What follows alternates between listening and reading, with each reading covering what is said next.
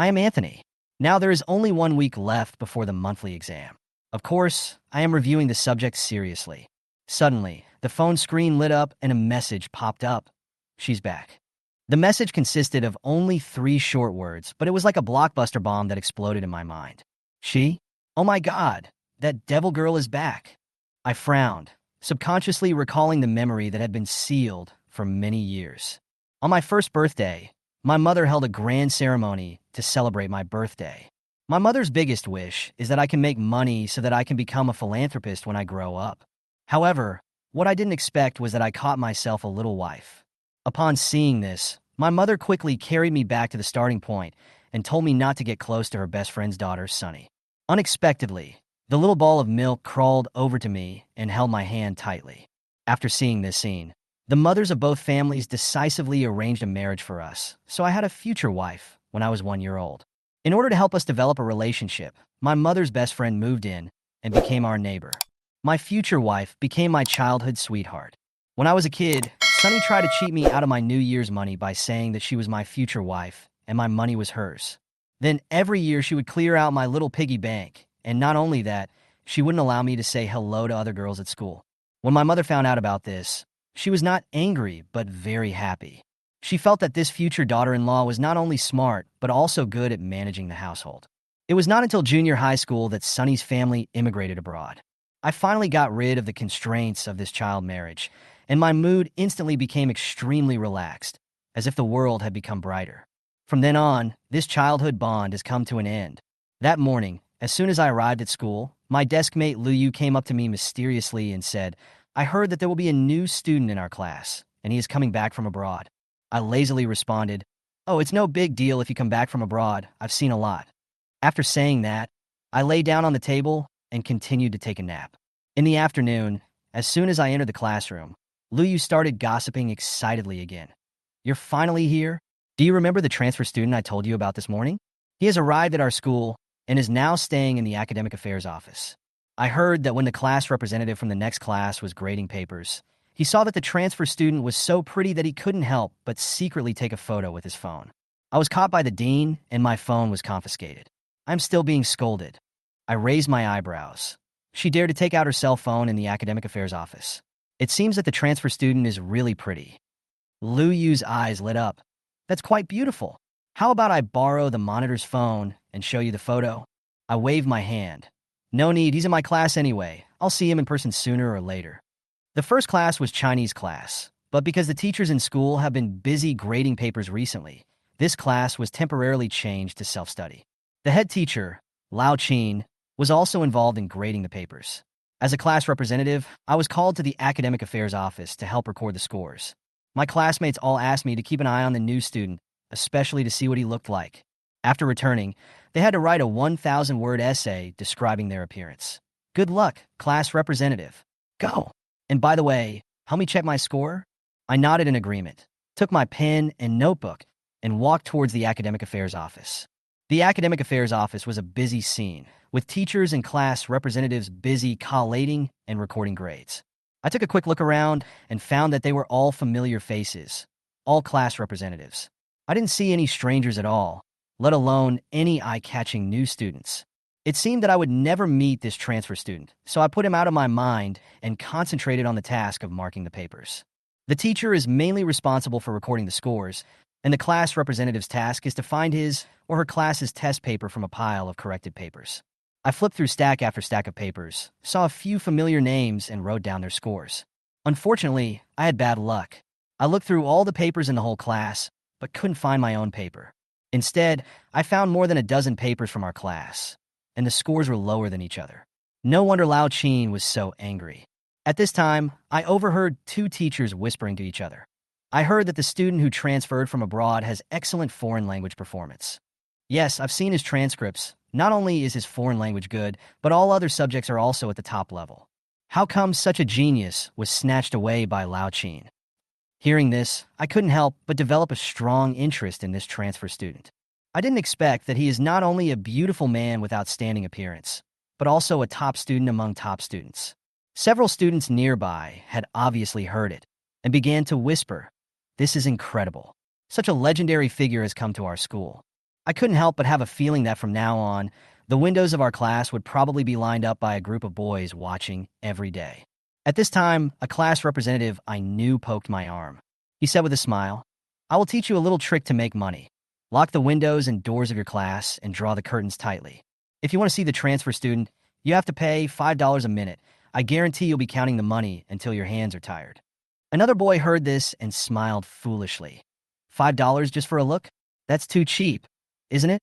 Give me $10 to look at it for 1 minute. Give me $1,000 to touch it. I'll do it. I was dumbfounded and thought to myself, how beautiful is this? The boy continued with an obsessed look on his face. Really, she is so beautiful from head to toe, just like she walked out of a painting. I was about to ask something else when the bell for the end of get out of class suddenly rang. In order not to delay our next class, the teachers clapped their hands and signaled that we could leave. I quickly packed up my notebook and hurried back to the classroom to report the results of this monthly exam to my classmates. As soon as I reached the stairs to the third floor, I found that the corridor was crowded with people, almost all of them boys. It seems that the transfer student has arrived in the class. I looked around but didn't see any blonde-haired, blue-eyed foreigners, which made me a little confused. However, I still walked into the classroom amid everyone's envious gazes. During the break, the classroom was in chaos. As soon as I entered the room, several classmates couldn't wait to ask, "Chun, how is our class doing?" Because there were so many people watching outside the classroom, I was too embarrassed to tell the truth directly, so I cleared my throat. Hand them the scorebook and let them pass it around among themselves. My seat is in the window row of the classroom, the second to last. When I got closer, I found that Lu Yu, who was sitting next to me, was gone. Instead, there was a girl wearing a blue JK uniform and a baseball cap, looking down at a test paper. Because the brim of the hat blocked her face, I could only see her delicate jawline and fair skin. She looked very focused, as if she was attending a parent-teacher conference. I thought Lu Yu's parents were called, so I stood there hesitantly for a while and looked around to find someone to ask about the situation. However, I found that not only my classmates, but also those outside the class were staring at me with envy in their eyes, which made me even more confused. At this time, I saw Lu Yu sitting in the last row with a complicated expression on his face, and he kept gesturing to me. But his expression was so exaggerated that I had no idea what he was saying. At this moment, the girl sitting next to me suddenly raised her head, looked at me with cold eyes, and asked, "Do you want to come in?" When I saw her face, I immediately understood what Lu Yu had just tried to tell me. Transfer student? But shouldn't a transfer student be a foreigner with blonde hair and blue eyes? I was so surprised that I accidentally said what was in my mind. In order to hide my embarrassment, I quickly turned to the classmate next to me and asked, "Did you change seats?" Lu Yu, who was sitting in the last row, stood up and said quickly, "Chinese class representative, your seat has not changed. It's still the same seat." After saying that, he quickly sat down again, leaving me standing there alone. In this strange atmosphere, the transfer student seemed to understand something. She slowly sat up straight and moved her chair forward to make room for me. Then he stared at me and said, "Yes, my desk mate is the Chinese class representative." When she said the words, "my desk mate," her tone seemed to be particularly emphasized. Oh my God, when I heard her say, "my desk mate," I suddenly understood Teacher Chen's good intentions. Obviously, Teacher Chen had deliberately arranged for me, the Chinese class representative, to sit at the same table with her. Maybe it's because she has been abroad for too long and her Mandarin is not very fluent, so she always speaks slowly. I thanked her quickly and moved into my seat through the gap she made. The boys who were clinging to the windows outside the door left reluctantly, and the classroom gradually became quiet. Although everyone was preparing their own things for class, I could feel that there were still quite a few people secretly glancing over here. At this moment, the transfer student suddenly whispered 64. I heard her, and my intuition told me she was talking to me. Following her gaze, I saw the test paper in her hand. It turned out to be my English monthly test paper, and the score on it was clearly written as 64. I was stunned for a moment, then immediately pulled the paper over. Looking at the shocking comments on it, I couldn't help but sigh softly. When I looked again, the name was indeed mine. This reminds me of what Lu Yu said before. He didn't even get half of my score. Doesn't that mean he didn't even get 32 points? The transfer student seemed to glance at me, but I didn't notice. Stimulated by the scores, I quickly entered the learning state. This class happened to be an English class, and I listened to the lecture attentively. The teacher was talking about a reading comprehension passage for international students. Halfway through, he suddenly stopped and said, I heard that there is a transfer student in our class. Can this student translate this article for us? The students in the classroom finally had a reason to look at us openly, and I couldn't help but look at her. I saw a brand new English book spread out on her desk, with the page stopped at the preface. I was a little nervous and quickly pushed my paper between the two desks. The transfer student turned her face slightly, her eyes no longer as cold as before class. The sunlight outside the window was reflected in her pupils, like a piece of crystal clear glass. At that moment, I was once again shocked by her beauty. It was then that I noticed that she had taken off her cap, and even every strand of her hair was too beautiful. She stood up, lowered her head slightly, and translated the entire reading comprehension passage fluently from beginning to end, appearing very relaxed. After listening to her translation, the English teacher was the first to applaud, obviously very satisfied with the performance of this new student. The classmates in the class also applauded. It was not difficult to see that they were also satisfied with the appearance of the new classmate. The class passed quickly, and when it was over, my paper was still between the two of us. The transfer student leaned back in her chair. I didn't know whether she had looked at my paper or not, but I had a keen sense that she seemed to have secretly glanced at me several times. But how is this possible? I think I may have been bewitched by her beauty and began to have wild thoughts, mixed with some inexplicable narcissism. So, as soon as the bell rang, I quickly dropped my pen and ran out of the classroom. I didn't see Luyu when I passed the back row, but I saw him waiting for me at the door when I left the classroom. He pulled me to a quiet corner, obviously ready to start a barrage of criticism. I quickly interrupted him. I've seen that transfer student. As expected, Luyu was stunned on the spot. I took the opportunity to tell Luyu about the encounter with the transfer student in the morning and how I accidentally bumped into her. Luyu's eyes lit up when he heard this. What kind of fate is this?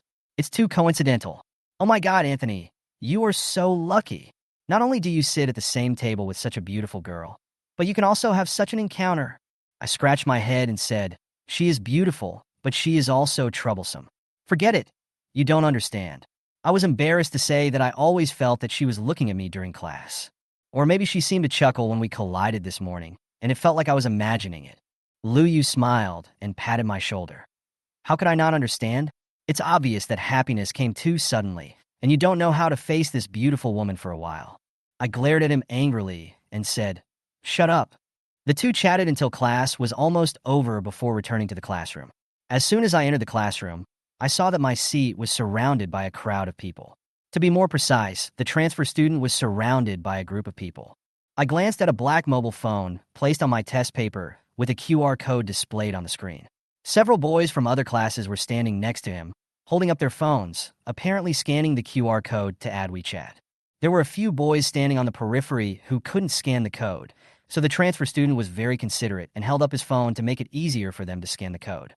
When Luyu saw this, his expression suddenly became complicated. He leaned over to my ear and whispered, I know that foreign countries are more open, but this transfer student looks quite aloof. I didn't expect him to be so proactive. I didn't say anything, just nodded silently. Then I noticed the test paper on the table and found that the name of our class was not written on it. I thought I had taken the wrong test paper, but when I looked carefully, there was only one name in the information column on the test paper, and the other test numbers, classes, etc. were not filled in. It was obviously a sample test paper from the teacher. Normally, if you don't fill in the complete information, you won't get any points. I was about to put down the paper when Lao Chin, who was standing next to me, suddenly said, keep reading. I was stunned for a moment and said, Sunny, 137 points.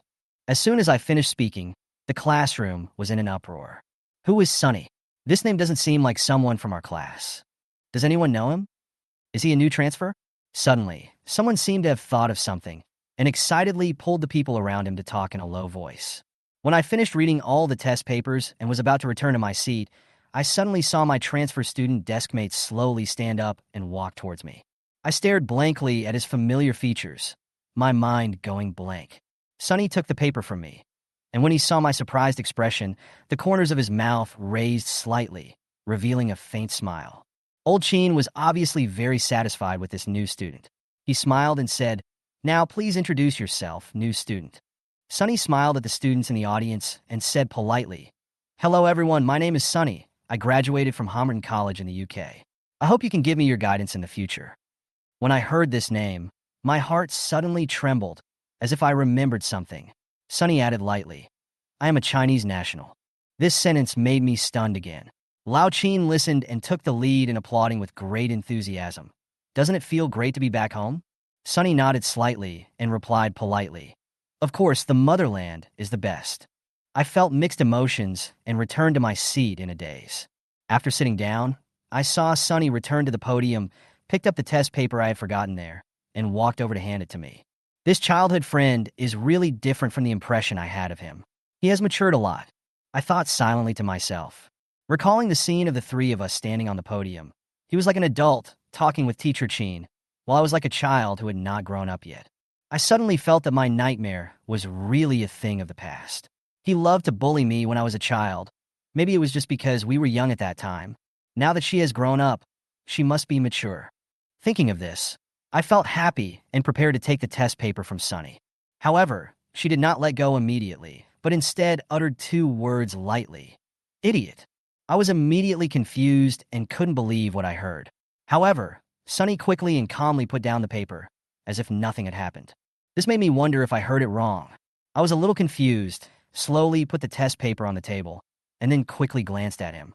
Did I hear it wrong? Or did he really call me an idiot? As soon as the get out of class was over, I rushed out of the classroom again, pulled Lu Yu to the corner where we had been in the last class, and said, I know her. Brother, didn't you say this in the last class? Lu Yu was obviously very excited and interrupted me impatiently. Let me speak first. I just heard a piece of news. His face was full of excitement, as if he was about to share some big news. Didn't a lot of boys from other classes add the transfer student on WeChat last class? At the time, I felt strange. Why didn't any of the boys in our class move, even though there were quite a few very active ones in our class? Then after they all left, I heard from people in my class that the QR code the transfer student gave wasn't hers at all. Can you guess whose it was? I shrugged and said helplessly, It can't be yours, right? Lu Yu rolled his eyes and tapped me. Guess again. Who could he know when he first arrived? I shook my head, totally unable to guess. Lu Yu said proudly, It's Lao Qin's. I was stunned, unable to imagine what Lao Qin's reaction would be after accepting so many friend requests. Lu Yu sighed. This transfer student is too cruel. If I were one of those boys, I would definitely hate Sunny. He continued, However, the transfer student is so beautiful, but he doesn't mess around with girls easily. Anthony, you must have saved the galaxy in your previous life to be able to sit next to him. But when I heard this, my expression became complicated and I didn't feel happy at all. Lu Yu didn't notice, still immersed in his fantasy about Sunny, and asked casually, By the way, what else did you want to say just now? I calmly replied, I know Sunny. Lu Yu smiled and nodded, looking a little unimpressed. Now I know him too, even his name sounds so nice. I added, Sunny lives next door to me. Lu Yu turned his head suddenly and looked at me in disbelief. Brother, are you kidding me? Sunny is my childhood friend. We have known each other since the womb and we're engaged. Do you believe it? But he moved away when he was in the 4th grade of elementary school, and now it seems he has moved back. I answered affirmatively. Lu Yu was stunned. Are you serious? Are you sick? Why are you joking like this? I sighed helplessly. Obviously, Lu Yu doesn't believe it. Lu Yu got excited and pinched himself hard, causing him to scream in pain. After covering the painful spot, he excitedly grabbed my shoulders and shook me vigorously. You have such a good resource, you must not waste it. Within a week, I want to see you appear in front of everyone in the school as the school beauty and Sunny's childhood sweetheart's boyfriend. When I heard this, the corners of my mouth twitched slightly, and the word idiot that I heard in class came to my mind again. Suddenly, he got angry and said through gritted teeth, I'm not that familiar with him. We even had a grudge. If we have a relationship, it can only be a father-daughter relationship. Lu Yu blinked his eyes and looked at me with gossipy eyes. Is there any unknown past between you two? Tell me about it quickly. I had no choice but to dig out some horrific bullying incidents from the corner of my memory and briefly talked about them. I thought Lu Yu would show some sympathy for my situation, but when I looked up, I saw his obscene and envious expression. I have known Lu Yu for 3 years, and I am very familiar with his expression. I asked speechlessly, What kind of bloody romance plot are you imagining? Don't kiss me, the cold school beauty, or you are so mean, my neighbor sister? Lu Yu said obsessively. Anthony, do you know that some girls express their love by bullying you? I was speechless. After a long while, I finally managed to utter, "You don't understand. I really lived in darkness during those years. Sunny was my nightmare when I was a child." Lu Yu said slowly, "The nightmare you had as a child may become your erotic dream when you grow up." I gritted my teeth in anger and said, "Come on, you should read less worthless books like this." We chatted all the way to the classroom door and met Sunny in front of the water dispenser at the back door. She looked straight at me with a slight smile on her lips and stood there lazily to get water. I don't know where she got the disposable paper cup and water card. Lu Yu winked at me, but I pretended not to notice and walked past her calmly and sat back down in my seat. Lu Yu's seat was moved to the last row. As soon as he sat down, he began to secretly observe the movements at the back door. Sunny handed the water card to a boy next to him before he filled his glass of water and said softly, "Thank you." Hearing Sunny's thanks, the boy's face immediately flushed. He mustered up the courage to strike up a conversation. "Hello, my name is Shun Jie. Nice to meet you." When Lu Yu heard the self-introduction, he noticed the boy's face and found out that it was indeed Shun Jie. He gritted his teeth instantly and cursed in his heart. "It's Shun Jie again." Lu Yu and Shun Jie had a grudge against each other since junior high school. At that time, Lu Yu was pursuing his junior high school goddess. He finally made some progress, and the goddess would send him milk tea every few days. As a result, Shun Jie and the goddess hooked up. Lu Yu was still struggling with when to confess his love, but the two of them had already started watching a couple movie. Now Shun Jie actually wants to hook up with Anthony's childhood friend? This is intolerable. Lu Yu glanced at me, who was sitting in the seat reading a book. His eyes rolled, and an idea immediately popped up in his mind. Lu Yu suddenly picked up my water cup quickly, and in my puzzled look, he asked with a burning gaze, "Anthony, do you want some water? I'll get you some." When we were desk mates, we often helped each other get water, so I didn't think much about it and just agreed casually. "Okay." Lu Yu immediately walked towards the water dispenser. I looked over and found Sunny was still standing there, next to Shun Jie. Thinking of the grudge between Lu Yu and Shun Jie, and the fact that he was so eager to get water and even held my cup, I suddenly had a bad feeling. Just as I was daydreaming, I suddenly noticed Sunny looking sideways at me. Our eyes met briefly, and I quickly looked away. I pretended to glance at the clock on the back wall of the classroom, then turned my gaze back with pretentious composure, as if I was just casually checking the time. Lu Yu had already arrived at the battlefield. Shun Jie saw him coming and just glanced at him, but did not stop talking. "I traveled to the UK when I was in junior high school." At this time, Lu Yu suddenly interrupted. "Sunny, your desk mate asked me to get him a glass of water." Sunny seemed stunned when he heard this, and Shun Jie's words were also interrupted. Lu Yu kept handing over the cup of water, as if things were really as he said. Sunny obediently took the water cup, but she didn't have a water card, and Lu Yu didn't intend to give it to her. He just smiled and said, "Then please bring it back to him." After saying that, Lu Yu skipped away without even glancing at Shun Jie. Shun Jie was angry and suspicious. Lu Yu is obviously targeting me, but why did he mention Anthony? Didn't Sunny just become his desk mate? Did they become close so quickly? But he soon calmed down. Anthony is just a nerd. How could a girl like Sunny, who just came back from abroad, fall in love with him? Thinking of this, Shun Jie felt a little better. He took the initiative to hand over the water card and smiled gently. "You can use mine." I was sitting in the classroom, but I couldn't keep staring at them, so I had to lower my head to read. But my heart was in a mess, and I always felt that Lu Yu was unreliable and would definitely cause trouble for me. Just when I was getting anxious, a figure suddenly appeared at the edge of my sight, and a hand placed a cup full of warm water in front of me. I immediately looked up and asked fiercely, "What bad things have you done with my water cup for so long?" The man holding the water cup paused for a moment, then raised the corner of his mouth and smiled. "Why, do you think I'm back late?" I was surprised to find that it was Sunny who brought my water cup. Suddenly, my momentum disappeared without a trace, and I stammered, "You helped me get the water? Wasn't it Lu Yu?" Sunny replied calmly, "That classmate asked me to help." Then she sat down next to me. I turned my head and saw Lu Yu winking at me. I glared at him fiercely. Sunny looked at my angry expression and suddenly raised her hand, but stopped halfway. I turned my head and saw her strange action. I immediately shrank back in alertness. "What are you doing?" Sunny withdrew his hand and said slowly, "Nothing." That action looked like he wanted to touch my head. I suddenly remembered that when we were in elementary school together, the bad girl next door would often mess up my hair. Now this person who existed in the corner of my memory appeared in front of me again. and it felt so unreal. I approached her slowly and asked quietly, Chingru, are you really the Sunny I know? Sunny raised an eyebrow and moved slightly closer to me, with a hint of dissatisfaction in her tone. I thought I recognized you as soon as you entered the classroom. I curled my lips, suppressed the complicated emotions in my heart, and said, No, I forgot about you a long time ago. I stretched out my wrist to show my red mole.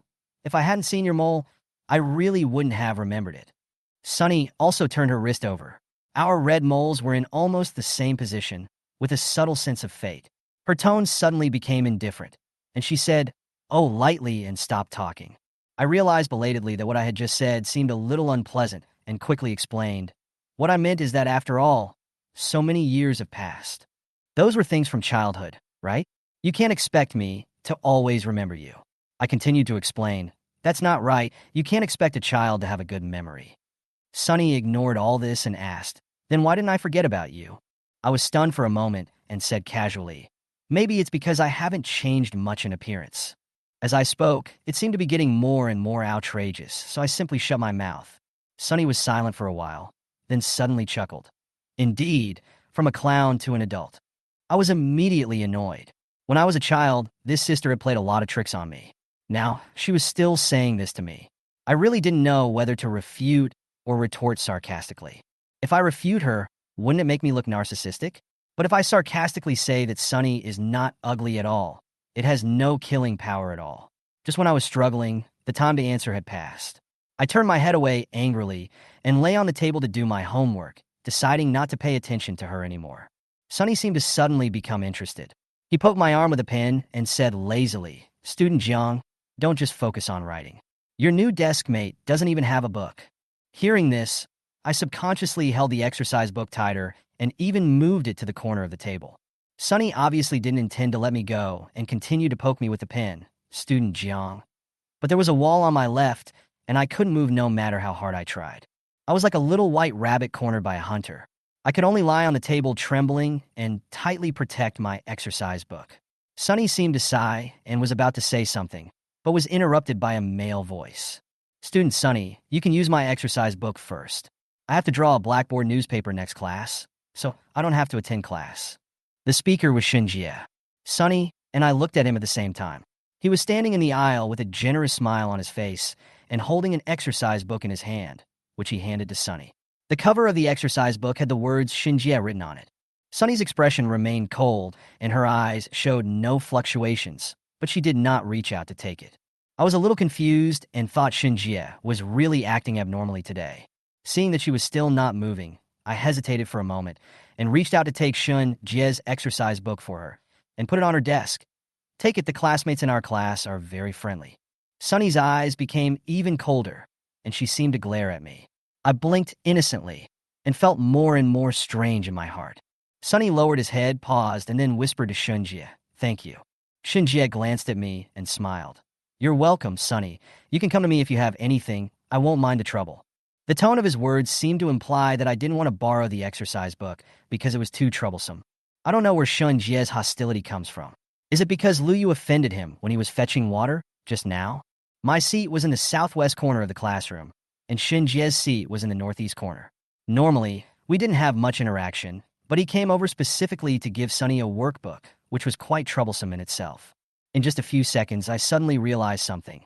Shinjie came so timely. Could he have been staring at us from his seat? Why is he looking at us? It can't be. I swallowed and glanced at Sunny secretly. It's not possible to fall in love at first sight so quickly, right? It's true that beauty is a disaster. Shinjie was choked by me and seemed to want to fight back, but after looking at Sunny next to him, he finally pursed his lips and gave up. After all, his goal had been achieved. He had just been observing from behind for a long time and noticed that there seemed to be some subtle atmosphere between Sunny and me. We could have a normal conversation, but we had to get so close to each other as if we were whispering. We have only known each other for a few days. How could there be so many whispers? You deliberately lie on the table and act so cool, thinking that others can't see it? Shinjie's appearance is to interrupt this atmosphere between us. I'm leaving first. When you finish using your exercise book, just put it on my seat. It's over there. Shinjie pointed to a seat at the back to Sunny. Sunny followed his gesture and nodded. Okay, bye. Shinjie smiled gently, waved and left. I suddenly felt like an extra light bulb, and the whole scene seemed a little awkward. The bell for class rang, but the teacher hadn't come yet. I stopped looking at Sunny, pouted, sat up straight, and continued to concentrate on doing the questions. Sunny also sat quietly, as if motionless. But in fact, her eyes slowly moved from the empty desk to me, just in time to see me lowering my head to do the homework. My bangs covered half of my eyes, so that she can't see my expression. Sunny's eyes were a little depressed, and she looked at me seriously. We haven't seen each other for 5 years, and these 5 years are the period of greatest change. My facial features have become more distinct, and there is a sharper look between my eyebrows and eyes, but my silly and cute temperament remains the same, which makes her want to bully me. This morning, Sunny left home and just walked out of the community. She saw a boy kicking stones with his head down, walking towards her absent-mindedly. This familiar little action made her immediately recognize that it was me. But after not seeing each other for 5 years, she couldn't be 100% sure, so she wanted to get closer to confirm. But she didn't want to appear too deliberate, so she planned to pretend to meet by chance, bump into me, and then apologize to confirm my identity. As she passed me, a smile appeared on her face. She was very happy to see him again. I thought I would recognize her and say hello, but I just walked away without looking back. At this time, I was writing in my exercise book, but the more I wrote, the more I felt something was wrong. My arm was squeezed a little uncomfortable, and then I realized that I was pushed into the corner by Sunny, and she hadn't retreated yet. The class was silent. I paused for a few seconds and slowly turned my head to look at Sunny. At this moment, it seemed that my eyes met hers. But soon, she lowered her head to look at Shun Jie's exercise book. I was stunned for a moment, thinking that this should be just a coincidence. I didn't think much about it, picked up the pen, and tapped it lightly on the table between the two of us. When Sunny tilted his head to look at me, I whispered, "Classmate, you have crossed the 38th parallel." Sunny glanced at me calmly and asked, "Where is the excess?" I frowned and couldn't help complaining in my heart. "You've already sat in the middle of the table. Sister, you went abroad, and it's okay that you can't speak human language when you come back, but how come even your eyes don't work well?" Of course, this was just my thought. I still said, "Look, the middle of the table is the 38th parallel, and you're almost filling it up." Sunny waved her hand indifferently and said, 38 lines. You are 3 and I am 8, no more." Her attitude made me speechless, and I could only stare at her. However, in her eyes, my stare was probably like that of a fierce puppy, with no deterrent effect at all.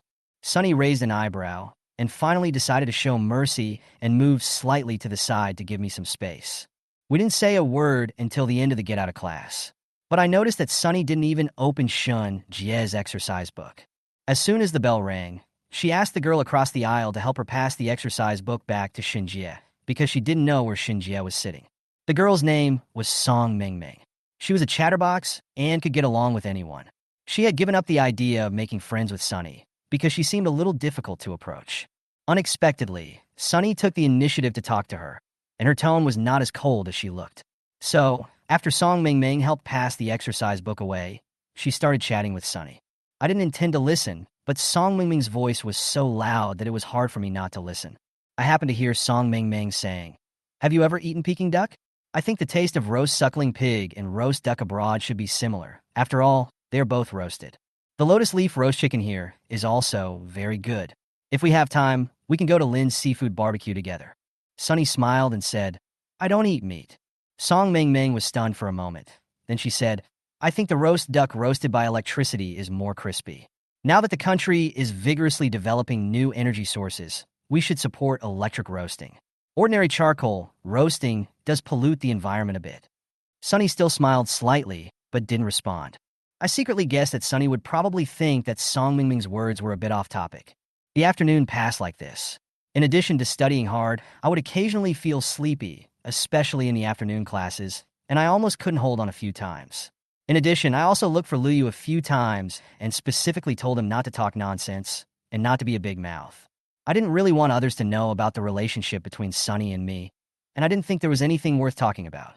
It would seem like showing off if I deliberately mentioned it. I have always been low-key and really don't want to attract unnecessary attention. However, God didn't seem to intend to let me spend this day in peace. After school in the afternoon, I packed my school bag, took a few papers, and prepared to go home to face my parents' judgment. Dad is going to meet an old friend today, and I don't know when he'll be back home in the evening. Every time my mother loses her temper, only my gentle father can say a few nice words for me. Thinking of this, I felt completely listless. Sonny seemed to notice my mood. He glanced at the English paper in my hand and couldn't help but chuckled, saying in a teasing tone, "You're not crying because you didn't do well in the exam, are you?" I came to my senses, glared at him, and replied dryly, "How is that possible?" Sonny transferred to the school just in time for our monthly exams, and she also did 3 papers in the office: Chinese, math, and English. At this time, all her papers were spread out on the table. Except for Chinese, she did not get full marks in English and mathematics, both of which were full marks of 150. Although her Chinese score was a little worse, she still got first place in the class and even in the whole school. I gritted my teeth and thought to myself, how can this person get such good grades? Sonny slowly put away the test paper and suddenly said, "You did so badly on the test, I don't think you want to see my test paper now." There was no one around, so I looked around and made sure no one noticed my conversation with Sonny. Then I glared at him with gritted teeth. "I don't want to see you either." Sonny winked meaningfully. "That's really not okay." I sneered and put on my school bag. "I'm leaving." Sonny followed me out of the classroom. As soon as I arrived at the door, I ran into Song Mingming. She glanced at us and said casually, "You and Sonny are pretty familiar with each other." The speaker may not mean it, but the listener may take it seriously. There were a few boys in the corridor chatting and glancing at us from time to time. After hearing Song Mingming's words, the whole corridor seemed to suddenly become quiet. I was startled and immediately said seriously, "Sonny can't find the school gate. I will take him to find the way." Song Mingming nodded, said goodbye to us without thinking, and hurried downstairs. She always ran faster than anyone else after school. I was a little embarrassed and didn't dare to look at Sonny's expression. I could only laugh dryly and said, "Sonny, let's go." After that, I quickened my pace and walked forward a few steps, then slowed down to make sure Sonny caught up before continuing forward. As we were going downstairs, people around us kept talking about the new transfer student. I even heard someone pointing at me and saying he must have done great good deeds in his previous life so he can sit next to the transfer student in this life. Hearing this, I was speechless. Just as I was about to turn around to argue, Sonny caught up with me and walked side by side with me. The road leading to the school gate is a cherry blossom avenue lined with cherry blossom trees. The cherry blossom variety here is October cherry, and now is the blooming season. Every day after school, I can always see boys and girls admiring the cherry blossoms on this road. The scenery is charming. Every time I pass by here, I can't help but slow down and enjoy the fragrance of cherry blossoms in the air. There was a bit of wind today, blowing the cherry blossom petals all over the sky, creating a beautiful scene like a dream. Several students took advantage of the fact that there were no teachers around to secretly take out their cell phones to take pictures. I also wanted to take pictures of this beautiful scene, but unfortunately I didn't have a cell phone. Even if I did, I wouldn't dare to take it out easily. After all, our school has many ways to check cell phones. But Sunny was different. She had just transferred to another school and needed to keep in touch at all times. My eyes lit up, and I turned around happily, intending to borrow her phone. But before I could open my mouth, I heard a click. I was stunned and looked at Sunny stiffly, only to see that she was holding up her phone with the camera pointed at me. Sunny, wearing a hat, said softly, but there was no apology in his tone. "I'm sorry you found out." I immediately walked over quickly to see what she had just taken. "What did you take?" "Let me see." Sunny quickly put the phone in his pocket and said briskly, "You can't force people in public." "Indeed, you can't just reach into his pocket and grab it." I looked at her pocket. I looked at her enchanting face again and was stunned for a moment. My face suddenly started to get hot and turned red in an instant. I yelled angrily, "Sunny, I'm grown up now. Don't ever think of bullying me like you did before." Sunny shrugged nonchalantly. Although she was wearing a hat and her expression was not very clear, her perfect figure still attracted many people to look in our direction. I was aware of the gazes around me and quickly turned around and walked away, thinking to myself, if I can't afford to offend you, can I just hide from you? Thinking that the bad sister who always bullied me when I was a child is now my desk mate, I can't help but quicken my pace. As soon as I walked out of the school gate, I heard someone calling me, "Yi-chun." I stopped and looked around, but I didn't see any familiar faces. Did I hear it wrong? I hesitated for a moment and continued walking forward. As I reached the roadside, I caught a glimpse of a black car slowly stopping beside me. The front window slid down, revealing a smiling face. The woman shouted at me, "Yi-chun." This face was strange, yet familiar. I covered my mouth in surprise. Mom? Sunny's voice came from behind me. It's Aunt Sue. I immediately realized that this is the Aunt Sue who lived next door and whom I loved very much when I was a child. What a coincidence. Chingru is here too. Aunt Sue asked with a smile. I-chin, do you still remember me? I quickly replied, of course I remember, Aunt Sue, sweet and sour pork tenderloin, braised pork. Sunny snorted, walked around me unhappily, and opened the back door. Now you remember it again. I was a little embarrassed. Aunt Sue looked at the two of us, pursed her lips and smiled. Hurry up and get in the car. Your parents are waiting at the hotel. I nodded. It turned out that at noon when my mother said that my father went to meet an old friend, she was talking about Uncle Sue. After driving for about half an hour, we arrived at the hotel. Sure enough, my parents were there, and then I saw the middle-aged man sitting next to my father, and I quickly and politely called out, Uncle Sue. Uncle Sue agreed with a smile, stood up from his seat, walked over to me, and compared my height. I haven't seen you for a few years. You have grown so tall. My dad also laughed and said, that's right. We're already in high school now, but it seems like I-chin wetting the bed was just yesterday. I was so embarrassed that I wanted to find a hole to crawl into. After catching up, we all sat down.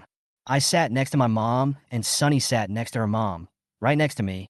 When I sat down, Sunny took the initiative to pull out the chair for me. I was speechless for a moment. Is this still the Sunny I know? He has a completely different face in front of the elders. My mother gently pushed my arm and said, why don't you thank your sister? Seeing that I was somewhat reluctant, my mother continued, what's wrong? This is your sister Chingru from childhood. Do you remember? At this time, Mother Sue interrupted and said, what a coincidence. Chingru randomly chose a class when she transferred to another school this time, and it happened to be I-chin's class. Now the two of them are sitting at the same table. The topic of calling sister was finally diverted. I secretly breathed a sigh of relief, but at the same time, I couldn't help but grit my teeth, looking askance at Sunny who was sitting on my right, thinking to myself, what a good pretense. But who would have thought, Sunny said calmly. Xiao-chun, your younger brother is the Chinese representative in the class. I will need his help in many things in the future. Right, Xiao-chun? When I heard her say brother, I felt sick, especially the last drawn-out Chun-chin. It was like I was hit by an electric mosquito swatter, and goosebumps appeared all over my body. But because of the gazes of the elders, I had to force a fake smile. Sister Chingru, you are really good at joking. Sunny raised her pretty eyebrows, but said nothing more. Uncle Sue looked at my dad and laughed heartily. Oh, the kids are all grown up now, and it's hard to call them sister or brother anymore. Back then, we still used to call them by single words, right? Hearing this, I couldn't help but imagine. If it were still the era of my parents, wouldn't I call Sunny Ro? Sure enough, my father also sighed. Yes, I used to call you Hong every day and Xiaochun's mother by, but it's not popular now. My mother's usually dignified expression also changed slightly. Her forehead twitched, and she took a sip of tea to calm down. Mother Sue smiled and teased. I-chun, if you are embarrassed to call me sister, just call me Chingru. Uncle Sue also nodded in agreement. This time I was much calmer than before. I looked at Sunny and tried to say calmly, Chingru. Sunny still didn't have any special reaction. She seemed too well-behaved in front of her elders, with a perfect smile on her face. During the meal, everyone talked about other topics. When the waiter started to serve the dishes, everyone was eating happily. Suddenly, Mother Sue slapped her thigh and pushed Uncle Sue. Oh, I almost forgot. Why didn't you remind me? Where is the food?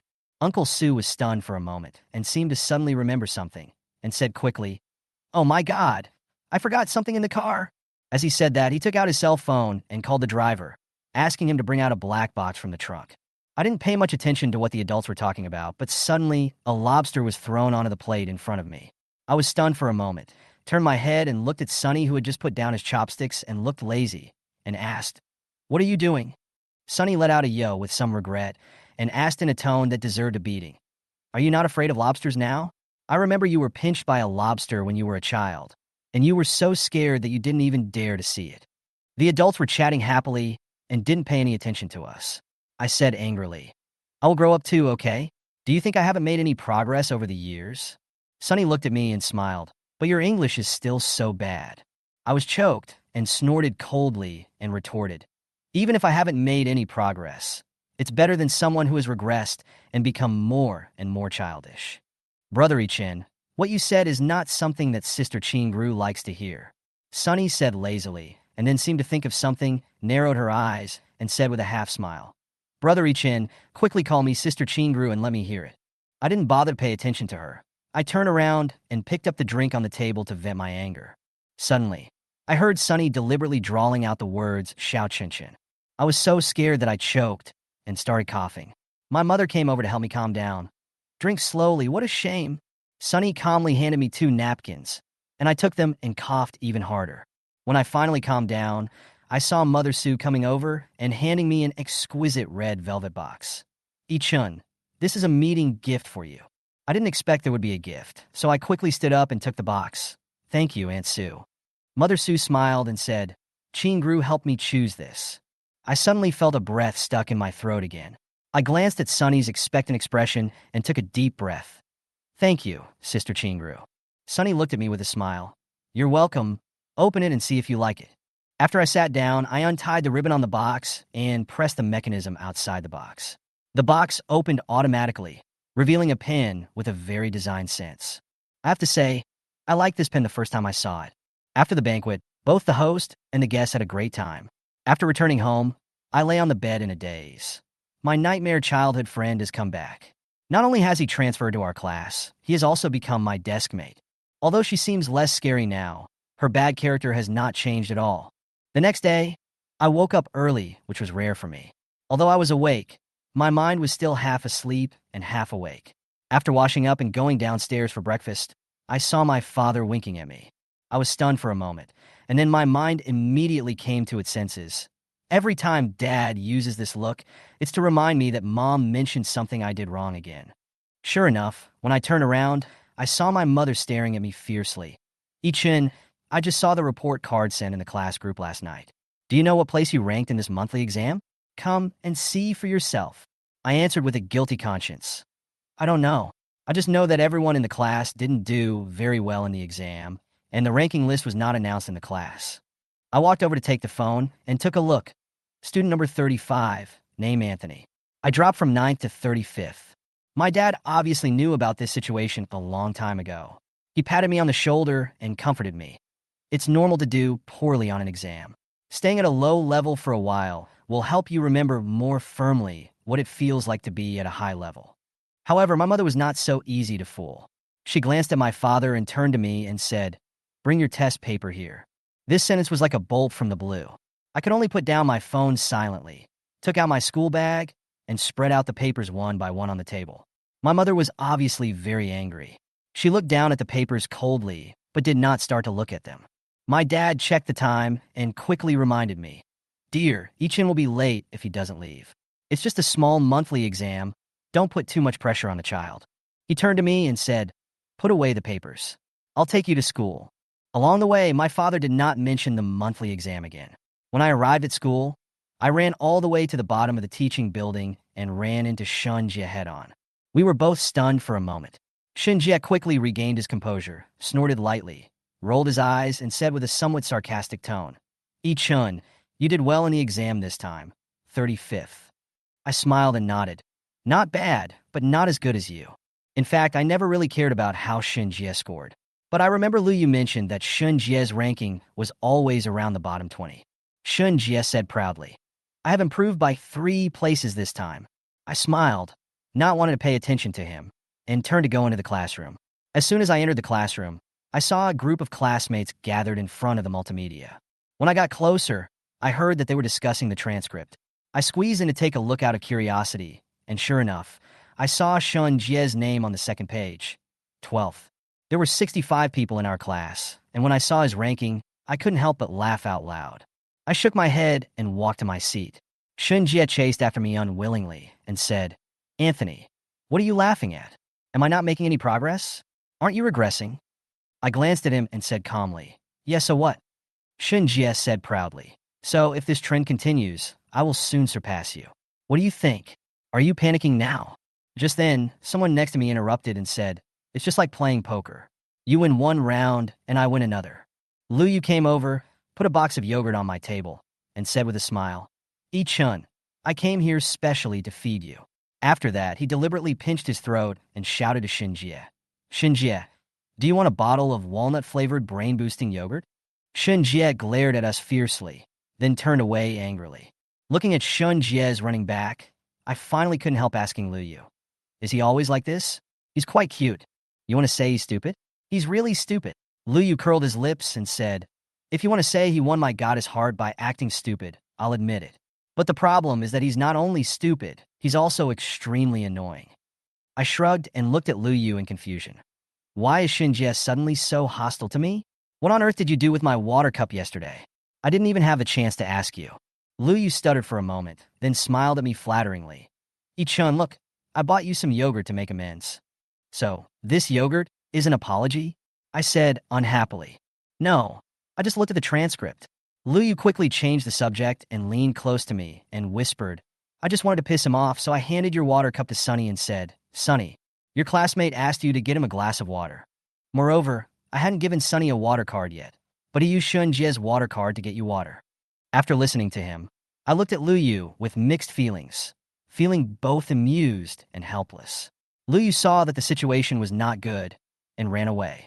I was about to chase him, but I caught a glimpse of a beautiful figure walking into the classroom, so I immediately stopped, hesitated for a moment, and sat back in my seat.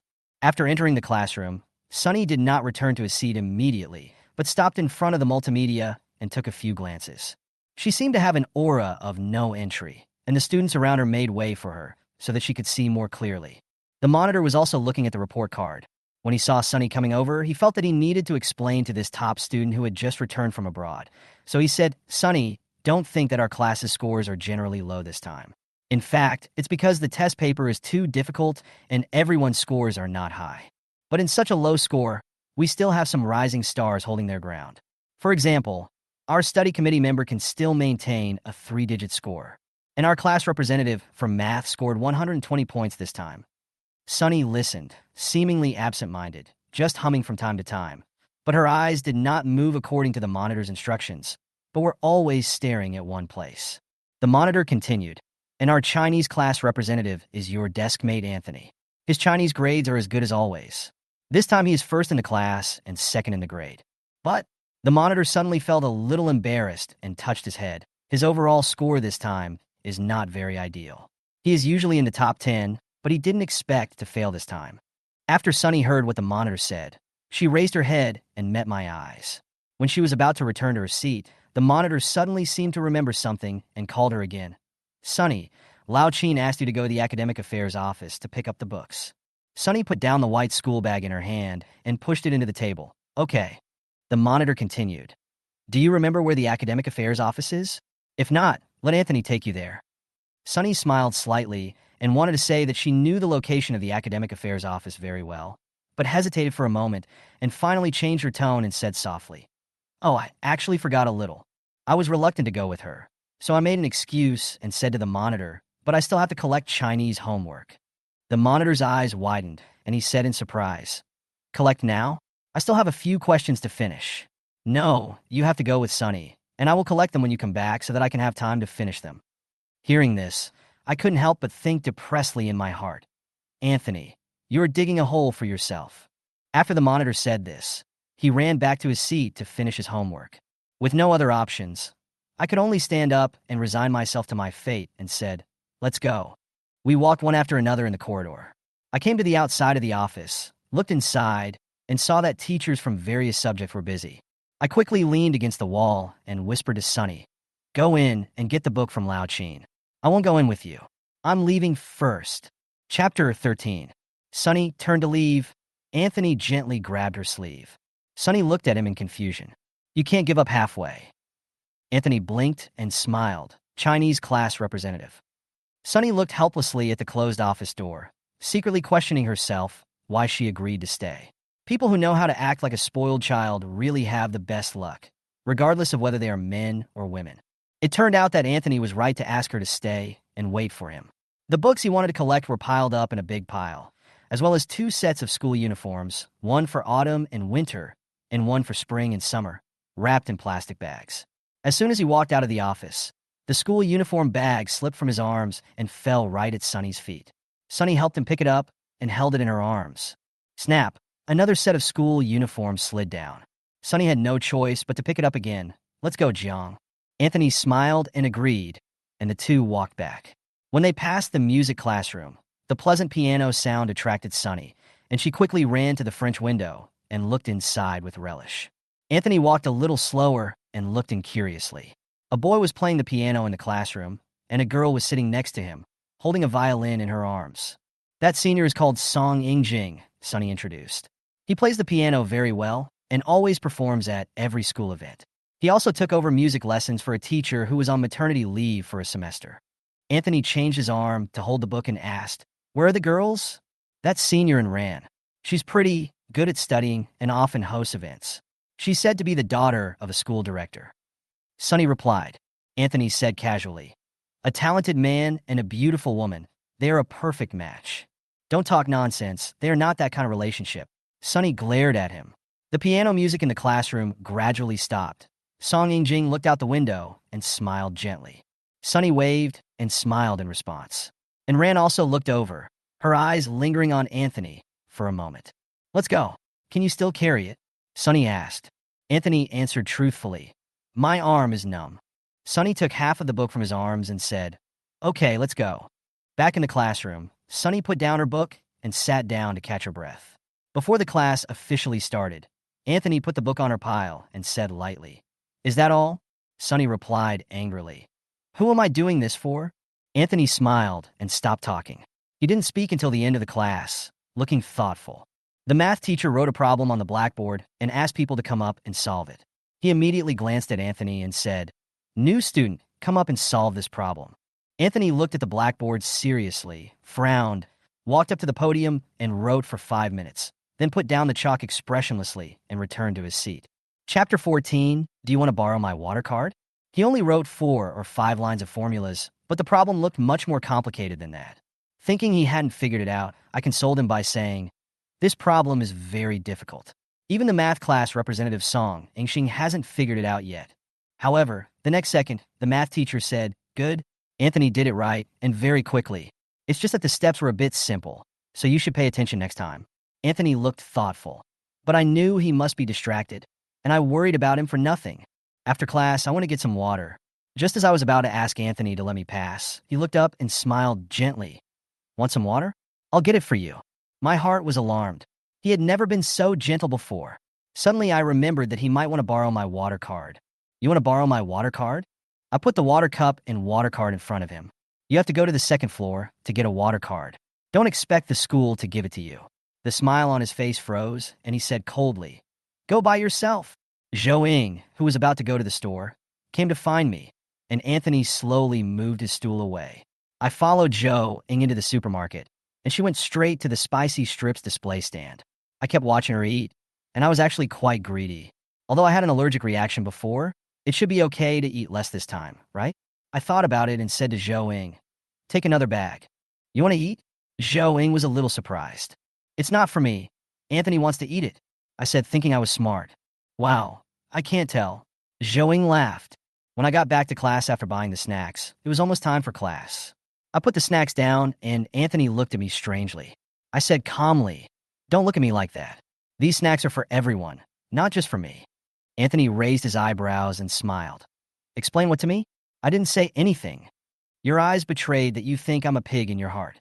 As soon as he finished speaking, he nodded and said, "It's true." I sneered and threw the soda water I brought to him. "I was so kind to bring you water, but you cursed me in your heart." Anthony took the water and smiled and said, "Thank you, Sonny." Just when I was about to ask him if he really wanted to borrow the water card, the bell rang and Lao Gao came in. Lao Gao started with a short class meeting. When he mentioned the test scores, I lowered my head and secretly reflected on whether I was too proud. Chapter 15, My Ears Are Red.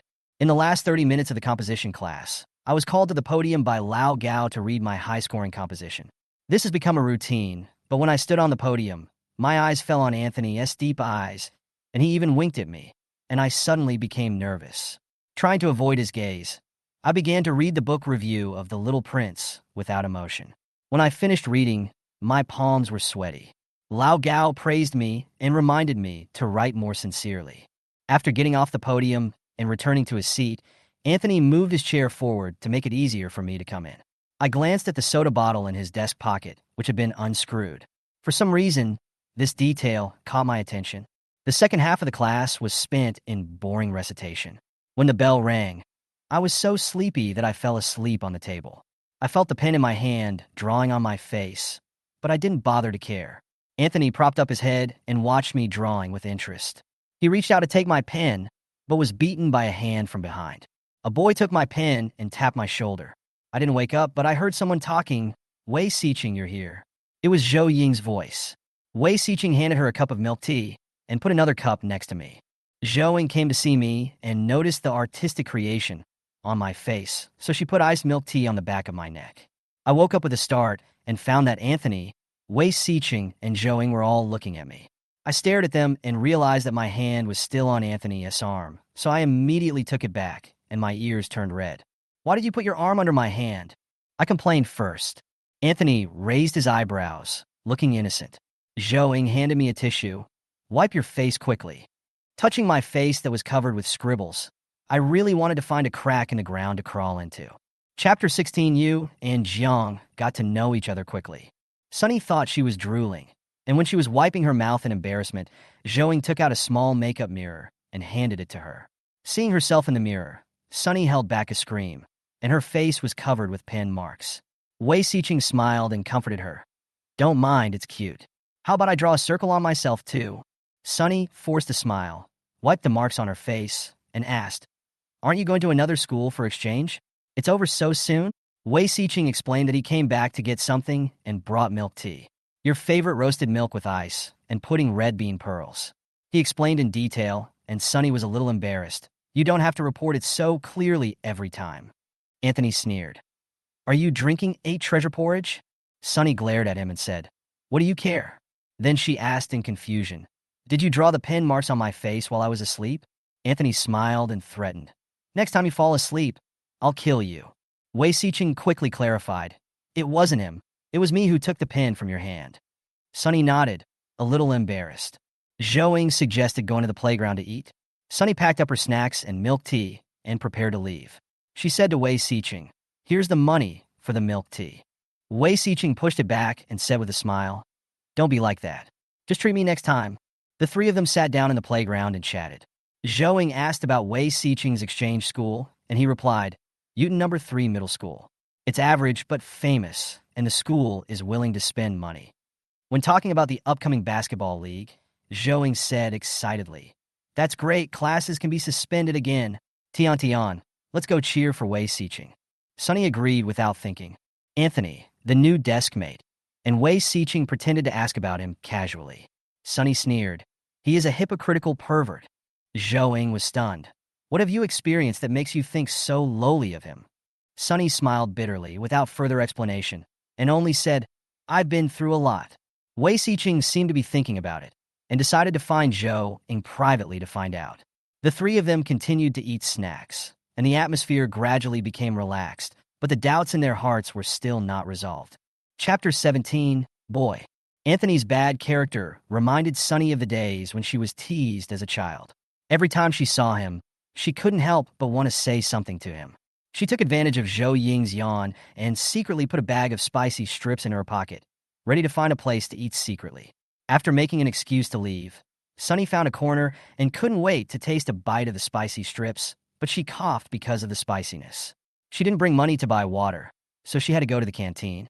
After walking a few steps, she saw Anthony sitting on the small stage with his back to her. Curious about what he was doing in this remote corner, Sunny tiptoed around to him. Seeing her sudden appearance, Anthony quickly hid the thing in his mouth behind his back. Sunny was startled and wondered if he was secretly smoking.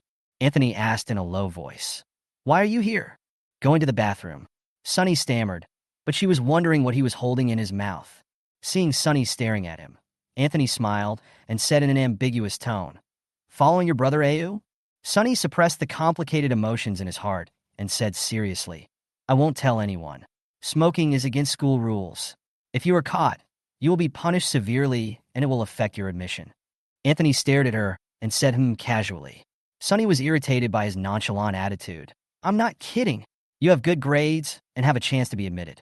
If you get a serious demerit for smoking, you will regret it in the future.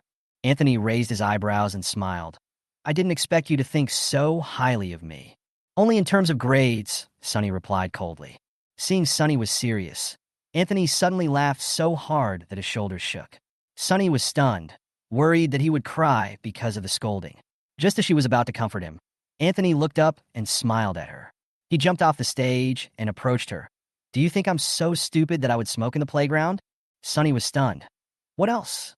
Anthony smiled and opened his hands, revealing the lollipop that had been hidden long ago. Chapter 18, I think I look like a top student. Sunny took a step back and distanced himself from Anthony. Anthony stood lazily, one hand in his pocket and the other hand behind his back. He held a white paper stick in his mouth and said frivolously, Tion, will eating a lollipop also be punished?" Seeing what was in his mouth, Sunny blushed. She was angry and annoyed and wanted to turn around and leave, but Anthony pulled her back and stuffed her with a lychee-flavored lollipop. "Brother, I still have a candy here. Don't tell anyone, I still want to be admitted," he said with a smile. Sunny was furious. Anthony.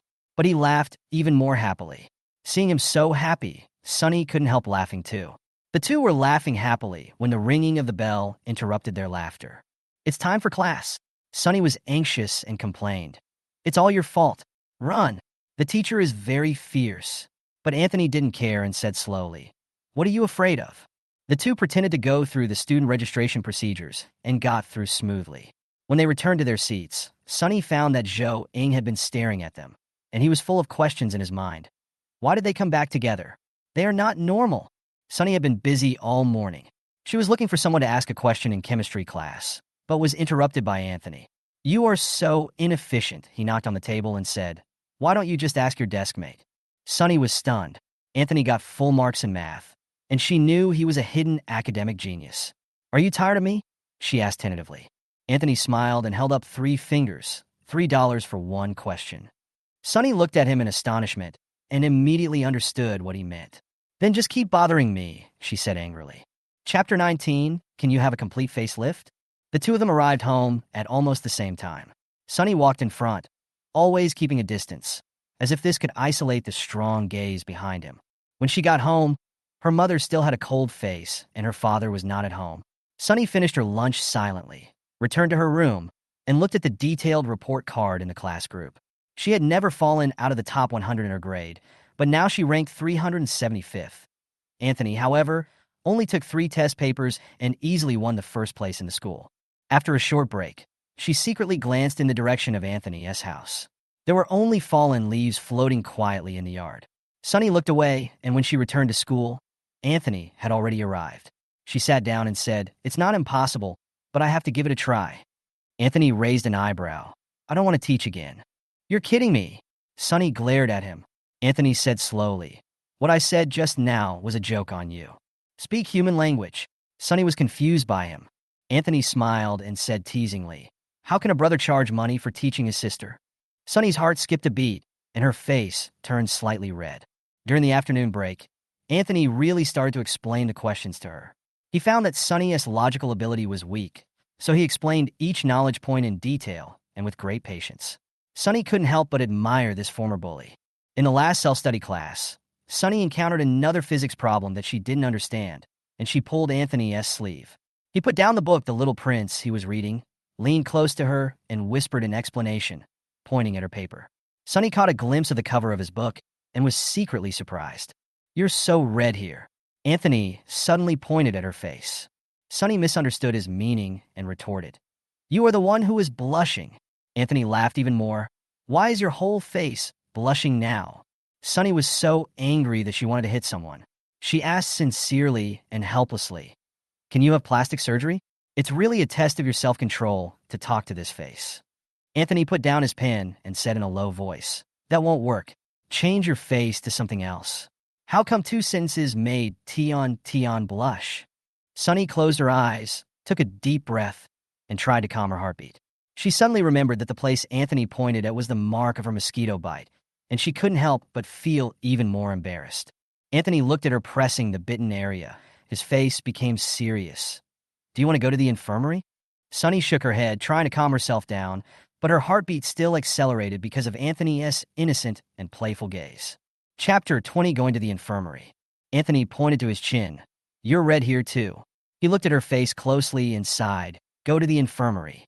Sunny touched her face, and it was indeed a little itchy. She remembered the spicy noodles she had secretly eaten in the morning and lied guiltily. Maybe I'm allergic to pollen. I smell the flower. Anthony shook his head helplessly and said coldly while packing up his things, "Is that flower prettier than me?" Sunny disagreed. "Of course I look better than you." Anthony raised his eyebrows. "Look, I'm not allergic." Sunny was defeated. Anthony stood up and asked the monitor for leave. Sunny couldn't stop him at all, so she could only pack her bag and follow him. When they arrived at the infirmary, the school doctor saw her condition at a glance and asked with a smile, "Are you allergic to pollen?" Anthony answered seriously, "I'm allergic to spicy noodles." The school doctor shook his head and laughed. "Why did you eat spicy noodles?" Sunny explained guiltily, "I only took a bite and spit it out." The school doctor suggested that she do an allergy test. Spicy strips can cause such a serious reaction. Anthony sneered and asked, "You know you are allergic, but you still eat it?" Sunny explained in a low voice aggrieved, "I just want to try it. I don't really want to eat it." "You can come if you want to taste it?"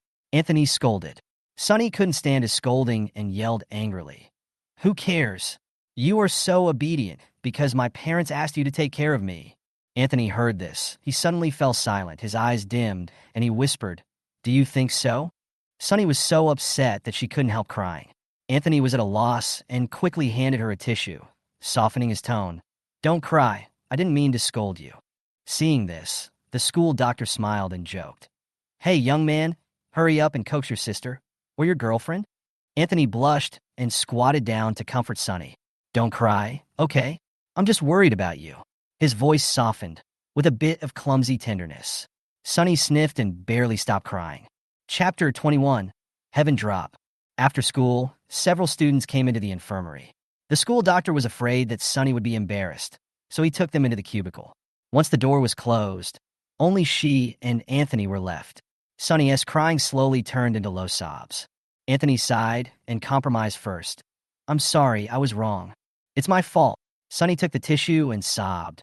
"I knew I couldn't eat spicy noodles, but I ate them anyway." Anthony didn't expect that she was really reflecting on herself, so he rubbed her head and said, "It's okay as long as you know you're wrong. Go home and wash your face. I'll take you there." Sunny frowned. "Don't tell my parents." Anthony chuckled and leaned against the door frame.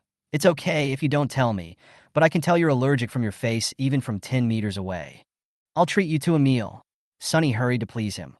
"Or I'll owe you a favor and fulfill one of your wishes." Anthony blinked. "It has to be something you can do?" Sunny nodded and Anthony handed her the mask, Sunny's classmate who was allergic to pollen. When they got back to the Sue family, Sunny's mother got angry when she saw Sunny's red and swollen face. Sue's father stopped her and said, "Ayu is here. What happened to Tiantian's face?" Anthony made up a story about being allergic to flowers and even mentioned the names of the flowers. Even Sunny almost believed it. Anthony explained the method of taking the medicine, and Father Sue nodded and wrote it down. Sunny's mother suddenly got angry at Sunny. "Why don't you say it yourself? Don't you have a mouth?" Father Sue tried to dissuade him, and Anthony also joined in.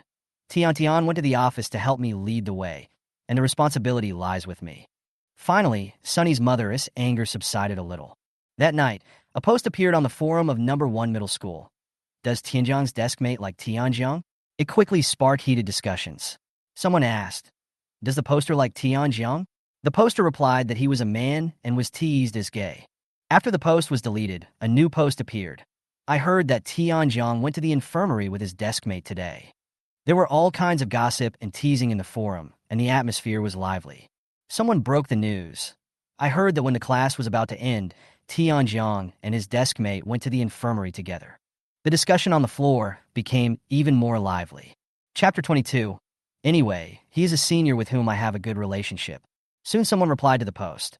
"You are the one who just asked Tianjiang if she liked Tianjiang, right?" Tianjiang's deskmate in class 3 had an allergy, so Tianjiang accompanied her to the infirmary and said hello to the class monitor before leaving. "If you like Tianjiang, pursue her boldly. If you hesitate, Tianjiang won't recognize you." The poster angrily responded, "You are the gay," and quickly deleted the post. But it was deleted so quickly that many people didn't see it. The next day, the post started to spread on the forum. "I heard that a gay wants to chase Tianjiang." Some people were gossiping about why the person who came down from the sky had to accompany his deskmate to the infirmary. In the midst of jealous discussions, someone said, because they have a good relationship. This led to more discussions. The next day, Sunny went to school wearing a mask to hide her allergic face. Someone secretly took a blurry photo and uploaded it to the forum. In the photo, she had obvious red spots on her face and a few pimples on her forehead, which looked really serious. Seeing this, the people who laughed at her gradually quieted down. A week later, Sunny's face finally got better and clear again. Although Sunny's mother was no longer angry, she still said seriously, "You must be in the top 100 in the next monthly exam, otherwise I will hire a tutor." Sunny was some tickets to the amusement park. Sunny was reciting chemical equations and said, "No." Zhou said coquettishly, "Go, I've already made an appointment with Senior Han Shua." Sunny's heart softened. "Okay, but we need to find more people." Zhou suggested calling Jiao Jiao, as there was still one ticket left. "I don't know who to give it to." Anthony suddenly said, "Give me that ticket." Zhou was caught off guard and nodded in agreement. Sunny looked at Anthony and couldn't help asking, "Do you like the amusement park?" Anthony shrugged. "I haven't been anywhere since I returned home. I want to see the changes in the country." Sunny nodded and agreed. At this time, Anthony asked thoughtfully, "Are Song Yingxing and Song Yingjing in the class brothers?" Sunny shook his head. "No, it's just the names that look similar." Anthony smiled and said, "Oh, they look quite similar." Sunny couldn't help but ask, "Do you want me to take you to meet Senior Song Yingjing?" Anthony was slightly stunned. "You two have a good relationship?" "He is my liberal arts tutor," Sunny replied. Anthony nodded, his eyes flickering, as if thinking about something. Chapter 23. Little girl, you look so good in this dress. What's wrong? Anthony looked at Sunny and said calmly, "Girls are allowed to gossip, but boys are not allowed to gossip." Sunny was stunned and looked Anthony up and down. She just started to speak, but Anthony interrupted her with a smile. "Do you know what it means to speak out?" Sunny shut up. During the break, Zhou came to tell her that Jiao Jiao couldn't go on the weekend and asked if the five of them could do it. Anthony said it was no problem, and Sunny nodded in agreement. On Saturday afternoon, Sunny dressed up carefully and finally chose a fringed denim skirt and Martin boots, and even put on insoles to increase height. She went to the bus stop alone, and while waiting for the bus, Anthony appeared. He was wearing a white t-shirt and a blue plaid shirt, a hat and a mask, and only a pair of fox eyes were exposed to stare at her. "Little girl, you are dressed so beautifully. Are you in a hurry to go on a blind date?" Sunny's ears were slightly red because of his teasing. The car came and Anthony was about to put in the coin, but he took out a pound. The driver was stunned. Sunny sighed and put in the coin for him. Anthony followed her into the car and sat behind her. Maple leaves were flying outside the car window. Sunny took out her phone to take a photo and suddenly found two more fingers in the photo. She turned around and saw Anthony making a yes sign and smiling at her. "This is..." Anthony took off his mask, his thin lips slightly curled, "so you could take a picture back." He mentioned the last time she took a picture on Cherry Blossom Avenue. Sunny asked to see the picture he took. Anthony shrugged. "I didn't bring my phone." "You go out to play without your phone?" Sunny was surprised. Anthony replied as a matter of course, "Why would I bring my phone when I go out to play?" Anthony raised his hand and said to her, "I'll give you one chance. Take a picture of me." He smiled brightly, and Sunny pressed the shutter, but her hand shook and the picture was blurry. She took another picture, and it was perfect this time. Anthony came over to take a look, and Sunny quickly turned off the screen. "Want to see it? Send me your photo of me first." Anthony smiled and shook his head. "You just looked at my photo 3 times. I know it won't be ugly." Sunny shook his head helplessly, thinking, this guy is really too confident. Chapter 24. That's also a normal reaction. Sunny turned away in anger and ignored Anthony. He pulled her braids restlessly from behind. "Don't be shy." She decided not to talk to him before getting off the car. That's a normal reaction. Anthony watched her put her braids on her chest to avoid his hand, still smiling. Their home is not far from the playground, and the bus arrived at the stop soon. Sunny got off the bus, and Anthony followed, wearing a mask. Sunny couldn't help asking, "Why do you wear a mask every day?" "There are too many people peeking at me, so I have to block them?" Anthony answered nonchalantly. Sunny gritted her teeth and said, "It's not like you'll lose a piece of flesh if others look at you." Anthony smiled. "You are not one of them, are you?" Sunny was so angry that she turned her head and walked away. Anthony followed her and said with a smile, "Okay, I won't tease you anymore. Wearing a mask is a habit. The weather in the UK is terrible. You have to protect yourself from wind and rain when you go out. Now I'm used to it." Sunny nodded and said, "You can relax in China." Anthony took off his mask and smiled. The two walked side by side to the playground. Zhou Ying arrived early and waved at them when she saw them. They haven't come yet? Sunny asked. Zhou Ying nodded. Han Shuo and Wei Xiqing will be here soon. She looked at Sunny and smiled. You look really good today. The school uniform really highlights your beauty. As they were chatting, Wei Xiqing came over with a big bag and handed Sunny and Zhou Ying a cup of milk tea each. Anthony glanced at him indifferently, and Wei Xiqing handed over the lemonade and smiled. Here, classmate. Regular lemonade. Anthony politely declined. Sorry, I'm allergic to lemons. Sunny looked at him in surprise. You also can't eat something? She smiled and handed him her milk tea. Let's switch, I haven't finished mine yet. Anthony took it, and the atmosphere around them became subtle. Wei Xiqing looked at this scene with a complicated expression. Zhou Ying lowered her head, not wanting to watch this embarrassing scene. She knew Wei Xiqing was interested in Sunny, but the current situation made her feel a little uneasy. A few minutes later, Han Shuo also arrived, and everyone entered the playground together. Anthony and Sunny's interaction attracted the attention of the people around them, especially Wei Xiqing, who glanced at Sunny from time to time with some worry in his eyes. The playground was bustling with people. Sunny and Anthony walked side by side, followed closely by Zhou Ying. Wei Xiqing occasionally interjected, and the atmosphere gradually became lively. Anthony lowered his head and talked and laughed with Sunny from time to time, his eyes gentle, as if she was the only one around him.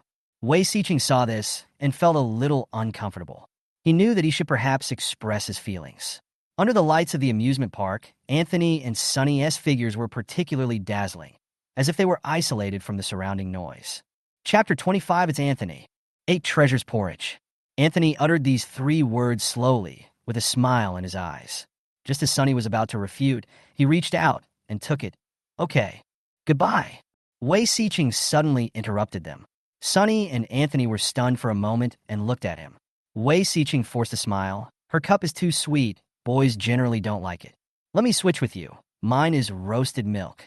He handed over a cup of milk tea, and Sunny quickly took a sip of hers, so as not to make Anthony unhappy. Anthony smiled faintly, took the milk tea from Wei Xiqing, and thanked him politely. As he was speaking, Han Shuo ran over panting and apologized.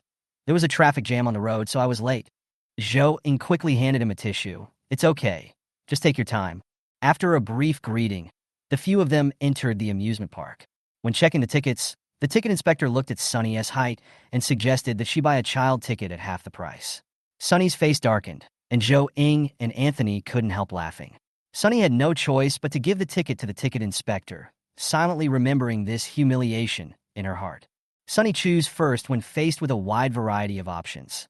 Sunny glanced around and pointed at the carousel. A low laugh came from the side, and she pointed to the haunted house above without hesitation.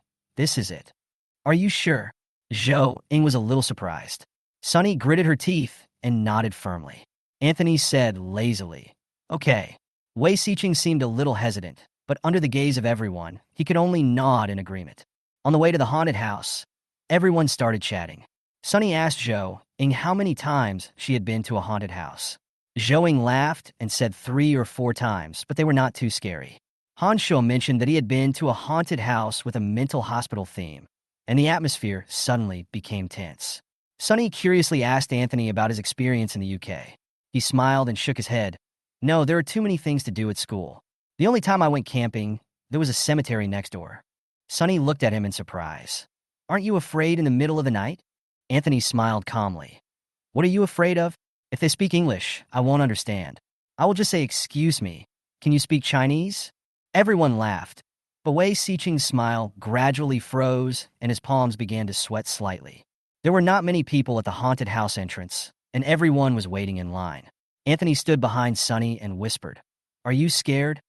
Whoever is afraid is a puppy, Sunny said stubbornly.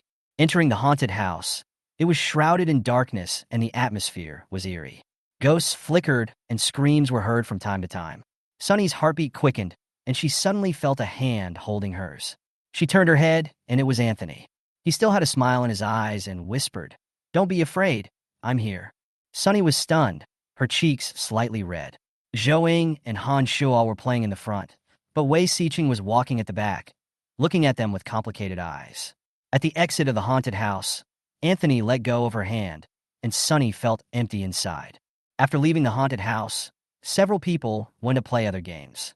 However, Wei Siqing left early on the pretext of something. Sunny felt a little strange, but did not ask more. Anthony looked at Wei Siqing's back as he left, and the corners of his mouth slightly raised. At dusk, the setting sun shines on the playground, tinting everything with a warm, golden color. Sunny and Zhou Ying snuggle together to watch the fireworks, while Anthony stands aside with an unfinished smile in his eyes. "I'm so happy today," Zhou Ying exclaimed. "Yeah," Sunny nodded, but in her heart she was thinking about the moment when Anthony held her hand in the haunted house just now. She hadn't felt that kind of warmth and peace of mind for a long time. Anthony suddenly came closer and said in a low voice, "Next time, do you want to come together?" Sunny looked up at him, her eyes a little evasive, but she nodded. Anthony raised the corners of his mouth, and there was an indescribable emotion in his eyes. Fireworks bloomed in the sky, and under the night sky, the boy's smiling face seemed to be shining in the starlight. Chapter 26, It's Hard Not to Associate. Outside the haunted house is a gloomy scene.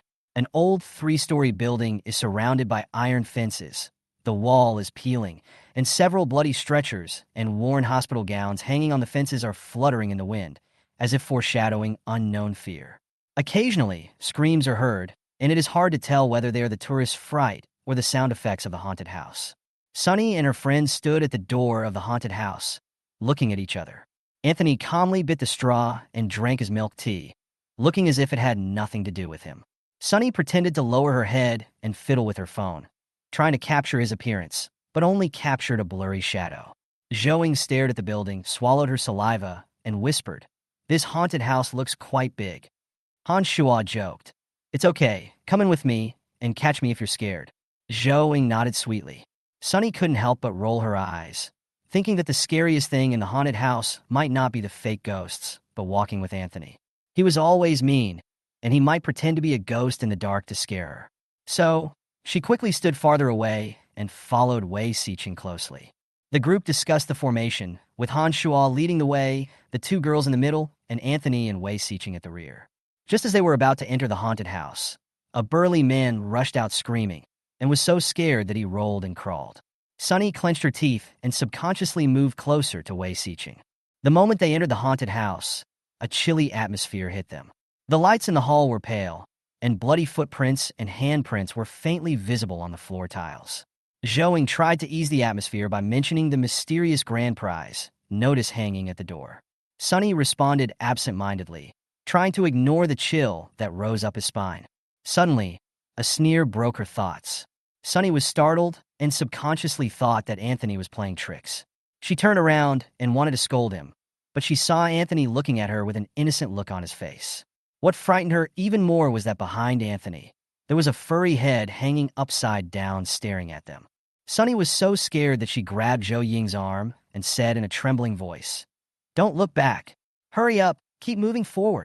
She closed her eyes, afraid of seeing that horrible scene again. Zhou Ying was frightened by her reaction and didn't dare to look back. She could only follow Sunny and move forward quickly. Everyone felt an inexplicable tension. Anthony, who was walking behind, glanced around calmly, his eyes fixed on the furry head and the corners of his mouth slightly raised. Seeing everyone moving forward in a panic, he smiled softly. Interesting. However, just as he finished speaking, a sharp laugh suddenly came from behind him. Anthony frowned and looked back, and the furry head suddenly disappeared. There was a strange atmosphere in the air. Sunny noticed his pause and turned back nervously and shouted, "Anthony, don't fall behind." He took another step and smiled faintly. "Don't worry, I won't fall behind." His eyes became sharp, as if all the secrets of this haunted house could not escape his eyes. Chapter 27, Excitement.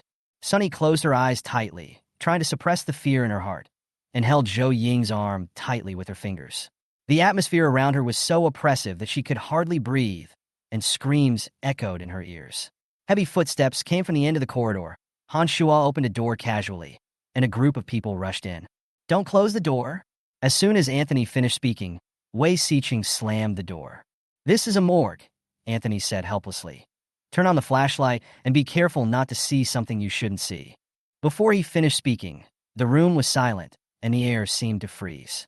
Sunny closed her eyes tightly and could only hear her own rapid breathing. Anthony added calmly. There's an actor in the corner. Don't be scared. We can't stay here forever, Han Shuo whispered, his voice trembling. We have to find a way to get out. Sunny held Zhou Ying's hand tightly and tried to calm down. Anthony, do you have any solution? Anthony looked at the door, then at everyone, and sighed slightly. You can borrow the actor's intercom to ask the director what's going on outside. Several people looked at each other, and finally Sunny gritted his teeth and nodded. Okay, let's do it. A few minutes later, they pushed open the door and cautiously poked their heads out. The corridor was empty and strangely quiet. Everyone breathed a sigh of relief and filed out. Sunny whispered to Anthony, Why are you so calm? Anthony smiled and said, I scared you when you were a kid. Have you forgotten? Sunny was stunned for a moment. The memory of being scared and crying was blurry. She glared at him. If you dare to scare me again next time, I will never forgive you. Anthony smiled meaningfully. Okay, I will be more careful then. Several people walked out of the hospital gate carefully. The dazzling sunlight outside dispelled the haze in their hearts.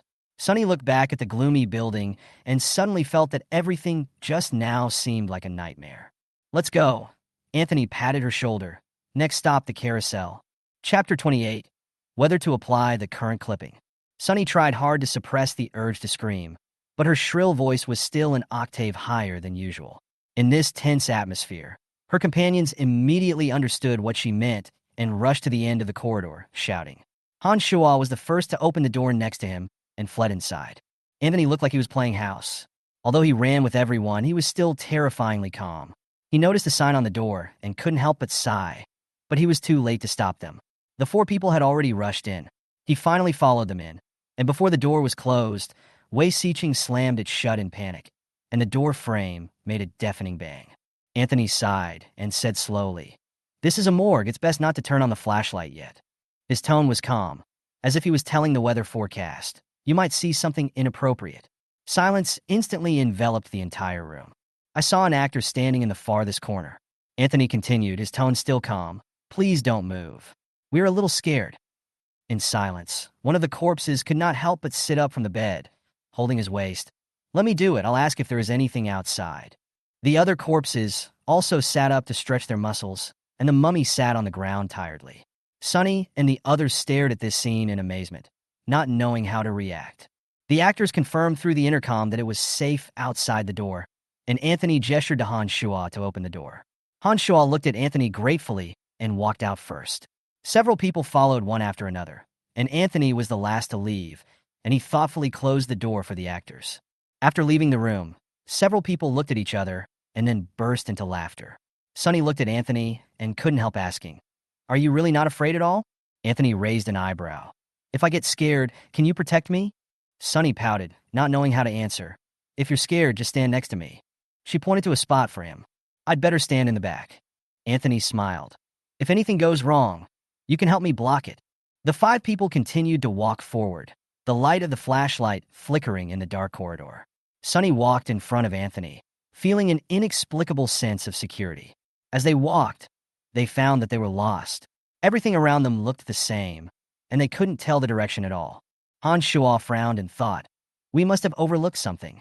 Anthony suddenly asked, When you came in, did you read the introduction to the haunted house on the wall? There should be a map next to it. Everyone was stunned, and Sunny immediately took out her mobile phone. I think I took a picture of it. She quickly slid the screen, clicked on the cropped map, and showed it to everyone.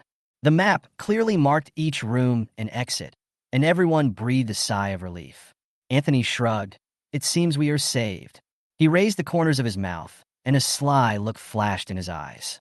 Sunny looked at his profile and suddenly felt that this haunted house adventure was no longer so scary because of him. Chapter 29. Sunny definitely can't go up. Sunny was so scared that she almost screamed, but after realizing that she had fallen into Anthony's arms, her scream got stuck in her throat and turned into a muffled groan. Anthony held her firmly and whispered to comfort her. It's okay, don't be afraid. Sunny nodded, feeling the warmth of Anthony's palm. Her heartbeat slowly calmed down. She glanced at Wei Siqing, who was still holding his head and screaming. Zhou Ying and Han Shuo had recovered and were leaning against each other and whispering. Han Shuo patted Wei Siqing's shoulder, trying to calm him down. What should we do now? Zhou Ying asked in a low voice, her eyes still scanning the surroundings. alert to every dark corner of the haunted house. Han Shua was silent for a moment. Just as he was about to speak, he heard a whisper from all around him, as if countless voices overlapped together. Welcome to the second floor. Horror mode begins. Several people turned pale in an instant, and they looked at each other, seeing fear in each other's eyes. Sunny subconsciously grabbed Anthony's arm tightly, and Anthony gently squeezed her hand, signaling her to calm down. It looks like we have to keep moving forward, Anthony analyzed calmly. This is obviously not a good place to stay for long. Han Shua nodded in agreement. That's right. We can't stop here. The setting of the haunted house will definitely force us to move forward. They stood up carefully, with Anthony walking in front. Sunny and Zhou Ying followed closely behind, and Han Shua and Wei Xiqing brought up the rear. Although Wei Xiqing looked nervous, he also pulled himself together with Han Shua's encouragement. This time, they walked faster and more steadily, silently praying in their hearts that they must get out of this horror game as soon as possible. As they walked forward, the air in the haunted house seemed to become increasingly cold, and the sound of deep breathing could be heard around their ears, adding a bit of fear to their hearts. After walking through a long corridor, they finally saw a conspicuous red door with the words "Exit" written on it. Hurry, exit! Sunny's eyes lit up, and he shouted, pointing at the door. Just as they quickened their pace, they suddenly heard hurried footsteps and suppressed whispers behind them, as if countless pairs of eyes were staring at them. Without even turning back, several people rushed towards the door. Anthony pushed the door open with force, and everyone rushed out. The sunlight outside was so bright that it was almost impossible to open one's eyes.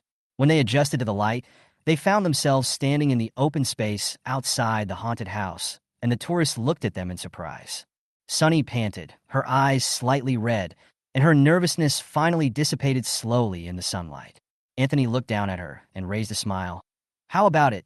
Do you want to go in and play again? Sunny shook her head, her eyes filled with helplessness and fear. No, I think that's enough. Several people looked at each other and then laughed together. After experiencing this terrifying journey, they felt more relaxed. Chapter 30 Run. Anthony was also squatting. His posture was not very stable. When Sunny jumped on him, he was also knocked to the ground, and he steadied himself by hitting the ground with his palms. Sunny didn't react as fast as him, and she bumped into Anthony's shoulder. This collision made her dizzy and dizzy. She lay on Anthony for a long time without getting up. Anthony also groaned, but he remembered to quickly raise one hand to protect her forehead. Zhou Ying also saw this scene and hurried over to help her, while Han Shua shouted to Wei Xiqing, "It's okay. There are no ghosts. We are safe." Sunny supported Zhou Ying's arm. She was so scared that her legs went limp for a moment and she sat back down. Anthony covered his chest and groaned again. Sunny noticed something was wrong and lowered his head. Then he suddenly realized that she was sitting astride one of Anthony's legs. Sunny suddenly perked up and jumped off his legs, feeling that the part above the neck was cooked. Sister. Anthony sat on the ground with his legs spread out, supporting himself with his hands, his tone casual and hoarse, just like a gangster. Next time you can lose a few pounds before sitting. He was the one at the bottom and got hit the hardest, but he could still laugh at this moment, or maybe brother can gain some weight. Zhou Ying turned her back, eyes wide open, and covered her mouth with excitement, screaming silently. Sunny froze in place like a red statue. Really? Enough! Soon Wei Xiqing stopped shouting and looked around in fear. Han Shua came over and pulled Anthony up. Are you okay, brother? Anthony moved around a bit, but didn't feel anything unusual. Nothing. Wei Xiqing was still not in the right state. Gone? Really gone? Han Shua was also quite surprised and patted his shoulder. I didn't realize that. I thought you were the only one who was brave enough. Wei Xiqing had nothing to be ashamed of admitting. He felt that he had been too embarrassed to even think about it today. I've been afraid of this thing since I was a child. I was really scared just now. Then why did you agree to come to the haunted house? Isn't this like risking your life to accompany a gentleman? Sunny, who was still stiff. Are you okay? Sunny shook her head, still in a daze. It's okay. Zhou Ying said, Wei Xiqing, your reaction just now was amazing. When Sunny tried to slap you, you slapped her and Anthony away instead. Ah! Wei Xiqing really didn't know what he had just done, and subconsciously looked at Sunny. Are you okay? Sunny shook his head repeatedly. It's okay, it's okay. Not even a scratch. Wei Xiqing looked at Anthony again. It's okay. Anthony smiled at him, his tone quite kind. Zhou Ying confirmed that Sunny was really fine. She stood back next to Han Shua. The counter they were was similar to the front desk of a hospital and looked quite safe. So a few of them squatted down again, caught their breath, and discussed where to go next. In a panic, they went up to the second floor of the haunted house, which was marked as horror mode on the map. Han Shuo thought that since they had just come in and were already on the second floor, they might as well take a look around. Zhou Ying was a little timid, but she looked at the still awkward Sunny and the nonchalant Anthony with envy, and felt that her goal had not been achieved, so she gritted her teeth and nodded. Let's walk around the second floor for a while. We just came in. The light was dim, with only an old-fashioned light bulb overhead that was barely on. Sunny pressed the back of her hand against her face, and felt the heat on her face had not yet subsided. So she gritted her teeth and nodded. Anthony tilted his head and glanced at her. Before Wei Siqing came, he had similar thoughts to Zhou Ying. But after entering the haunted house, he lost all his thoughts and was only concerned with fear. But he didn't refuse. He smoothed his chest and exhaled, then stay a little longer. Zhou Ying looked at him in surprise. I didn't realize you were such a sucker. Wei Siqing scratched his head. Although it's scary, it's still quite exciting. Everyone laughed. Only Anthony hadn't expressed his opinion yet, so Han Shuo asked him, Brother, do you want to continue playing for a while? Anthony nodded casually. I'm fine with that. If you want to play, just keep playing. Han Shuo admired him very much and praised him sincerely. Classmate, you are really very brave and courageous. I didn't see you scream once. Not to mention the girls, Wei Siqing and I screamed like crazy. Zhou Ying continued Han Shuo's words, yes. But just now on the first floor, when the female ghost suddenly spoke, I saw that he was frightened. Anthony curled his lips slightly, without explaining who scared him. Sunny glanced at Anthony.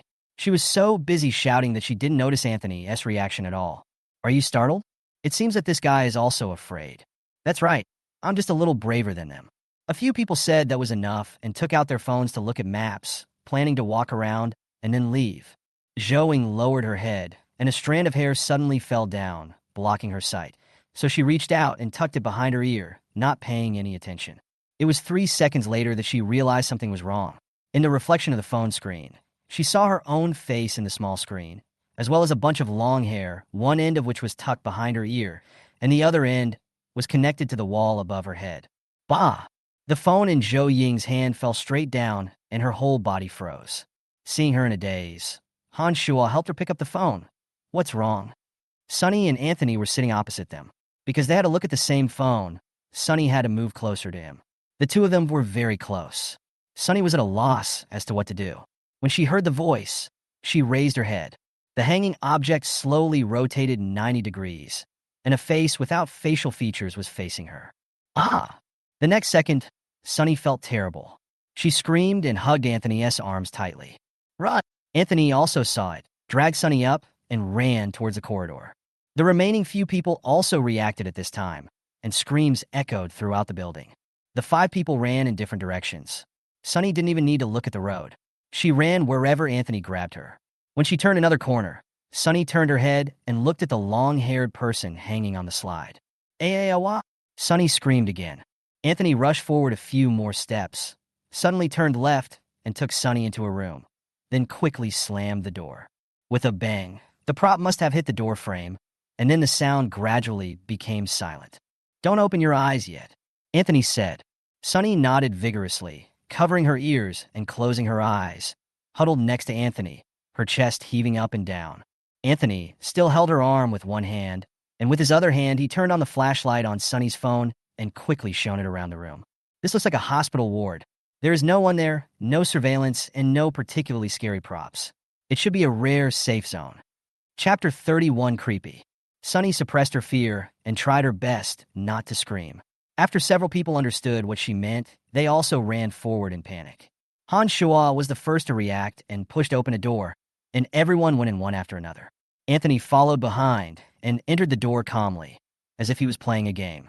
The room was so dark that it was almost impossible to see anything. Everyone took out their cell phones and prepared to turn on their flashlights. But Anthony interrupted and said, "Don't turn on the lights. This is the morgue." After a moment of silence, everyone heard movement in the corner. "Don't be afraid. We are all children. Please don't scare us," Anthony said calmly. The actors in the corner had no choice but to compromise and contacted the director using the intercom. The director let them know that there was indeed something outside, but it had been moved away and they could leave safely. The few of them finally breathed a sigh of relief, opened the door, and walked out, temporarily forgetting their fear and couldn't help laughing. Even Anthony couldn't help laughing. Sunny looked at him curiously and asked in confusion, "Are you really not afraid at all?" Anthony smiled and shrugged. There's no point in being afraid. Everyone decided to move on, and Sunny gradually relaxed. She secretly looked at Anthony and suddenly felt that this boy who had scared her since she was a child was not all bad. As they walked, they actually got lost. The complexity of the haunted house was beyond their expectations. Han Shua suggested looking for the sign, but Anthony reminded everyone, "There is a map when you enter the door." Zhou Ying suddenly remembered the picture she had ignored and searched for her phone, only to find that she had forgotten to take the picture. Sunny hesitated for a moment, took out her phone, and cropped the blurry picture that was originally meant to be taken of Anthony. Seeing the map, everyone regained their sense of direction and decided to continue their adventure on the second floor. Just as they were walking forward again, they suddenly heard a vague female voice. "No," Sunny screamed and hugged Anthony's arm tightly. Everyone fell into chaos again and rushed into a safe ward in panic. "Don't open your eyes," Anthony soothed him. He picked up Sunny's phone and quickly scanned the surroundings with a flashlight to confirm that there was no danger. Sunny finally relaxed a little and leaned against Anthony, feeling indescribably relieved. At this moment, the phone rang, and Zhou Ying's voice came from the other end. "Tian Tian, help! We are trapped. There is a female ghost knocking on the door." Sunny asked in surprise, "Where is Wei Xiqing?" They ran faster than us and disappeared. "Tian Tian, come and save me." Zhou Ying's voice was filled with tears. Sunny looked at Anthony, and suddenly a surge of courage rose in her heart. "Don't be afraid. We will be here soon." Chapter 32. So I'll reluctantly lend you my arm. Chapter 32. So I'll reluctantly lend you my arm. Sunny finally had a chance to laugh at her. He snorted smugly. "You can't stand this? You want me to save you? Beg me? Sunny, do you have any self-awareness? Am I here for you to save me?" As soon as she finished speaking, there was a sound of banging on the door from the other end of the phone, and Zhou Ying's voice also stopped. Sunny heard Han Shua curse, "Fuck, no way." Then came Zhou Ying's trembling voice. "Do you have to be so realistic and bang on the door? He won't really break the door open, will he?" Sunny heard it and thought it was impossible, so she threatened her without any psychological burden. Maybe a female ghost holding an axe sounds so scary. Zhou Ying also thought it was impossible, but that didn't stop her from following Sunny's train of thought. The more she thought about it, the more horrified she felt. She got goosebumps all over her body and yelled into the phone, "Sunny, I want to see you in 1 minute, or I'll post your ugly photos on WeChat Moments." "Oh, so scary," Sunny replied indifferently, touching his neck and thinking, "But do you remember the ghost movie our class played last time, the one about women in high heels? I wonder if the female ghost who was banging on the door was wearing high heels." Although their class did show horror movies, she didn't dare to watch them and kept her head down doing her homework. She made up the high heels. But this was enough for Zhou Ying to imagine a big drama. Sure enough, Zhou Ying collapsed after hearing this, but she still did not give in. "I will never give in to evil forces." Sunny began to mobilize the few horrific memories in his head and prepared to pick a few to tell her about. Before she could figure out what was going on, Zhou Ying suddenly yelled, "Anthony, are you next to Sunny? You must be next to her. Otherwise, she wouldn't be so bold. Aw, Anthony, come here and get us out of here, or I'll send you some ugly photos of Sunny." Sunny didn't expect her to do this and immediately became alert. "What? No way. Why? Make a deal." The two voices finished speaking almost at the same time, one after the other. Sunny felt it was a bit absurd, looked at the phone, gritted his teeth, and said, "Zhou Ying, you are poisonous, right?" "Huh, I heard it. Master Jiang, we don't even know where we are, but we are on this floor. The banging on the door is so loud. Please look for us. Come quickly. I really want to kneel down to the owner of the haunted house." "Okay," Anthony answered simply. Sunny held up his phone and felt like a fool. She hung up the phone directly, her beautiful eyes glaring at the person standing next to her. "Are you really going?" "I promised. Of course I'll go." Anthony looked at her with an ambiguous smile. "Zhou Ying lied to you. She doesn't have any ugly photos of me at all." "Huh? Who wants to see your ugly photos?" Anthony raised his eyebrows and looked at her accusingly. "You are not friendly to your classmates if you don't help them." "Who believes it? Who would believe that? Who answered the question so quickly just now?" Sonny was so angry that he ground his back teeth. Anthony actually walked towards the door and pretended to open it. Sonny quickly followed him and grabbed the corner of his clothes to prevent him from running away. Anthony's eyes flashed with a hint of teasing. Huh? You want to go too? Actually, if you don't want to go, you can just stay here and wait for me. Sonny is still grinding his teeth. What are you doing? Originally, she planned to scare Zhou and then drag Anthony with her. But now, not only does she have to go, she also has to accept Zhou and sending her ugly photos to Anthony. There was no way she could really stay here alone.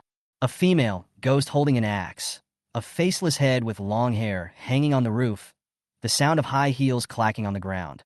Sonny shuddered, forcing herself to divert her attention from these messy things.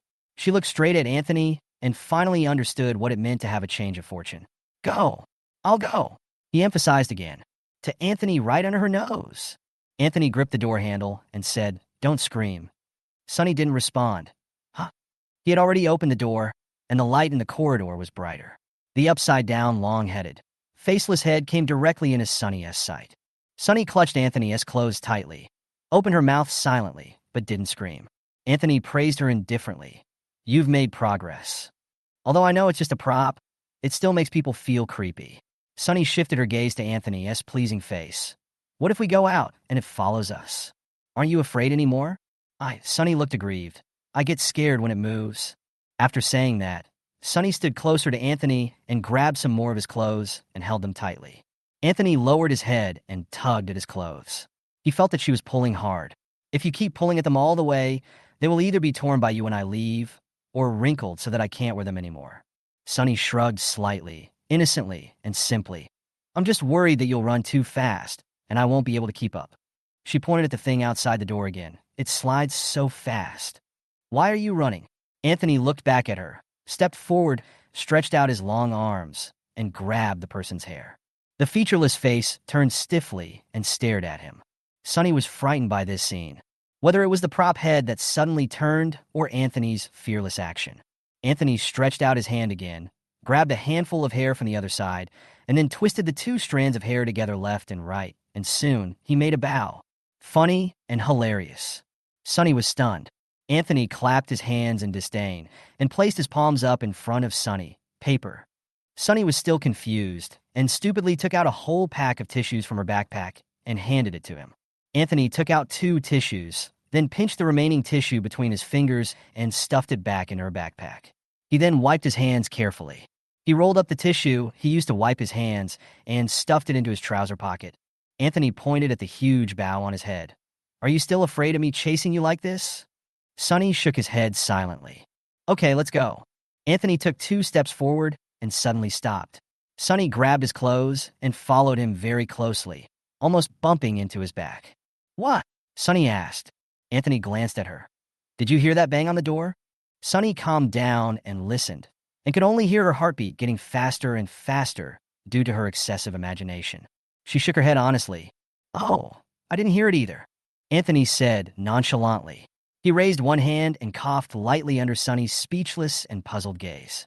I don't know how far we are from them. There might be something scary on the road, so I'll reluctantly lend you my arm. Chapter 33, Your Sister Tian. Sonny called Zhou. Are you still banging on the door? We can't hear anything in the corridor. That's all. Zhou hesitated a little. Tian, you don't have to come over. Han Shua and I have already gone out. Let's meet at the door. Sonny was a little suspicious. Were you kidnapped by a ghost? Well, if you don't see me when you get downstairs, just call the police. Zhou hesitated and refused to let her go. Sonny guessed that it had something to do with Han Shua, so she raised her eyebrows and didn't ask any more questions for the time being. Okay, I'll hang up and wait for you at the door. She turned off the screen and handed her phone to Anthony. In a place like a haunted house, with her courage and a valuable item like the phone, it would be safer in Anthony's hands. Not going? Anthony asked. Sonny nodded. They should have cleared the area by now. Let's get out too. If you still want to play, we can play for a while longer. Anthony looked around and pointed in the air. Look here. There are several rooms that we haven't entered yet. He looked back at Sonny, who was staring at him quietly, with an expression that could only be described in 4 words. You are dreaming. Anthony smiled. They went straight downstairs.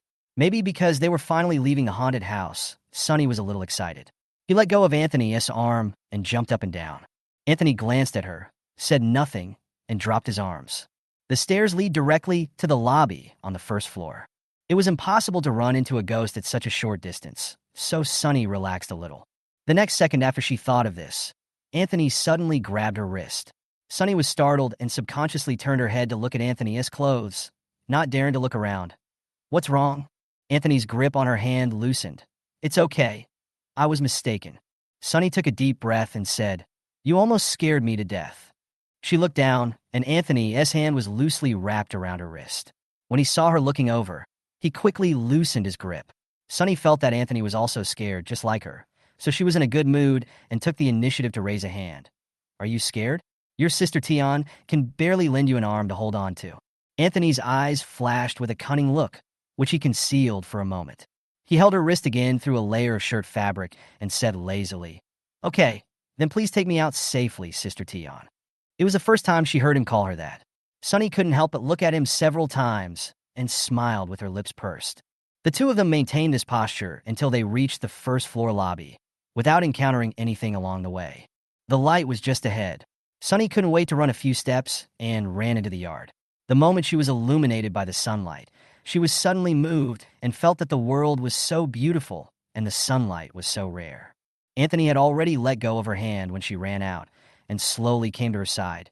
"Are we going to ride the carousel next?" "No." Sunny covered her stomach. "I'm so hungry. I need to eat first when they come out. Why don't I see Zhou, Ying, and the others?" "They should not have come out yet. You go sit there and wait." Anthony pointed to a public seat not far away. "Where are you going?" Sunny remembered that he didn't bring his phone. "It's so big here, don't run around. I'll follow you wherever you go." Anthony smiled and said, "Toilet." Sunny was playing games on his phone out of boredom, waiting for Zhou, Ying, and the others to come out at the door of the haunted house. She just sent a text message to Zhou Ying, but she hasn't replied yet. Sunny even began to suspect whether Zhou Ying and the others were really kidnapped. Not long after, Anthony came back with a serving of octopus balls in his hand. He handed the food box to Sunny and said, "Eat something first to fill your stomach." Sunny was immediately excited. He moved closer to smell it, and his stomach growled in response. She didn't feel embarrassed. She picked one up with a bamboo stick and put it in her mouth. The fragrant oil burst in her mouth. She sniffed with satisfaction and sighed in a dragging voice. "It smells so good."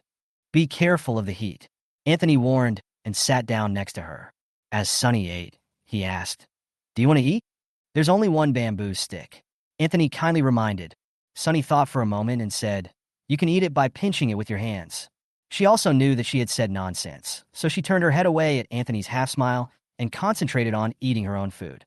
After eating a few bites, she remembered something and put down the bamboo stick again. She looked at the boy sitting next to her suspiciously. "Didn't you forget to bring your phone?" Anthony hummed in his throat. Don't you have British pounds?" Sunny looked at his expression and asked, "Will the stall owner accept them?" Anthony was silent for a while. "No." The octopus balls in his mouth suddenly became hot.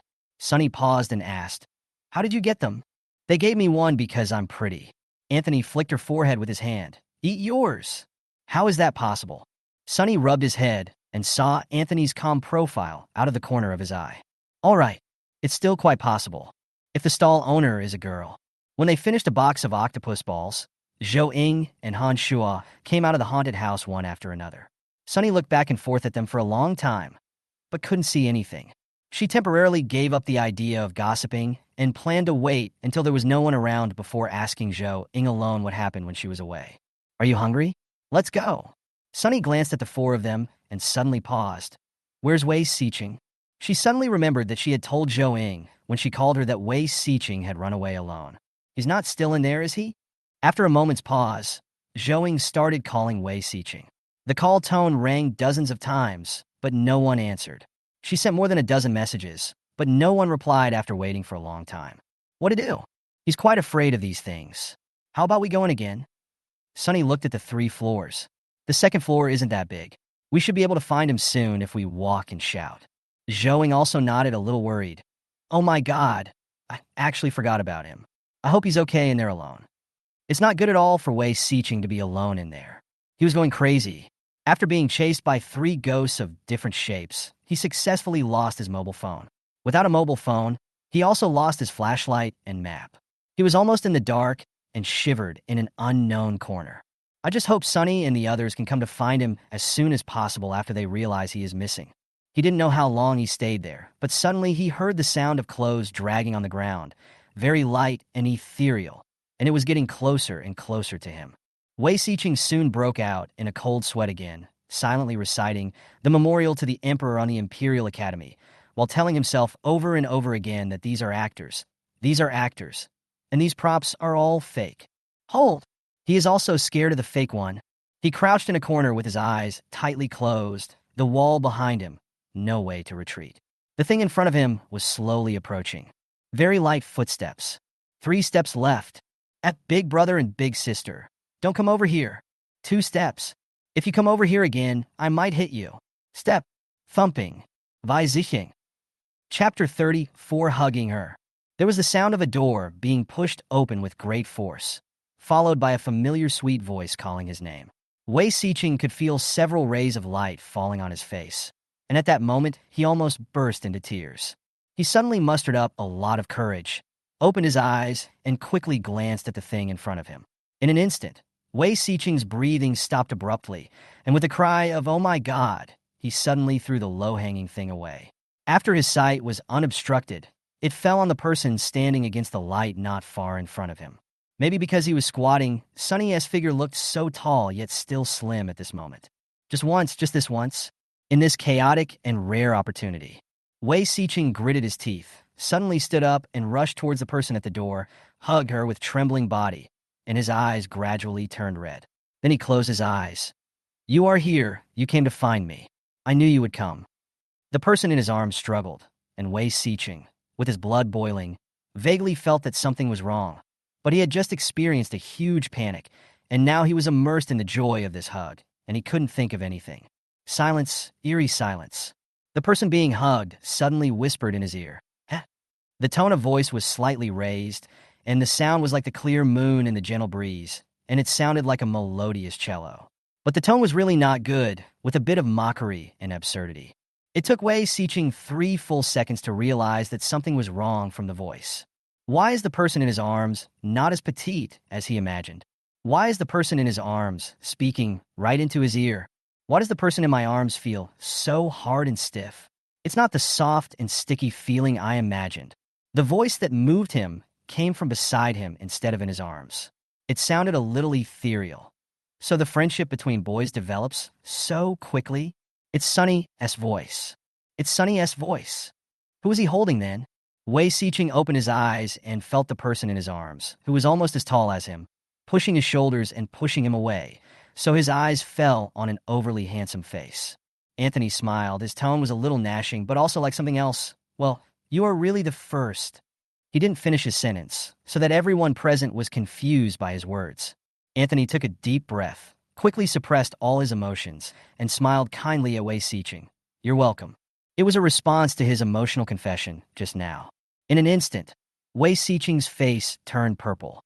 After Anthony finished speaking, he glanced at Sunny slowly, paused for a second, and then looked away as if nothing had happened. Sunny felt a little cold for some reason, so he rubbed the goosebumps on his body and said, "Let's go." 25 minutes later, they recovered Wei Siqing's lost mobile phone through surveillance in the haunted house manager's office. The phone fell out when he was running away frantically, but luckily only the tempered glass was broken and there were no other problems. But Wei Siqing's face still didn't look good.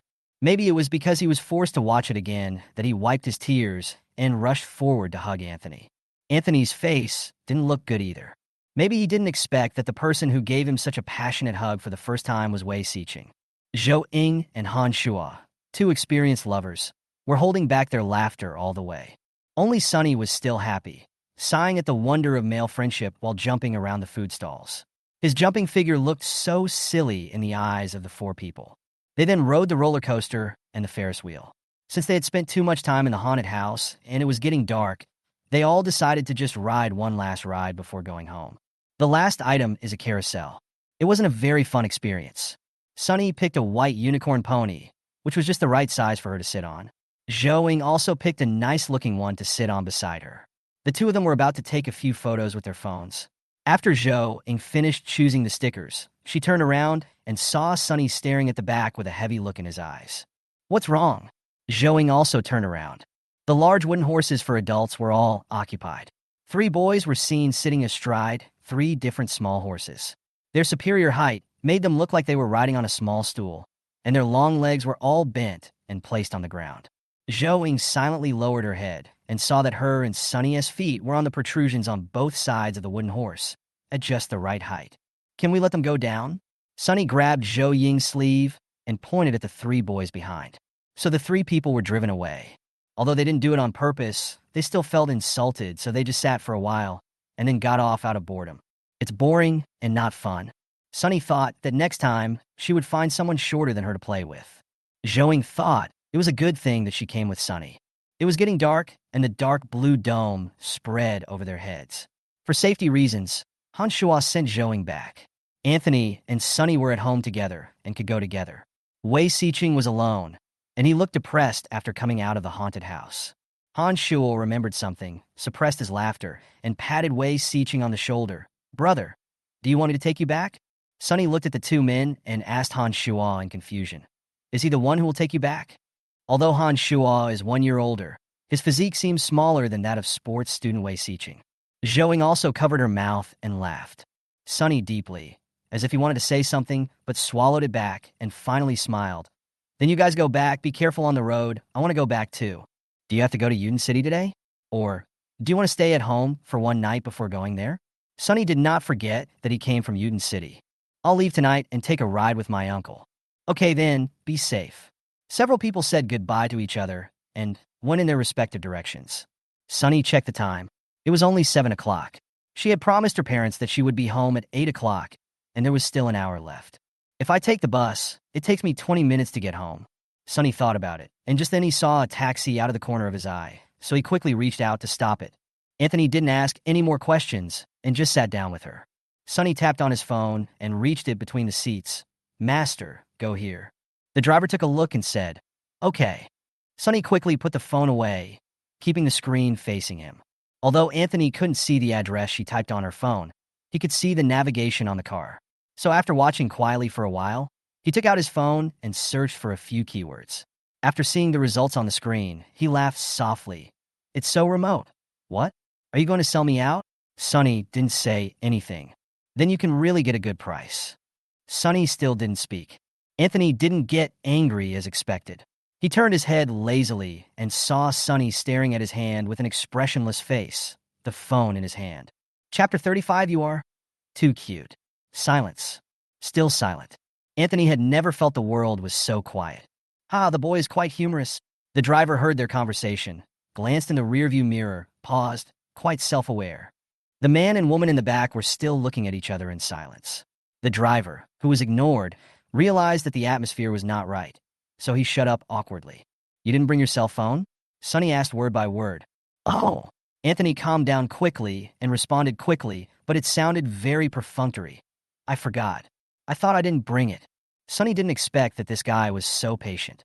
In order to prevent her from seeing the photos, he really held back and didn't take out his mobile phone for the entire afternoon. It was only when he was about to go back that he relaxed and was caught by her. Sunny gave him a thumbs up. "Great." Anthony even nodded shamelessly. "Not bad. I was just 1 step behind. I was careless." He worked so hard for a photo, Sunny didn't know what to say, so she said great. After a few seconds of pause, she was still speechless about this behavior. "I really want to sell you out." "That won't work."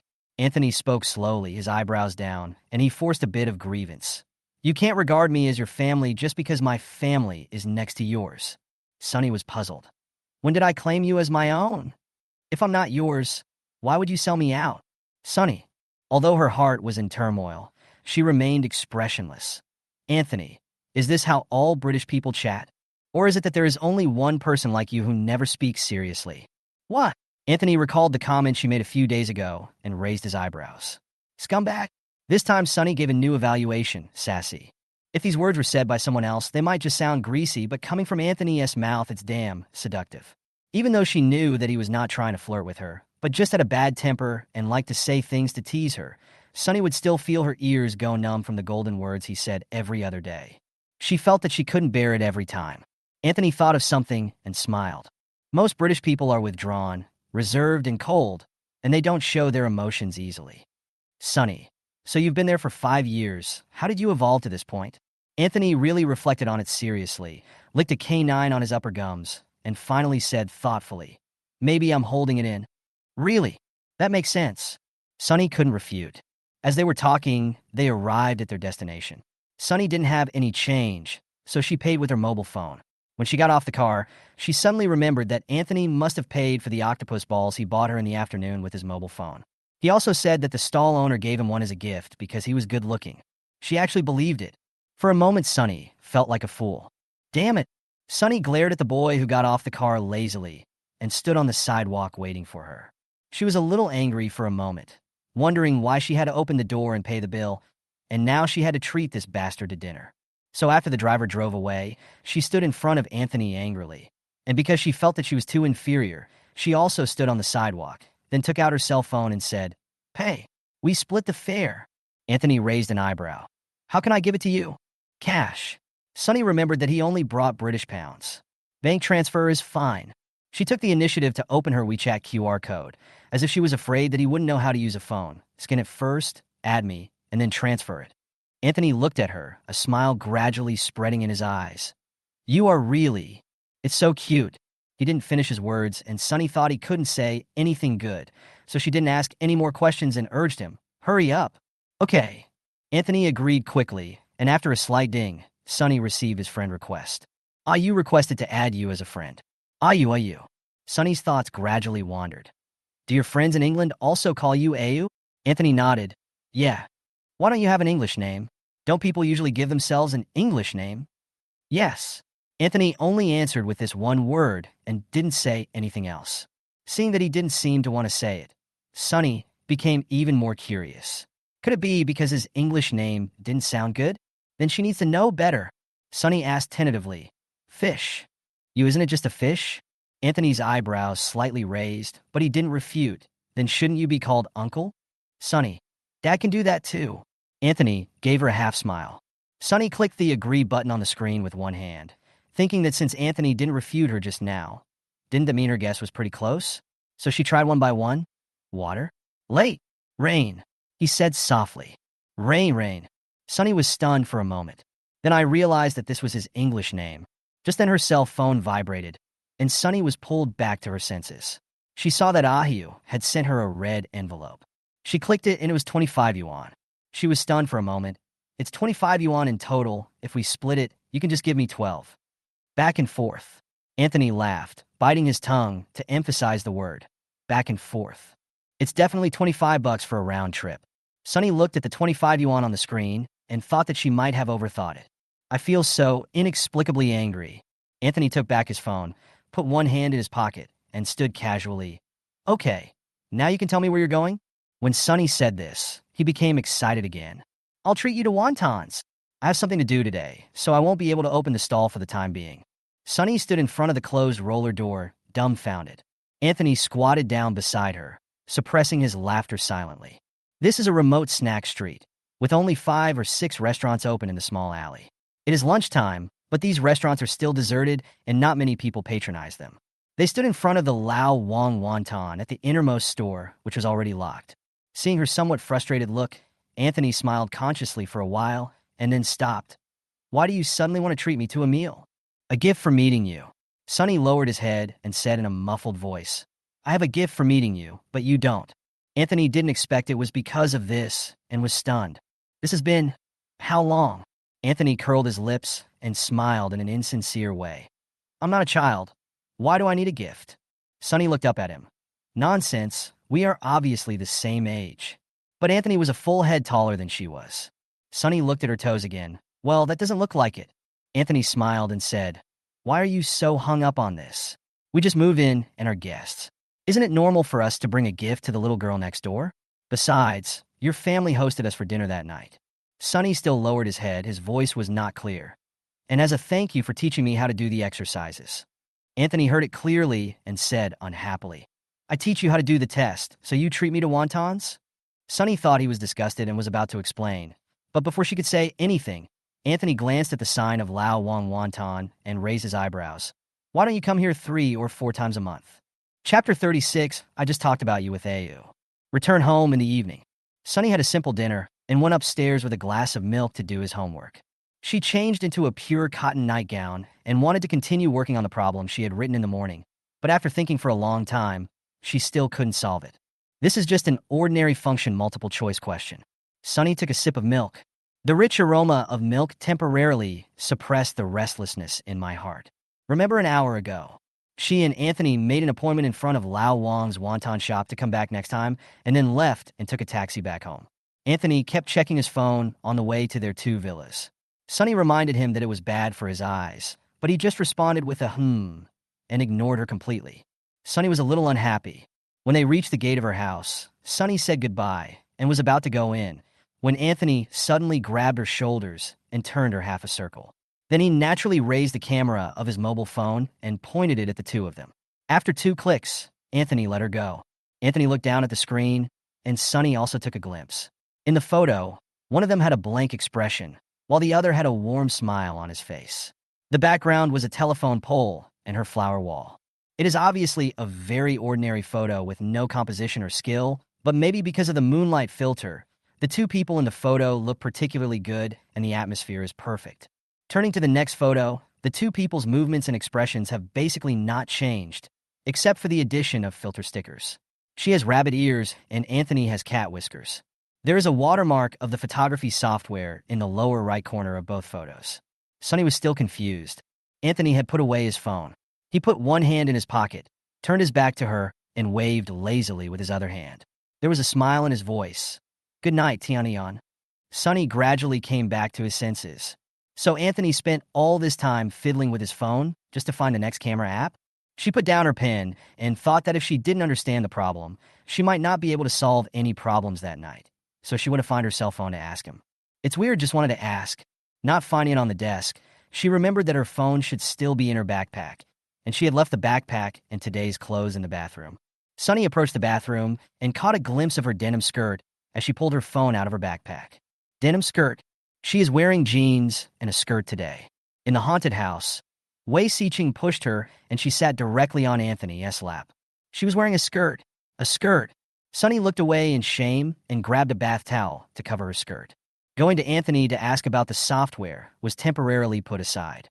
Anthony again tonight.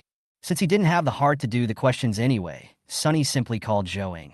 After the phone beeped twice, the other party hung up. Sunny thought she had pressed the wrong number and lay on the bed waiting for a call back, but no answer came, so she dialed again.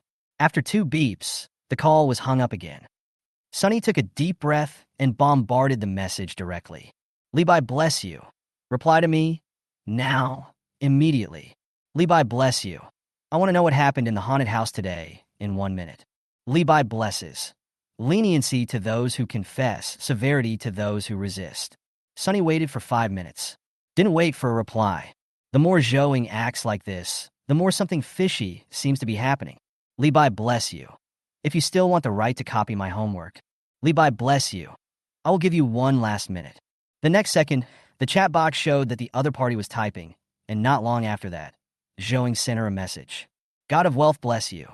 Tian, I was wrong. God of wealth bless you. But I am honest, and you have to be honest too. Levi bless you. What am I confessing? God of wealth bless you, and Anthony." Sunny paused while typing. When she saw the word Anthony, she couldn't help but think of the scene in the haunted house. The heat that she had suppressed with great difficulty began to rise again. She subconsciously threw her phone under the pillow and buried her face in the quilt. Seeing that she hadn't responded for a long time, Zhouing immediately took the initiative and gained the upper hand. "God of wealth bless you. Is there something wrong with you? God of wealth bless you. Otherwise, why don't you reply to me? God of wealth bless you. Reply to me now, immediately, right away."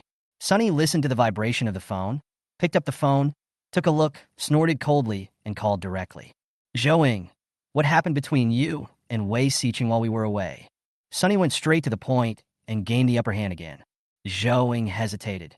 "Nothing can happen." Sunny didn't believe it. "If you don't tell me, I will just treat it as if you two touched each other's body parts below the philtrum."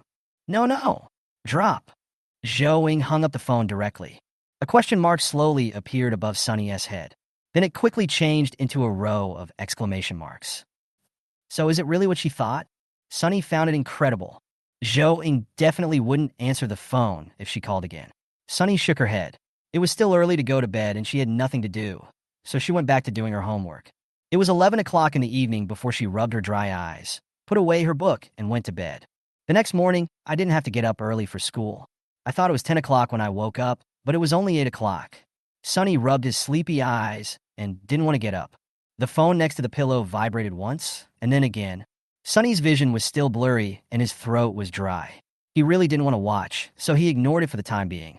He rubbed his eyes and wanted to go downstairs to get a glass of water to moisten his throat. Pushing the door open, she saw her father sitting on the sofa downstairs from the stairs. When he heard the door open, Father Sue turned around and looked at him, saying in a surprised tone, "Girl, are you awake?" "Yeah." Sunny rubbed his eyes and walked downstairs holding the railing. "Good morning, Dad. Isn't today the weekend? Why are you up so early?" "I woke up because I was thirsty." "Doesn't Dad have to go to work today?" Sunny half opened his eyes and glanced vaguely at Sue's father, who was sitting on the sofa. Mr. Sue was wearing sportswear and had a towel around his neck, obviously having just returned from exercise. Sunny realized belatedly that his father would go for a morning run every morning if he was not busy, so he said, "Oh," and said nothing more. "I didn't wash my hair yesterday, so my bangs were a little oily when I woke up in the morning." Sunny grabbed a few strands of hair and smoothed them back, then walked into the kitchen like a dead fish and got a glass of warm water. The kitchen was semi-open, and Father Sue continued to talk to her. "Ting, you woke up just in time. I was just chatting with Ayu about you. I thought you would definitely wake up after 10 o'clock in the afternoon, but I didn't expect you to wake up so early today. You don't give your father face." "Oh, it's just a coincidence that happens once in a million." Sunny swallowed a mouthful of warm water. "But are there any guests at home?" Sunny glanced around the living room and suddenly started to feel something. Etc. "Who? Ayu? Anthony?" Sunny stood up straight suddenly, and because of the large amplitude of the movement, some water in the cup overflowed. Her eyes swept across the living room, finally landing on the boy in white sportswear, sitting opposite his father. Chapter 37. This person is quite sad. The morning sun shone through the huge glass windows into the living room, illuminating the whole house with warmth and brightness. A young man in white sportswear sat on the sofa, looking at her with a smile on his face. He held the phone in his left hand and shook it gently at her. Doesn't that mean that from the moment she went downstairs to the moment she drank water, Anthony was watching her? Sunny's expression was blank for a moment. The smile on the boy's face gradually widened. Father Sue was still talking to Sunny. "I went out for a morning run this morning, and Ayo had already finished running and came back and even ran a few more laps with me. Tian, I was wondering if you wanted to pick up the habit of morning running as well." Hearing this, Anthony looked at Sue's father in surprise. Sunny knew what he was wondering about. Perhaps no one would believe that she was a healthy girl with all-round development in morals, intelligence, physical fitness, aesthetics, and labor in junior high school, and she would go for a morning run with her father every day. However, during the summer vacation, her family went to the beach for vacation, and after a month of lazy life, she didn't want to run anymore when she came back. Later, when she was in high school, she was tortured by science and English and was extremely sleepy every day. Her father never mentioned morning jogging again. Sunny was actually a little tempted. This was indeed a good habit that would free her from the bad habit of sleeping in. But laziness still dominated her. "No." After saying that, she put down the cup and went into the bathroom on the first floor. She turned around, locked the door, and hurried to the dressing mirror. A moment later, Sunny collapsed on the ground, holding her head. Anthony see the look in the mirror with her greasy hair, messy nightgown, and mucus in her eyes. Dad didn't even remind her that someone was coming to the house. If it is the mother downstairs, she will be reminded to go back to the room and get dressed before coming out as soon as she opens the door. She squatted there for a while, then tiptoed to the door and leaned against it to eavesdrop. Tian used to run with me in the morning, but now I don't have much free time, and she is too lazy to run. Now that she doesn't run anymore, her mother said she has gained several pounds. Ush, Dad, why are you saying everything? Sunny wanted to scratch the wall after hearing that. Anthony caught a glimpse of the moving shadow behind the frosted glass door of the toilet and raised his eyebrows. He looked at Father Sue. "If Tian is willing, you can let her run with me in the morning. After running, we can go to school together, and it will be safer on the road." "Oh, I think so too." Father Sue put his hands on his knees and said cheerfully, "You two are in the same class, so why don't you just go to and from school together? This little girl has been spoiled at home. She was picked up and dropped off in junior high school, but she was only allowed to walk by herself in high school. Sometimes she comes home late from school at night, and her mother and I can't help but worry. I'll ask Tian Tian for her opinion when she comes out." Anthony narrowed his eyes and said, "Okay." Father Sue noticed that his daughter hadn't come out of the bathroom for a long time and asked loudly, "Tian, are you still in the bathroom?" Sunny didn't respond. She didn't know how to respond. She just hoped that her father would think she had gone back to her room. "Tian Tian? Tian Tian?" Father Sue was a little puzzled. "I didn't see her go upstairs." Anthony slowly echoed, "I didn't see it either." Father Sue immediately turned around and looked at the bathroom door, and his voice became louder. "Tiania, are you in the bathroom? Do you need help?" "God, does he need help?" "Ewa." Sunny had already scratched the door. Her heart was breaking down like a flood. She was afraid that if she didn't respond, her father would ask her directly if there was no toilet paper in the toilet. So she tiptoed away from the toilet door and shouted desperately, "I'm here. I'm washing up." "Oh," Father Sue turned around, then suddenly turned back. "Don't you usually wash in your room?" Sunny sat on the toilet lid and said in a muffled voice, "Anyway, I just want to wash up on the first floor today." Father Sue seemed to believe it and turned around happily to continue chatting with Anthony. Sunny stayed in the bathroom for a while and heard Father Sue say outside, "Hey, Ayu, you and Tianan haven't seen each other for many years. Let me show you your junior high school photos." "Ah, Daddy, please let me go." Sunny couldn't stay any longer, so he stood up and walked over to open the bathroom door. Anthony's voice came through clearly. "Okay. My mother doesn't like anything making harsh noises, so the doors, stools, and tables in our house have been specially treated so that they don't make any noise when they are dragged." She opened the door in a very aggressive manner, but in fact, there was no movement. Only Anthony, who was sitting opposite her, saw it from the corner of his eye and looked at her. Father Sue saw Anthony looked away, so he turned around and looked at her. "Tian, come out. If you don't come out, I'm going to go in and get you." Sunny felt a little disappointed. She glanced at the clock in the hall. It was already 8:30. "Dad, don't you have to go to work today?" "I'm not going today. I'll stay at home with you guys today." Father Sue said in a relaxed tone, Tian, go get your junior high school photo album. I'll show it to Ayu." Sunny spread his hands expressionlessly. "I put it in the cabinet. The cabinet was locked, and the lock was lost." She was clearly resisting, and Father Sue could only sigh regretfully. "Alas, I can't share it. Some of the photos are obviously very cute." "Dad, I'm going upstairs to study." Sunny could feel Anthony's eyes fixed on her for a moment when he said the word cute. Although eyes are insubstantial, she felt heavy and seriously affected her breathing rate. She ran away in a panic. After returning to the house, washing and changing her clothes, she lay back on the bed, hugging her rabbit doll for a while, feeling depressed. Then she remembered the 2 vibrations in the morning, so she took out her cell phone to check. 7:29. "Ayu."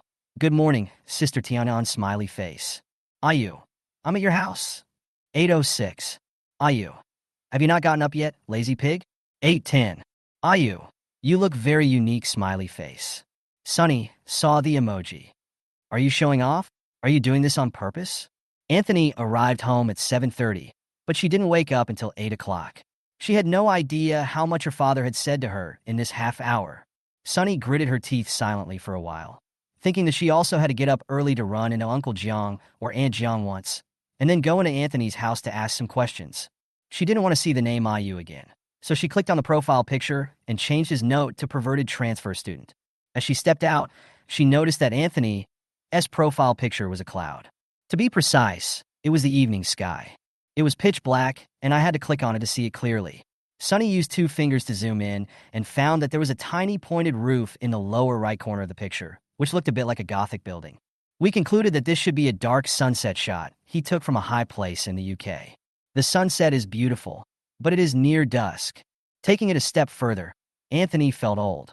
Alas, this person is quite sad and melancholy. Chapter 38 IU. She didn't know when Anthony left, but he was gone when she went downstairs for lunch. She was afraid that Anthony would pop out from some corner again, so she lowered her voice and asked Father Sue, who was sitting next to her and watching iPad. "Dad, there are no guests at home, right?" Father Sue wore a pair of silver-rimmed glasses, looking quite scholarly. "You mean Ayu? He's gone." Sunny's mother was there too. She had gone out for a beauty treatment early in the morning and had just returned. "Has Ayu been here?" Father Sue told her what happened in the morning. After that, Father Sue brought up the topic from the morning again. Tian, how about you get back into the habit of getting up early and doing morning exercises? Before Sunny could answer, her mother objected. No, you see, she is usually so sleepy, she can't take up her sleeping time. If you're worried about her figure, I can sign her up for a private yoga class. Father Sue was speechless. How old is the child? And he has already signed up for a yoga class. Morning exercise is a good habit. Running a few laps will make you more energetic. Look at Au. Doesn't he also do morning exercises every day, waking up earlier than me? Waking up early is indeed a good habit. Sunny's mother also pays great attention to health preservation. So she took a step back and said, it's okay on Sundays and holidays, but forget about it during school hours. Father Sue thought about it and nodded. That's fine. I'll tell you later. Sunny, who was well arranged. Did you forget to ask me? Sunny wanted to say something, but the maid had already brought the food and they started eating. So Sunny had to swallow her words. After dinner, someone suddenly rang the doorbell. The aunt was busy in the kitchen and Sunny had just finished his meal, so he went to open the door. It was a worker who drove a van and took out a bouquet of flowers from the van. Hello, these are flowers from Miss Sunny. Sunny was stunned for a moment. She didn't expect someone to send her a bouquet of sunflowers. At this time, Sue's father also came out, and the worker took out a larger bouquet with more exquisite packaging from the car. Hello, these are flowers for Ms. Bai Jing. The bouquet was filled with gorgeous white roses. Sunny realized what was happening and was flattered by the close-up contrast of the couple's affection. Father Sue happily signed for the flowers and returned to the living room with the big bouquet, not forgetting to tell her, Tian, you can carry your own flowers upstairs. Go out to play or do homework in your room in the afternoon, and don't come out. Sunny held her sunflower and went upstairs while being ignored by her parents.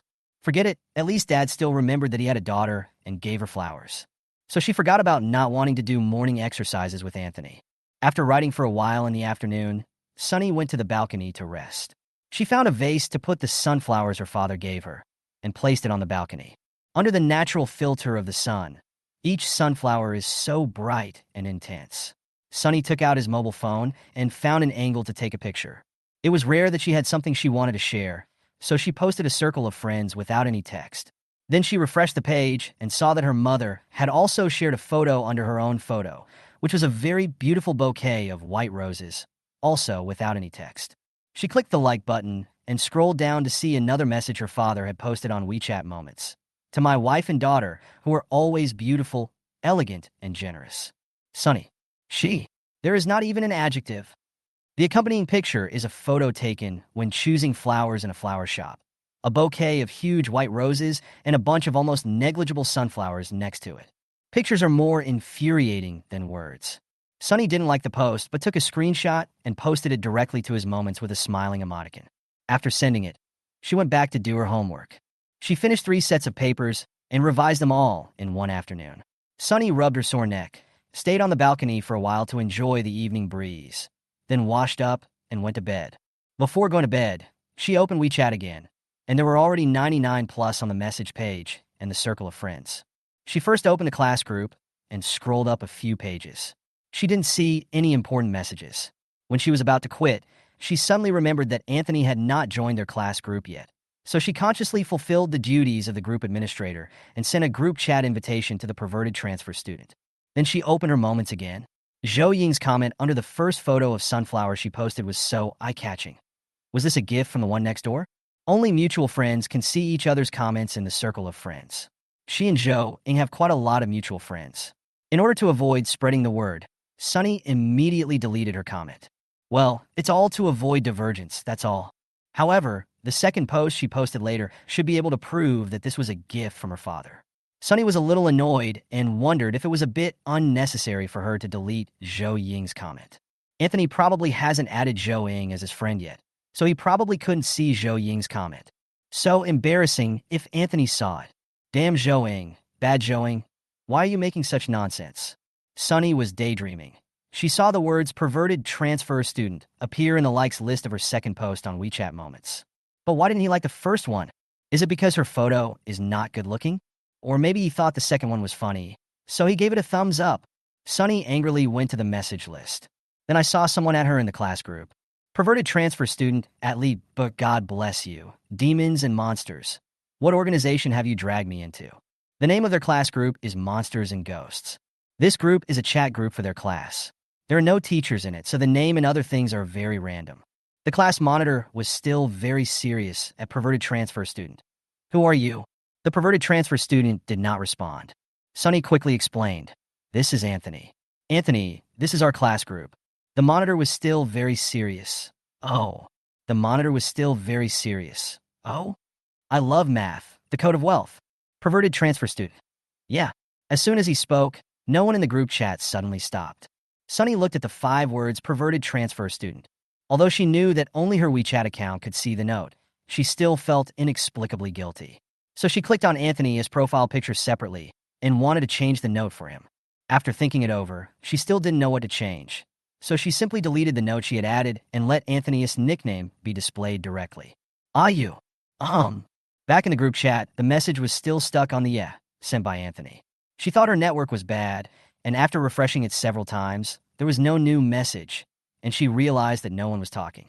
The people in their class are very chatty, and they get 99 plus every minute. But after Anthony finished speaking, the group was just so embarrassing. Sunny felt that this was not a good idea, so he sent a message. Anthony, please change the note. After a while, IU became Anthony. Anthony, okay. Then still no one spoke. Awkward silence. Chapter 39. Quite familiar. Sunny didn't know what Anthony felt. At first, she put herself in the situation and felt so embarrassed that she wanted to scratch the wall. So she sent another message. Welcome classmate Jiang to join our united and friendly class. Anthony, yeah. No one spoke again. Sunny is already on the planer. Fortunately, at this time, I love mathematics in a message. Yu Biao, you just gave up the code of wealth. I love math, and I am the math class representative Song Yingxing. Sunny didn't understand it the first time. I still don't understand it the 5th time. Whether you understand something does not change with the number of times you read it. Li Bai bless. I love math. Don't you know? Someone in our school group is asking for Anthony's contact information for a large sum of money, but no one knows it. Sunny never watches large groups, so she really didn't know. But she suddenly remembered the day when Anthony transferred in. When she was in the office, someone mentioned that the new transfer student was the wealth code of their class and asked her to draw the curtains on weekdays. Anyone who wanted to see the transfer student had to pay. You will definitely make a lot of money. Song Yingxing seemed to have just remembered that Anthony could also see his messages. So he added, of course, everyone in our class will protect Anthony as personal privacy, and no one will use John's contact information to make a profit. Everyone in the class responded, and after a few words, the topic shifted to other places. Sunny was relieved at this point. The moment she turned off her phone, she suddenly wondered why she should worry about Anthony. Who cares if it's embarrassing or not? What does it have to do with her? Sunny covered his head and went to sleep. It was Monday and everyone was in low spirits. When Sunny entered the classroom, half of the students were lying on their desks catching up on sleep. The remaining half is frantically catching up on homework. She was also very sleepy. After packing up her things, she lay on the table and took a nap for a while. When she was woken up by the sound of people, there was already someone sitting next to her. Sunny covered her mouth and yawned slightly. She wanted to say good morning, but was worried that it would make them seem like they were too familiar with each other. So she held her mouth shut as soon as she opened it. Anthony said first, morning. Sunny, oh, good morning. Anthony, pig. Sunny, you are. The brief conversation ends. The first class was morning reading. For some reason, the teacher never came, so the sound of reading was gradually drowned out by the sound of talking. Have you heard? A police car just drove to our school. It is said that a plainclothes policeman went directly to a class in the 2nd grade of high school. Really? He's in plain clothes. How do you know he's a policeman? It seems that those old fighters from Squad 7 recognized him. They are familiar with the police officers in the police station. Can't they just come here as parents? There are several policemen. There were 2 people at the back table chatting. Sunny listened for a while, and the sound of him reciting gradually became quieter. The 2 were still chatting. I don't know why. It seems, because a girl in a class in the 2nd year of high school was defrauded of 2,000 yuan or something. The person who cheated me of money is also from our school? That should be the case. Otherwise, why would the police come to our school? Tisk, $2,000. Doesn't this constitute a crime? As they were talking, the door of their class was suddenly pushed open from the outside with a creaky sound. Everyone in the class was silent for a moment, and then quickly started talking in low voices again. Sunny looked over and saw that it was their class teacher, Lao Gao, and standing behind Lao Gao was a policeman. The noise in the class was getting louder and louder. Quiet, Lao Gao yelled, but did not come in. Instead, he stood at the door and moved his eyes in the direction of Sunny. Sunny suddenly became nervous. Was Lao Gao looking at her? What are you looking at her for? Lao Gao paused for a second and said, Anthony, come out for a moment. Sunny turned her head sharply and looked at Anthony. The class started whispering again. You. Sunny wanted to ask, but didn't know where to start. Anthony looked calm and said nothing. He put down the book and walked out, as if he knew what was going on. The noise in the class reached its highest point after Anthony and Lao Gao left. Oh my God, there really are police. What happened to Anthony? Why are the police looking for him? It's not about the fraud. That thing, it can't be him, right? It's impossible, isn't it? Combined with the conversation between the two people at the back table just now, Sunny's head was buzzing. The person sitting behind her is Yu-hee, and the person sitting behind Anthony is Wang Suin. Both of them are boys. At this time, Yu-hee tapped Sunny a shoulder with a pen. Yu Biao, do you know why Lao Gao called your desk mate? Wang Suin also looked over and said, Why are the police here too? Sunny shook her head. Wang Suin muttered quietly, Is it true that you can't judge a person by his appearance? Sunny heard it, turned his head and said, How is that possible? Wang Suin was stunned by her yell. She spoke in a somewhat loud voice, and the class gradually became quiet, with everyone looking at her. Even though they had only been in the class for 2 months, Sunny had always been known to be soft-spoken and gentle in the eyes of their classmates, and rarely lost his temper like this. Sunny also quickly realized that his tone was not very good and calmed down. I'm sorry. She was really calm too. The overwhelming emotions that exploded just now all receded like the tide, and she suddenly wondered why she had this reaction. Lao Gao just shouted Anthony to come over, and there happened to be a policeman following behind him. Why did she subconsciously worry about Anthony? Wouldn't that be equivalent to her subconsciously suspecting Anthony of doing something wrong? How is that possible? Her train of thought was distracted by the gossip of the two people at the table behind her. Sunny shook his head, let out a breath, picked up his pen, and continued doing his homework. Yui, like his name, likes to smooth things over. He patted his desk mate and said, What are you talking about? I think the new classmate is a nice person.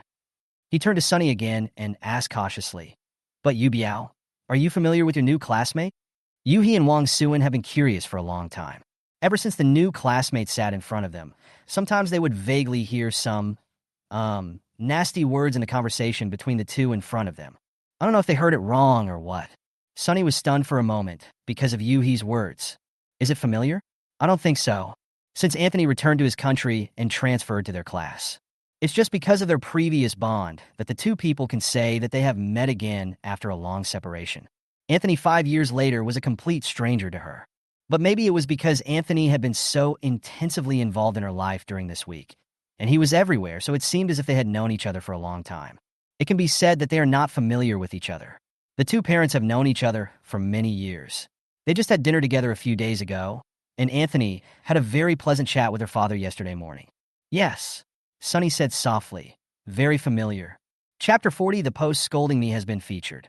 Anthony didn't come back during the entire morning reading session. There was a flag-raising ceremony after morning reading on Monday, and we had to wear a complete set of school uniforms. Sunny took out the uniform jacket from her bag, put it on, and went out. She usually waited for Zhou Ying outside the classroom. After waiting for a long time, she looked into the classroom but didn't see her in the class.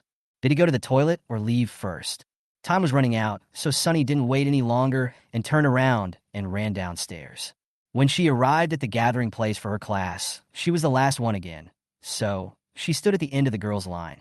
Boys and girls stood separately. The ratio of boys to girls in their class was about 50-50. There were 2 more girls than boys. So Sunny was standing at the end of the class, and she was the only one in the row. There was a lot of empty space on both sides of her. Most people don't like standing at the end because they feel awkward and it's easy for the student union to see them if they make small movements. She looked forward and found that Zhou Ying was not in the team in front. Either he is still in the toilet or he has asked for leave and is not here. The flag-raising ceremony started, and after singing the national anthem and saluting, it was time for the school leaders to give speeches. This part was long and boring, and many students were already standing impatiently. Sunny drooped his eyelids, took out the English vocabulary memory cards that he had hidden in his sleeve, and recited them silently. Members of the student union began patrolling between classes. Those who were originally making noises and gossiping gradually shut up. The checker walked from the front of the line to the others, recording anyone who was talking or not wearing a school uniform. "Student, you dropped your things." Sonny was absorbed in memorizing words with his head down. Upon hearing this, he raised his eyelids.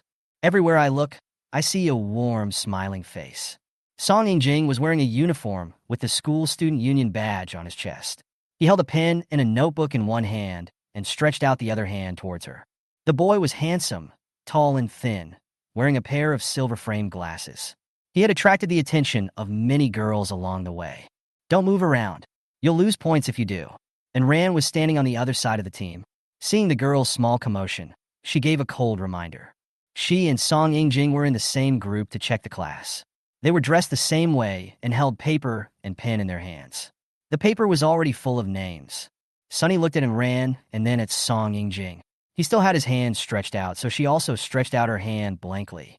Song Yingjing then placed a small object in her palm. Sunny opened her palm and saw that it was a candy. She didn't bring any candy. When she looked up, she saw Song Yingjing winking at her. Sunny became happy, but didn't dare to smile too obviously. She hid the candy in her palm and held it tightly. And Ran looked at them, her expression looking a little speechless, and she didn't say anything. The two of them quickly walked to the next class. Not long after walking, and Ran suddenly stopped and looked towards the team of Sunny's class. "What's wrong?" Song Yingjing asked. "Nothing." And Ran answered, but she didn't move away. "Is there two less people in Sunny's class?" Song Yingjing also looked over and smiled. "How many people do you know in their class?" "Who asked me to be in your group? I need to check their class's assessment results every day." And Ran's gaze lingered on the boys' team for a while. When she didn't see the person she wanted to see, she pretended to look away casually. The boys in their class used to be in odd numbers, and the girls were in even numbers. Later, a new boy came, and the numbers became even. There won't be a situation where there is only one person in the last row.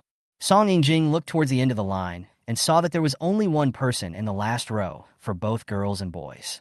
"Maybe he took a leave of absence," he said. And Ran flipped to the attendance record of their class. Only one girl asked for leave, so one boy didn't come. "You have such a good memory," Song Yingjing smiled again. "You will be scolded sooner or later if you keep doing this. The post cursing me in the school forum has been marked as a featured post, don't you know?" And Ran said coldly. After saying that, he saw a few boys from other classes playing and fighting, took another look at their team positions, and casually took out the form to deduct points from this class. "I'll let their class off for your sake." And Ran walked towards the next class. "This won't happen again." Song Yingjing smiled, shook his head, and followed. Sunny had almost finished memorizing the words, but the school leader's speech was not over yet. She yawned slightly, lowered her head, and looked at her toes, feeling a little sleepy. "Students, you are now at the age of studying. Don't worry about things other than studying. Don't pay too much attention to relationships other than family and friends too early. Be careful. Our school absolutely prohibits premature love." Sunny was slowly awakened by this statement. "How old are you? You still have to separate if you're dating now. How many couples can actually get married? Especially those who are in online relationships. If you are in a relationship at school, you can be called love-brained. But if you are in an online relationship, you are brainless." The students on the playground all laughed. I guess some of you have heard about it. Our school had an online fraud incident a few days ago. A girl spent 2,300 yuan to buy a boy's contact information. The students were noisy and whispered to each other. Sunny was stunned for a moment, but still lowered his head and pricked up his ears to listen. What I bought was actually fake. The scammer staged a play and packaged the WeChat ID of his accomplice and pushed it to the girl. The girl and the accomplice chatted for a few days and then became an online lover. Yesterday, she ordered takeout for the accomplice and asked the delivery man to take a photo. Only then did she realize that she was cheated. So she had a falling out with the accomplice, but he refused to acknowledge her and said that his online name was just that. There was another round of laughter. "Wow, who is this so awesome?" The school leader continued. The girl then called the police. After investigation, we found that the scammer was a student of our school, and his accomplice was someone outside the school. Fellow students, this matter is extremely serious and cannot be resolved by expelling them from school. Now the two people suspected of fraud have been taken to the police station and are being handled by the police. Sunny's legs felt a little numb from standing there. So he put the English words away and twisted his ankle. She didn't know what to say and sighed softly. Sonny saw a person approaching from the corner of his eye, took a glance and paused. It's Anthony. He walked to the end of the boys' line, as if taking a leisurely stroll in the garden, but instead of filling the gap in the last row, he stood behind the extra boy, in a row with Sonny. Just stand next to her. Others noticed it and looked over at him secretly. The school leader continued. This morning, the girl took the initiative to say in the office that she wanted to share her experience of being deceived with other students to prevent other students from being deceived. This girl corrected her mistakes and was very brave. She's a good child. Next, we will invite her to the stage to speak. The students in the playground were already excited, and they all craned their necks to look towards the rostrum. Chapter 41, I don't know why he still comes to high school. Sonny didn't care about Anthony for a moment and stood on tiptoe to see what the girl looked like. Even after being cheated in an online relationship, he took the initiative to stand in front of the teachers and students of the whole school to share his experience. He is indeed very brave. Sonny asked herself that if she were in his shoes, she would definitely not dare to do that, and she admired this girl even more. Although there is no position requirement for the flag-raising team, tall people usually stand at the back. Sonny, who came late and could only stand in the last row, stretched his neck but couldn't reach the tall people in the first few rows and couldn't see the rostrum, so he stood still and gave up. A chuckle came from the side. Shorty. Sonny gritted her teeth and looked at Anthony. Everyone else was trying hard to look at the podium, and no one was paying attention to them. Anthony laughed again. Why are you standing at the back? He stretched out his hand and pointed at Sonny's head, then at his own shoulder. I will still grow. Sonny growled. Oh, Anthony nodded perfunctorily. I will grow up too. Sonny ignored him and focused on listening to the girl's speech. The first part of the speech was mostly about his experience of being cheated, which had been summarized in the speech of the school leaders before, but the details were much more exciting than what the school leaders had summarized. The students in the audience occasionally let out a few exclamations while listening. The girl's voice was very steady, without any stage fright. Although Sonny couldn't see her expression, he admired her even more. This morning I saw the boy whose contact I wanted in the office. The girl paused, her emotions fluctuating. He definitely has more than 2,300 contact information. Sonny's eyes widened. The students went crazy instantly. I rely on the cow. This senior sister. Haha, goddamn. It's more than 2003. It's amazing. I'm glad I didn't miss the flag-raising ceremony. It was so exciting. I would like to call it the most wonderful flag-raising ceremony since the founding of Yangming No. 1 Middle School. Sonny couldn't help but look at Anthony. Anthony had a dull expression on his face and stood there casually, as if he didn't hear what the girl on the stage was saying at all. When the school leader told Sonny that a girl spent 2,300 yuan to buy a boy's contact information, she vaguely guessed what had happened. Last night, Song Yingxing said in the group that Anthony's contact information was the code to wealth, and someone had offered a large sum of money to buy it some time ago. I didn't expect that there would be a sequel this morning, and it was so tortuous and bizarre. I wanted to ask for his contact information in person, so I wouldn't be cheated. But the teacher stopped me and said he would give me his contact information when my test scores were higher than this boy's. The school leaders didn't expect that the speech went so well at the beginning, but went in a wrong direction later on. A teacher was about to go up to the stage and ask her to stop, but was stopped by the principal who appeared next to her out of nowhere. The principal was an old man with a kind face. He waved his hand and said, "Let her speak." Such speeches can sometimes have unexpected effects. The teacher stopped awkwardly. The female voice choked up a bit when she said this. After listening to my long and logical speech, the students should be able to tell that I am a pretty good student. I thought this junior student should be even better, but he can still surpass him with some effort. So I agreed. Then the teacher gave me a copy of his transcript. Pause. With his grades, I don't know why he's still in high school. Are you mocking us? Sonny thought of Anthony's 2 perfect scores. It's quite ironic. I just don't know how he is doing as a deputy section chief. The students were already shouting and gasping, and some had already guessed that it was Anthony, and they all looked over at him. More and more people noticed him, and more people looked towards him. Sonny heard Anthony let out a soft tisk. "Let's go," he said. "Ah!" Sonny was stunned for a moment. "Are you leaving? The flag-raising ceremony hasn't ended yet. Hasn't it been checked?" Anthony glanced at her and said, "Aren't you tired after standing for so long? Do you want to walk? How dare I go with you when so many people are watching me?" Sonny said silently, "Go ahead, I am a good and obedient student." Anthony smiled. didn't say much, turned around, and walked away quickly. Several members of the student union were standing in front of the podium, and they could hear the passionate speeches on the stage most clearly. And Rand sorted out the table of her deductions for today and sneered, "I don't know what the point of today's assessment is." What this girl said was very straightforward. The whole school is going to be in chaos for another day. And Rand doesn't like anything that goes against the rules. The head of the organization department standing next to her also frowned. Is it that exaggerated? Is there really such a person in our school? This time and Rand didn't say anything. A new boy interrupted. Minister, and there was a boy in class 3 of grade 1 who skipped the flag-raising ceremony. Do you remember him? And Rand is the head of the discipline inspection department. When she heard about the third shift, and Rand paused while sorting the spreadsheet and raised her head. Song Yingjing also looked over. After a moment of silence, and Rand said, "Why record it? The whole school is in such a mess. I can't record everything." The lengthy flag-raising ceremony finally ended. Later, the girl didn't say anything out of line. She just said that she would learn from her lesson, study harder in the future, and that sooner or later the junior would give her the contact information in person.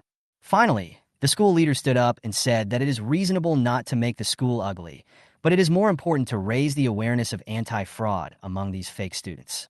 People should have conscience, whether it is cheating others or being cheated by others. He does not want it to happen to our students. The flag-raising ceremony lasted for an hour, but the students were not annoyed at all. They were very excited, and the discussion was heated. I guess no one felt sleepy. Sunny followed the group back to class, and occasionally heard Anthony's name from a few people on the way. She went upstairs silently. She was really tired after standing for an hour. After finally reaching their class, Sunny sat down on her seat and rubbed her ankle. She was a little thirsty, but after looking at the distance between the water dispenser and her, she decided to give up. I am so tired, so tired, so tired. I don't know where Anthony is hiding. He's not in class. The classmates were still enthusiastically discussing the flag-raising ceremony and looked over at her from time to time. Sunny didn't care and looked back. There was still no one sitting in Zhou Ying's seat. She must have asked for leave. The second class was occupied by the flag-raising ceremony, and there were only 15 minutes left before the get-out-of-class ended. There was no time to say anything. The teacher probably thought so too, so he didn't come. So the noisy state of class 3 continued for a long time, until the door of the classroom was pushed open again, and a boy walked in lazily with 2 bottles of water in his hands. The talking in the class stopped involuntarily. Chapter 42, his contact information is definitely more than 2,300. Anthony returned to his seat, put one of the bottles of water on Sunny's table, and said, "Here, it's your turn." Sunny got up from the table, looked at the bottle of Shuang Weiwei that Anthony placed on his table, then looked at the bottle of lychee soda on his own table, and paused. Anthony seemed to know what she wanted to say. He raised his eyes and smiled. "If you don't want to drink, go get some boiled water yourself." Anthony's arrival was just in time. Sunny was thirsty, so he brought her some drinks. But why is it so cool? Sunny never knew that there was a place selling sweet snacks in their school. In her impression, this small, fat, cartoon-shaped milk bottle has always been a drink for children. In contrast, Anthony's bottle of lychee-flavored soda was tall and thin, forming a sharp contrast with the bottle of Shuang Weiwei on her desk. Sunny suspected that he was implying something, but she had no evidence. It was better to have something to drink than nothing. She was too lazy to run to the back of the classroom to line up for water. Sunny silently took the bottle of Shuang Weiwei and said silently, "Thank you." She wanted to drink it right away, but she looked around and didn't see the straw, so she asked, "Where's the straw?" Hearing this, Anthony was stunned for a moment. "Sunny, you didn't take it?" Anthony looked at her bottle of Shuang Weiwei and said after a moment's hesitation, "Doesn't this kind of milk have a folded straw stuck to the bottle?" "Oh, that means I didn't take it." "Yeah." Sunny felt like laughing for some reason and wanted to tease him. Yes, the straw must have not been glued firmly to the bottle and fell off. Anthony looked at her expression as she tried to hold back her laughter. "I'll know where to get it next time." Sunny is still smiling. "What are you doing?" Just now, a girl confessed her love to him in front of the whole school, saying that his contact number was definitely more than 2,300. Now almost the whole school was discussing him, and even the classmates in his class were focusing their attention on him. But the person at the center of the conversation was discussing with her whether there was a straw stuck on the bottle of Shuang Weiwei. Absurd sense of detachment. You have to respect the living habits of someone who just came back from abroad. Anthony thought Sunny was laughing at him for not bringing a straw, so he stretched out his hand unhappily. "Give me the cup." "What?" Sunny snickered. Classmate, please give me a chance to use my water card, which I have never taken out since I recharged it with money. Anthony sighed helplessly. So Anthony lined up to get water. Sonny sat in his seat and pinched his ears, which were gradually turning red. My desk mate. It was the first time she heard Anthony call her that. It feels quite different from when Zhou Ying used to call her desk mate. After Anthony came back, Sonny couldn't resist the temptation to gossip and asked him why he was called out in the morning. To assist in the investigation. The police called me last night. Although I know nothing about the whole thing, my name is involved from beginning to end, so I need to explain. I knew it last night. No wonder he wasn't surprised at all this morning. As if he heard Sonny asking him about this, Yu-hee, who was sitting at the back table, also leaned forward and asked cautiously, Jiang, can I call you Anthony? Can. Anthony. Yu felt a little embarrassed when he called out this name. That girl, the one who was deceived, is the junior you mentioned you. Anthony replied casually, yeah. He looked like he was not willing to answer. Yui felt a little embarrassed and didn't know whether he should continue. At this moment, Anthony suddenly trembled and staggered as if he had lost his balance. Yui was startled, but saw Sonny slowly retract his foot from kicking Anthony's stool. Watch your attitude. Not everyone is as tolerant as me, and can't help but hit you when seeing you like this. You. Anthony looked at her for a while and laughed. You are quite strong. In fact, it wasn't that Sonny was too strong, but Anthony didn't sit very steadily. The stool was tilted slightly backwards, and the two front legs didn't touch the ground. Sonny didn't really want to kick him, but she suddenly remembered that Anthony had transferred to their class for more than a week, but there were only her, Zhou Ying, Hutsung, who sat on the other side of Anthony across the aisle, and Sun Muchu, and the class monitor who had spoken to him. It seemed as if no one else had spoken to him. The students in his class were very friendly and would not deliberately isolate the freshmen. I could only say that Anthony was always lazy and indifferent, and his aura was inexplicably unapproachable. They're the kind of people who have the desire to steal, but not the courage to do so. They didn't take the initiative to talk to Anthony, and Anthony was even less likely to take the initiative to talk to others for the sake of class friendship. This won't work. How long will he be able to integrate into the team? Think about it, he can only talk to her a few words in the whole class. How lonely it is. If she asks for leave or is away for something, he will be suffocated. So after Sonny kicked Anthony's stool to show that he was not as scary as he looked, he explained to him, he is this lazy and dishonest look every day. Keep asking. He was still a little uncomfortable, but he didn't get angry when he saw Sonny kicking Anthony's stool, so he relaxed a little. It's nothing, it's just that this is the first time our class has seen this kind of thing that only happens in legends, and there are some gossips for a while. Sonny also sighed. Me too. Yui asked curiously, Anthony, are you really that good at studying? The transcript the school showed her should be my grades from abroad. Anthony's tone was indeed more serious and less cold. The scores there are different from those in China. She must have misunderstood something. Sonny was a little hesitant about this. She had never seen Anthony's transcript from abroad, but the perfect scores he got in math and English in the last monthly exam were enough to shock her soul. In addition, Anthony has been tutoring her in science whenever he has time, and Sonny can feel that he is definitely not bad in science. I just don't know how the liberal arts exam is. Sonny didn't dare to say anything big for him. After all, it's better to be humble. Don't enter his grades for the next monthly exam. He failed again. Wang Suin had been listening for a long time and couldn't help but join in. Anthony, I'm sorry. I thought you were the one who scammed me today, but I didn't expect you were also a victim. Sonny felt a little embarrassed when she heard Wang Suin apologize to Anthony, so she also apologized to Wang Suin and said, I'm sorry, my attitude was not very good today. Anthony's eyes roamed over the two of them. He didn't know what happened. Yu-hee, who had watched the whole thing, took the initiative to explain, it's like this. After you were called away by Lao Gao and the police today, the thoughts of our classmates have been a little divergent. Chapter 43, I'm not very good at seeing others. Yui pointed at Wang Suin and said, he, Wang Suin, speaks without thinking. He guessed that you are not a person who can only be judged by appearance. And then your deskmate said, how is that possible?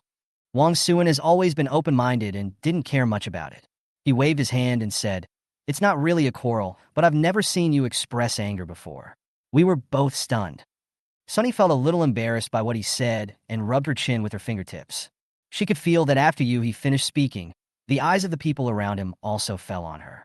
Anthony said, slowly, looking at her eagerly without disguising his gaze at all. I've never seen my desk mate get angry. Because of the flag-raising ceremony in the morning, during the morning breaks, waves of people came to visit outside their classroom. Some girls even had the courage to call Anthony out. The first time, Anthony thought something was wrong, so he went out. The girl who asked him to go out was bold for a while, but when she saw him really come out, she immediately became timid, lowered her head. Her face turned red, and she couldn't say a word. Anthony leaned against the door frame casually, looking lazy and a little bit ruffian for no reason, but his tone was unkind. "Classmate, what's the matter?"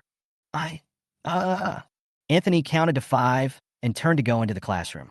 The second time, someone actually wanted to call him out. Anthony glanced over, and when his eyes met the strange girl who was eager to try, he casually withdrew his gaze and said politely and reservedly to the classmate who came to pass on the message, "I'm sorry. Please tell her that my leg is lame. If there is anything, let her come in and find me directly." Sunny laughed muffledly beside him. Anthony looked over at her. She didn't look at him either. She was still copying something in her hand and muttered, "Anthony, are you so popular in England?" Anthony raised his eyebrows and wanted to say something modest, but before he could say anything, Sunny said, "No, Westerners have different aesthetic standards from us. In their eyes, someone like you must be extremely ugly." Anthony sneered, the sarcasm obvious. Sunny suddenly stopped copying and turned her head to carefully examine his facial features.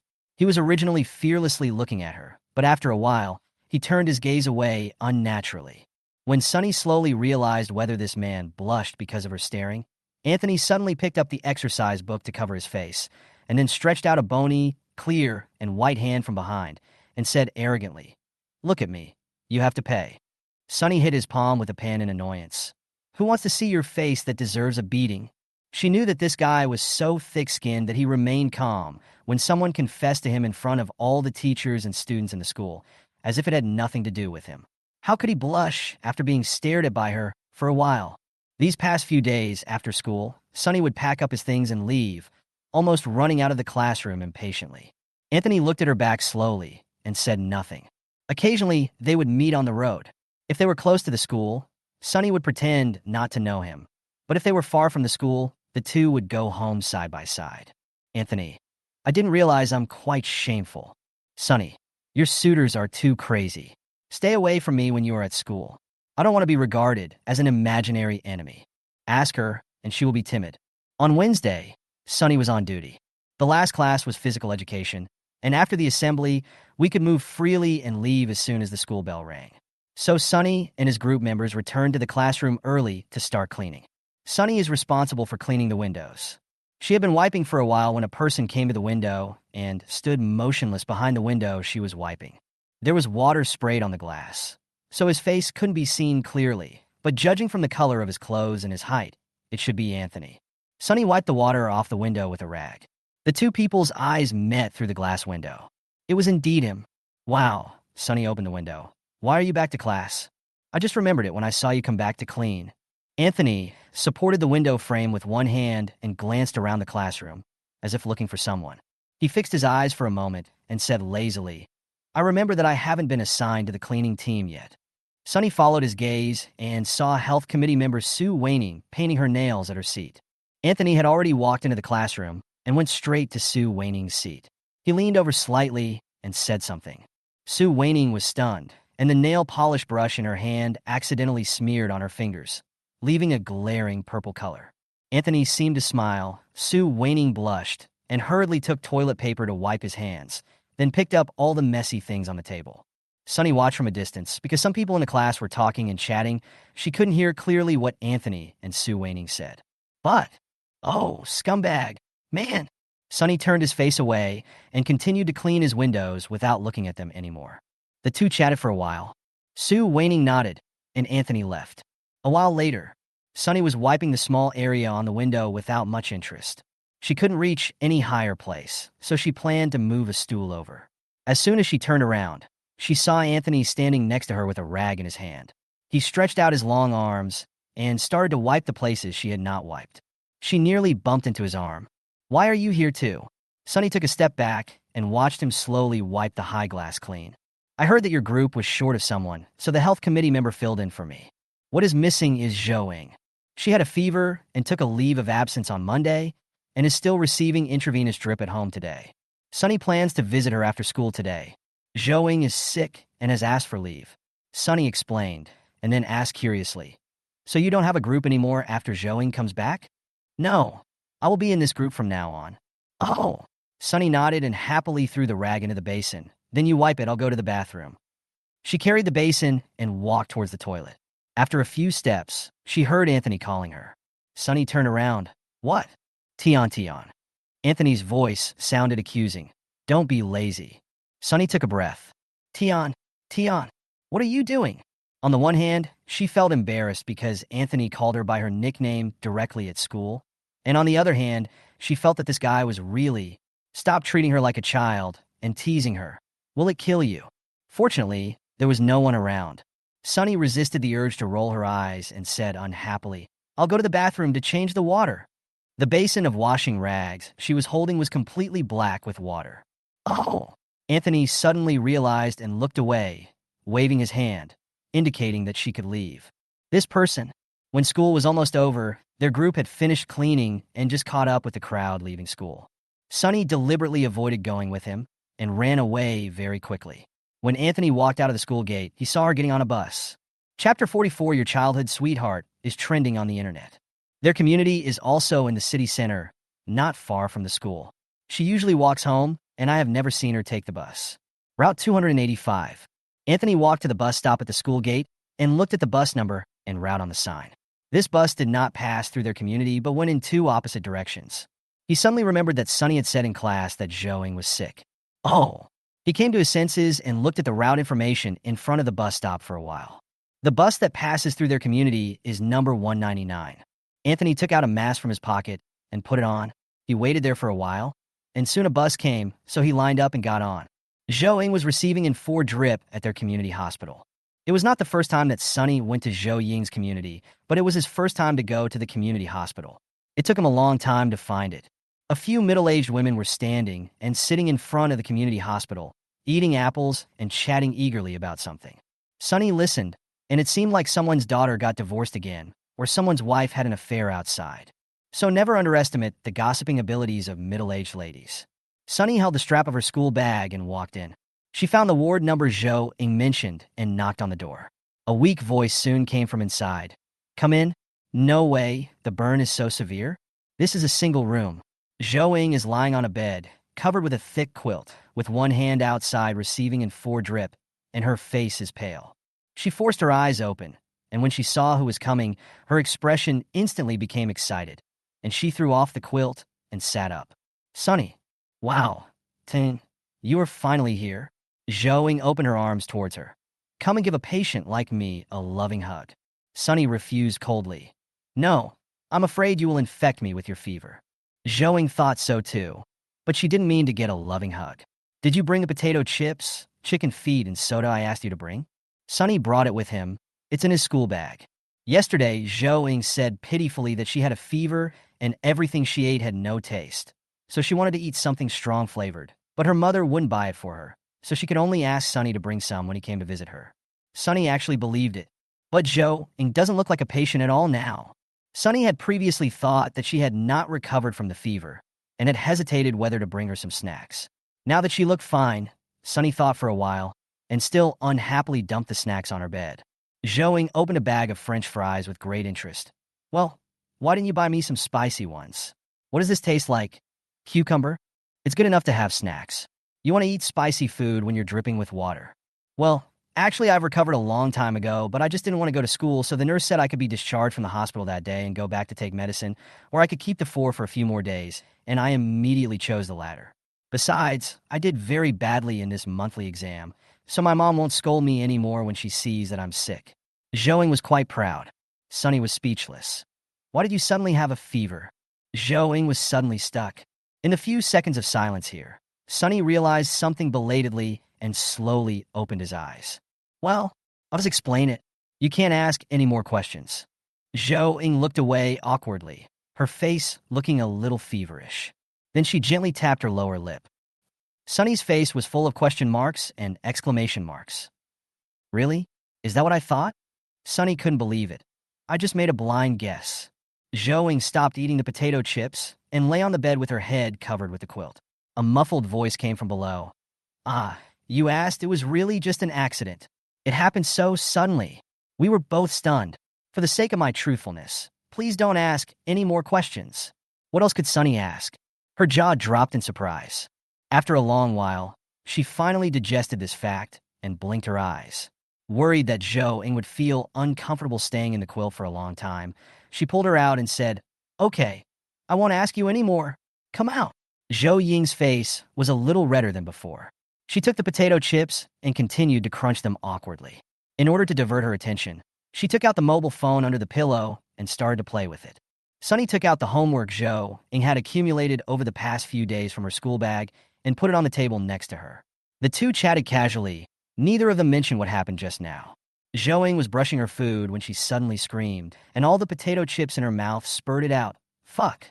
Sunny silently handed her a few tissues. "What's wrong?" Sunny's face blankly. "Has anything big happened in our school recently?" Sunny subconsciously thought of the flag-raising ceremony on Monday. Before she even mentioned it, Zhou Ying held her phone in front of her and said with great certainty and assurance, "Sunny, your childhood sweetheart has become a trending topic." Ah? Ah. Sunny looked over blankly. Zhou Ying's phone page stopped at the Weibo hot search page. She read it from top to bottom and found two familiar entries. Hashtag his contact information is definitely more than 2,300. Hashtag I don't know why he's still in high school. One is ranked 5th on the trending search list, and the other is ranked 11th on the trending search list. These are what the girls said at the flag-raising ceremony on Monday. Sunny clicked on the 5th hot search, and the first popular Weibo post was a video posted by a person with the caption, "Flag-raising ceremony at Yangming No. 1 Middle School on Monday. The girl is awesome." It is the full version of the girl's speech. Zhou Ying had only read the text version and had not had time to watch the video. So she clicked on the video and watched it from the beginning, occasionally exclaiming and screaming along with the reactions of the teachers and students in the school in the video. Sunny asked her to keep her voice down. "If you keep screaming so loudly, the doctor will come over and tell you that you are disturbing others." "It's okay. Our community hospital is very down to earth." Zhou Ying was still watching the video. It is indeed very down to earth. Sunny thought of the Annies sitting at the door chatting and gossiping. She is confessing to Anthony, right? Right? "Oh my God, this sister is so brave." The girl's logic was very detailed. The long paragraph at the beginning fully explained the process of how she was cheated and called the police.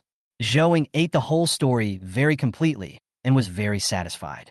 After watching the video, Zhou Ying continued to browse the Weibo posts under this entry.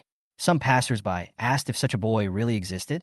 Many comments replied, "I can prove that his contact information is definitely more than 2,300.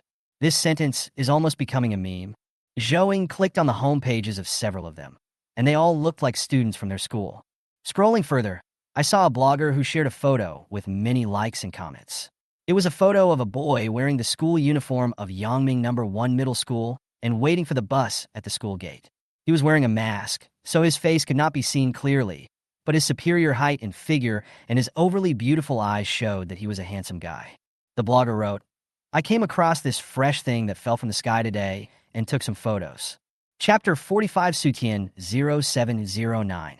The blogger added in the comment, "Skyfall equals short for the school hunk who fell from the sky." Xiaomian. As expected, a handsome guy's temperament is different even with a mask. And shouted 25. "My home is in Yangming City. Yangming No. 1 Middle School, right? Wait for your sister to run into you, baby."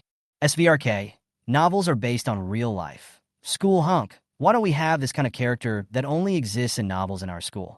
But why is it called the school hunk that fell from the sky?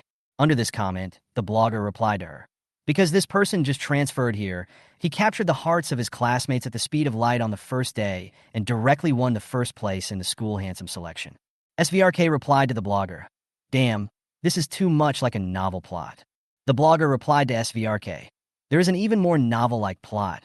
He appears to be 180 centimeters tall, a Ritterney from a British aristocratic school, has a very nice name which I will not tell you about, and he is also very cool and self-clean. It is said that on his first day here, several girls asked him for his WeChat ID, and he directly gave it to them via their head teacher's ID." Under this comment, netizens were all exclaiming wow, and expressing all kinds of envy, jealousy, and hatred. Sunny read through the post quickly. She didn't understand. Although Anthony is not ugly, he shouldn't be on the hot search list, right? Oh, everyone likes handsome men and beautiful women. It's mainly because that girl's confession on the podium was posted online and went viral. And the guy being confessed to was really. Zhouing just realized that Sunny's comment on Anthony's appearance was that he was not ugly and rolled her eyes at her unhappily. You call him not ugly? He's so blatantly handsome, and he's such a good student, and he's also very cool. It's unjust that he's not on the trending search. Sunny's face with the hand that had the needle in it.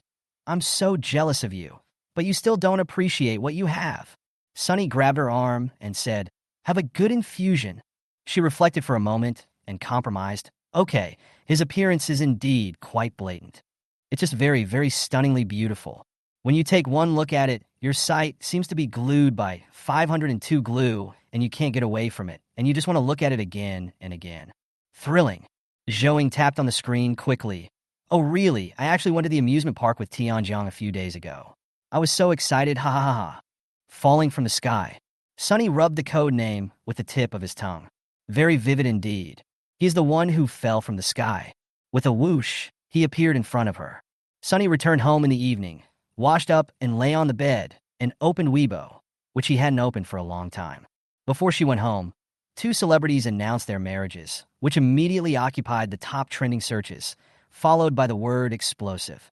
So now the rankings of the two trending searches related to Anthony have dropped a bit, but overall they are still in a very prominent position. When you click on it, you will see some related Weibo posts full of envy, jealousy, and hatred, some expressing amazement at the girl's behavior, and some praising Anthony. But there were also some people who actually scolded Anthony for being ugly, and their words were very unpleasant. Of course, the comment sections of these Weibo posts are full of netizens criticizing the blogger for being an ordinary man and being jealous of his good looks. Sunny silently gave a few likes to the comments and then complained to the original blog. Several messages suddenly popped up on the phone. IU picture. IU picture. Sunny was so scared when he saw these four letters that his hands started shaking, and he ended up reporting it and sharing it on WeChat Moments. She was scared again and hurriedly logged out and returned to Weibo. This time, I carefully clicked on the complaint button before reopening the WeChat chat box with IU. Stunned, Anthony had grabbed her and taken on Saturday night. It's just that the camera watermark in the lower right corner has been removed. These two photos were the same one she saw that day, with no changes except the watermark was erased. One had a cute sticker, and the other was plain without even a filter. Anthony didn't post anything else. Sunny saved both photos, then clicked on the second one, and enlarged it for a closer look. The moonlight enveloped the scene, and a man and a woman stood side by side, both looking at the camera. Her expression was still a little dazed, but the corners of her mouth were slightly raised. Anthony rarely put away his casual attitude and smiled gently. There must have been a breeze at that time, and her hair on her forehead was blown messy, but it didn't look ugly. When Sunny enlarged the photo, she realized that she was smiling at that time. She somehow quit WeChat and posted a Weibo post visible only to her fans. Sweet and sour pork tenderloin is the best. It's heavenly. The accompanying picture is a photo of the two of them. Sunny usually just checks out hot news on Weibo and doesn't manage it deliberately, so his fans only have a Weibo robot administrator. Even Zhouing doesn't know her Weibo ID. She occasionally posts on Weibo, but even if it is set to public, it only gets a dozen views, and there are 0 reposts, likes, and comments. No one looked at her. Thinking of this, Sunny hesitated for a moment and changed the setting from visible only to fans to visible to the public. Then she quit Weibo. Before quitting, she remembered something, went to the trending search page to take a screenshot, then returned to WeChat and sent it to Anthony. IU. Sunny, you are on the trending search, don't you know? IU know. Sunny. Then go and have a look. Many people are praising you. IU oh. Sunny. You are so calm. IU normal. Narcissism. Sunny angrily tapped on the keyboard for a long time, not knowing what to reply. IU sent another message. It should have been bought by the school for the enrollment KPI. Oh, that makes sense. Sunny took some time to check out the group of monsters and demons, and found that the group had been discussing this matter for the entire afternoon. Then why did Anthony only find out now? Did he not check his phone or block the group? But she also blocked the group because the students in their class were so talkative, with 99 plus comments every minute. Sunny suddenly remembered that Anthony had not joined the notification group for teachers. The notification group is on QQ and is usually in a muted state. Only teachers or class monitors have administrator privileges and can occasionally send notifications. Sunny sent Anthony a string of numbers. Sunny, my QQ number is QQ. Please add me, and I will add you to the notification group. Ayu. No QQ. Ayu. Not used abroad. Sunny wanted to reply and ask him to register one. And then he saw another message from Anthony. Ayu. QAQ. QAQ? Cry? Sunny felt like he was struck by lightning. I am convinced too. Why is there such a big contrast between Anthony offline and online? Why does Anthony like emoticons so much? Emoticons don't fit your noble and cool image at all. Sunny, register one. She suddenly remembered that she had a small account that she didn't use, so she sent another message. Or I have a small account. You can use it directly. Ayu replied quickly. Okay, account and password. He replied immediately, but Sunny became angry. I feel like this guy is a fraud. She still remembered the account number, but had forgotten the password. Sunny logged in and found out that the password was her name plus her birthday. Sutian0709. Chapter 46 Borrow with Your Mouth. Before sending it to Anthony, she logged in herself, changed her nickname to QAQ, and changed her profile picture to a picture of a pig's head.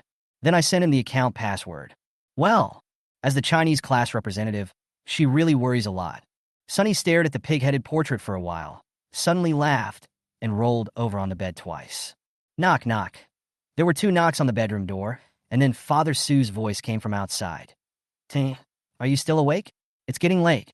If you don't go to bed, you'll be late tomorrow again. Dad must have seen that the light was still on in her room. Got it. I'll go to bed right away. Sunny had already added the small account as a friend, so he directly sent an invitation to the class notification group to the small account, then put down his phone and went to sleep peacefully. The next day, when she woke up, the first thing she did was to open the QQ account that had become Anthony's account. Sure enough, the avatar had changed, and it was the same as Anthony's WeChat avatar, but the nickname had not changed. It was still set by her. This account had also been added to their class's notification group. Sunny laughed again when she thought about the expression he might have when he modified his profile picture. Zhou didn't return to school until Friday afternoon. Although she successfully skipped 4 days of classes with legitimate reasons, she also had 4 more days of homework to make up. During the noisy break, Zhou was so busy writing that she didn't even look up. When Sunny went to get some water, he passed by her seat and got her a cup as well. The monitor suddenly called out at the classroom door. Sunny, someone is looking for you. Sunny came back to his senses and looked out the window. The only familiar face was Ran. Why did senior sister and Ran come to see her? Sunny and she only know each other's names. After filling her cups with water, she took the 2 cups and went out. She looked around and made sure that the person who came to see her could only be Ran.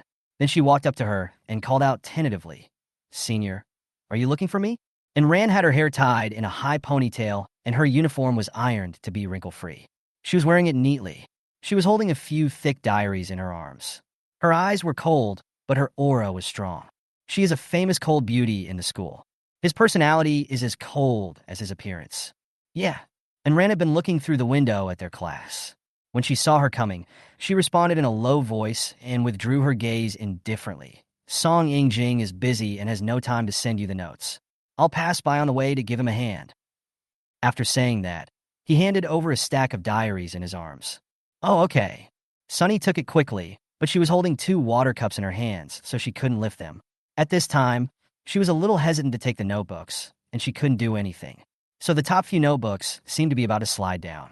As she was trying comically to keep her balance, a hand suddenly picked up the notebook from her arms. Sunny looked up and saw that Anthony was holding a bottle of steaming lychee soda in one hand and holding the notebook that was taken from her in the other hand.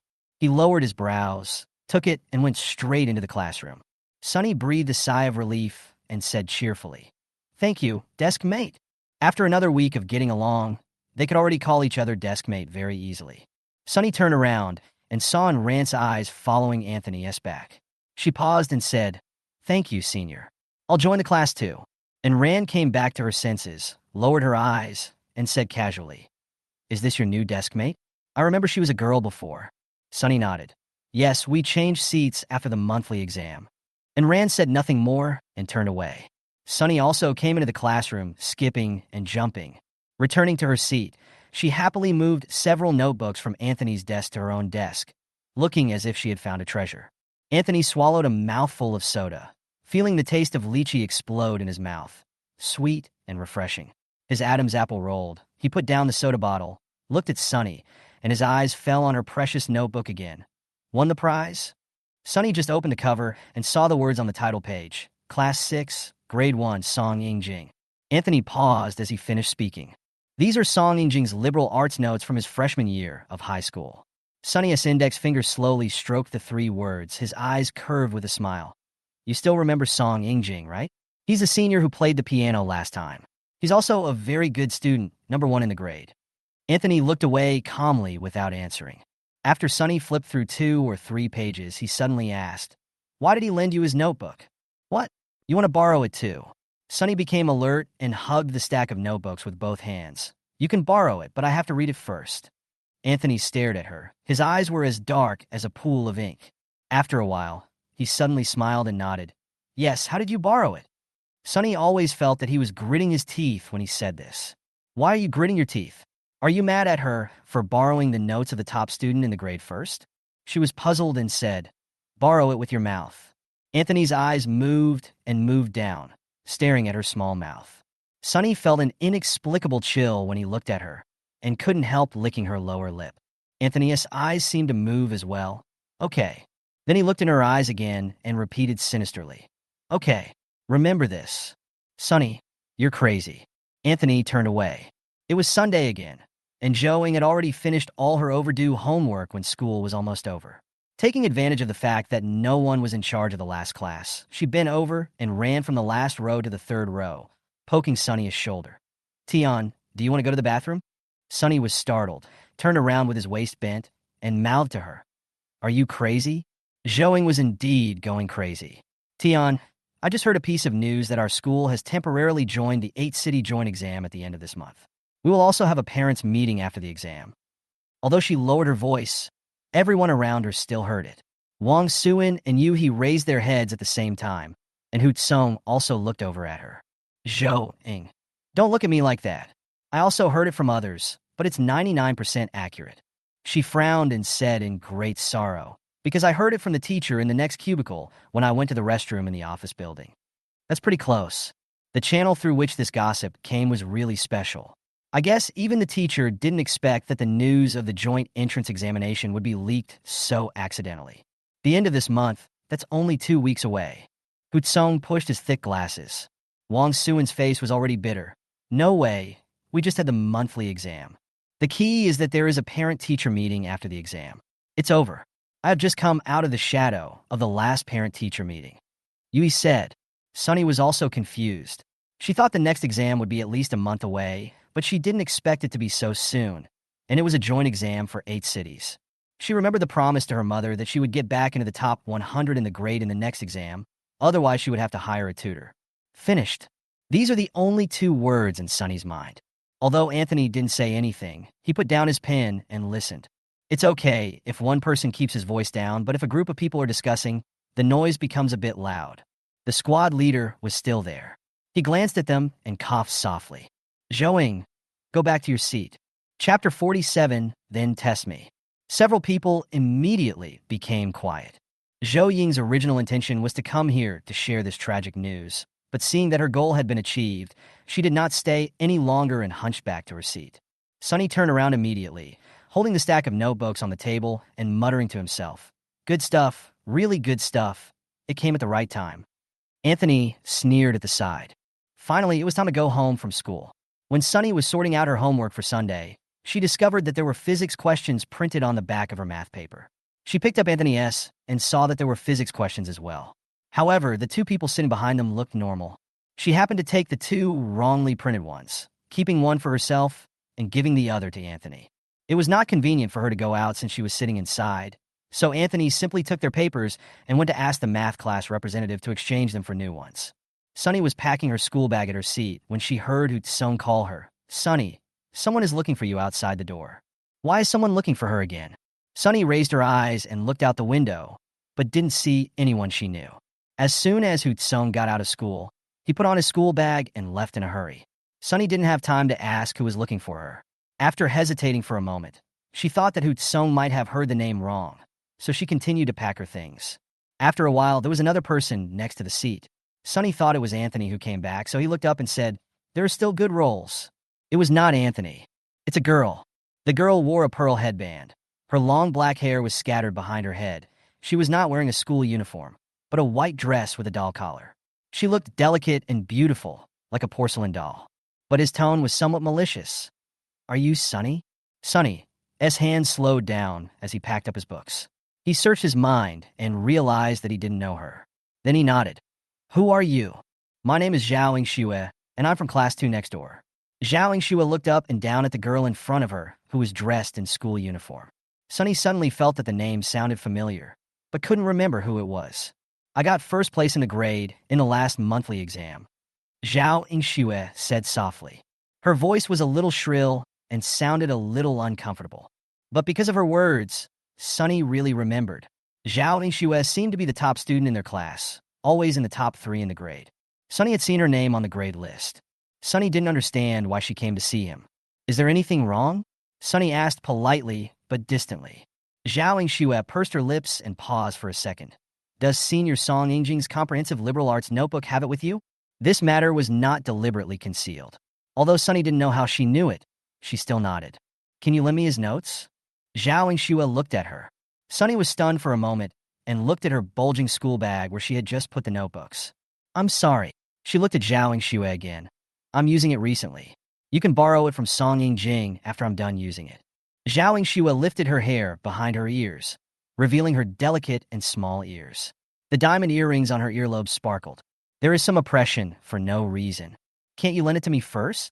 Zhao Yingxue blinked innocently. There's a joint exam at the end of the month, and it's very important to me. Sunny had a strange feeling in her heart. She felt that the following conversation might not be very friendly. Zhao Yingxue's tone was really annoying. She shook her head and said, No, the joint entrance examination is also very important to me. Aren't you ranked 300th in your grade? Zhao Yingxue blurted out, not realizing there was anything wrong with her words. These notebooks can only help you improve a little, but it's different if I read them first. This is a question of whether you can stay first in your grade. Sunny looked at her with a gradually strange look. She felt that it was impossible for the two of them to talk to each other. So she looked away and continued to stuff things into her school bag, her tone becoming a little colder. I'm sorry. Go borrow it from Senior Song Yingjing. This is his stuff. If he lets me give it to you first, then come back to me. Zhao Yingxue. He agreed. Sunny paused. Zhao Yingxue added, My brother is a classmate of Senior Song Yingjing. I told my brother about it. Sunny couldn't comprehend the logic. What does this have to do with your brother? What's the point of telling your brother? Song Yingjing is not your sister-in-law. Sunny silently complained in his heart. Zhao Yingxue didn't know what she was thinking, so she said naturally, because my brother and he are friends, he will definitely lend me the notebook first. Sunny smiled and shook his head. Anyone who can say this probably has never met Song Yingjing. Moreover, even if they had to compete with each other based on their relationships, she and Song Yingjing would be closer, right? What's more, she was the one who borrowed it first. Zhao Yingxue saw her shaking her head, feeling a little anxious. She pinched the hem of her dress and said in a more urgent tone, If you don't give it to me now, my brother will tell Senior Song Yingjing about it, and it will be embarrassing if he asks you to give it back directly. Sunny has lost the desire to talk to her and is deeply suspicious of why Zhao Yingxue can get the first place in the grade. What kind of magical logic is this? Zhao Yingxue was still pestering. Do you know how important the joint exam at the end of the month is for those of us who are good at studying? Anyway, your academic performance is average, so it would be a waste to let you read the notes first. It would be better for me to read them first. Sunny was a little annoyed, but she wasn't the type to initiate an argument. She wanted to say something, but out of the corner of her eye she saw Anthony, who had been standing nearby with 2 papers in his hands, watching the show for who knows how long. Her gaze paused on his absent-minded face. After a while, she looked at Zhao Yingxue again. Even if I let you look first, you won't be the top scorer in the joint entrance exam, because someone has already booked it in advance. The 2 people parted unhappily. Anthony then slowly returned to his seat. I didn't expect you to have so much confidence in me. Sunny said this to block Zhao Yingxue. Now that Anthony directly pointed out that it was him who was being talked about, he realized it belatedly and felt a little embarrassed. She tried to make herself look calm and said, I mean, there are so many talented people in our class. She may not be so lucky to get first place again. Really? Anthony said with a smile. He only said these 2 words and didn't say anything else. Sunny could sense the strong sense of disbelief in it very clearly. Sunny felt that she had to say something to calm down Anthony's increasingly curved mouth, so she said, "Maybe I will be the next top student in the grade. If I could have the luck to win a 100 million lottery." Anthony did not refute. He suppressed all the expressions that could be considered as joking, regardless of the fact that this was still in the classroom and there were still some classmates who had not left. He raised his right hand and gently patted her head. "Then test it for me." Chapter 48, Jiang, Ayu. Because of this incident, there were few people on campus when Sunny left. She stopped walking so fast and walked at a normal pace. Sure enough, Anthony soon caught up with her not far from the school. The two walked side by side, and no one spoke for a while. Sunny was in a trance, thinking about the joint entrance exam at the end of the month. She really doesn't want to hire a tutor. Then there will be no time to relax, and every day will be spent in stress. Just thinking about it was like throwing her into a steamer, suffocating and anxious. She wanted to divert her anxiety, so she took the initiative to chat with the people around her. "Anthony, are you confident about the joint entrance exam at the end of the month? I have to do it even if I don't have it." Anthony looked ahead, put one hand in his pocket, and walked in step with her. He smiled a little when he said this. After all, someone wants me to be the first in the grade. Sunny opened her mouth, wanting to stubbornly deny it again, but then she remembered that he touched her head in class, so the word she didn't say became, "Can you please mind your behavior and not do anything excessive in public?" "What?" Anthony raised his eyelids. "Is it illegal for me to touch my pig's head?" Sunny stared at him. "You are the pig head. If it's not a pig's head, then why do you use a pig's head as your avatar?" Anthony laughed and asked slowly, "When you use a pig head as your avatar, that account is already yours. I don't recognize it." The two of them were quarreling, but it was mostly Anthony who spoke lightly. Sunny was repeatedly blocked and had nothing to say but quarreling. Soon they arrived at the gate of the community. At this time, they still did not stop fighting. Sunny became more and more courageous and finally silenced Anthony. He said with a beaming face, "You can't say it now, right?" Anthony suddenly called out, "Dad, Mom, don't lie to me. You don't look like it." Just as she finished speaking, she heard someone in front of her on the left burst into laughter. Sunny looked towards the source of the sound in a daze and saw Uncle Jiang standing next to the flower bed downstairs in the community looking at them, while Aunt Jiang squatted on the ground with her hand covering her mouth and laughing. Sunny's eyes widened immediately. The two walked over to say hello, and Jiang's mother joked, "I see you two have been watching all the way. Oh, you have a sharp tongue, and you can't just give in to the little girl." Anthony didn't bother to answer the offer. Sunny, on the other hand, said something nice for him. "Not really, he usually gives in to me." Mother Jiang continued to joke. For example? For example? For example? Sunny racked his brains, but couldn't think of one. Anthony glanced at her and laughed angrily. "You did this on purpose, didn't you?" Sunny glared at him. "Then tell me." Anthony smiled. "I give in to you all the time. Otherwise, you would have been made to cry countless times in the past 2 weeks. I'm not that sensitive. All over my body. Everywhere." Seeing that the two were about to argue again, Jiang's mother acted as a peacemaker. Okay. You guys aren't thirsty after arguing all the way. Tian, come to my house and sit for a while. I just bought some lemon flower tea." She pointed to the supermarket shopping bag in Jiang's father's hand. "We also bought tenderloin and plan to make sweet and sour pork tenderloin tonight. When you get home, tell us and come to our house for dinner. I remember that you like sweet and sour pork tenderloin the best." Sunny heard about the sweet and sour pork. She couldn't say the words to politely refuse. The sweet and sour pork made by Aunt Jiang is really delicious. So she nodded modestly but couldn't suppress her joy at the end of her voice. "Okay." They walked to the middle of the two villas together, and Jiang's mother said, "There are a lot of preliminary processes for making sweet and sour pork tenderloin. Tian, you can rest at home for a while before coming over, or you can come directly. I'll let Ayu play with you." Anthony, "No, I want to read a book." Seeing that Anthony seemed a little reluctant, Sunny agreed quickly. "Okay." Anthony looked over at her, and she immediately added triumphantly, "I'll be right there." Sunny rushed back to her villa. The 3 members of the Jiang family also walked back home. Father Jiang went to open the door. Mother Jiang glanced at her son and said with a smile, "Do you really want to read a book?" Anthony snorted lazily. Mother Jiang didn't refute him, but her expression clearly showed her disbelief, and she covered her mouth with her hand and laughed. Anthony was annoyed by the laughter and added, "I play games." Father Jiang just opened the door, and Anthony walked in first. Mother Jiang looked at his back, pulled Father Jiang's sleeve, and said with a snicker, "Why is my son still so arrogant?" The two of them also went into the house together. When Sunny got home, her parents were not at home, so she said goodbye to the nanny, went back to her room, changed into casual clothes, and ran excitedly next door. Just as he ran out of his yard, he suddenly remembered something, turned back, took out a box of mangoes and a box of strawberries from the refrigerator in the kitchen, and then walked towards Anthony's house. Father Jiang opened the door for her. Mother Jiang, who had just put on her apron, called her in the living room. Tian Tian, sit down. "Oh, you brought some fruit? Thank you, Tian Tian." Mother Jiang didn't say anything polite. She directly said to Father Jiang, who was sitting back on the sofa reading the newspaper, "Mr. Jiang, go, wash the fruit." Father Jiang added slowly, "Let me wash them. There won't be many left after I wash them." Sunny couldn't help laughing. Mother Jiang pretended to hit him with the towel, but Sunny took the initiative to say, "Aunt Jiang, where is the kitchen? I'll go wash it. There's pork tenderloins soaking in the kitchen sink." At this point, Jiang's mother glared at Jiang's father again. "You're so lazy. I'll soak you in the sink sooner or later." Father Jiang just smiled. Mother Jiang added, "Tian Tian, you can take it directly to Ayu's room to eat. There is a bathroom in his room. You're Uncle Jiang, and I don't like to eat fruit before meals." Sunny nodded. "Okay." She looked at the house, which had the same layout as hers, but was decorated completely differently. "Where is Brother Jiang?"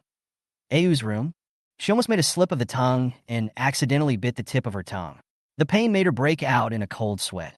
Mother Jiang didn't notice anything wrong and pointed to the second floor. "Turn right, and it's the room at the back." Sunny went upstairs carrying a box of strawberries. Compared to her home, which is decorated in full European style, Anthony's home is decorated in a warmer and simpler style. However, the layout is the same, and Sunny's own room is also at the end of the second floor, so she is not unfamiliar with this. She stopped in front of the last door and listened for a while, but heard no movement, so she reached out and knocked on the door twice. After waiting for a while, there was still no movement. Sunny remembered that he said he wanted to read a book. Could it be that he fell asleep while reading? It's not impossible because she often does things like this. She pressed the door handle, and as soon as she pressed it, the door opened a crack by itself. Sunny didn't go in directly, but moved closer and looked inside through the crack in the door. Chapter 49, My Hobby is Resting. The door was suddenly open from the inside. Sunny was so scared that she almost dropped the box of strawberries in her hand. Anthony leaned his left arm on the door sill and looked her up and down leisurely, then looked into her well-behaved fox eyes. "What are you peeking at?" "No, I was just coming in." "You have to come right in." Anthony thought about it for a moment and said, "If I happen to be taking a shower, wouldn't you take advantage of me?" Sunny felt a little aggrieved. "I knocked on the door." "Oh." Anthony looked at the door handle, and then the door opened by itself. "I just pressed it lightly, but who knew it would open as soon as I touched it?" "Oh." Anthony made way for her, then "Come in." "Ah," Sunny blurted out, then realized that Anthony didn't continue to argue with her, so she closed her mouth again.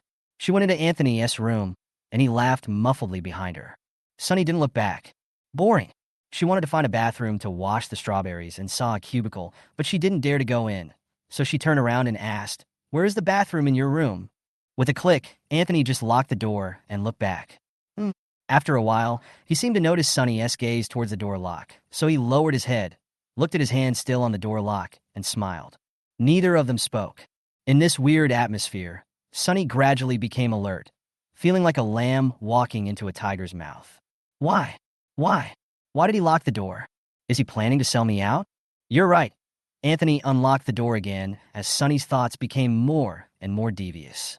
Anthony threw the huge floor-to-ceiling windows in the room, as if it had given him a layer of gold. Sunny then noticed that he had also changed back into his regular clothes, a plain white t-shirt and light blue jeans.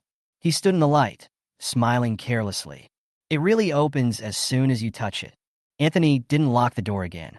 He came over and took the box of strawberries from her hand. He walked towards the compartment that Sunny didn't dare to enter just now, saying, "Let me do it. If my mother knew that you came to my house and asked you to work, she would kill me." Sunny had nothing to do, so he looked around Anthony's room. The layout of her room was similar to that of hers. There was a large bed in the corner and a desk next to the bed with various books and exercise books neatly placed on it. There was a diary spread out on the desk with a pen scattered next to it.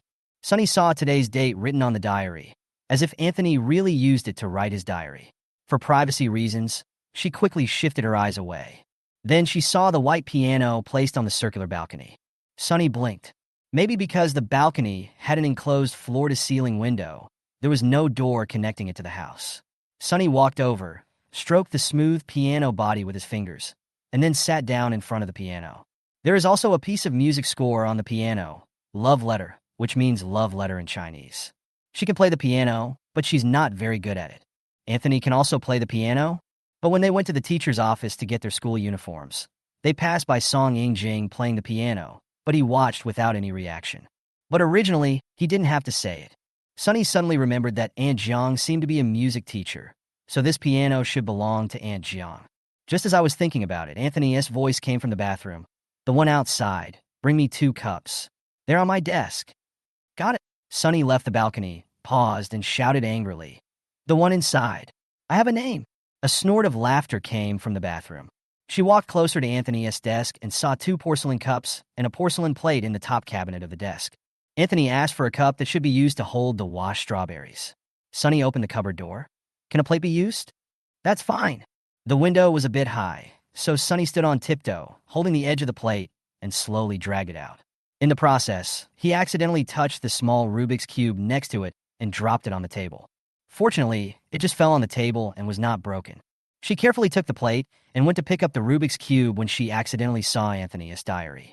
Lines of flowing handwriting came into her eyes. October 16th, Sunny. 1.Sutian0709. 2. First, there's a very arrogant and sharp check mark behind the words 2. First, what does the first one mean? Do you remember your QQ password?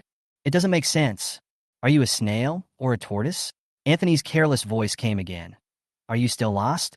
Do you want me to pick you up? Here it comes. Sunny didn't take it too seriously, shook his head, and went to bring him the plate. Sunny brought out the washed strawberries while Anthony was still washing his hands in the bathroom. She didn't wait for Anthony, but ate them first. The strawberries were very fresh, having just been taken out of the refrigerator, cool, and with a pleasant sweetness. You eat pretty fast.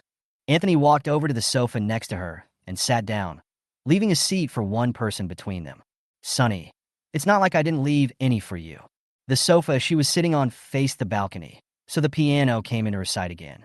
Sunny slowed down the pace of eating strawberries, raised her chin, and motioned Anthony to look at the balcony. Anthony, is that piano yours? No, it's my mother's, said Anthony.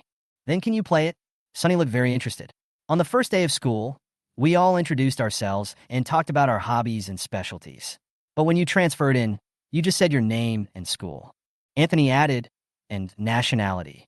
Sunny recalled that day and didn't want to pay attention to him again.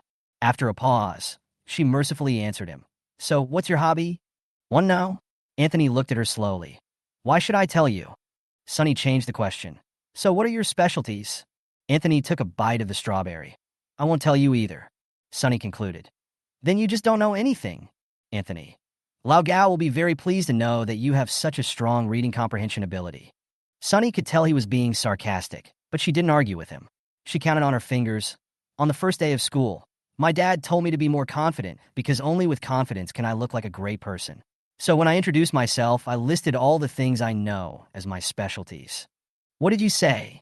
I said my hobby is resting. My specialties are a little bit of violin, piano, zither, pipa, harp, and a little bit of horseback riding, archery, and chess. Of course, I only know a little bit of each. Anthony imagined the scene in his mind and felt like laughing. Then you're pretty amazing. He praised sincerely. Chapter 50. A Love Letter to Her. Sunny thought he was being sarcastic and didn't argue with him. She continued, When I was little, my mom had high expectations for me and took me to one specialty class after another. But no matter which one I learned, I was always in the middle. I can only say I was good at it, not good at it. I was just mediocre. So my mom thought she hadn't found the right one for me.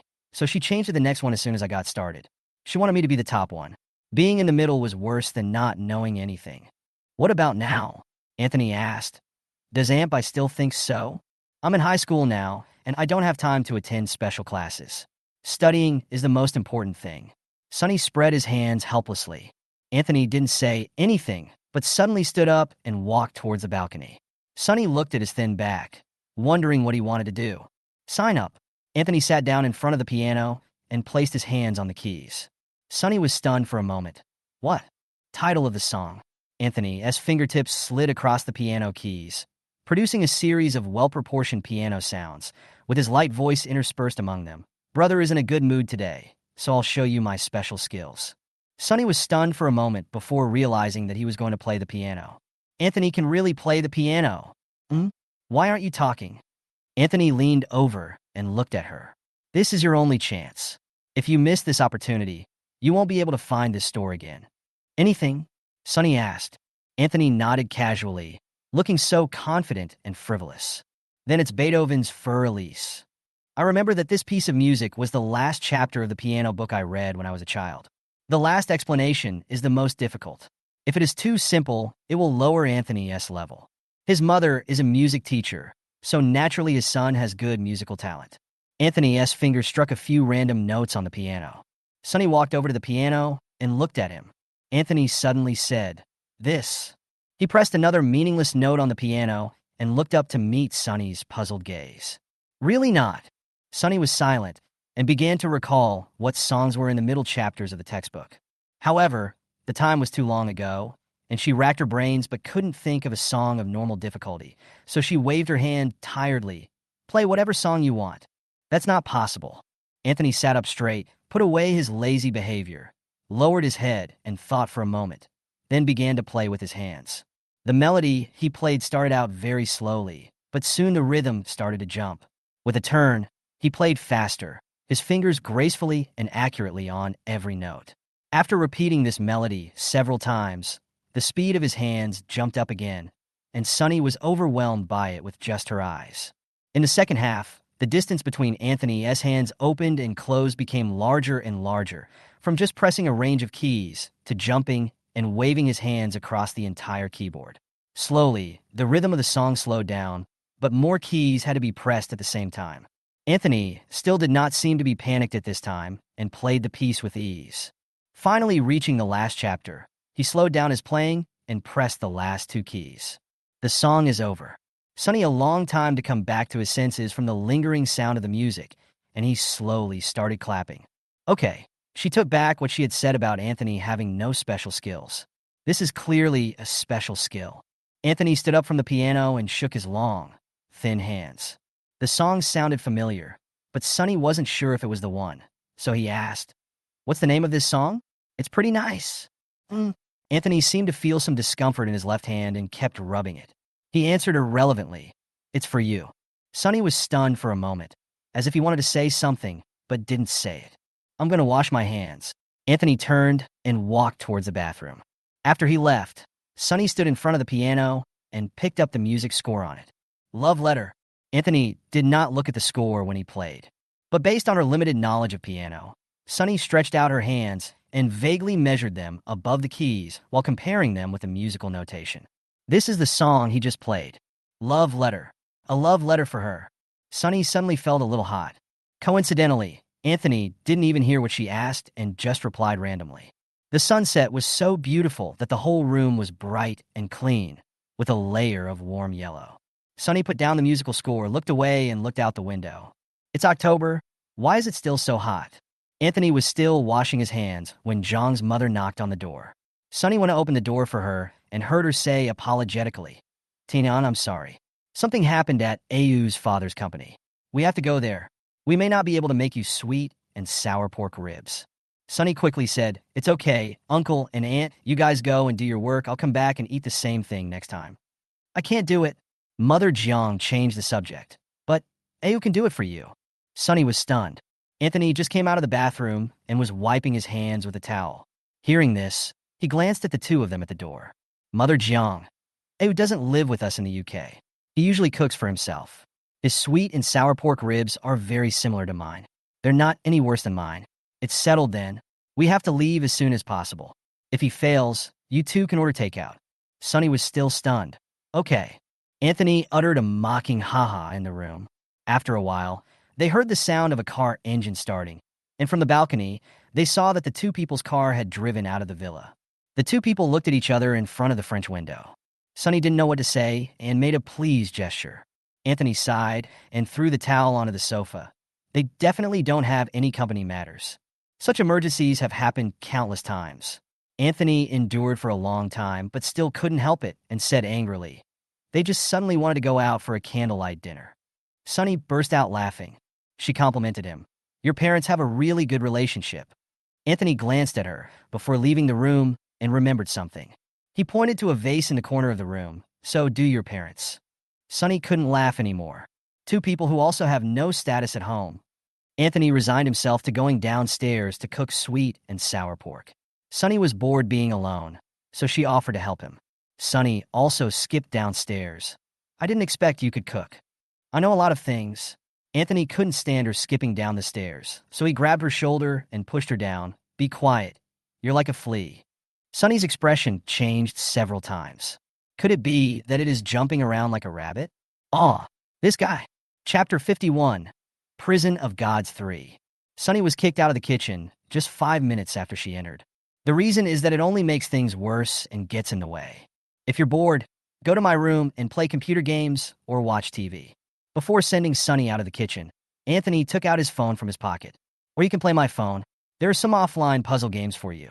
Sunny held his phone, feeling that he was being implied, and gritted his teeth. "What do you mean by a single-player puzzle game suitable for me to play?" "It's okay if you don't want to play standalone. There are online versions available. You can try that." Anthony raised his eyebrows. "Is the focus on single machine?" "The focus is on intelligence." Sunny felt that she was being implied again. "But..." Sunny looked at the black phone in his hand again. "You're just going to let me play with your phone? Are you sure? What are you afraid of? It's nothing shameful." Anthony had tied his apron on and urged her to get out again. "There's smoke." Sunny still didn't dare to play and planned to go back to his room, turn on the computer, and watch a few episodes of anime. In the middle of the process, his phone received a push notification and lit up. Sunny saw that his lock screen wallpaper was a city night scene, still in Gothic style, and looked a bit like the complete version of his WeChat avatar. She couldn't see any useful information and noticed that the battery level in the upper right corner was only 20%, so she took out a charging cable from the computer desk and charged his phone. The computer in Anthony's room is very large, with a curved screen. Judging from the peculiarly shaped keyboard and mouse, it looks like it is specifically used for playing games. Sunny turned on his computer and noticed that his desktop was very clean. Apart from a few common computer software, there was only one QQ and one WeChat, as well as an English game icon that Sunny did not recognize, and a software that looked like a video player. This should be able to watch anime. Sunny double-clicked the diagonal triangle icon. The moment I double-clicked, the computer made a high-tech sound like a machine starting up, and then the keyboard and mouse lit up at the same time, emitting dazzling light. Sunny felt like she had accidentally unlocked some seal. She didn't dare touch anything and hesitated whether to call Anthony up. At this moment, a game login interface popped up on the computer screen. Sunny didn't click anything, but its progress bar started running on its own. Game loading. Game loading completed. Entering the world of gods. Dear user AU, logging in for you. Login complete. Dear user AU, it's nice to see you again after 472 days. After this sentence appeared, the computer screen flashed, and the game login interface completely turned into the game interface. Sunny was already dumbfounded. What is this? She must have accidentally opened a game. Sunny had never seen such characters and game scenes anywhere else. So far, both the character modeling and the original scene paintings are very delicate and exquisite. Although she didn't play this kind of large-scale online game, she was still attracted to it for a while. Anthony's ID is AU. The character is a male, and his profession seems to be a magician. He wears a complicated magic robe and holds a tall staff in his hand. He has an oriental face and white hair that hangs down to the ground. The figure is barefoot, with a string of red foot bells tied around one ankle. A little bit, it looks good. The message page on the right was scrolling crazily. Sunny thought it was just him scrolling and didn't take it seriously. Later, he found out that someone was constantly sending messages to Anthony, and every message would be pushed to the top. The messages from these friends were all in English, and they were so fast that Sunny couldn't understand them at all. Only a few of them sent messages in Chinese, which also said, "You're back. AU, is that you?" It's just logging into a game. Why are they so excited? Sunny didn't click it, but just kept trying to figure out how to exit the game. Why no across? What an advanced and inhumane game. The difficulties she encountered were too low level. Anthony was cooking downstairs, and probably didn't have time to come upstairs to solve such a low-level problem for her. Maybe I will be speechless. Sunny pouted.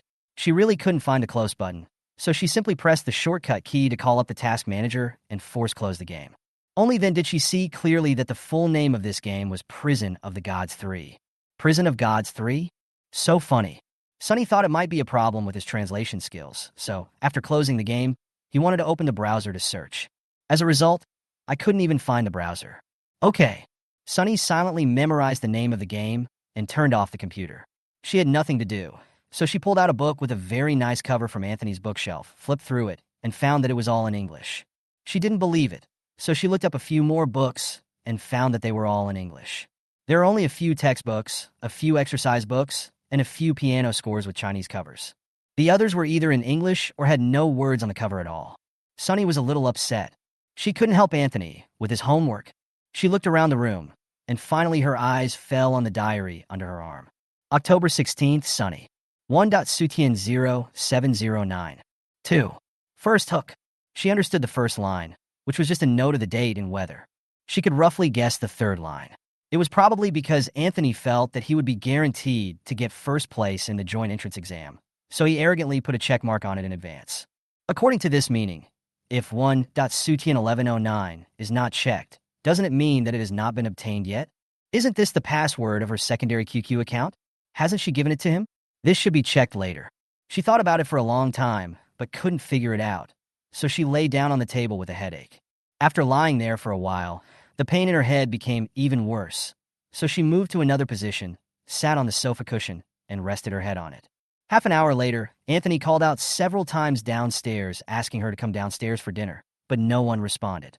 He took off his apron and went upstairs, only to see her sleeping on the sofa. She was sleeping soundly. When I got close to her, I could hear her small, regular snoring coming from her nose. Anthony couldn't help but laugh, and walked over and gently touched the soft hair on her head. You can only behave better when you are unconscious. Anthony ruffled her hair and tidied it up, but he still didn't give up on her and started to pinch the soft flesh on her face. His movements were quite large, and he was trying to wake her up. Sunny felt an itch on her cheek in her sleep, and she rubbed it on the sofa uncomfortably. Anthony paused as he was dragging his hand across her cheek like a cat.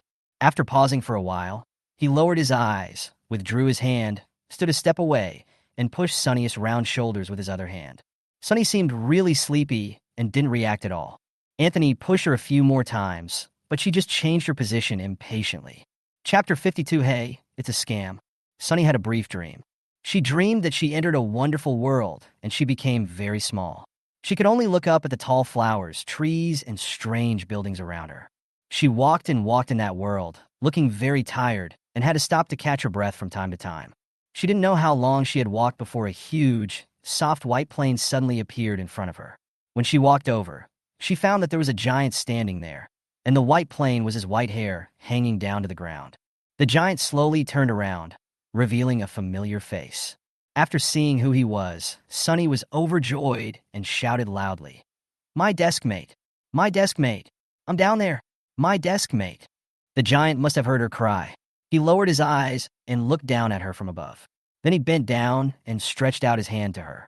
Sunny was ready for him to lift her up, but suddenly she saw a magic ball quickly condense at the front of his outstretched fingertips. A huge sense of energy rushed towards her and hit her with a bang. Before she died, she saw through the reflective energy ball that she was actually a flea. Sunny suddenly opened his eyes. Just then I saw a palm across in front of me. Reality and dreams overlapped, and Sunny was afraid that a ball of energy would appear at the tip of her finger and hit her in the next second. She screamed and lay back in response, rolling straight from the sofa to the ground. Then she screamed again. There was a wool carpet under the sofa, so it wouldn't hurt if she fell down. Sunny rubbed her almost sprained neck and sat up by holding onto the sofa. Anthony towered over her, standing behind the sofa and looking down at her. The scene before my eyes overlapped with my dream again. Sunny rubbed his eyes and thought he might not be awake yet. Giant Jiang straightened up and took back his hand that was about to pinch her face. "Hey, you're trying to scam me. I haven't touched you yet." Anthony, Sunny hadn't come back to his senses yet, sitting on the ground staring at him blankly, and suddenly asked out of nowhere, "Do you know magic?" Anthony looked at her expressionlessly and said, "I see you are still not awake." After talking for a long time, Sunny showed no intention of getting up from the ground. He reluctantly walked around from behind the sofa and stretched out a hand to her. "Get up." The meal is ready. I called you for a long time, but you didn't come down. Sunny thought about the dream she just had as she held Anthony's hand and stood up, following him downstairs. She didn't think for long before her attention was drawn by the fragrance in the living room. Smells so good. A bowl of red sweet and sour pork was placed on the dining table, emitting white smoke with 2 bowls of rice next to it. Anthony walked lazily into the kitchen and said as he walked, "Please sit down. I'll bring you another dish." Sunny found a seat and sat down. Soon, Anthony brought out a plate of stir-fried vegetables, and in his other hand held a large bottle of juice, which he filled up the glasses in front of her and himself. After sitting down, she found that she didn't have chopsticks, so she went to the kitchen to get some. Sunny was like a 1-month-old baby, enjoying Anthony's full care. "Eat!" Anthony added a piece of sweet and sour pork to her bowl. "Finally, I can eat it." Sunny rubbed his hands, picked up the chopsticks, and shouted, "Thank you, classmate." Then he couldn't wait to pick up the piece of meat and put it into his mouth. The sweet and sour tomato sauce covered the tenderloin, which was crispy on the outside and tender on the inside. It was delicious and slightly hot, completely satisfying the expectations of the taste buds. Sunny quickly bit it and swallowed it, then drank a sip of juice. Anthony waited until she finished swallowing before slowly glancing at her. He picked up a piece of greens with chopsticks and put it on her rice. "Why don't you call me brother you anymore?" Sunny choked and coughed violently twice, then took out some tissues to wipe his mouth. "Did you hear that? This is no nonsense." Sunny patted his chest and said smugly, "I won't shout." Anthony sighed in frustration. He is doing the son's work and worrying about his parents, but the one being served doesn't even appreciate it. Sunny smiled and suggested seriously, "I can call you son." Anthony didn't argue with her. He picked up a piece of tenderloin and put it on the rice in his bowl, snorting, "Ignorant bastard." Anthony's family didn't seem to have the habit of not talking while eating or sleeping. Sunny had a rare opportunity to chat while eating, so she talked a lot more and chatted with him about all sorts of things. "Anthony, your cooking is so delicious. Is it because you cook too much?" Not really. I'm just gifted. This juice is delicious." "What brand is it? Don't you have eyes?" These 2 words are so big. "Oh, I didn't see it." "Do you have a dishwasher at home? Who will wash the dishes after we finish eating?" Anthony sneered and gave her a "what do you think" look. "Okay." Sunny nodded. "I've never washed dishes before. I always put them directly into the dishwasher. But I can learn. Wash 2 or 3 dishes first and show me how to do it. Then I'll be able to do it." "You learn pretty fast then." "All right. I just turned on the computer in your room to watch a video, but when I clicked on a software on the desktop that looked like a player, it suddenly popped up the game login interface. I couldn't close it, and it logged in very quickly." "Anthony, is your computer infected with a virus? The kind that can't be closed once it's opened?" Hearing this, Anthony paused for a moment holding the chopsticks and nonchalantly swallowed the rice in his mouth, his Adam's apple rolling up and down. He slowly put down his chopsticks, leaned against the back of the stool, lowered his eyes, and seemed to be thinking about something. Sunny continued, "But I still used my intelligence to shut it down, even though it was already logged in. Anthony, you have so many good friends in the game. Many people sent you messages when they saw you were online, but I didn't read them because they were all in English and I couldn't understand them. The application with the triangle logo is not a player. It's just a plugin for quickly opening games." Anthony explained lightly. Oh, Sunny nodded. Sometimes she was impatient with the login page in front of her when playing games. Sometimes she had to wait for 3 or 4 minutes before the page jumped. "But what game are you playing, Anthony? I feel like I've never seen that graphics before. It doesn't seem to be very popular, but I see that the modeling and original paintings are quite exquisite. It doesn't look like a niche game." Anthony did not answer her question, but asked back unhappily, "Are you asking 100,000 whys?" They were almost done with dinner. Sunny saw that he had stopped eating with his chopsticks, and there were still 3 pieces of sweet and sour pork ribs left in the bowl, so she took 1 piece and put it in his bowl. For a balanced nutrition, she took another piece of green vegetables with her chopsticks and said, "Eat quickly, don't leave any leftovers. Your desk mate only washes the bowls without leftovers." Anthony found it a little funny, but he didn't refuse. He shook his right hand, which had been holding the chopsticks. Sunny stopped worrying about the game and stuffed the last grain of rice in the bowl into his mouth and drank the last sip of juice in the glass. He leaned back, rubbing his stomach and sighing with satisfaction. Chapter 53, Little White-Eyed Wolf. It's delicious. Sunny was so full that he stood up and walked around the table to digest his food. He sighed again. It's delicious. Anthony, if you can't make a living in the future, You can change your career to become a chef. I will try my best to come every day. Anthony was dazzled by her tricks.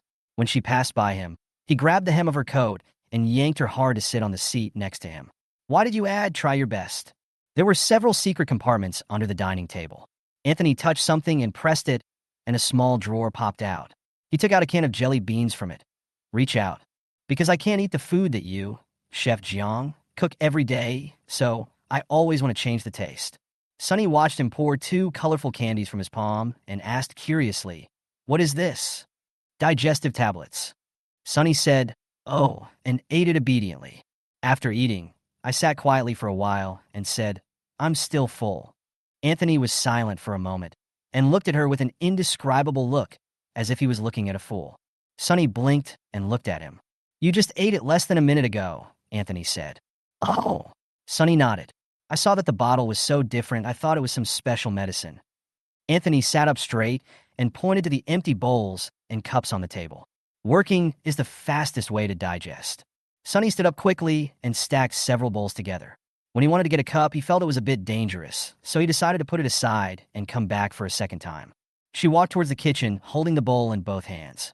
Halfway there, she remembered something and turned around very seriously. "No, working is not the fastest way to digest. Going to the toilet is." Anthony suddenly realized that this little girl was really becoming more and more talkative.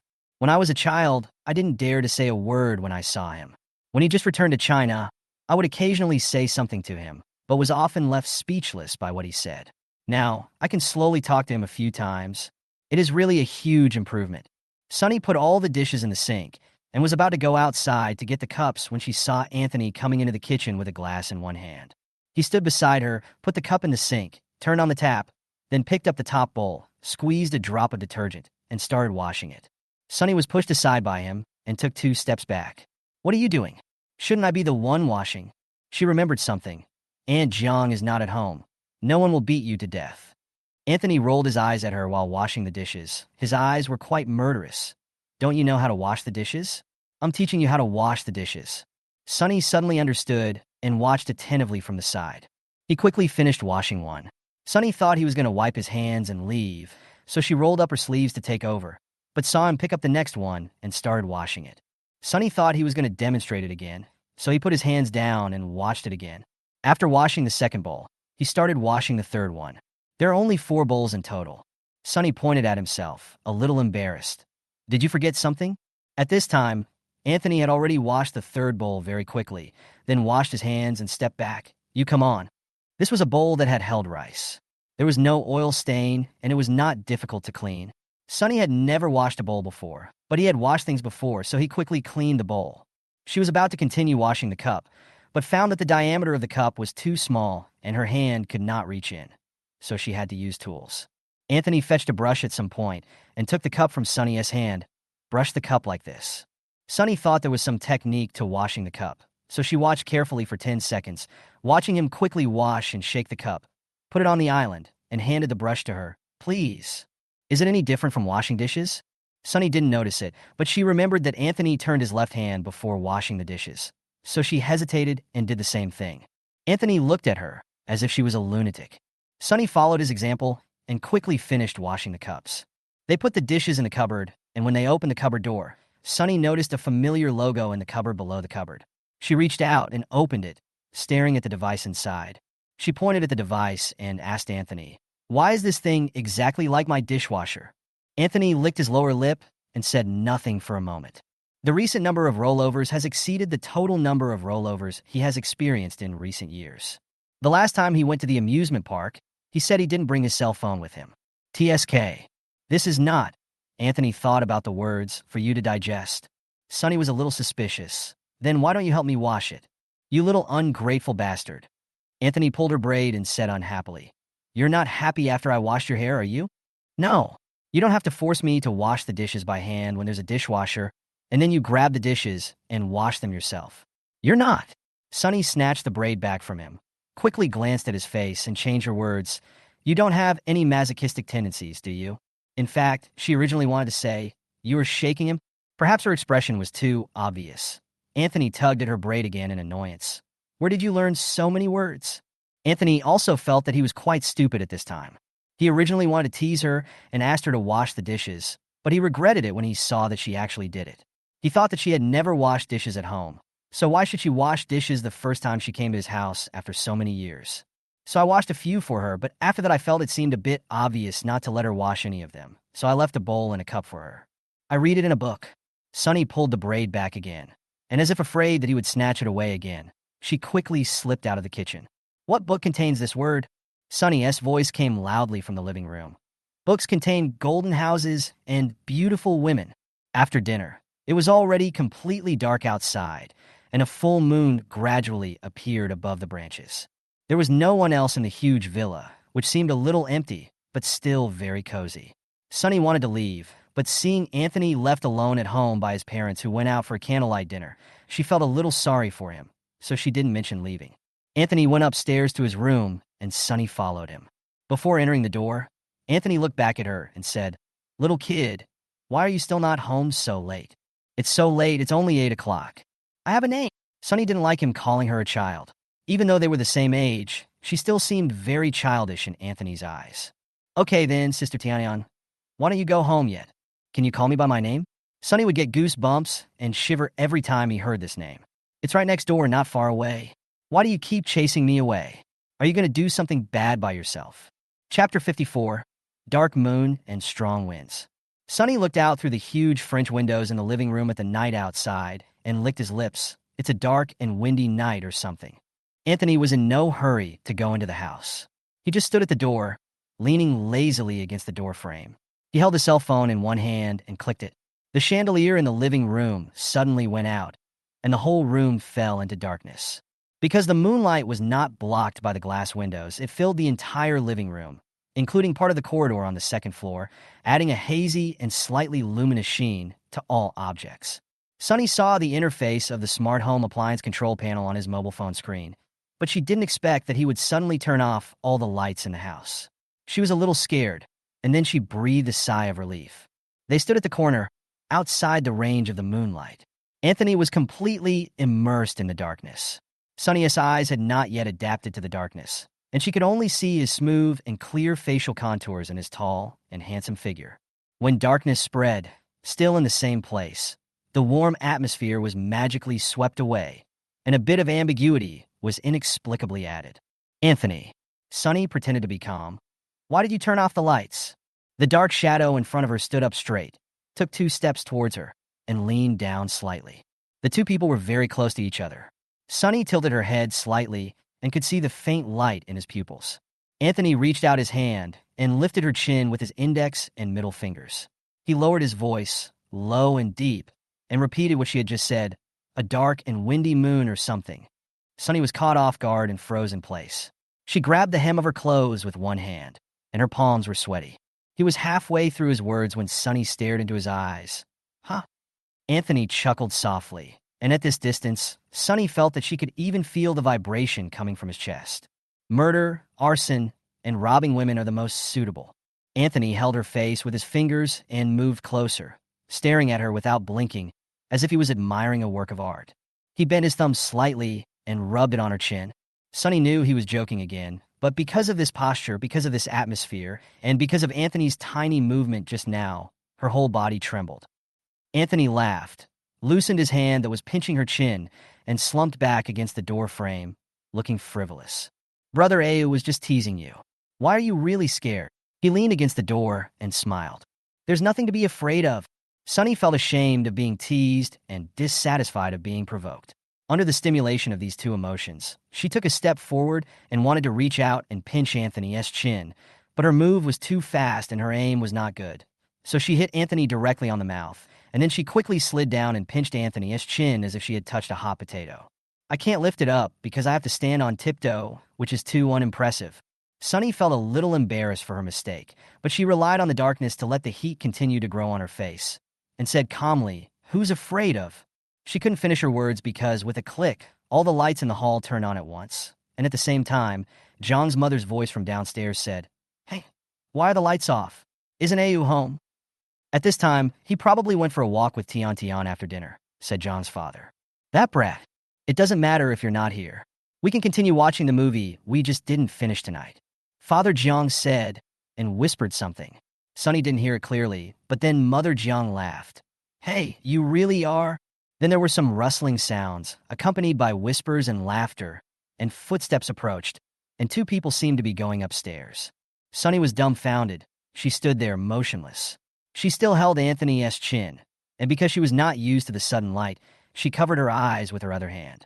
Anthony was still leaning lazily against the door. He was stunned for a moment when the light came on. Then he saw the little girl who wanted to tease him back with her face flushed red, looking at the stairs stupidly.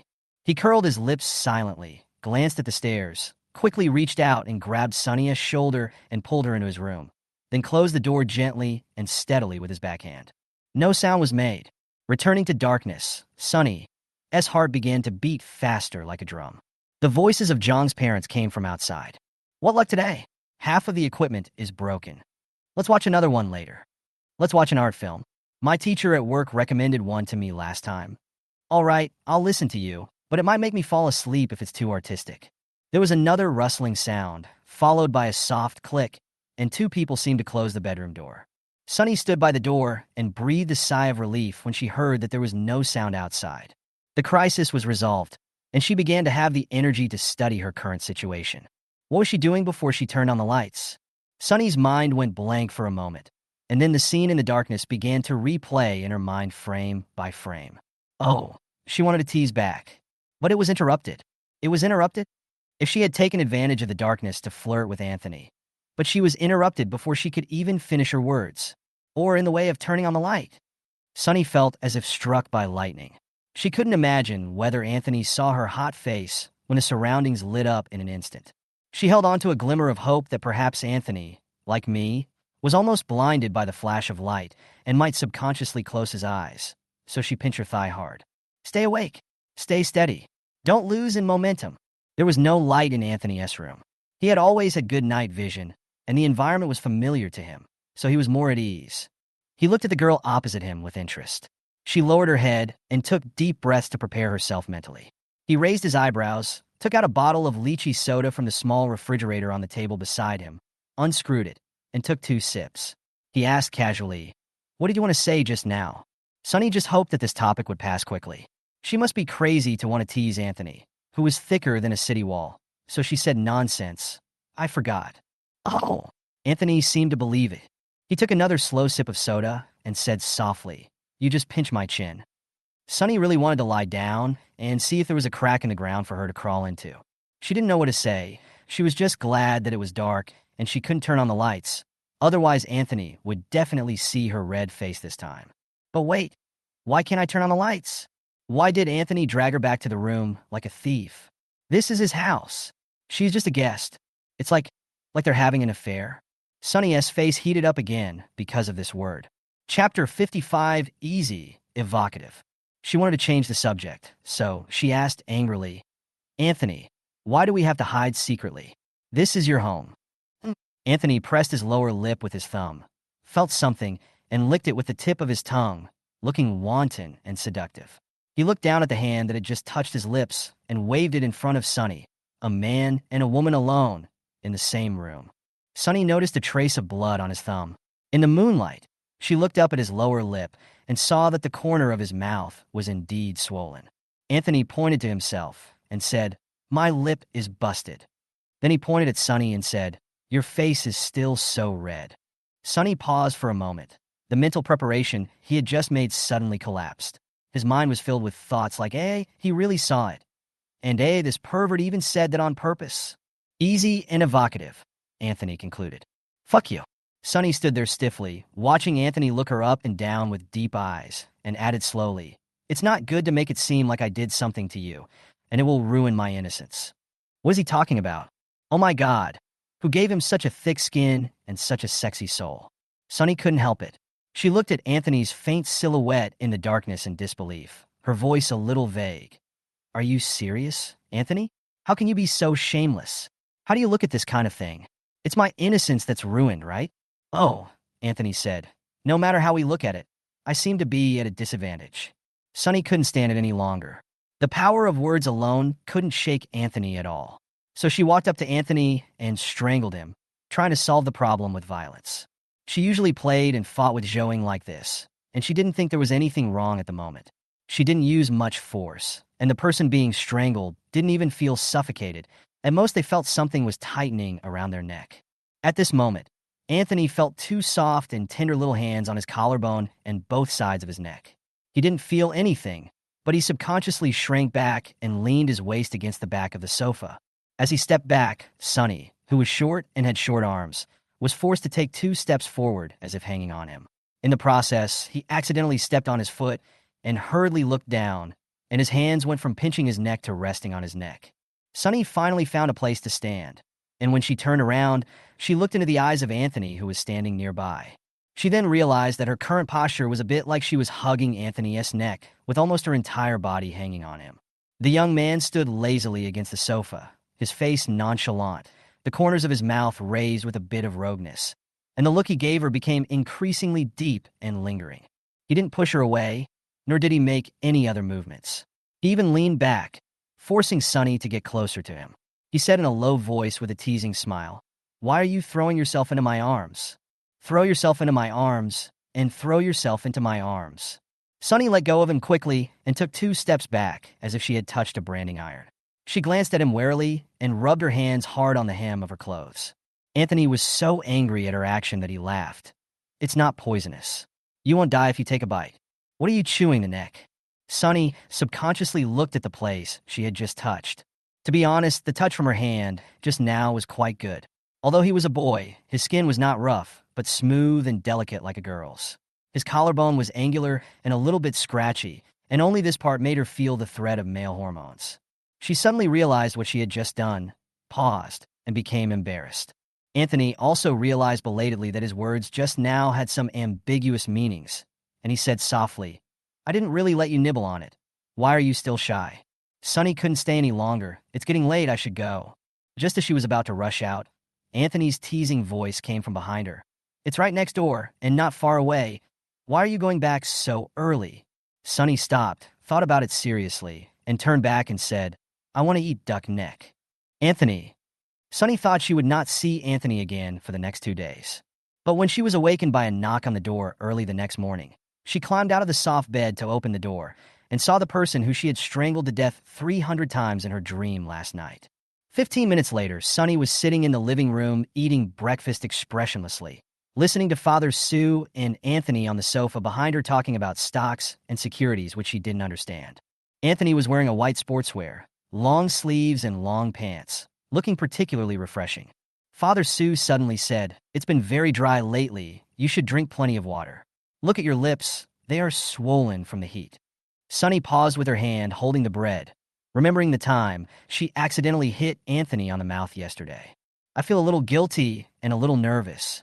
Then she heard Anthony say meaningfully, "It's not a fire." Sonny's heart suddenly rose, thinking that Anthony would not say that she was the one who hit him, right? Anthony naturally saw her stiff back. He paused for a moment and added slowly, "I bit it accidentally while eating." Mr. Seuss said something and quickly changed the subject. Sonny let out a silent breath and continued eating breakfast. After dinner, she went upstairs to change into sportswear and came downstairs reluctantly. Anthony was waiting for her in the living room. Yes, for the next few days off, she will go for morning exercises with her desk mate and childhood friend. Last time before breakfast, her parents mentioned this matter, and she wanted to refuse, but since they had already started eating, she didn't say anything for the time being. Later, after the meal, she was finally able to talk. The flowers that her father ordered arrived, and Sonny felt a close-up dog food attack and forgot about it. "I didn't expect my father to act so quickly." I don't know when he had already talked to Anthony about it. And Anthony didn't even reveal any information to her in advance. Anthony with a mess on her head, eye boogers hanging from her eyes, and wearing wrinkled big yellow duck pajamas from sleeping. All her image. Anthony is so glamorous. Sonny looked angrily at the tall figure standing in the living room with his back to the light and walked over. "Okay, let's go." Anthony looked at her and said nothing, and the two of them walked out of the living room one after the other. Sonny had just finished breakfast and was not in a good mood for exercise, so they just took a walk around the community. The morning air was fresh and cool, and the surroundings were very quiet. Occasionally, they could see a few people passing by them who were also exercising in the morning. Chapter 56. Teacher Xiao Jiang is a good teacher who loves students. The autumn weather was crisp, and the birds were singing, and the flowers were fragrant. Sunny suddenly felt better, stretched, and was no longer so reluctant to get up early to exercise. She reached out and pulled Anthony's sleeve. "Hey, Anthony, did you know the way to our community when you first moved in?" In the years since Anthony moved out, the community property management upgraded the greening in the community and renovated some public buildings. Sunny feels that he has changed a lot. They walked along the edge of the artificial lake. Willow trees hung down their branches over the mirror-like surface of the lake, causing ripples. A few swans swam past under the willow branches. Without waiting for Anthony to answer, Sunny suddenly became excited, grabbed Anthony's sleeve and pulled him to the lake, put his hands together in front of his eyes, and said, "Hurry, hurry, make a wish." Anthony looked at the ugly swans and looked at Sunny as if he were a fool. Sunny quickly made a wish, turned around, met Anthony's eyes, and took a breath. "This is very effective. It's the very famous crane in our community." Anthony looked at the ugly swans again to make sure he was not mistaken. "Those are not cranes, they are geese." "Oh, the fairy goose." Sunny waved her hands. "It's not important. What's important is that it is said that making a wish to it is very effective." Very, very. Anthony's temples twitched, and he didn't know what to say for a moment. After a pause, he couldn't help but said, "Who told you that?" "My dad." Anthony swallowed what he was about to say and pondered for a moment. That should really work. He lowered his eyes to look at Sunny. "So what did you wish for?" Sunny was a little excited, although she couldn't tell what she was excited about. "I made 2 wishes. The first one is about studying. I hope I can return to the top 100 in the joint exam at the end of the month. The first one is about learning, and the other one is about life." Anthony raised his eyes. "What about the second one?" "The second one is about studying." Sunny clenched his hands in front of his chest, staring at the buttocks of the 2 swans swimming away, and said in a very pious tone, "I hope the news of the joint entrance examination at the end of the month is false." Anthony laughed. Sunny was not joking. She was praying very seriously. "Beautiful fairy goose, if either of these 2 wishes can be fulfilled, I'm willing to be a vegetarian for a month. No, a month and a half to express my gratitude to you." Several fairy geese have already swam away. The water was shimmering like a mirror. Anthony lowered his eyes and saw their reflections in the water on the riverbank. "Sunny," Anthony suddenly shouted. This was the first time that her desk mate, who was always unruly, called her full name so seriously. Sunny turned her head and looked at Anthony's profile. Anthony looked at his reflection on the lake wantonly. The girl in the reflection turned her face to the side and stared at him without blinking. "You don't have to be a vegetarian for a month and a half," he said slowly. Sunny was stunned for a moment and opened her mouth, but she didn't realize what he was saying. Anthony raised his eyes, no longer looking at the reflection, but looking at the person standing next to him in reality. Although her thin lips were pursed, they curved upwards. "Please, just buy me water for a month." Sunny wrapped her wet hair with a towel and sat down at the desk. She came back from a tiring run, sweating all over, and spent 20 minutes quickly washing her hair and taking a shower. I looked up at the alarm clock. It was 9:15. 5 minutes left. She quickly went to the mirror to take another look and felt that she looked really funny with the towel wrapped around her head, so she wiped her hair vigorously. After she wiped until there was no water dripping, she quickly hung the towel up and rushed back to the desk again. Exactly 20 past 9. The phone rang on time. "Anthony has sent you a video invite." Sunny hurriedly clamped the phone on the phone holder and clicked to accept. An enlarged half of Anthony's face suddenly appeared on the phone screen. Before Sunny moved her finger away, it just happened to touch his lips on the screen. Her hand trembled, and she quickly moved her fingers away. Anthony was probably looking for something and was not looking at the camera. His face was close to the camera for a while, but then he quickly moved away and stopped at a normal distance. His hair was a little messy, and he had changed his sportswear into a denim jacket. He must have just taken a shower like her. The background behind him is his own room. He looked over. Sunny was shocked by the magnified beauty for a moment. Now she didn't know where to put her eyes. She felt a little embarrassed and coughed lightly. "Can you see me?" Anthony paused for a moment, looking into her eyes through the camera. "I only saw a pig." The awkward atmosphere disappeared, and Sunny stared at Anthony's face on the screen, wanting only to crawl over along the network cable and beat him to death. This person, you can't spit out ivory from a dog's mouth. Sunny's vocabulary of swear words was really limited. After grinding his teeth for a long time, he decided not to bother with him and just cursed angrily. Childish. Anthony laughed, leaned back slightly, and leaned back in his chair leisurely. He noticed Sonny's wet hair and spoke lazily, his voice coming through the microphone with a touch of casual tenderness. Why don't you blow dry your hair? Sonny took the alarm clock on the table and pointed at it. Teacher Jiang said that the class will start at 9:20 sharp, and you are not allowed to be late for even a minute. Teacher Jiang is a good teacher who loves students. Anthony said to the camera. Go ahead, I'll give you 5 minutes to blow dry your hair. It is really uncomfortable to have wet hair on your head. Since Anthony said so, Sonny of course agreed and ran to the bathroom to blow dry her hair. Anthony stopped looking at the camera, opened his reference book, took out a piece of white paper, and started writing and drawing on it. Just an hour ago, Sonny made a deal with Anthony. Anthony helped her with her homework so that Sonny could return to the top 100 in the joint entrance examination at the end of the month. In exchange, Sonny had to run errands for him to buy water for a month. No problem at all. Sonny felt that he had made a fortune. She would go to the supermarket with Zhou almost every day, regardless of whether she wanted to buy anything or not, to help Anthony carry water for a month. With only half a month left, Anthony wanted her to improve by nearly 300 places in the top-ranked high school in Yangming City. It sounded incredible. Anthony doesn't even have any results now, but Sonny really believes in him. Without any hesitation, he agreed to this deal, which sounded a bit outrageous. She also wondered what Anthony wanted from taking the initiative to help her with her lessons. When I think about how lazy and careless Anthony usually is, I feel that he might be really lazy.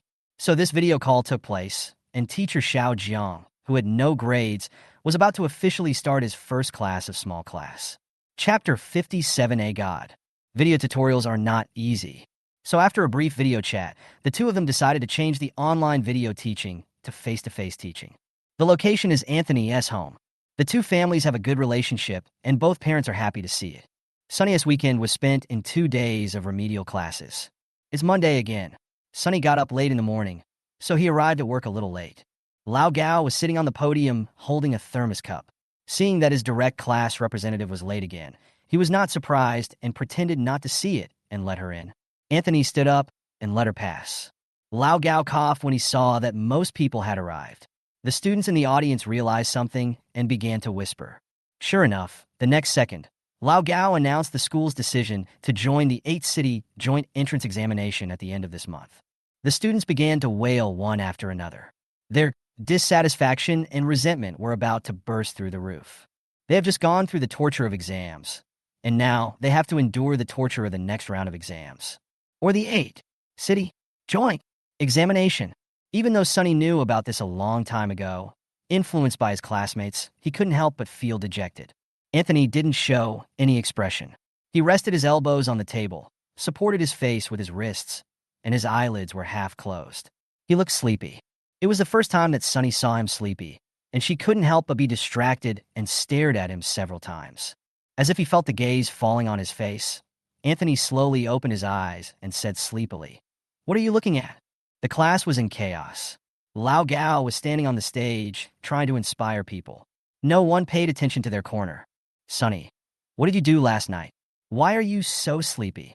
"I couldn't sleep." Anthony put down his hand, sat up straight, and perked up a little.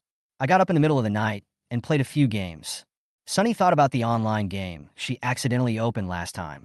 "Is it the one with the character having white hair?" Anthony said, Sonny let out a long, "Oh," and remembered that he hadn't searched the Chinese name of the game yet. "If I ask him directly, I will definitely be laughed at." So Sonny stopped talking. She took out all the books she would need for the next class, and then took out the English test paper she had done yesterday and corrected it according to the answers. Read all the way. Sonny sighed. There is still half a month left. She looked at her desk mate, who was feeling sleepy again. I hope teacher Zhang's small class teaching will bring her a miracle. When the get out of class was over, she went to get some water. The boy sitting by the back door suddenly jumped up with his cell phone in his hand and shouted, "Oh my God," 3 times in excitement. Sonny was so scared that his hands shook and the cup fell to the ground, spilling water all over the floor. The boy's name was Chun Peng. He quickly put his phone back into his desk pocket and apologized to her. "Oh, Sonny, I'm sorry. I'll use my water card to get you another drink." No, no, no. Sonny looked at the puddle of water on the ground. "Let's clean up the water on the ground first." Chun Peng went straight to another cupboard and got a mop. He couldn't suppress his silly smile while mopping the floor. Sunny swiped the card again to get water. Chen Peng's deskmate saw this and turned around and said, "Chen Peng, you are an idiot. What are you smiling at?" Chen Peng was just waiting for someone to ask him. So he stopped mopping the floor for the time being and rushed over excitedly with the mop. "Do you know Prison 3? It's the game you guys and I always play in the internet cafe. My favorite A god has finally returned after 2 years. Ah, he is my youth. I haven't heard of it. I don't know. Very good. A professional player. Not really, he's an amateur, but he rejected many clubs' invitations to play professionally, saying he wanted to study hard for Cambridge. Haha, generally speaking, studies that say this are rubbish. Just like when my mom asked me to go to a technical school to learn technology, and I said I wanted to get into Tsinghua University. Go, go, go." Sunny listened and thought it was just like her favorite star finally posted a status after 2 years. She didn't take it seriously and forgot about this little episode after returning to her seat. Anthony was looking at the English paper she had marked. Sunny sat down and heard him say, "It's too much effort." "Ah, what, Anthony? Don't you have any sense of language?" Sunny paused and nodded. Sense of language is a very mysterious thing. It can allow a person with a small vocabulary to guess many questions correctly, and it can also make a person with a large vocabulary rely only on strength. It's kind of luck. Sunny felt like he had never had that thing before. She remembered that Zhou Ying always had a good sense of language and could always guess several correct answers based on her sixth sense. Of course, she said that the reason she scored so low in the last monthly exam was entirely because she was not vigilant during the test and accidentally fell asleep, so she didn't write the last sentence of the composition. Told Anthony about Zhou Ying's incident. Teacher Jiang sighed softly. "Sunny, you must not watch British and American TV series." Sunny nodded stupidly. "It's so much chatter, the more I listen the more sleepy I get." Teacher Jiang added, "Zhou Ying must watch it." Sunny nodded. "There are also Korean dramas, Thai dramas, and Japanese dramas. She is very broad in her knowledge and even likes silent movies." Anthony did not continue the topic. He pulled out his English book and pushed it over, turning to the preface.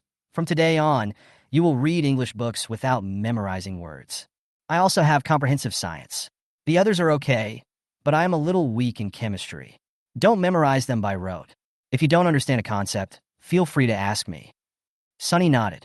Although she didn't quite understand Anthony's intention, she was very happy because she didn't have to worry about making a preparation plan. "Okay, Teacher Xiaojiang. Regarding the latter point, Anthony has actually always done this. This has been the case since the first time I explained the questions to her. After I found out that she had memorized all the concept definitions by rote, I stopped doing the questions and started learning the concepts from the beginning. I would check on her every day to see if she really understood them. Sunny has been a little nervous as she hasn't done any test questions for several days, but she somehow feels that this approach will bring her unexpected surprises. The standard of the joint examination of the 8 cities was very high this time. The school attached great importance to it and specially set aside a morning self-study session to hold a mobilization meeting for the joint examination. They have to carry their own benches and gather at the place where the national flag is usually raised to listen to the encouragement and instructions from the school leaders. Morning self-study is usually the time when she is most sleepy. She cannot study well, and she cannot sleep well because she is afraid of surprise inspection by the teacher. So she is quite happy to attend the mobilization meeting. Although there will be student union inspections at such conferences, there is Song Ingjing in the student union. Most people just close their eyes and pretend to be blind when they see her name. Of course, Sunny has never been punished by the student union for discipline. She must have been called on because she was late in the morning. Following the crowd downstairs, Sunny yawned. Zhou Ying, who was beside her, changed her left hand to hold the stool and shook her numb right arm in the air. "By the way, you have been very close to a senior in the second year of high school recently.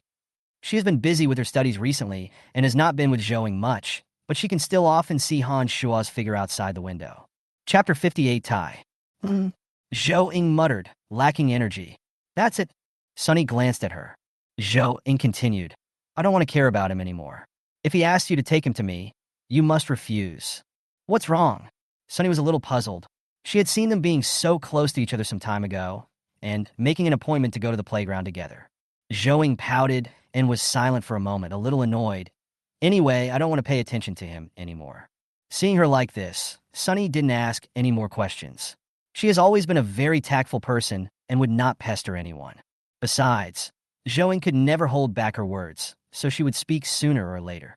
The two of them walked together to the seat of their Class 3, Grade 1. They came down early, and there were not many people in the line, so they sat at the front.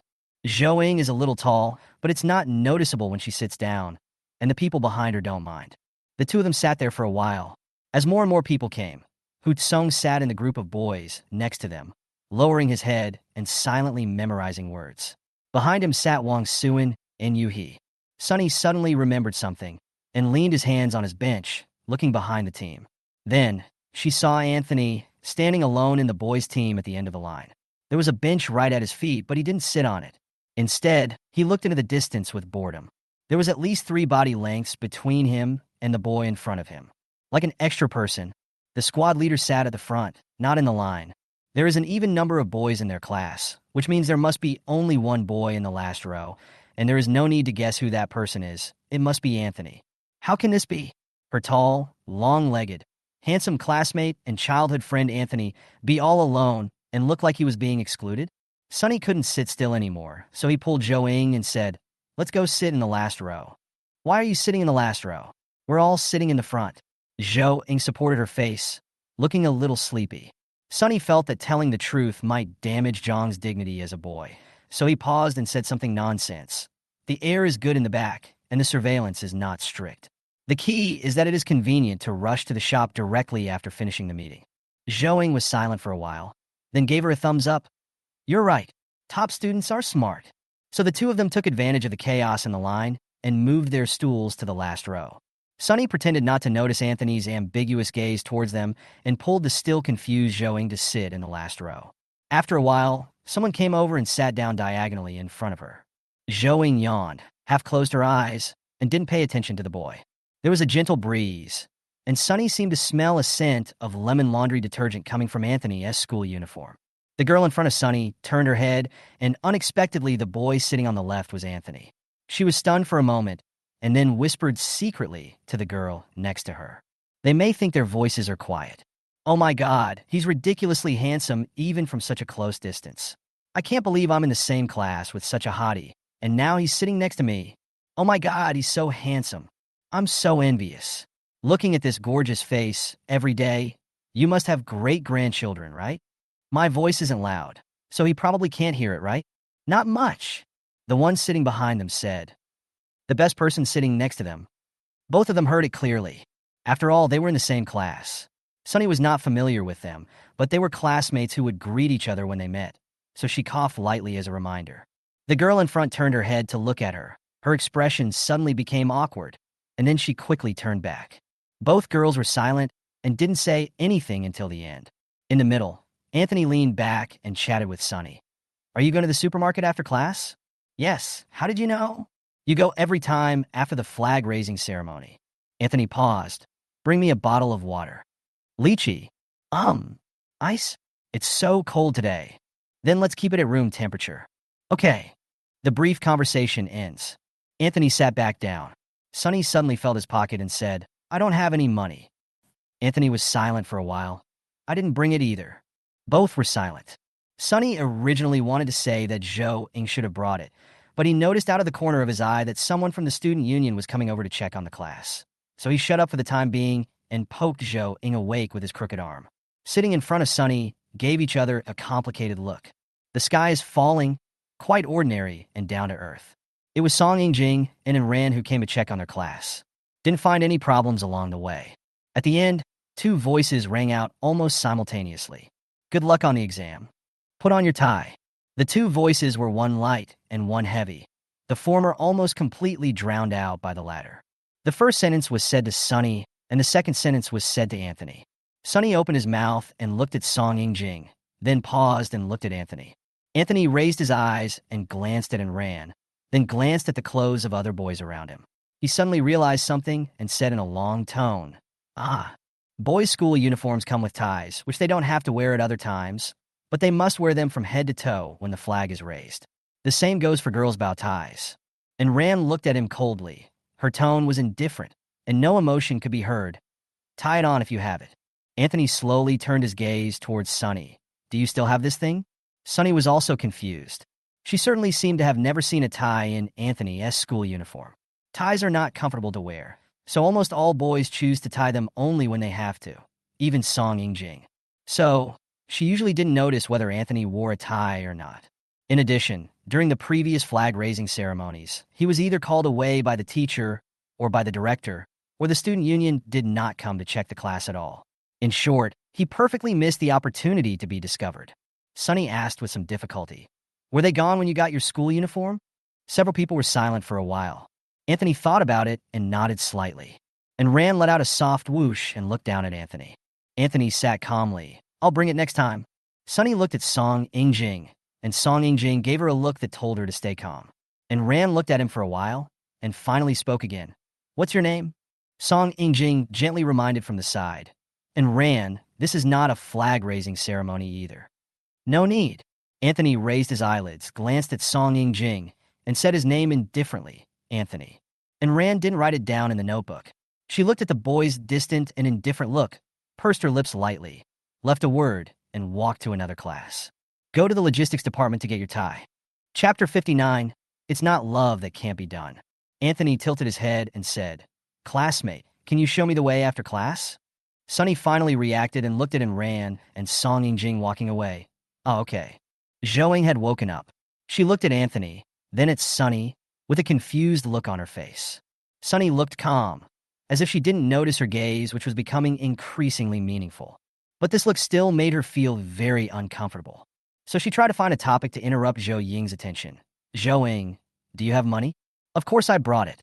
Zhou Ying touched her pocket, and her face suddenly changed. "No." "Sunny."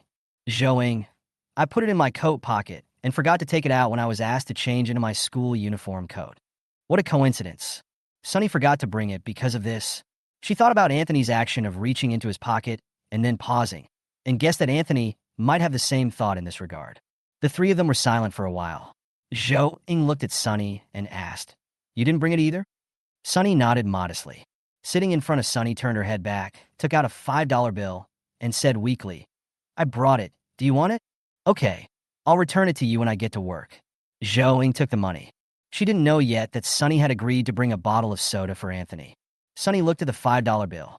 Anthony's lychee-flavored soda cost $4.50, and the remaining 50 cents seemed to be only enough for them to buy 2 pieces of bubblegum to share.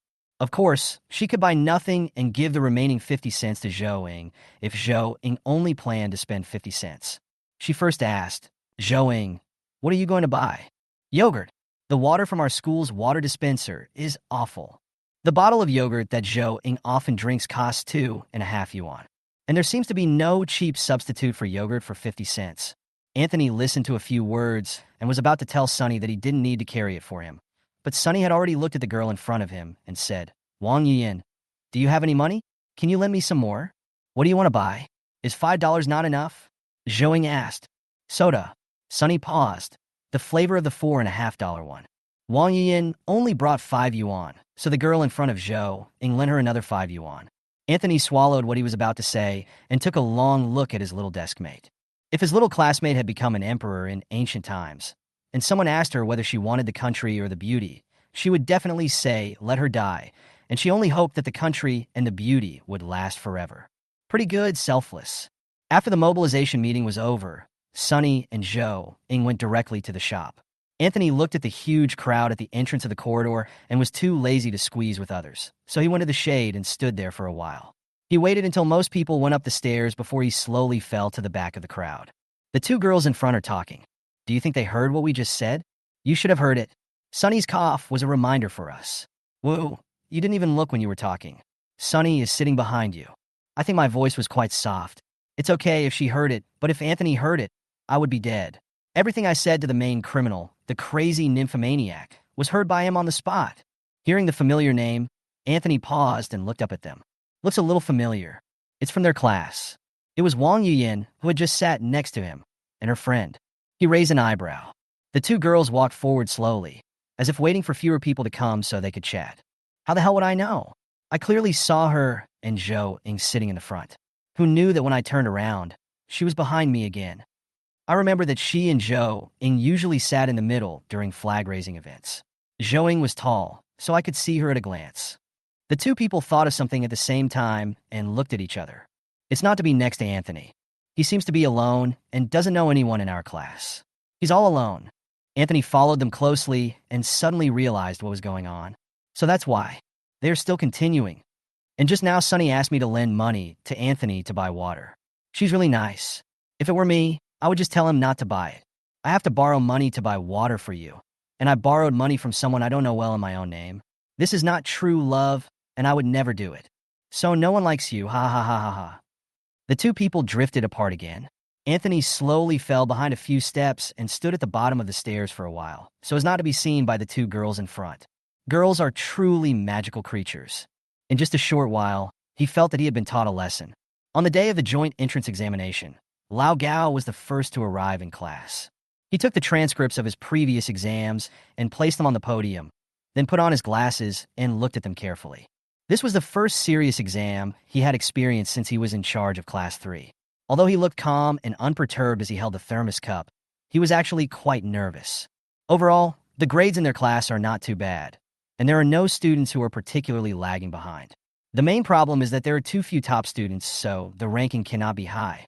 Lao Gao took a sip of chrysanthemum tea, screwed on the lid, and wrote Anthony's name on the last page of the most recent report card.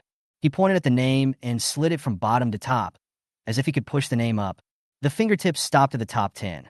Hesitantly again, he slid up and stopped at the top 5 position. Because she had an exam and was afraid of any accidents on the way, Sue's father sent her to school that morning. She arrived a little early and did not go back to class directly. Instead, she went to a small shop and bought 3 0.5 black pen refills. This brand of pen refill sells very well during exams because its outer packaging is printed with a portrait of Confucius and 4 big characters. Pass every exam. She had to go back to class for a morning reading before the exam. She stayed in the shop for a while, and when she arrived at class, most of the students had arrived. She first walked to the last row and gave a pen refill to Zhou. Then he returned to his seat, took out another pen refill, and placed it on Anthony's desk. Seeing Anthony looking over, Sunny raised his chin and waved his fist at him. "Good luck on your exam, Teacher Jiang," Anthony said, his voice casual and lazy. "No need to add more, it's full." Having said that, he still reached out and took the pen refill in the big red package and naturally took out a fountain pen from his pocket and unscrewed it to replace it. Anthony doesn't seem to like carrying things. He usually finishes his homework before school is over and then goes home without taking anything.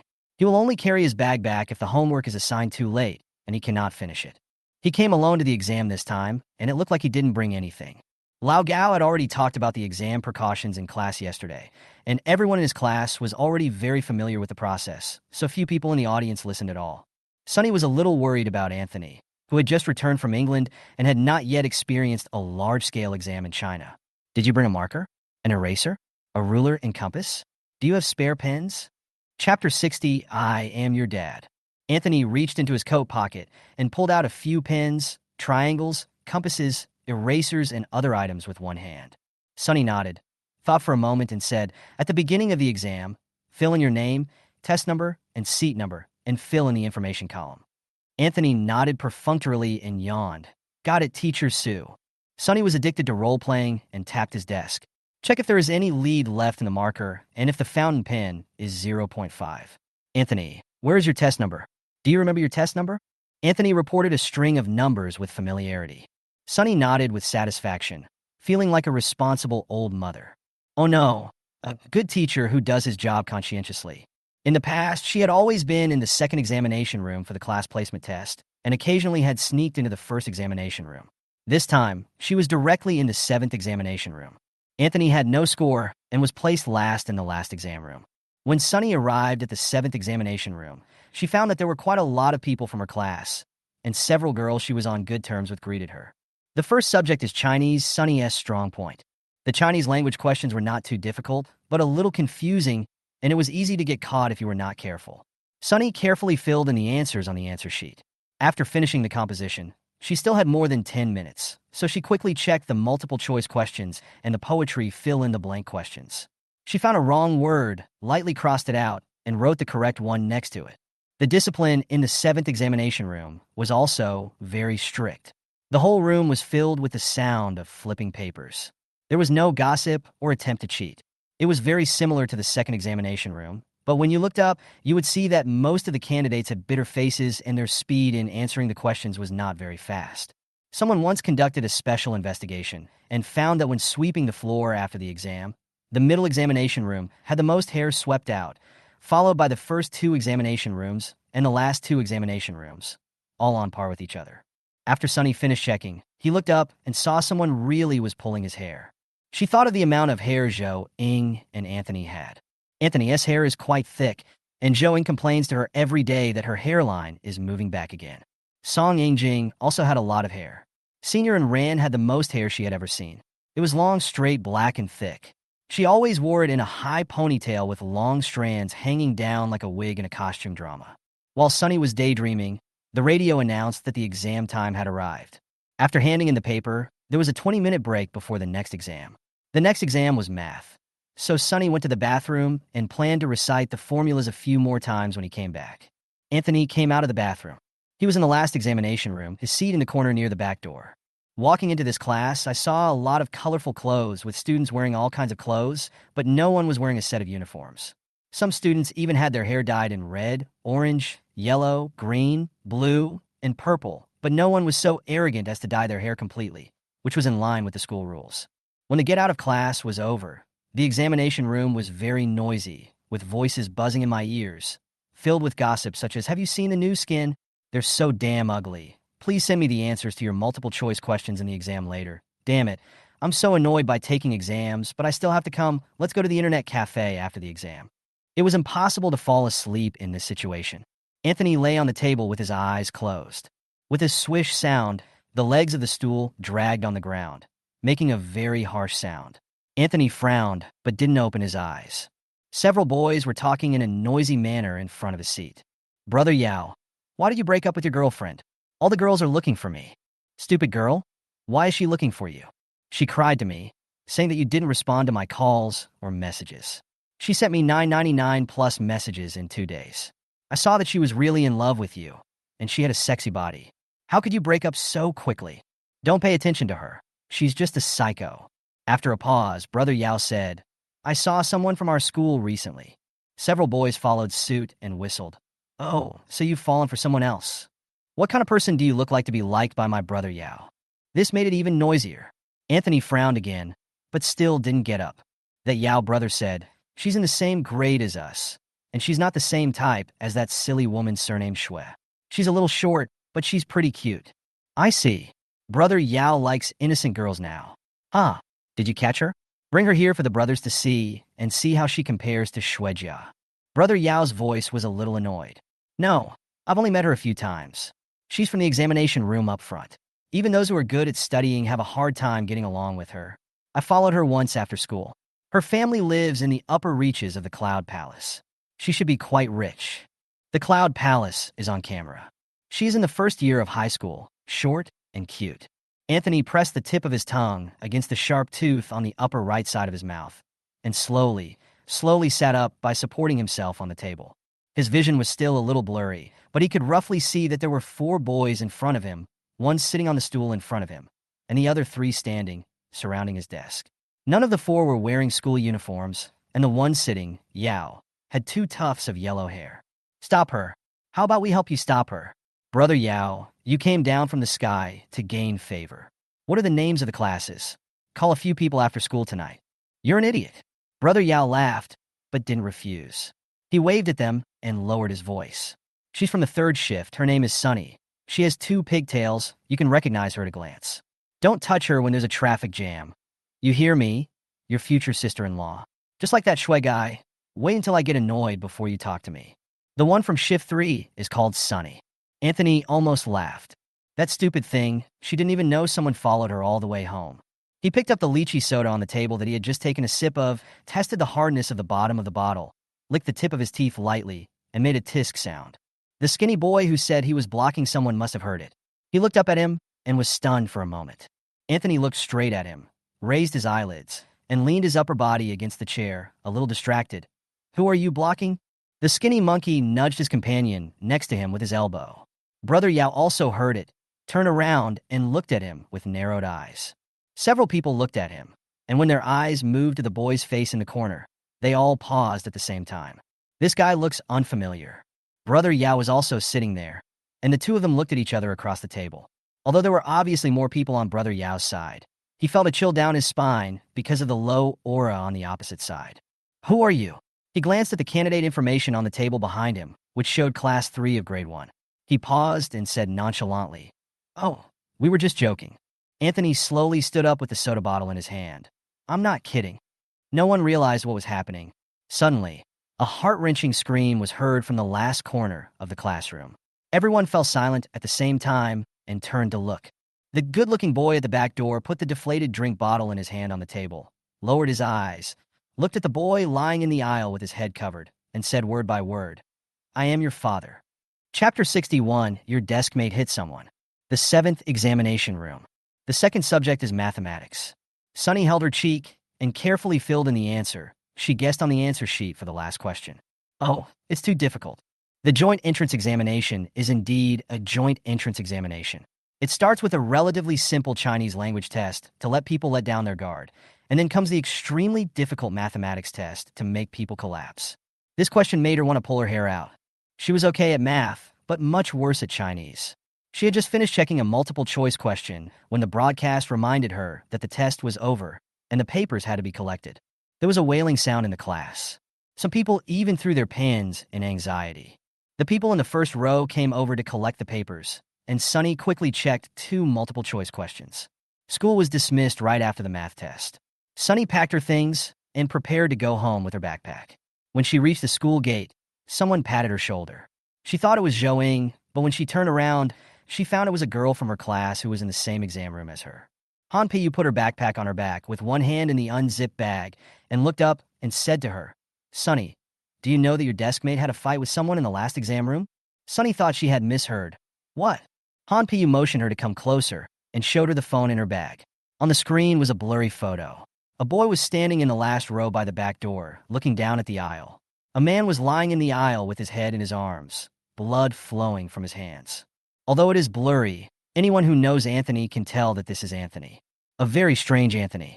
Sunny had never seen such an expression on his face before, contemptuous, superior, cold, violent, and with a hint of terrifying evil. Like a Shura from hell. Sunny couldn't wrap his mind around it for a moment. Is this my deskmate? This is my deskmate? We all recognized him, so you can't fail to recognize him, right? Han Peiyu said. Sunny opened her mouth, but no words came out. Anthony always looks careless and lazy. Whether it was during their childhood years or during this period, Sunny had never seen him truly angry. Never take it seriously, never be serious. Han Peiyu. I also heard it from others. Your classmate suddenly stood up and smashed a drink bottle on someone's head. No one reacted. The person who was beaten has been sent to the hospital by calling 120. He hit someone on the head and sent him to the hospital. She could feel her heartbeat slowly speeding up. She looked at the photo and turned her head sharply. Where is Anthony now? Han Peiyu was a little stunned by her serious tone. No, I don't know. Maybe in Lao Gao's office? Or the director's office. This happened before the math test, and it's been a long time now. Sunny pursed her lips, suddenly stopped, turned around, and ran. She was going to find Anthony. The sun hangs high above our heads, so warm and so bright. Sunny's eyes were sore. She was afraid that if she didn't go quickly, the next time she would see her desk, May would be in the dark prison interrogation room. Wow, her deskmate, who was so pretty and good at studying, is now going to jail. Sunny ran to Lao Gao's office first. Looking through the office window, there was no one inside, so Sunny ran to the director's office in the teaching building. There were no windows on the wall of the director's office facing the corridor, so Sunny couldn't see what was inside. He stopped outside the door and listened, but couldn't hear any talking. Sunny gritted his teeth and knocked on the door. A female voice inside said, "Come in." Sunny pushed the door open and walked in.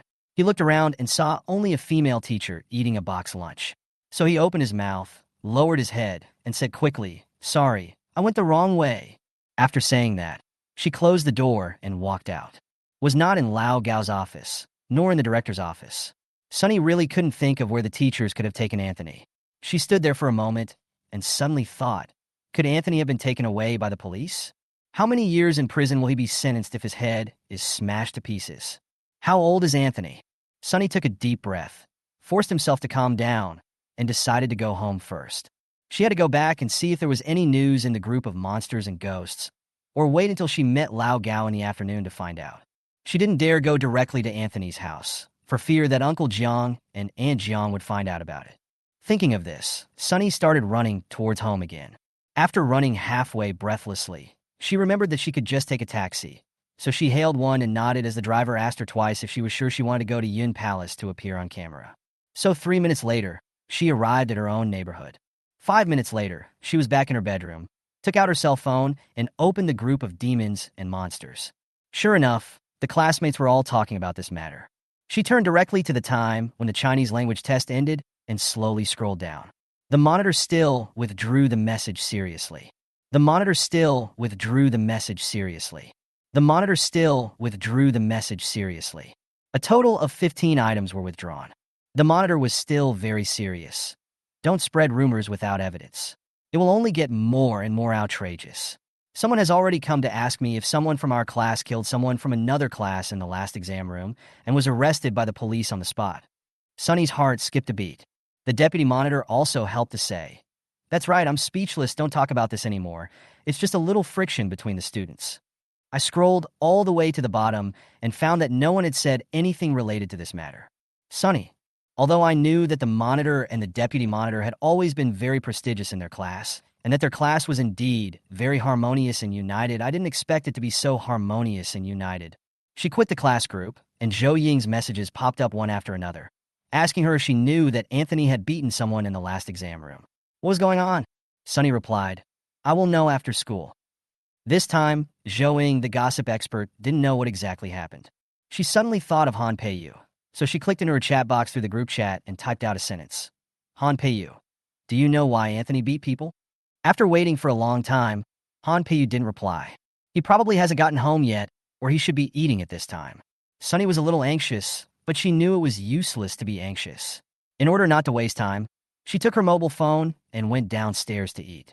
The meal was not ready yet, but she was sitting on the sofa holding her phone, refreshing the screen constantly and waiting. Mom and Dad are at work today and are not at home. Sunny takes the food tray and goes back to her room to eat. The meal was tasteless. Sunny swallowed the last bite with difficulty and refreshed her screen again. Han Peiyu still didn't reply to her. So Sunny took the plate and put it in the dishwasher in the kitchen downstairs. She ran back to the room quickly, just in time for an unread message to pop up on her phone screen. Han Peiyu, I don't know the details. I thought you would know something. Chapter 62. Submit the paper 40 minutes early. Sunny suddenly felt lost. She didn't look inside at all the whole afternoon. She stood on the balcony and looked in the direction of Anthony's house countless times. Anthony either got home a long time ago, or he never came home. She sent a message to Anthony, asking directly, but was afraid that his parents might accidentally see it, so she asked tentatively, "Anthony, I have a question for you." No one has replied. Sunny starts to lean towards the fact that Anthony hasn't come home yet. Why don't you go home? Was he taken away by the teachers for a lecture and hasn't come back yet? Or was he taken away by the police and won't have to come back? Sunny had a heart attack for a while. In order to stop her wild thoughts, she opened the browser and started searching. How many years in prison will one be for breaking a person's head? Hello, if it constitutes a minor injury or above, the person who beats the person is suspected of intentional injury and should be held criminally responsible according to law. He shall be sentenced to fixed-term imprisonment of not more than 3 years, criminal detention, or control. Sunny's heart suddenly jumped up, and he saw another line below. If the injury is identified as a minor injury, only civil compensation can be requested, and the victim can directly sue the court for personal injury compensation. At the same time, administrative penalties can be requested. Note, items of personal injury compensation include medical expenses, nursing expenses, lost wages, hospitalization meal allowance, nutrition expenses, transportation expenses, disability compensation, and mental damage consolation money. Judging from the photo, although the man's head was broken and bleeding, it seemed that the blood was not very much. Of course, it is also possible that the photo was taken before too much blood was shed. The thought of this possibility made her feel even more heartbroken. It should be a minor injury. I think so. If it's a minor injury, can it be settled privately? The kind where two students settle things privately without telling their parents. She thought about it if her parents knew that she had a fight at school. She didn't even dare to think about it. Her mother would not say a word to her and would treat her with cold violence for a month or even longer. If she had to pay compensation, the New Year's money and pocket money she had saved over the past few years would be a considerable sum of money. If Anthony happened to need it, she could lend it to him without charging any interest.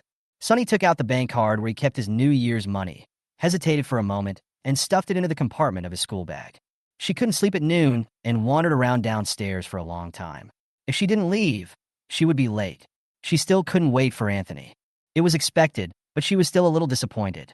When she got to the classroom, the first thing Zhou said when she saw her was, "Wow, Sonny, you look so bad. If I didn't know, I would think you were beaten."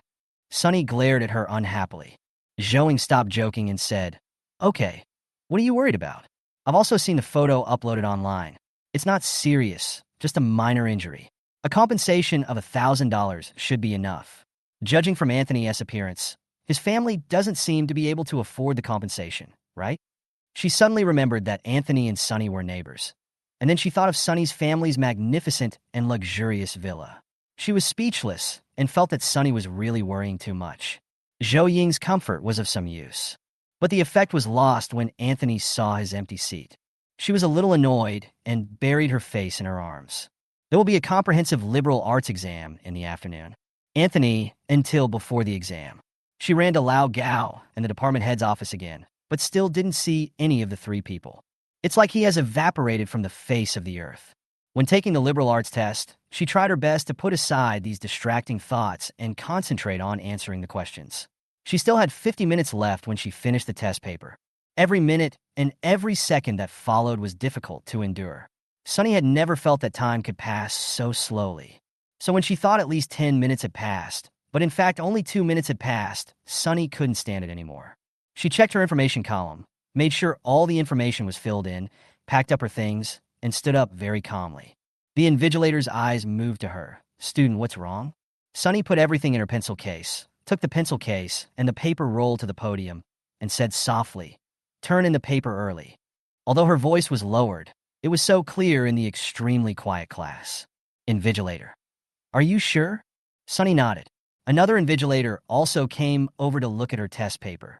It was indeed clean, with beautiful handwriting full of writing, and the information column was also filled in. "Student, are you sure? This is a joint exam. Why don't you check it again?" Sonny nodded again.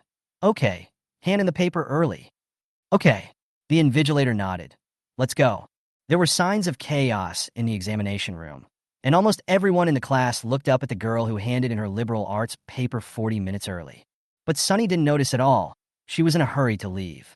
After she left, several students in Sonny's class thought to themselves, "Has Yu Biao become so perverted now?"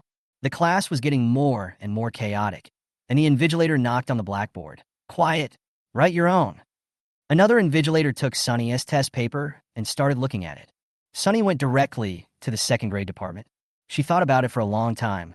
If Lao Gao couldn't be found and the gossip expert Zhou Ying didn't know what happened, then she could only go to Song Yingjing, who worked in the student union, to ask about the situation.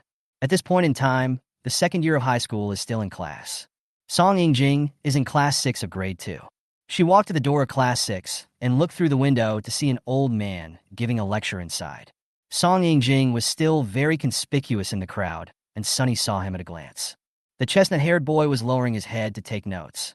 He wore a pair of silver-rimmed glasses on his high-nose bridge and looked gentle and respectful. During the meeting, he was called by name and stood up to answer a question. It should be a good answer, and all the classmates in the class applauded. When he sat down, Song Yingjing's eyes swept out the window and suddenly stopped. Sonny didn't expect to be seen by him so soon. She blinked and shook her head. "What I mean is, you don't have to come out specially, just wait until after class." Song Yingjing nodded slightly. 10 minutes later, the get-out-of-class bell rang. The girl sitting in front of Song Yingjing turned around to ask Song Yingjing a question. Song Yingjing shook his head and said, "Wait a minute, I have something to do now." Having said that, he stood up and walked out of the classroom. The girl followed his back and saw him stop in front of a girl, and the two started talking. Sonny was still holding her school bag. Looking up, Song Yingjing, "Did you hear anything about our class today?" Song Yingjing was stunned for a moment, and subconsciously recalled that her name did not seem to be on the student union's latecomer list today, and she did not see any special words other than that. He pushed his glasses up on his nose. "Not yet, what's wrong?" Sonny said. "Do you know where Anthony is?" Song Yingjing is the vice president of the student union. He has his own office in the same building as the teachers. He comes into contact with many teachers every day and has easy access to information. At this time, the teacher of class 6 just came out of the classroom. Hearing this, he stopped and turned around and said cheerfully, "Student, are you looking for Anthony? He is in my office." Chapter 63, I came to see my brother, Anthony. The old man in front of him looked familiar. Sunny felt that he might have seen him on campus before. Song Ingjing nodded and said, "Teacher." Sunny blinked. The old man seemed quite interested in her and smiled. "Classmate, what do you want to talk to Anthony about?" Sunny saw that he looked kind and blurted out, "He didn't go home at noon today." The more he spoke, the weaker his voice became. "Oh." The old man was more interested. "How do you know he didn't go home? Are you two related?" Although he looked kind, he was a teacher after all, and teachers were generally very sensitive about relationships between men and women. Sunny was afraid that he might misunderstand something, so she swallowed the words, "He is my desk mate," and opened her mouth. "He is my brother, we live together." There's nothing wrong with it. Originally, she always called him Brother AU in front of her elders. They were neighbors and indeed lived together. But when I said the word brother, I felt inexplicably ashamed. After she finished speaking, Song Ying-jing, who had been listening nearby, glanced at her out of the corner of his eye, with a hint of ambiguity in his eyes. "Brother and sister." The old man nodded. "Then do you want to go find your brother? He's in my office." Go or not? Sunny originally came here to inquire about Anthony. Now she not only knows where Anthony is, but there is also someone willing to take her there. But this person is a teacher after all, so maybe it's not a good idea. She just hesitated for a moment and said, "Go." He waved to Song Ying-jing and followed the old man to his office. The old man's office is on the 5th floor of the office building, and Sunny has never been to this floor. The office door plates on both sides of the corridor have various names of chairmen written on them, and they all look like they hold very high positions. There is also a gold-plated door plate in front that says Principal's Office. Then she saw the old man push open the door of the principal's office and walk in naturally. Sunny paused in his pursuit. This teacher is the principal? Does the principal still give lectures? She didn't know what mood she was in for a moment. Anthony was called to the principal's office. Has this matter reached the principal's office? She was a little worried about Anthony, but the principal looked like a good person, so she felt relieved. There was another middle-aged man in the office. He was very elegant and wore a washed white shirt. When he saw the old man coming, he called out, "Teacher." Sunny looked around, but didn't see Anthony for a while. She looked around again, but still didn't see it. The principal didn't see her following him, so he turned around and waved at her. "Come in. Aren't you looking for your brother?" The middle-aged man glanced at her, then looked away and handed a piece of paper in his hand to the principal. "Teacher," Anthony handed in his paper early. When Sunny heard this, she came in immediately, tiptoed to the principal, and secretly glanced at the test paper in his hand. She only had time to see a densely written answer sheet, but the handwriting was very neat. Before she could take a closer look, the principal suddenly remembered something and slammed the paper in his hand shut, his voice still kind. "You are a freshman in high school, right? Shouldn't you be taking the liberal arts exam now? You handed in your paper early, too." Sunny nodded. The principal whistled. Sunny's eyes widened. The teacher next to him seemed to be used to it. He smiled and looked at Sunny. "What can I do for you, student?" It is easier to say something a second or third time after the first time. Besides, Anthony couldn't hear her, so Sunny stood there openly and said loudly, "I'm here to find my brother, Anthony." Anthony had just returned from the restroom. The door to the principal's office was open. He was about to knock on the door before entering when he heard a very familiar female voice loudly say in the office, "I'm here to see my brother, Anthony." The office was large and spacious, and her words even echoed. "Anthony." After a moment of surprise, he leaned against the door frame with interest, without saying a word. Sunny doesn't know yet that there is a pair of eyes behind him. The middle-aged teacher seemed stunned for a moment. Anthony has a sister? Sunny was a little addicted to acting. She licked her lips and nodded obediently, yes. Anthony couldn't help but rub the corners of his lips with his fingers and laughed. His smile instantly exposed his presence. Sunny thought she was hallucinating and turned her head in confusion, only to see Anthony leaning against the door frame, smiling with his head down. Sunny was petrified. When Anthony looked up, he saw 3 people looking at him, so he suppressed all his emotions and walked in seriously and distantly. He walked past Sunny. She was still petrified, ready to explode at any moment. Anthony stretched out a finger and hit her pigtails, just like an ordinary brother would do to his sister, and asked casually, Little sister, what do you want from me? This guy. He even started acting along. Sunny turned back stiffly and could see a smile flash across his eyes very quickly. The principal said, Student Jiang, your sister said you didn't go home at noon, but the school didn't detain you. Anthony glanced at Sunny and continued what the principal said. Well, I didn't. I was afraid I would be scolded when I got home. The middle-aged teacher next to him said, Student Jiang, this is your ideological problem. You should consider the consequences before doing something. Since you are afraid of being scolded and dare not go home, why did you hit him in the first place? If you had known this would happen, why did you do it in the first place? Fortunately, Yaoshan only had superficial injuries. What if your bottle hit someone in the eye and blinded him? His second half of life would be ruined, and your second half of life would be ruined too. Anthony admitted his mistake sincerely. Yes, you are right. But I was very careful when I hit you. It just hurts a little, nothing serious will happen. You, should I still praise you for showing mercy? The middle-aged teacher sighed and continued to persuade him earnestly. Student Jiang, you are a good child. Although you refused to explain why you had a conflict with him, hitting others is wrong. If you are wrong, you are wrong. Go back and buy a fruit basket, send the man to the hospital, apologize, and the matter will be over. Anthony didn't answer this time. He had a blank expression on his face and lowered his eyes to hide the look in his eyes. The carelessness in his body was revealed again, making him look rebellious and prickly. There are 3 words written all over his body. Impossible. The atmosphere gradually became serious. Sunny had been listening silently beside him. Seeing this, she reached out and gently tugged at the corner of his clothes. Although we don't know what exactly happened, it seems certain that Anthony was the first to attack. Regardless of whether you should take a fruit basket to apologize, it is better to be gentler towards the teacher. She thought Anthony should understand what she meant, but Anthony, as Thorne stood up even more. He raised his eyes casually and said, Aren't you afraid that I will poison the fruit basket? Chapter 64. Wait for me after school. Silence.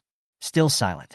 Sunny laughed dryly twice, trying to save the increasingly speechless atmosphere in the office. Brother, your jokes are really boring. She felt that at this moment, the principal might be more needed to blow a whistle. But sometimes people just lack a step that is uncomfortable but at least can be stepped on. The middle-aged teacher coughed lightly and said, What are you talking about? The topic was thus uncovered. The principal did not detain him any longer. Your family members have come to see us, so how can I keep you here? Go ahead and take the exam tomorrow. I'll ask Teacher Gao to call you if there's anything else. Anthony agreed, glanced at the family members and smiled calmly. Let's go, little sister. Sister, your head. Sister, you are a ghost. Sunny followed him out of the principal's office. In just a few steps, she had brought out all the shame, anger, and shame that she had temporarily hidden, and she almost bit her teeth off. She walked forward angrily, deeply regretting why she followed the principal to find Anthony. I'm here to see my brother Anthony. Ayo, what a social death scene.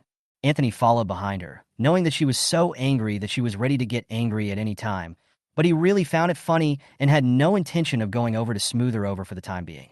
On the contrary, his bad nature jumped out from the corner again at this time, poking him to walk a few steps faster, and then slowly followed Sunny about 3 steps away, saying in a nonchalant manner, Little sister, don't walk so fast, brother can't keep up.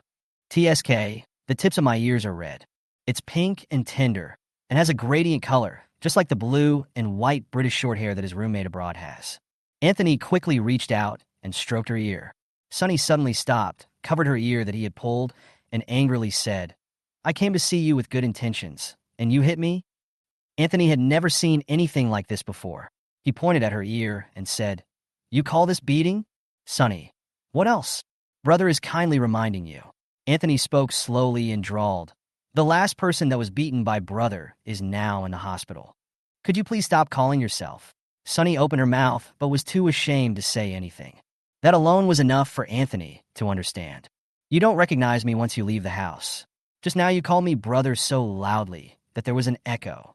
Anthony felt that he had teased her enough and was afraid that he would really make her angry, so he changed the subject. Why did you come here? Sunny didn't answer. She had calmed down completely at this point. She noticed that there was a cut at the corner of his lip, which was a little red and swollen. So she asked him, Why did you fight? Speaking of this, Anthony remembered that the idiot in front of him was followed all the way home without noticing. He suddenly felt his forehead throbbing. He held his forehead and sneered. Sunny, You are really, I have never seen you so stupid. Sunny was not angry. She quickly made a bold guess based on the context. Anthony seemed to be fighting because of her. She continued to wait for the next step. The next sentence took a long time to come. After Anthony finished speaking, he lowered his head and made a tisk sound. There was a hint of anger on his face, but he didn't say anything else. Sunny couldn't think of how Anthony's fight could be related to him, so he was more inclined to think that he suddenly remembered something about him and asked again, "How am I stupid?" Stupid from head to toe. Anthony gave her 8 words. After the comprehensive liberal arts exam, although they did not have evening self-study, they still had to go back to class for a self-study class. The two of them quarreled all the way to the classroom door, and Sunny didn't get any useful information out of them. Anthony didn't bother to answer her the whole time. He either said, or nodded or shook his head to answer her questions. It seemed that he was angry with her. What is he angry about? She is obviously the one who is angry. Sunny didn't know how she became the one who coaxed others. When they arrived at the class, the exam was just over and a group of people were rushing out. Sunny was separated from them. I don't know what coincidence it was, but the people around her were all very tall. Sunny seemed to have strayed into the land of giants. She tried hard to go against the flow of people and tiptoed to hide in the corner of the corridor, but it was in vain, until suddenly a force came from her upper arm, pulling her out of the crowd. Anthony said with a sour face, "Don't you know to follow the flow of people first? Idiot, Sunny. Then I'll go straight down to the first floor." Anthony said nothing and released his grip on her arm. This little girl is soft everywhere. The same goes for the ears and the arms. Anthony looked at her ears. The tip of her ears was no longer as red as before, but had turned pink. Anthony pinched his palm and resisted the urge to stroke it again. When they got to class, Sunny asked him what the fight was about. Anthony's eyes flickered, and he didn't answer directly. Instead, he said, "Wait for me after school." During the journey, he wouldn't say anything when asked about anything related to the fight. He either avoided the topic or changed the subject. Sunny felt that he was not in vain as the Chinese class representative. He asked one tricky question after another, allowing Anthony, who had returned to China not long ago, to fully understand the power of his motherland's writing. Anthony looked lazy, but he was actually very cautious and didn't fall into any trap. Sunny began to doubt her Chinese proficiency. The unlikely guess in her heart rose a little bit to a possibility. She looked at Anthony's expression and asked, "Why do you want me to go with you? Does it have anything to do with the fight?" Anthony raised his eyebrows playfully, and Sunny suddenly felt that he might have guessed right. However, she didn't know the boy who was beaten in the video, and it seemed like she had never seen him before. To say that Anthony beat him up because of her is nonsense, no matter how you think. Stop being so self-indulgent. Sunny put aside those random thoughts and answered the question he had just asked.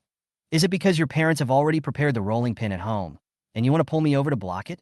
Anthony was a little impatient and didn't even bother to answer her stupid question perfunctorily. "Do you want to go?" Sunny wasn't afraid of him at all.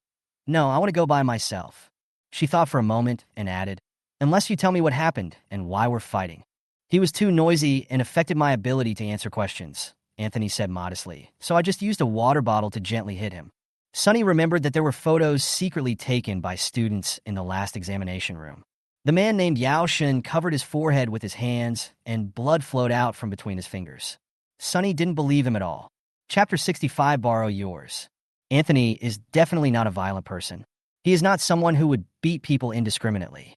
In Sunny's eyes, Anthony, who is in his first year of high school, has become very mature and stable. Although I often do some childish things, it is just a way of relaxing based on my maturity.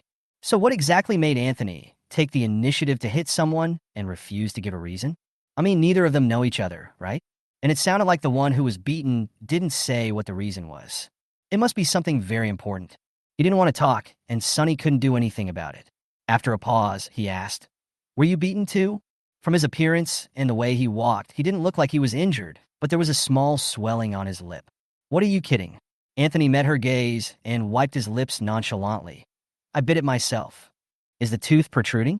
How can it bite itself?" Sunny imagined it, and the appropriate situation seemed to be only when he was being scolded in the principal's office and gritting his teeth to try not to cry. "Ah, that's quite pitiful." The next second, Anthony said, "We went out for hot pot at noon, and I accidentally bit the beef while chewing it." "You beat someone up in the morning and were called to the principal's office, and then went out to eat hot pot at noon?" Perhaps because her expression was too confused, Anthony added, It's right in front of the school gate. It tastes okay. I can take you there to try it next time. But the beef is a little tough and not very chewy. Sunny's expression became even more confused. The conversation between the two people was heard by the onlookers nearby. Hootsung naturally interrupted. I know that restaurant. The beef they use is not good beef. The bottom of the pot is mixed with flavorings. The hygiene of the kitchen is not up to standard. The chef does not even wash his hands after going to the toilet. I advise you not to eat there anymore. After hearing this, Anthony fell silent. Sunny chuckled and covered her lips, not laughing out loud, but her shoulders and neck were shaking violently. Hootsung added, but it was rectified later, and the chef was fired for being too lazy. The lunch you had was probably not made by him. In fact, fake beef can be seen. There are generally two types of fake beef on the market. One is artificial beef, which is actually a mixture of muscle protein and some starch, and then various pigments are added, and some scraps are added to the mixture. This student who? Anthony's temples began to twitch from the moment he said the first sentence. After listening to a paragraph, he finally couldn't help but interrupt. However, he tried hard not to show his impatience and asked calmly and seriously, how did you know?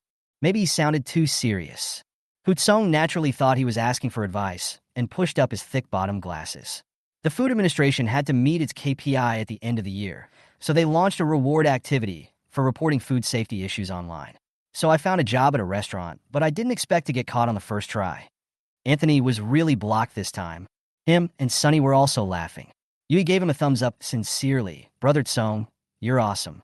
After spending some time together, they were able to exchange a few words with Anthony. They found that Zhang's personality was not as intimidating as his appearance. Although he was not very warm, he was very polite. But what they didn't expect was that their friendship with the transfer student had just begun, and the transfer student turned around and beat someone up in the examination room. Moreover, the attack was fast, accurate, and ruthless, hitting the head directly, and he was calm and composed after doing it, as if it was the result of repeated attacks countless times. Someone in the class group today said that Anthony has irritability and he couldn't stand staying abroad, so he returned home. Otherwise, why would he come to this unknown school instead of staying in an aristocratic school abroad and continuing his steady advancement? Of course, it wasn't someone from their class who said it first. Someone posted something on the forum and then forwarded it to the class group. Before they had even had a few words of discussion, all of their ideas were withdrawn by the squad leader. Yu-hee and his deskmate Wang Suin both love gossip. They had discussed the gossip secretly in the small window for several pages before coming to school in the afternoon. Of course, they didn't come up with anything meaningful, but they all became a little cautious towards the person sitting in front of them. Just observe him first. The transfer student doesn't look like someone with violent temper. Just now, Sunny and he were chatting as usual, and Jiang even invited his deskmate to walk with him after school. They heard nothing. Hootsung had to review, so he rarely continued his long speech and turned around after he finished speaking. Sunny felt like Anthony was relieved. She found it a little funny. She didn't expect that the one who could defeat Anthony was Hootsung. Anthony was obviously not very impatient with Hootsung's nagging, but he was not angry. What did the beaten Yao Shun do to make him so? Sunny recalled the secretly taken photo, gloomy and violent. She didn't even believe that the person in the photo was her deskmate. Anthony didn't say anything. Although she had no other options, she still changed the subject with a glimmer of hope. Does Yao Shin still need to be hospitalized? Which hospital? She just asked casually, and she didn't know what had touched the table with the old man. Anthony's face turned cold in an instant. Why are you asking this? Sunny got goosebumps from his cold gaze. After hesitating for a moment, she touched the bank card in her pocket. Do you have to pay for the medical expenses?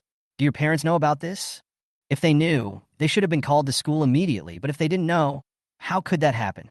The school would definitely not notify the parents. Unless we haven't contacted you yet.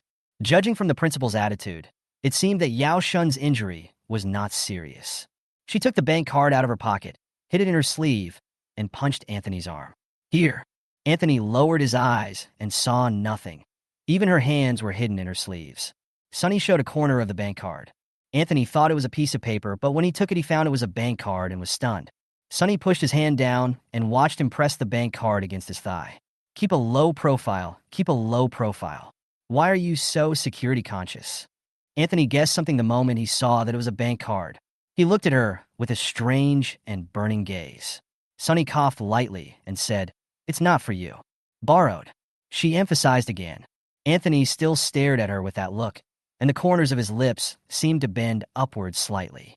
Sunny felt a little annoyed for some reason and continued, I don't know if your parents know about this, and I don't know which hospital Yaoshen is in. In the spirit of friendship and mutual assistance between classmates, I will lend you some money. No need to thank me. Chapter 66, Pervert with Pervert. The most important thing is that you don't know how much compensation you will have to pay, and you don't know whether you can afford it. In order to take care of the self-esteem that boys are said to have, Sunny added, it's easy to spend the money if I keep it. So why not help my classmates? Anthony held her bank card and pointed at himself with his other hand. He looked soft and smiled. I don't think I look that poor. Sunny, if you don't say anything, I don't know what you did to that person. The medical expenses alone shouldn't be that expensive. What if the other party takes the opportunity to blackmail him? Mental damage compensation and nutritional expenses. Anthony sighed and said in a compromising manner, my parents know about it. Lao Gao called them this morning. You don't have to worry about it. It's not a big deal and can be easily resolved. Is it not a big deal to beat someone into the hospital?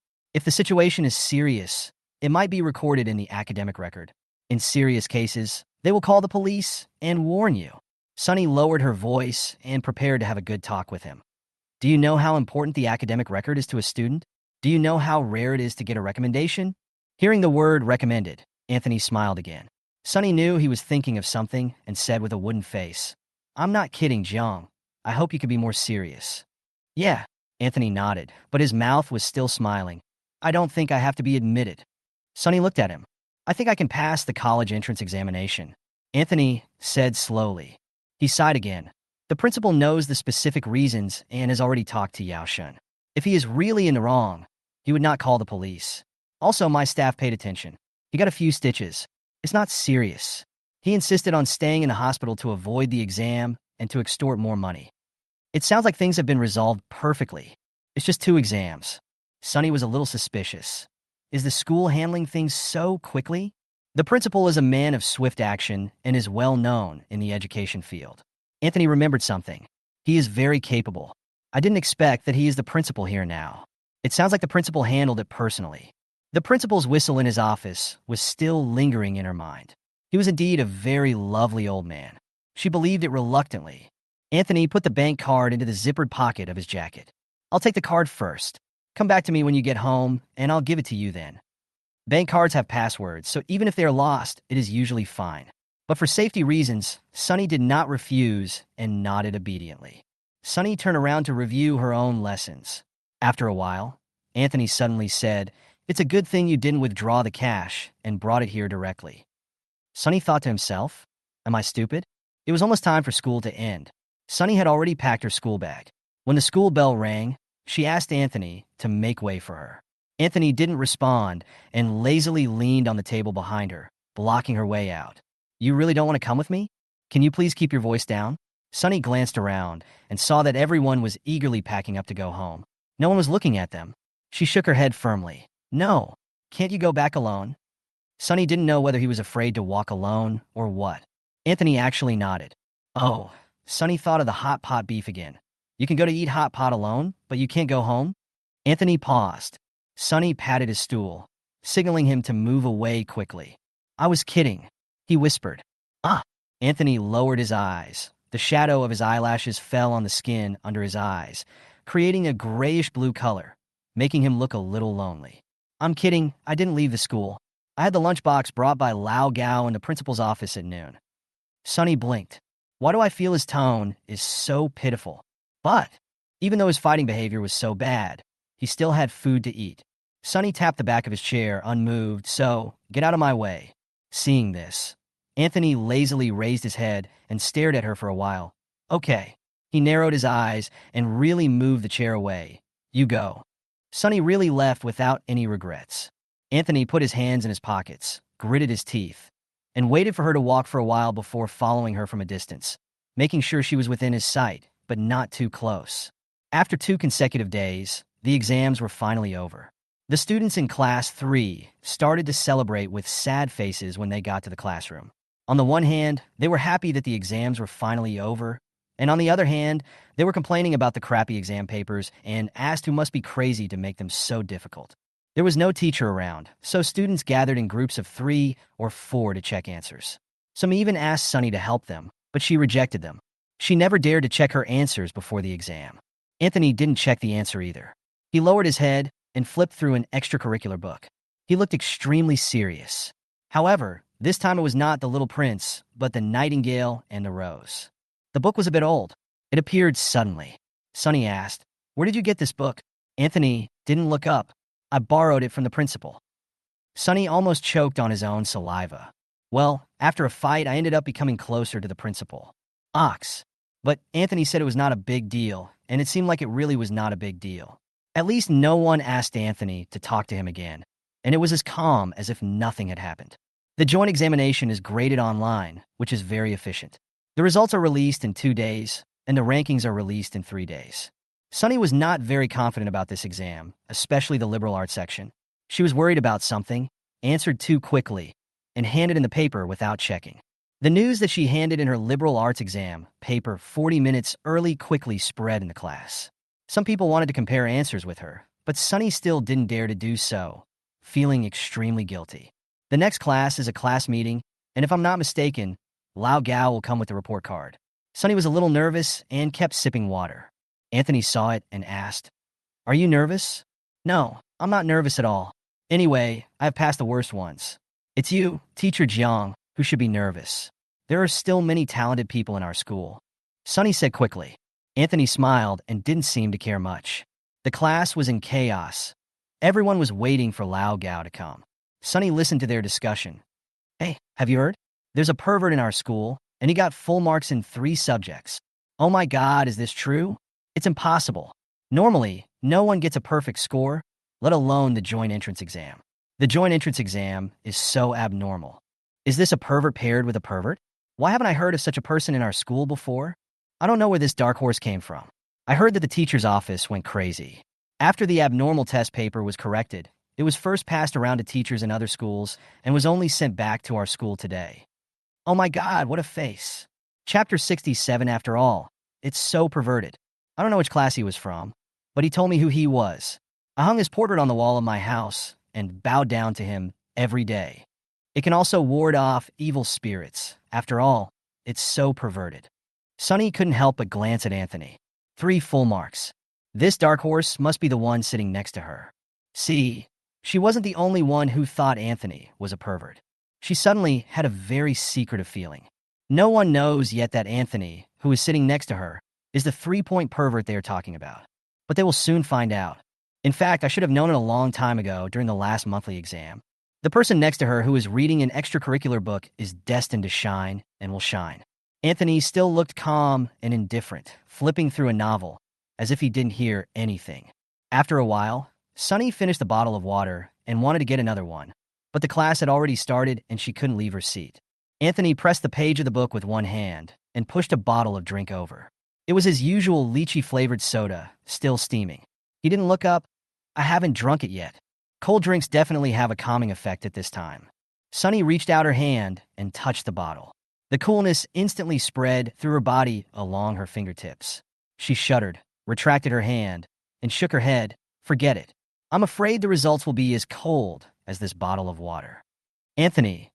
When Lao Gao entered the classroom, without him saying anything, the whole class suddenly became as quiet as a chicken, and everyone stared at the stack of copy papers in his hand. Lao Gao coughed and walked up to the podium, his expression showing no joy or anger. "You've been waiting for a long time." The class collectively let out a drawn-out and somewhat resentful "mm."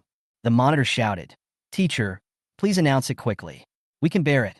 Lao Gao hummed, divided the report cards, and distributed them to the students in the first row, starting from the classroom door. Before the message reached Sunny, she heard a lot of gasps, accompanied by the common interjection, "fuck." There was a commotion in the class, and more eyes were focused on Anthony. Anthony turned another page nonchalantly, as if he didn't feel those gazes. He must have felt it, but I guess I'm used to it. Lao Gao was assigned to Anthony, took a look at him and the extracurricular book in his hand, and said nothing. Lao Gao placed the last stack of report cards on Sunny's desk. White copy paper began to circulate. The commotion grew louder and louder, but Lao Gao said nothing and just let their screams continue to ferment. Sunny lowered her head and saw Anthony's grades at first glance. Chinese 138, Mathematics 150, English 150, Comprehensive Science 300, and Comprehensive Liberal Arts 277. I ranked first in both class and grade. The second place in the class had a total score 70 points lower than his. Although she already knew that Anthony would do very well in the exam, when she saw such a clear score, she couldn't help but sigh. What a pervert. Anthony glanced at her, then took the report card and began to look at it. His eyes calmly moved from his own name and score to her name in order. Soon he saw it. Sunny, 10th in the class, 99th in the grade. Sunny soon saw his own results, and his eyes widened. At first glance, she didn't expect that she would do so well in the exam, and she actually made it into the top 100 in the grade. At second glance, she scanned all her scores and was surprised to find that the liberal arts score she was most worried about was actually higher than ever before. 278. 1 point higher than Anthony. She wrote very quickly because she didn't have time and handed in her liberal arts paper 40 minutes early. Surprisingly, she scored higher than Anthony's liberal arts score. Chapter 68. First place. Sunny looked at it for a while. The corners of his mouth couldn't be concealed, and he pointed at the 278 and showed it to Anthony. Teacher Jiang, the Yangtze River's back waves push the front waves, and the front waves die on the beach. Anthony made a soft tisk. In fact, there is no comparison at all. But Sunny was still very happy, because he scored 1 point higher than him in one subject. She didn't want to laugh too wildly, so she leaned against the wall, covering her mouth and laughing. While laughing, he gave Anthony a thumbs up and said, "It's all thanks to Teacher Zhang's good teaching." Although Anthony taught her science, she was eager to find Anthony, so she finished it so quickly, so she also benefited from his help. Special thanks to Song Yingjing for his comprehensive liberal arts notes. Brother Yingjing is awesome. Sunny felt that he could change his online name and change Li Bai bless you to Song Jiang bless you. How lucky is she to know two college geniuses, Song Yingjing and Anthony. One is literature, and the other is science. They complement each other perfectly. Why are you still looking for a tutor? Sunny started to laugh secretly again. There is nothing special about Anthony's grades. He is extremely strong in science and also very good in liberal arts. After reading them all, Sunny was amazed and wondered why this guy even came to school. Where is the teacher of the Tsinghua and Peking University junior class? Quickly arrest this pervert. Oh my god, 3 perfect marks, it's actually true. Oh my god, I'm so excited. I've never encountered such an awesome thing in my life. The god of learning is by my side. I'm crazy. Where did Lao Gao find this genius teacher? Lao Gao is awesome. Lao Gao is the most awesome teacher I've ever seen. Why should I worship Confucius when I have a genius teacher as my classmate? Because of Anthony's test results, the class was getting more and more crazy. Lao Gao didn't mind their noise. He just sat on the podium hugging his thermos cup and watched them go crazy. In fact, he was so excited that his hands were shaking slightly. In this joint examination, except for Anthony, everyone else in their class performed very well. For example, Anthony's desk mate Sunny. Unexpectedly, her ranking improved so quickly. Not only did she return to the top 100 in the grade, but she also ranked first in the school in liberal arts. Anthony took the first place in all the remaining subjects in the school. Hutsung also did very well in the exam, ranking 3rd in the class, and most importantly, he made it into the top 30 in the grade. Their class has always had a big problem. The top students are not top-notch. In previous exams, the top 3 in the class were good enough to be in the top 40 in the grade, and the top 10 were usually ranked between 80 and 100 in the grade. Who were sitting behind Sunny and Anthony also made great progress. Lao Gao looked around and thought, could it be that it was all thanks to Anthony? How come the person sitting next to him did so well in the exam? By the way, didn't you guys notice that Anthony's comprehensive score is the highest in our class? Damn, isn't 277 the tallest? Who is taller than him? Class monitor, you're so awesome. No, WTF. What the hell? A series of fuck s were heard, and more people's eyes shifted from Anthony to his deskmate. Sunny. It's actually Sunny. Didn't she hand in her liberal arts paper 40 minutes early? She didn't even check it. So this is the confidence of a big shot. That's amazing. She and he sit at the same table. They are also good students. The god of literature, the god of reason. Their voices were loud enough to be heard clearly even in the corner. Anthony's eyes moved, and he glanced at the girl next to him, who was still laughing foolishly. Handed in the paper early? Sunny nodded, her bright eyes smiling into crescents. I didn't think. I thought I was done with the liberal arts exam when I handed in the paper. Quite capable, Anthony commented. Yeah? Anthony slowly said, I felt that the liberal arts exam was over when I handed in the paper. So why did you hand it in early? Sunny. Her laughter suddenly got stuck in her throat, neither going up nor down. She opened her mouth and faced her desk mate's half-smiley, inquiring gaze. I'm in a hurry to go to the toilet. Oh, the toilet in the teaching building was too crowded, so you went to the toilet in the office building and then met the principal. You said you couldn't find your brother, so the principal brought you to the office. Anthony helped her complete the logical chain with interest. This would explain why she went to the principal's office on the day of the liberal arts exam and shouted, I'm here to see my brother, Anthony. Anthony didn't think much about it at that time, but now he thought about it, looked at Sunny, and couldn't help licking his teeth. What? You bring this up again? Sunny said unhappily. Yeah, I ran into the principal and asked about my desk mate who might be in jail. So the principal took me to his office and asked me who I was. I was afraid he would misunderstand me, so I had to give you a break. But the first-year students were taking exams in the teaching building at that time. So how could the restroom be so crowded? Anthony continued slowly, looking her up and down, and said slowly, only my desk mate was so smart that he handed in his paper early and had the opportunity to go to the restroom. Sunny was speechless. She was set up. At this moment, Lao Gao suddenly clapped his hands. All right, enough of the noise. If you continue, other classes will come to protest. Classmates, when things get too exciting, they will rebel. There are students in our class who did well in the exams, but there are also students who didn't do well. Be more restrained. I'm not trying to discourage you, but I'm reminding you that there will be a parents' meeting after the exams. The topic was interrupted, and Sunny breathed a sigh of relief. The sports committee member shouted, We have survived the joint entrance examination, so why are we still afraid of the parents' meeting? Classmates, let's have fun. Just as he finished speaking, his desk mate poked him and said, You got 38 in math. The sports committee member instantly wilted and said, I'm afraid. The whole class burst into laughter. Lao Gao also laughed and then said, Our class as a whole performed well in this joint exam. It is indeed worth celebrating. The sports committee member instantly became excited again.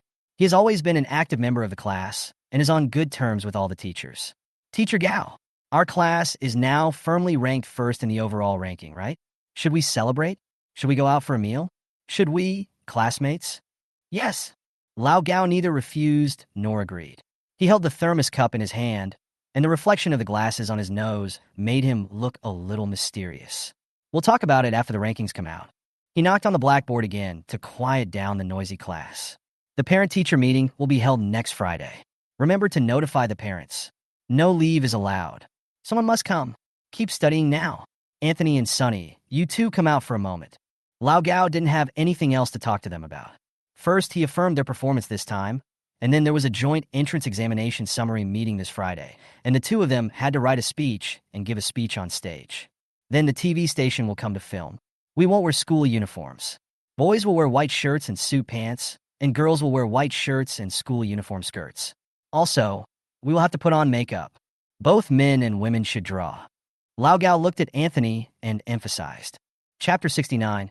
I saw the price tag, 18,000. After listening to this, Sunny quickly glanced at Anthony. Anthony's expression did not change, but he raised his eyelids. No words. The old man walked away leisurely, holding the thermos cup. Sunny had given a speech once before and knew how to write a speech. She finished it quickly during one afternoon class and spread the manuscript paper on the table to let the words dry. Anthony was reading an extracurricular book again. He took the time to glance at the speech she had written, said nothing, and lowered his head again. Aren't you going to write? Sunny asked him. You have a speech on Friday. What to write? Go back and search for one. Anthony didn't even raise his head. Okay. For those whose grades are good enough to give a speech, writing a speech is not difficult for them, and they just write it themselves. I have to prepare my own clothes for the speech on Friday. Sunny remembered that she didn't seem to have suitable clothes, so she looked at Anthony. Anthony turned to the next page and said casually, You want to wear it? I'll give it to you when we get home. The pages of the book were opened and held down by a white and tender hand. Sunny held back the content from letting him read the book and said speechlessly, Mr. Jiang, you can't do two things at once. I hope you can always remember this. Anthony turned his eyes away from his favorite book and quickly corrected his mistake. What did you just say? Ask again? I asked. Sunny looked at him. Do you have a white shirt and black suit pants? If not, you need to buy them in advance. Yes, a lot. There are many dances and tea parties in British schools, and this basic style is a must-have. You didn't? Anthony asked. No. Sunny compared to him. My white shirts are all fancy with tassels and straps and so on. You want to buy it? Go home after school, or you might forget it later. Okay. Anthony nodded. I don't have any either. I'll go with you. Okay. Sunny agreed. She thought for a moment and said, there's a mall we passed by on the way home, so let's go there. The shopping mall is very close to their community. They walked in through the door, past many dazzling brand stores, and found the simplest one to go in. The two students didn't have much money on them. Sunny also borrowed some from Zhou. She thought that should be enough, but then the shopping guide came out, asked about their needs, and took out 2 suitable sets. She looked at the price, and it was 18,000. Sunny froze on the spot. Is this mall so expensive? But my mother said that she usually buys her clothes here. Sometimes she chooses them online, and sometimes a shopping guide brings the goods to their home for door-to-door service, with each piece costing dozens to hundreds of dollars. She's a bit confused. Or maybe it was because the decoration of this store was more low-key, luxurious, and meaningful, and not what she thought, the simpler the better. Anthony was quite calm. He glanced at the 2 sets of suits with the same style, and then looked at Sunny. Go try it on? The salesperson said, Girl, your boyfriend has a really good taste. This one looks very good to you. Wasn't this picked by you? How come Anthony has good taste? No. What boyfriend? Sunny waved his hands and stammered. No, he's not, we're not. Anthony looked at her, then took the girl's white shirt and threw it at her. Go try it on. Sunny glared at Anthony, hoping he could read her eyes. It's too expensive, brother. 18,000. 18,000 is just for the boys' set. The girls' set is even more expensive. Don't like it? Anthony lowered his eyes and looked at her. Sunny nodded heavily. When they left the store, Sunny started bombarding him, asking him if he didn't see the price tag was in 4 figures. Anthony said innocently, How do I know you didn't bring enough money? Did you bring enough? Sunny asked unhappily. Well, Anthony took out a card from his trouser pocket and waved it in front of her eyes. Miss Sue, if you choose not to buy it because you don't have enough money, we can go back now. This sentence is really too pretentious. Sunny was stunned. You carry your bank card with you to school? Anthony said nonchalantly. I kept it in my bag the whole time, and I took it out just before I went into the mall. How can a high school student like you have so much money? Sunny continued to be dumbfounded.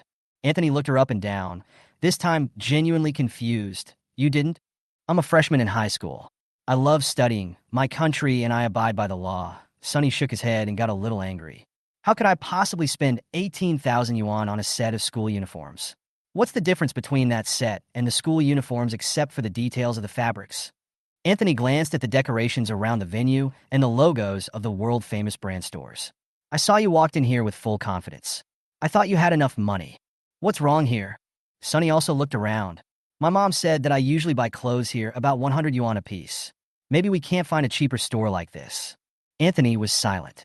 Although he has not taken the initiative to learn about famous brands, he still knows some basic things. In this mall, a pair of socks costs more than 100 yuan. He probably understood that Sunny's mother lied to her in order to give her a good sense of money.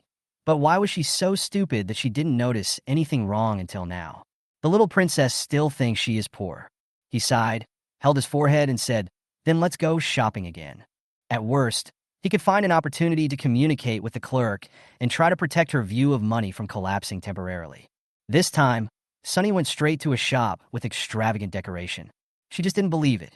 Anthony glanced at the roll call and saw no store name. But he was familiar with the logo because it was a British brand and the head office was near the apartment Anthony rented. A century-old store. TSK, this girl really knows how to choose. He also walked into the store, and as soon as he entered, he found Sunny standing there in a daze, looking ahead.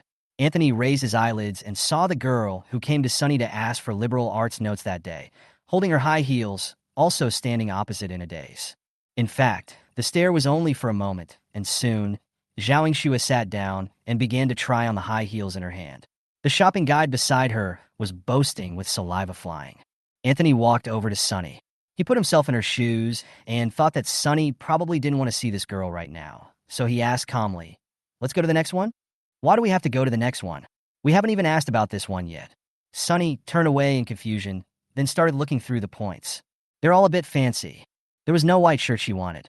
There was a set for boys, which was worn on the model in the window. It was a white shirt with black trousers and a striped black suit on the outside. There was a red carpet and balloons on the floor inside the window, making it a little difficult to walk through, so Sunny called out to the shopping guide. "Hold on." The shopping guide, who was explaining to Zhao Yingxue, responded. Sunny looked around suspiciously and indeed did not see any other store guides. Chapter 70, even more expensive than this. There were other sofas in the store, so Sunny sat down on one and waited for 5 minutes, but no one came. She half raised her eyes. A few minutes ago, Zhao Yingxue suddenly became more talkative and asked the shopping guide all sorts of questions. Until now, the two of them are still chatting enthusiastically. Sunny couldn't wait any longer. Anthony looked impatient and scratched his hair. "I finally understand why it's boring to go shopping with my girlfriend." After what happened just now, Sunny was a little sensitive to 3 words in this sentence and raised his eyelids. "Who is your girlfriend?" Anthony was stunned for a moment. He didn't expect her to react so strongly. He curled his eyes and said half-jokingly, "Whoever agrees will be the winner." Sunny knew he was joking, but couldn't help but push him with the tips of her ears turning red. Finally, the salesperson came over while she was getting other sizes for Zhao Yingxue. "What do you want?" Sunny asked directly about the price. "How much is the one in the window?" There was a puff sound behind me. Zhao Yingxue laughed. Sunny glanced at Zhao Yingxue, then quickly looked away, waiting for the salesperson's reply. "Well, this set is the latest model in our store. It is more suitable for mature men and is not very suitable for students." The shopping guide did not have any prejudice against her because of her age and said gently. Sunny let out an ah, looked at Anthony, reacted belatedly, and let out a regretful oh. Anthony was too tall, which always gave her some illusion. "Well, is there a white shirt that suits him?" Sunny pointed at Anthony. "There are only 2 sofas. One can accommodate several people sitting together, but Zhao Yingxue is sitting there at the moment, and the other is a single sofa where Sunny sits." Anthony simply found a pillar and leaned against it lazily. The salesperson only noticed this somewhat unfocused boy at this moment. She looked at his height, then looked at his face and was a little stunned. Ah! Zhao Yingxue was facing sideways and had only seen Sunny. Now she also looked towards the pillar. She was stunned for a moment. The salesperson was very conscientious and quickly withdrew her surprise without objecting. Given this man's height and build, he can actually give it a try. He can change his suit jacket to a younger style. As she spoke, she took out the shoe size Zhao Yingxue wanted and placed it next to Zhao Yingxue's feet. Then she came over to Sunny and asked, "Do you want to take it off and try it on? We don't want coats, just shirts and trousers." Of course, it's okay to just wear a shirt and pants. The salesperson was a little embarrassed. "I thought you were picking out suits." Anthony raised his sleepy eyelids and said no. Sunny and the salesperson both looked at him. He sighed, stood up, walked over to Sunny, and tugged on her braid. Anthony liked to pull her hair more and more recently. Sunny was afraid that her hair, which was not much to begin with, would be bald if he pulled it out. She carefully slapped his hand away and said, "What are you doing?" Anthony had been waiting for this moment. He grabbed her outstretched wrist and pulled her up from the sofa. "Let's go. This store is not suitable for students." Sunny looked around and said seriously, "I don't think this is right for me." She looked at the tall and long-legged Anthony again, a little envious. "But it looks like you can wear it. It's not like a child stealing adult clothes." Zhao Yingxue finally withdrew her gaze from Anthony, pursed her lips, and snorted coldly. "If you can't afford it, you can't afford it. Why are you pretending?" Anthony ignored her, and Sunny ignored her too, and the two of them stared at each other. Sunny said slowly, looking at the suit, "Actually, I just wanted to see you try it." Being ignored, Zhao Yingxue gritted her teeth and said, "Shopping guide, how much is that dress?" No matter how slow the shopping guide was, he realized that the 3 people knew each other and that there were some contradictions, so he reported a number in a daze. Sunny suddenly realized why Anthony wanted to take her away.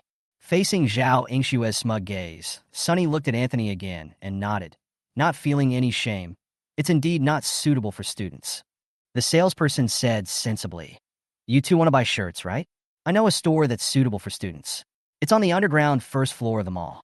You can go and have a look." "Okay." Sunny agreed and looked at Anthony. "See, I said yes." Zhao Yingxue was anxious. "Sunny, you are so shameless. Don't you feel embarrassed?" The shopping guide stood in the middle awkwardly, at a loss as to what to do, fearing that they would start fighting. Sunny finally looked over, speechless and amused. I just didn't lend you my notebook. You were so childish. So what? Sunny always thought that the two of them just had different brain circuits. Now she simply felt that they were not of the same species. Zhao Yingxue walked over with her high heels clacking on them. She was short and looked young, which didn't fit in with the surroundings and the glittering high heels on her feet. If it weren't for you, Song Yingjing's comprehensive liberal arts notebook would be in my hands, and I would be the top student in the comprehensive liberal arts class now. Not you. Sunny was a little choked. Even if the top student in the grade is not me, it won't be you, but him. She pointed at Anthony. Judging from Zhao Yingshue's expression, she probably recognized Anthony as well. At least I've heard of it. Zhao Yingxue looked at Anthony and suddenly became speechless. Her chest heaved, and she looked very angry. Let's go. Sunny pulled Anthony's sleeve. Let's go back. We've been delayed long enough. They didn't go to the basement because it was almost dark outside. Sunny borrowed a phone and called home. His father was worried about them, so he asked them to go home first, and he had someone send a set of clothes to their home. Sunny remembered that many sisters in her father's company seemed to wear white shirts. Although the skirts were different, she could wear school uniform skirts. In the evening, Mom went to sleep early, while Dad was still on the sofa reading something that Sunny had never understood before. Sunny climbed onto the sofa barefoot, just like when she was a child, knelt beside her father and massaged his shoulders, then told him what happened in the shopping mall today. At first, Father Sue admired her attitude and ideas, until he heard the last part. Whether you can afford it or not, it is really inappropriate for students to buy clothes at this price. Although our family is not very rich, and we are still paying off the mortgage, my father is very tired and works in the company every day, and my mother has been laid off. But we can't be ashamed of this, and we shouldn't feel embarrassed. Labor is the most glorious. Father Sue's expression was complicated. He had never felt as much as he did at this moment that he had truly cultivated a flower of the motherland. In fact, he really wanted to say that this price is about the same for you and our family. There are some skirts in your closet that are even more expensive than this. Chapter 71 Suit. Sunny's mother directly added 3 zeros when she mentioned the price. Sunny's mother never thought of pampering her daughter, so she lied to Sunny when she was very young, saying that the family was very poor and that they had borrowed money to buy the RV. She had no job. The company belonged to someone else, and her father was busy like a top working for others every day. She also pays great attention to cultivating Sunny's view on money. Father Sue agrees with her on this point, so she is usually very careful. Sometimes when there is something that looks expensive, Sunny asks about it, and she says it is a company benefit. But the older Sunny got, the more he understood. So Sunny's mother upgraded their family's family without any basis except saying, "Our family is now well off, but we are still paying off the mortgage and car loan. Until now, it seems that I can't keep up with the times." Father Sue pondered and felt that it was time for him to make some effort to improve their family's financial situation. Earlier on the phone, Sunny thought her father meant to just get her a set of small-sized employee uniforms. But 2 hours later, when Sunny was getting ready to go to bed, her father brought her 2 gift boxes. The gift box was satin, wrapped in silk material, and finally tied with a bow at the upper left corner. When I opened the box, there was a dress inside. It was a fake 2-piece design, with a white shirt on top and a black skirt on the bottom. The hem of the skirt was very design-conscious and had slightly ruffled edges. The second box contained a complete suit that matched the dress. Sunny took out the skirt and tried it on. The girl in the mirror was slender and graceful, with an oval face, a young and pure look, fair and clear skin, black hair cascading vertically over her shoulders, and a slightly pink face.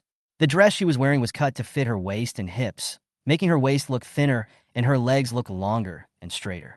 It seems like I have grown up suddenly. Dad knocked on the door outside, and Sunny went to open the door for him barefoot.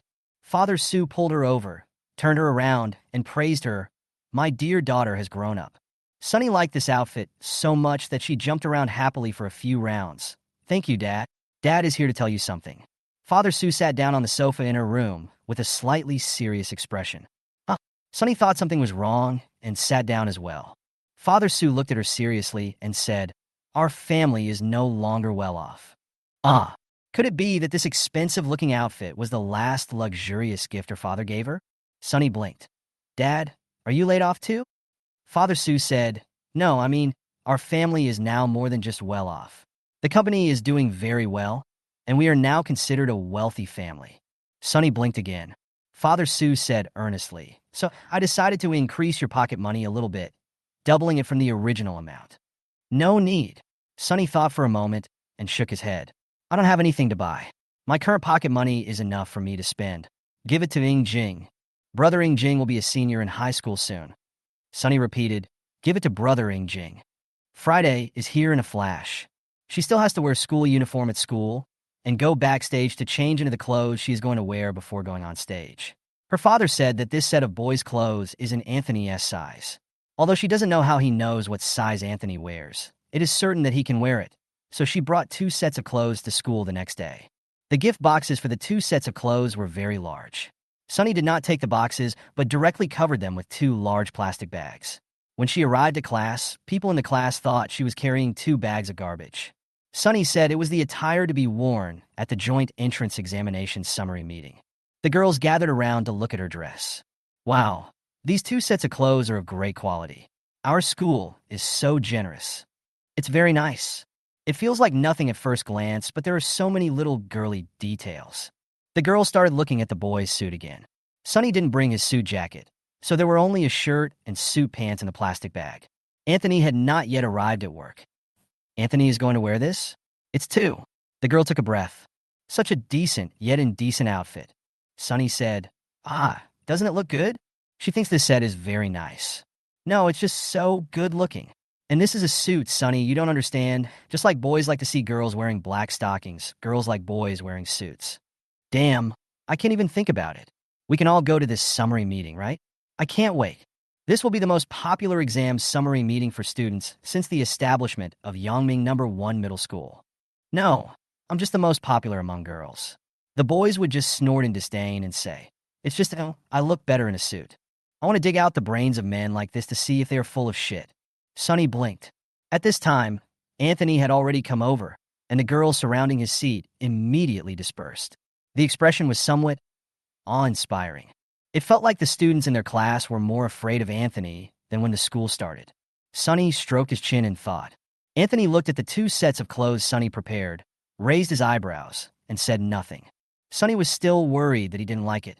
After all, from what the group of girls said just now, there was a big difference in the tastes of men and women. The teacher hadn't come over yet.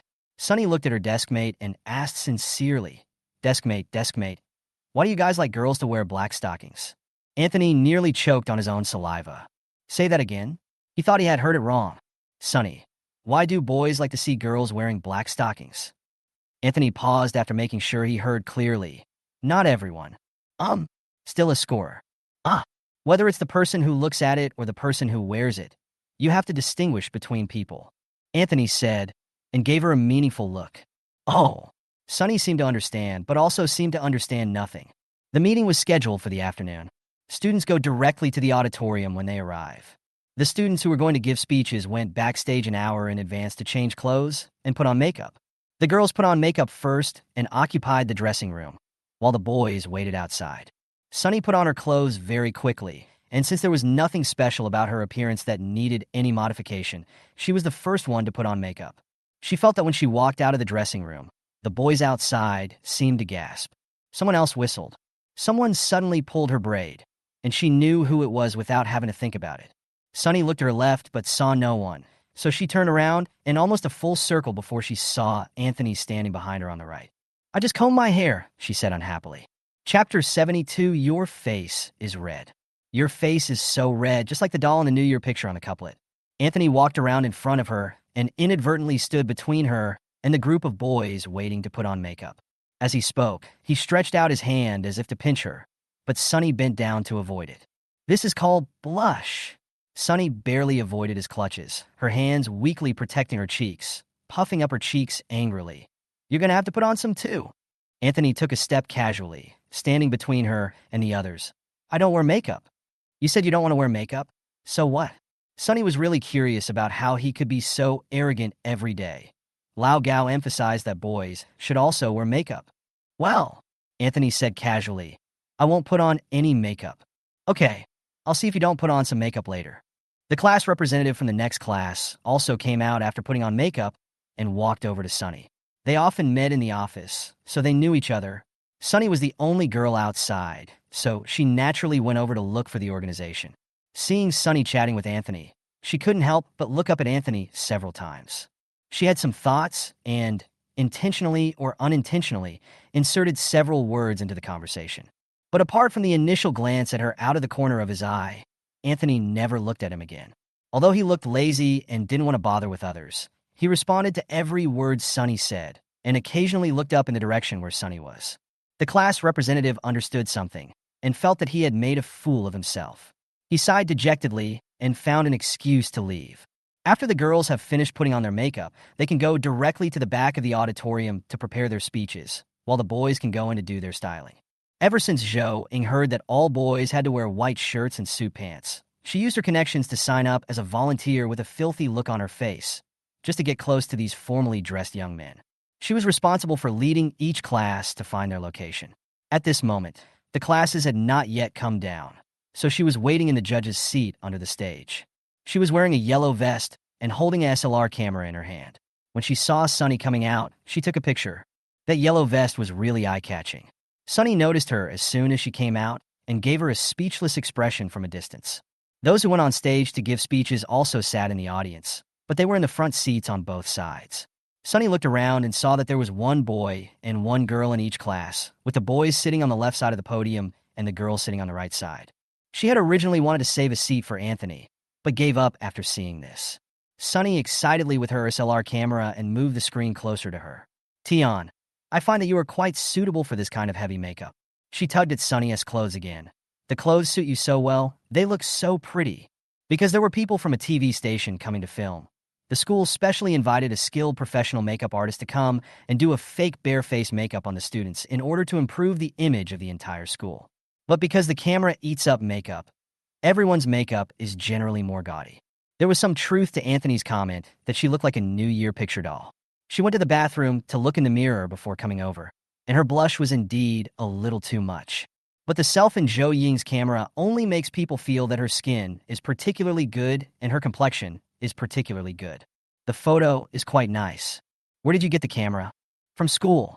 Besides being a guide, I also work part-time as a photographer. Zhou Ying fiddled with the camera, adjusting all the parameters to the appropriate level. "Baby, do you think the joint exam summary meeting is really a summary meeting? It's a rare opportunity to wear your own private clothes and put on makeup.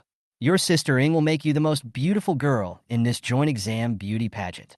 Sunny. Perhaps Zhou Ying was the only one who thought so. Because looking around, half of the girls who were about to give speeches were looking down and memorizing words and knowledge points. Sunny also took out a piece of paper from his sleeve, opened it under Zhou Ying's complicated gaze, and recited the chemical equation. Not long after reciting, there was a burst of laughter in the venue. Sunny looked up and saw that it was the first boy who had put on makeup and came out. Sunny rarely sees boys wearing makeup in real life, and couldn't help but take a few more glances. The makeup for boys and girls is actually the same. With the right makeup, her appearance does look better. People and light were all gathered on the girls' side. It was dark, and no one was sitting on the boys' side. The first boy who had finished putting on makeup simply came to the girls' side, found an empty seat, sat down, and started memorizing words. The boys who came later thought that their seats were behind the girls, so they sat next to them. Sunny lowered his head and started memorizing words again. After a while, someone poked her on the back. Sunny turned her head and found it was a boy she didn't know. She was a little confused. The boy said casually, "My name is Lu Yang. I'm from class 9. Are you from class 3? I often see you in Lao Gao's office." Sunny nodded. Lu Yang continued, "What's your name? Even if I don't say my name now, you will know it when I introduce myself on stage." "Sunny has nothing to hide, Sunny. I see you brought chemical equations. Is that the only one you brought? Is there anything you can memorize? I forgot to take out the formula I brought when I changed my clothes." "It's gone," Sunny said seriously. "It's not far. You can go back and get it." Lu Yang suddenly laughed, and a sharp canine tooth was exposed. Sunny thought, wouldn't it hurt if it pricked her mouth?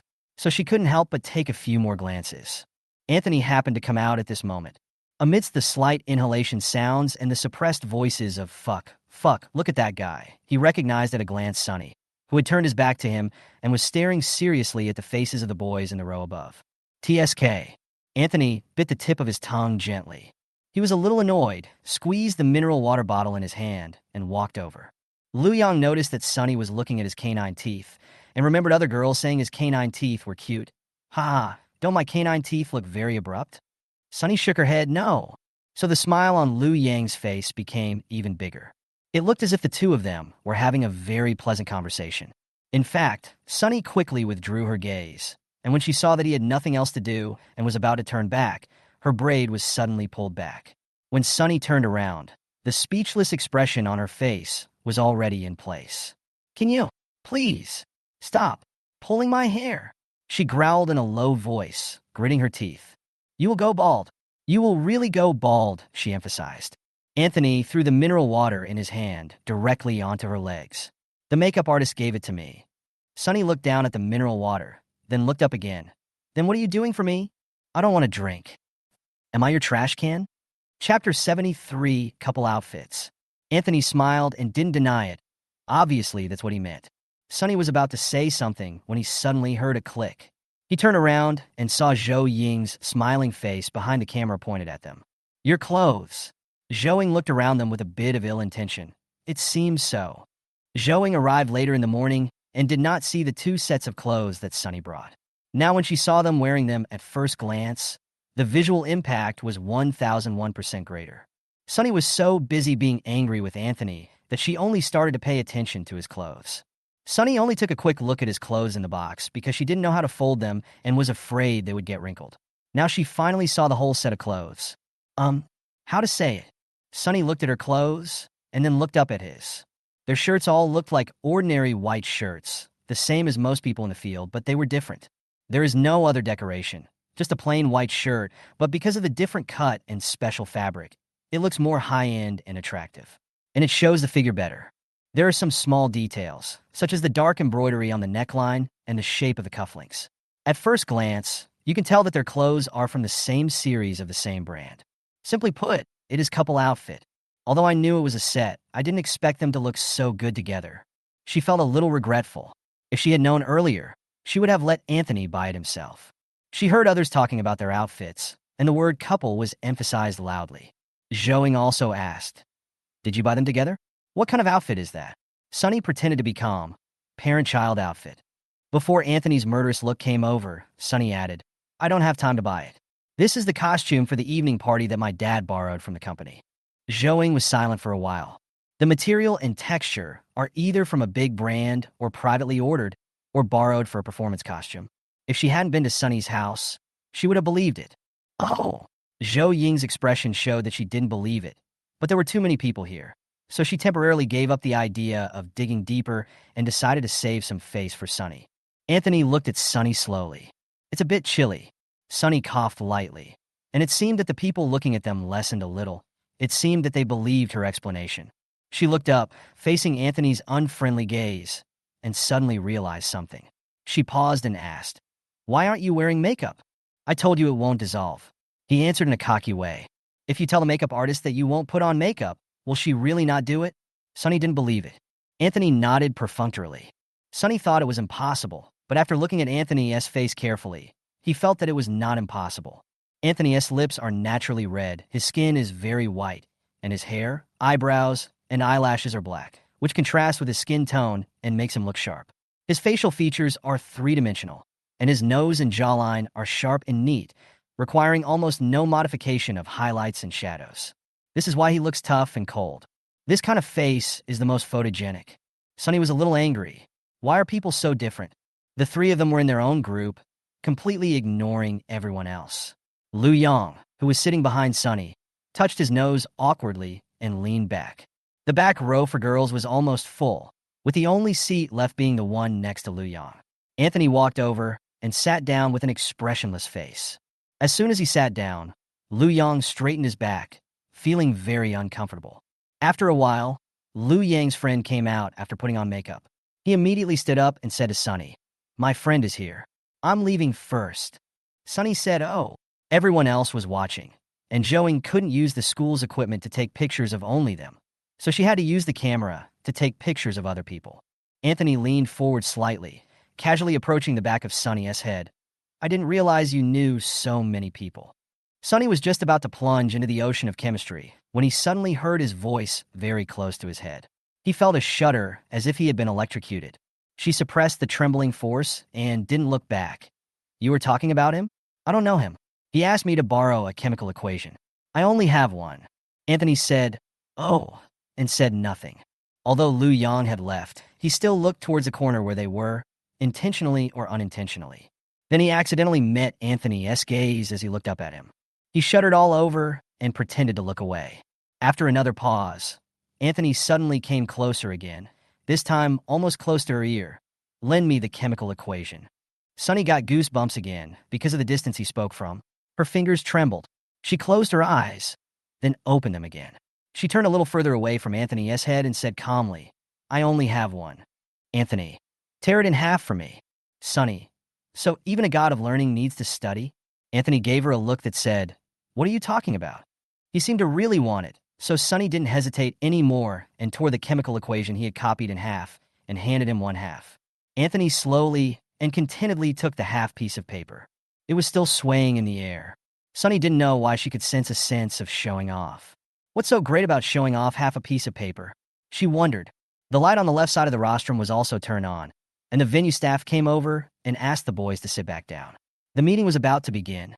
Anthony played with the half piece of paper between his fingers and followed the main group to the boys' area. Almost immediately, as soon as he finished speaking, all the lights in the auditorium were turned on. The auditorium became noisy, and a class lined up to enter the auditorium. More and more classes came in and walked to the designated areas under the guidance of volunteers. The big screen on the stage also lit up, with the background being a huge happy announcement made by the school's publicity department. Yangming No. 1 High School is the best high school in Yangming City, but it seems so insignificant among the schools participating in the joint entrance examination of 8 cities. As a result, when the results came out, he became the biggest dark horse in the joint entrance examination. Anthony's answer sheet was not only circulated to schools and teachers in 8 cities, but also to education bureaus and television stations in each city. As soon as the results came out, the Yangming City Education Bureau and the TV station requested to review the surveillance video of Anthony's examination room to ensure that the results were not falsified to avoid being exposed. Then they discovered that Anthony had taken 2 of his exams in the principal's office, with the principal and several other teachers personally supervising the exams. When asked the reason, it turned out that after the first exam, he had been involved in a fight and was taken to the office for a lecture. Chapter 74, Why Do I Need My Brother's Help? In the surveillance video, several teachers and directors asked him why he fought. The boy stood there casually with his eyes lowered, without saying a word. It wasn't until there was an hour left in the exam that he looked up at the clock on the wall and asked, Can I take the exam first? The director didn't expect that his first sentence would be this. He was stunned by his question. After he realized what was going on, he asked 3 questions in a row. Are you still thinking about the exam? What were you doing thinking about the exam? What's the point of taking the exam now? It was the principal who came over and made the final decision. Let him take the exam.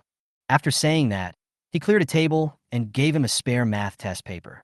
So the principal and a group of teachers surrounded him and watched him fill out the test paper quickly and neatly in the less than an hour left. The head of the mathematics teaching group corrected the papers on the spot, and 2 hours later, he was so excited that he sprained his waist. Everyone forgot that he had just been in a fight. Anthony said the second sentence when the group of middle-aged gardeners were excited and unbelievable. As for the fight, ask the guy I beat up. I'll see if he dares to tell me. The principal went to the hospital where Yao Shun was at noon in person, dealt with the whole matter, and came back without saying anything. He made a decision directly that Anthony would not be punished and Yao Shun would be expelled.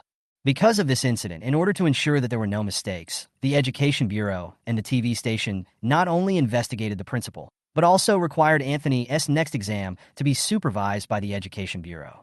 He wrote the liberal arts exam faster. He started writing as soon as he took a look at the questions and handed in the paper an hour early. 20 minutes later, the people from the Education Bureau had packed up and left, leaving only one teacher from the school. Sunny followed the principal here at this time. This joint exam summary meeting was held in a grand manner because the Education Bureau and the television station had determined, after various private investigations, that Anthony had not cheated, and they could now start promoting it. 10 minutes later, all the students in the first grade were seated, and the meeting officially began. After the host came on stage to speak, the leader began to speak. Sunny became more and more sleepy as she listened, but because there was a photographer taking pictures of them, she forced herself to stay awake and didn't dare show it obviously. Finally, It was the turn for the student representatives of this exam to go on stage and speak, one by one in order of their class. This was a procedure they had already known. The student representative of Class 1 went up first, put the podium on the stage, and began to read in a serious manner. Basically, there are 2 people in each class, and each person has 3 to 5 minutes. Soon it was the third shift's turn. Following the host's announcement, Sunny walked onto the stage holding the speech. The lights and shadows on the stage flickered. Before going on stage, Sunny habitually glanced at the audience, then looked at the camera and began her 3-minute speech while reading and reciting. She finished quickly, and as she bowed, the audience burst into thunderous applause. Sunny was dazed and thought it turns out that the applause on the stage sounded so loud. When the first few people finished their speeches, she felt that everyone's applause was perfunctory, and she could only listen to it reluctantly. She walked down the stage directly from the other side and, like the people before her, went straight backstage after her speech. It was dark in the audience. Sunny walked down the stairs slowly and carefully. The host continued to announce behind him, "Now, please invite Anthony to share his learning experience with us." Anthony had already started going upstairs. Sunny took the time to look up at him, but she didn't look at the stairs. Her foot slipped, and she almost lost her balance and stepped on empty air. If it wasn't for the hand that stretched out from the side. The hand firmly held her arm. Sunny hurriedly looked down and lowered her head. She heard the man whisper as he passed by her, "Why do you need your brother's help to go down the stairs?" He then loosened his hand. Sunny's face turned red. When he finally walked off the stage, Sunny couldn't help but turn her head and saw him walking towards the light step by step. Just as she was about to go backstage, the stage manager suddenly came over and told her to wait backstage for a while and not to go back yet, as there was another session in which the top students in each subject would go up to receive a certificate. After the stage manager finished speaking, he hurried off to another place. This was added at the last minute, and this scene was not mentioned before. Sunny looked around blankly and thought to himself, just wait here. It's dark here, and others can't see clearly anyway. So she turned around with peace of mind and watched Anthony's speech. He saw Anthony reach into his pocket and take out a folded paper, unfolding it carelessly, and saying with his thin lips slightly parted, "Hello, teachers and students." There was a pause. The whole person's mood suddenly changed a little bit. It was like some emergency happened. This was only a moment, and his expression quickly calmed down. He looked at the paper in his hand and continued to read. "I am Anthony from Class 3, Grade 1. Sunny was close, so she could see it clearly. She was curious about what happened to Anthony. After observing him carefully for a long time, she found that the shape of the paper in his hand was a little strange.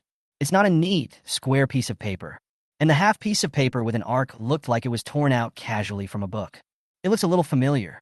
Sunny was horrified to find that the speech manuscript Anthony was holding in his hand was so similar to the half sheet of chemical equations she had torn for him. No way. Sunny blinked. Anthony's voice was steady and smooth, without any stumbling. Learning is a journey of hardship. Learning requires a calm mind and the ability to endure hardships. All results depend on your initial efforts. You get what you sow. Sunny blinked again. So he was winging it? The big screen behind them was a live broadcast from the camera. Several camera positions were switched. Sunny noticed that the picture on the big screen was slowly zooming in, as if trying to get a close-up of Anthony's face. After all, it's such a good resource. It would be a waste if we don't use it. A line of beautifully written chemical equations was clearly visible. The photographer probably hasn't noticed yet, as he has been zooming in on his upper body. Whispers gradually began to be heard from the audience. The photographer hadn't noticed that what Anthony was holding was not a speech, so the camera was fixed there. The torn half of the chemical equation was completely exposed to the camera. This piece of paper was a piece of waste paper she picked up casually, and in the lower right corner there was a pig head she drew when she was sleepy in class. The whispers in the audience became louder and louder. Sunny looked towards the audience and saw the stage manager lady who had told her to wait for a while ran quickly to the photographer and whispered something anxiously in his ear. The next second, the camera cut away. The whole audience laughed. Anthony raised his eyes lazily and continued to recite. Youth is easy to grow old, and learning is difficult to complete. Every moment of time should not be taken lightly. He glanced around coldly, not caring why they were laughing. Finally, he read out a few concluding remarks, bowed perfunctorily, and turned to leave the stage. Sunny stood in the audience, watching him walk towards her step by step from far away. Chapter 75. One bully is stronger than another. Have you memorized the manuscript? Sonny asked Anthony as he walked down the stairs and into the shadows. No, he answered. I made it up on the spot. It was made up on the spot. It was made up on the spot. Sonny was shocked by his strong on-the-spot reaction ability and writing skills. Great! Sonny gave him a thumbs up sincerely. If I had known, I wouldn't have lent you the chemical equation, and you wouldn't have taken the wrong one. Anthony folded the half sheet of equation in his hand and put it in his trouser pocket. No, I forgot to take out my speech manuscript when I changed my clothes. If it weren't for your half piece of paper, I would have gone up empty-handed. It's not uncommon for students in their school to forget to bring things when changing clothes. The stage manager came over again and asked Anthony to wait in the audience as he would go on stage to receive the award soon. So they both stood in the audience and waited. The next student came up to the stage, held the speech in both hands, and began to read. Anthony looked at the stage, half squinted his eyes, and asked, Your eyesight is so good? Sonny was a little tired from standing, so he supported his sore ankle with one hand on the iron rack next to him. What? How do you know that I'm holding a chemical equation? He stood there and looked up, unable to see clearly what was written on the paper in the student's hand. Sonny pointed to the big screen on the stage. There is a big screen. You just read, youth is easy to grow old, and learning is difficult to achieve. Every moment of time is precious. In front of a half-page chemical equation for at least half a minute. Hearing this, Anthony glanced at the audience thoughtfully. Then everyone in the audience can see that what I have in my hand is a chemical equation. Right? She would be so embarrassed now. But Anthony's skin was obviously as thick as a city wall. Anthony nodded, his eyes scanning the audience as if looking for something. Then he smiled with his thin lips. Very good. Someone who didn't borrow the chemical equation should have seen it too. But Sonny thought that what he meant by very good was that he had become famous again, which was good. I wonder why this person was so flirty. After more than a dozen student representatives had finished their speeches, Sonny was so tired that she squatted on the ground. It was so dark that no one could see her anyway. Anthony put one hand in his pocket and stood casually and lazily. Finally, the host said on the stage, The following is the award ceremony. Let us invite the students who ranked first in each subject in this exam to come on stage to receive their awards. Just as the host finished speaking, there was a series of crackling sounds from both sides of the stage. The sound was very close to Sonny. She even felt that the sound was exploding on the top of her head. She was so scared that she sat down on the ground. She sat down, and this time she saw clearly that there was a speaker behind the iron rack next to her, which was playing festive music and the sound of firecrackers at the same time. Playing music is normal, but what about firecrackers? Actively respond to the national policy of energy conservation and emission reduction? Sonny tried to confront the vibrating speaker in a daze. Anthony laughed without restraint, took 2 steps over to pull her up, and said, Go up on stage. Sonny quickly suppressed the emotions on her face and followed Anthony onto the stage with a blank expression, as if she was very cool. Not everyone in the auditorium knew that their school had produced a perverted academic genius. People who didn't know saw that there were only 2 people coming up and asked curiously, Why are there only 2 people? Aren't there 5 subjects in Chinese, math, English, comprehensive science, etc.?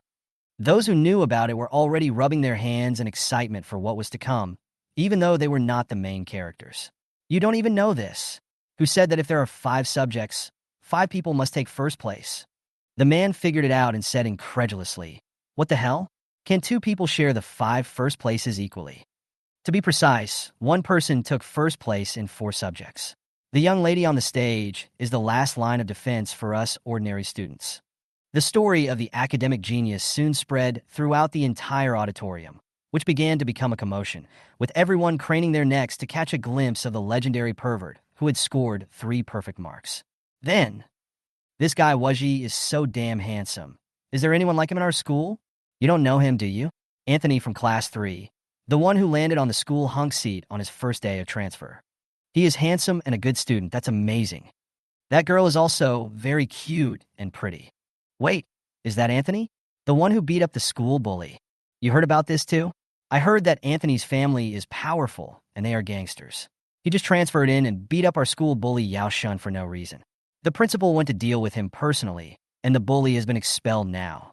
Fuck, there is such a thing? Yao Shun, you deserve to be expelled.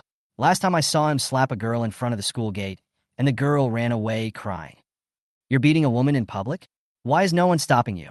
There was no teacher around at the time, and the students knew he was not someone to be trifled with when they saw how he looked, so they didn't dare to approach him. What's this? One bully is stronger than another bully. Yeah, ha ha ha. Now Anthony is the new bully of our school. Who would have thought that when we first called him the school hunk who fell from the sky? We just omitted the two words school hunk after the school hunk who fell from the sky. But now we have directly omitted the 6 words school hunk, academic god, school bully. Awesome. I really don't know what else to say except awesome. Awesome. You can't hear the voices from the audience on the stage. After reading a long speech, the host finally moved on to the next step. Now we would like to invite the class teachers of the award-winning students to come on stage to present their awards to them. Amidst the applause, Lao Gao followed the host up from the right side of the stage with a happy face and looked at them with satisfaction. Sunny saw his mouth shape, saying, "Good kids, 2 good kids, both good kids." The master of ceremonies stood beside them, holding 5 medals. Host, student Anthony, you got a perfect score in this joint exam and ranked first in the math grade. When the host said the word full marks, his voice rose slightly and his tone became a little excited. The host's emotions easily affected the audience, and thunderous applause broke out in the auditorium and the leadership seats. Lao Gao took the medal from the MC, and Anthony bowed his head slightly to let Lao Gao hang the ribbon around his neck. Then he handed him a bunch of flowers sent by the venue staff. Lao Gao patted him on the shoulder and said, "Not bad. Very good, very good. Keep up the good work in the future." Anthony put away those careless emotions and nodded. "Well, thank you, Teacher Gao." The host added, "Sonny, you scored 278 points in this joint exam and got first place in the liberal arts grade. Chapter 76. Eyes very tender." Lao Gao took out another medal, and this time Sonny didn't have to lower her head. He easily put the medal around her neck and stuffed the flowers that belonged to her into her hands. "Keep up the good work. The teacher has always been optimistic about you."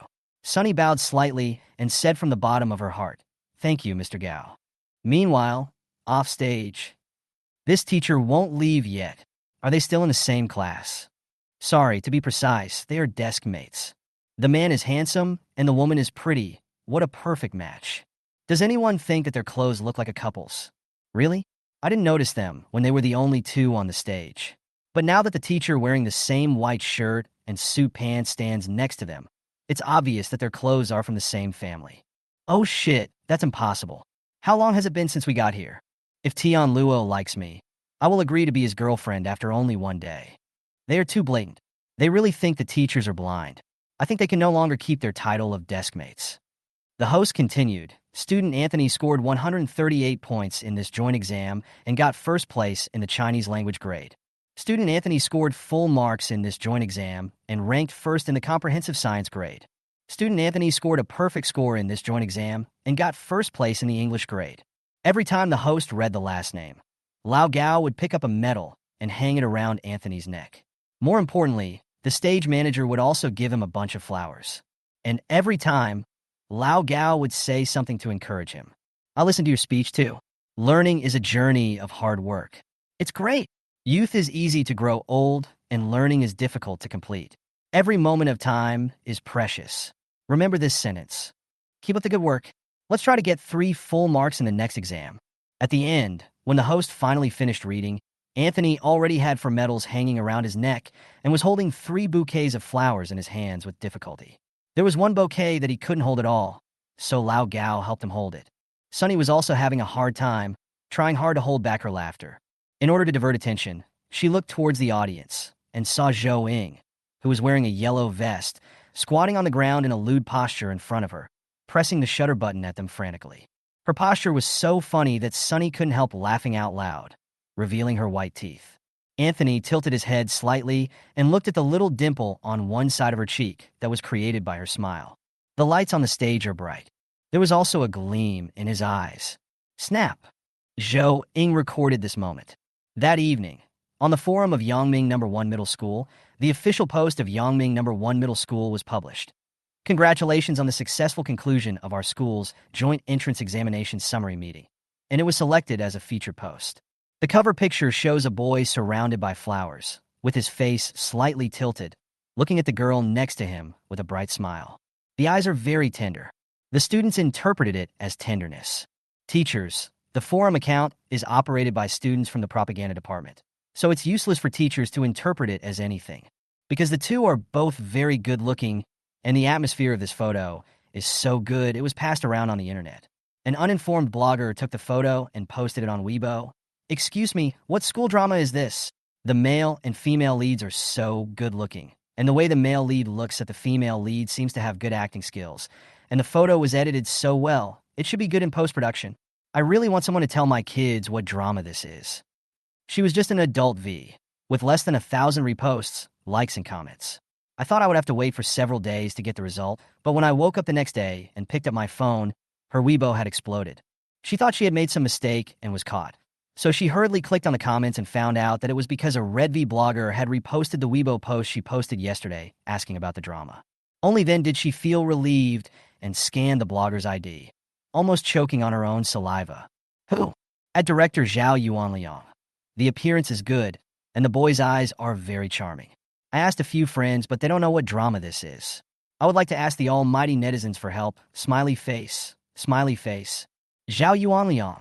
Zhao Yuanliang just won the Best Director award. The blogger's hands were shaking with excitement. For a moment, it didn't matter what drama it was. He quickly took a screenshot to keep the picture. The influence of the Red V blogger is not small, and the influence of director Zhao Yuanliang is even greater. An hour later, a reply was pushed to the top. School, not drama. This is the summary meeting of the 8-city joint examination of our school yesterday. The two people in the picture are the school god who got full marks in 3 subjects and ranked first in 4 subjects, and his desk mate who ranked first in the comprehensive arts grade. At director Zhao Yuanliang replied to him, Surprised, surprised, I don't even dare to shoot like this. 5 minutes later, at Yangming No. 1 Middle School official Weibo, claim it these are the transcripts of 2 students. View the picture // at director Zhao Yuanliang. Surprised, surprised, I don't even dare to shoot like this. // at CBYYRK. Campus, not a drama.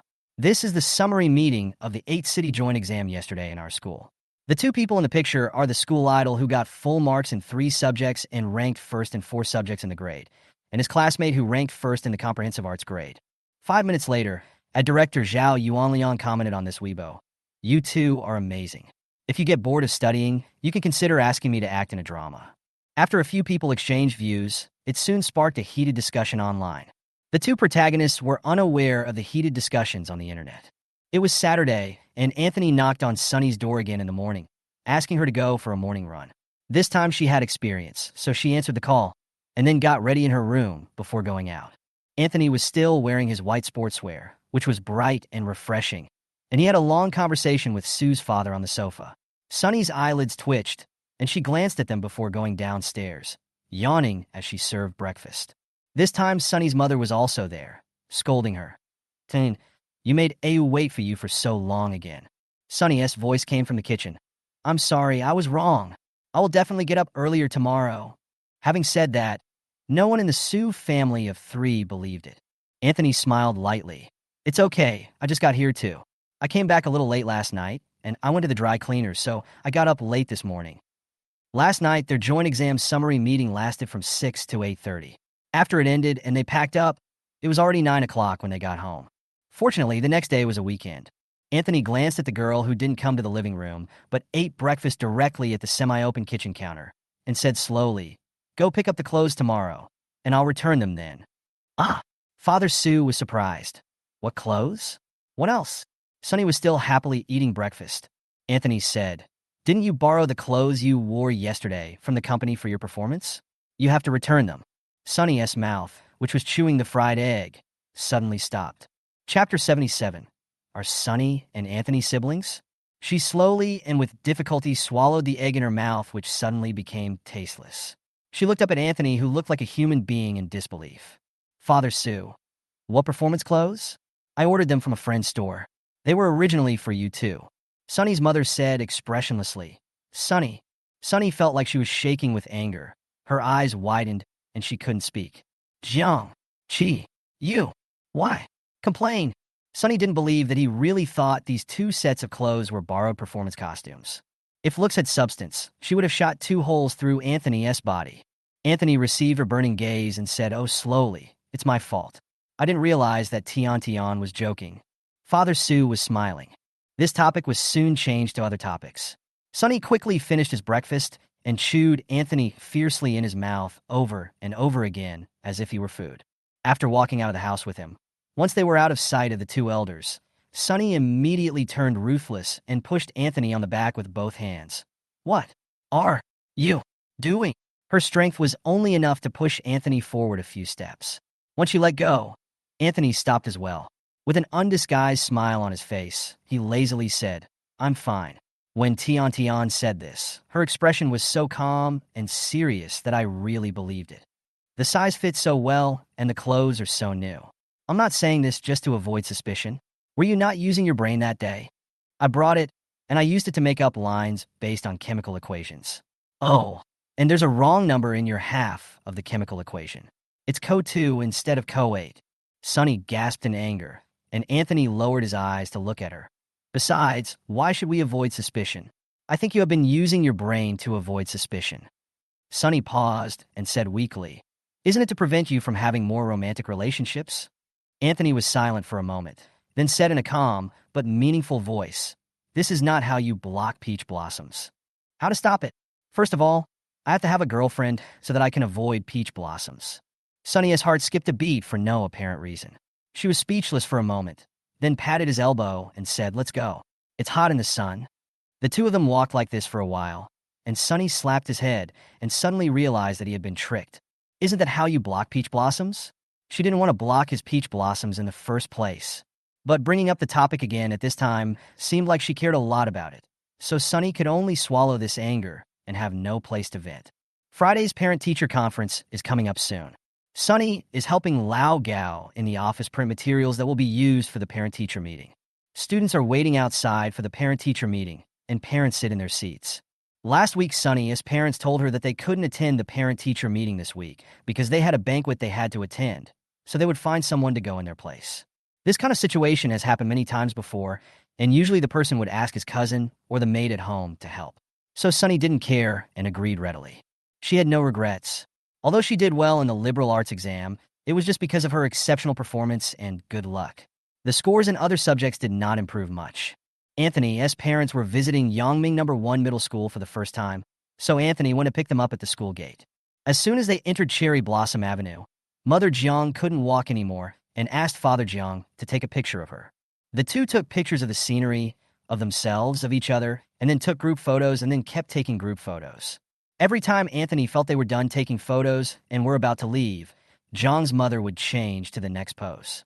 He let out a long breath and asked dryly, "Don't you guys plan to take a group photo?" Mother Jiang took Father Jiang's mobile phone and checked the photos one by one. "Yes, we took a lot of them." She turned the phone screen towards Anthony and let him see the preview picture. Anthony asked calmly, "Don't you think this photo is incomplete?" Mother Jiang pondered for a moment and said, "That makes sense." She handed the phone to Anthony and said, "Then stand further away and take a full-body photo for us." As he said this, he pulled Jiang's father's arm and taught him how to pose. "Anthony, the parents are true love.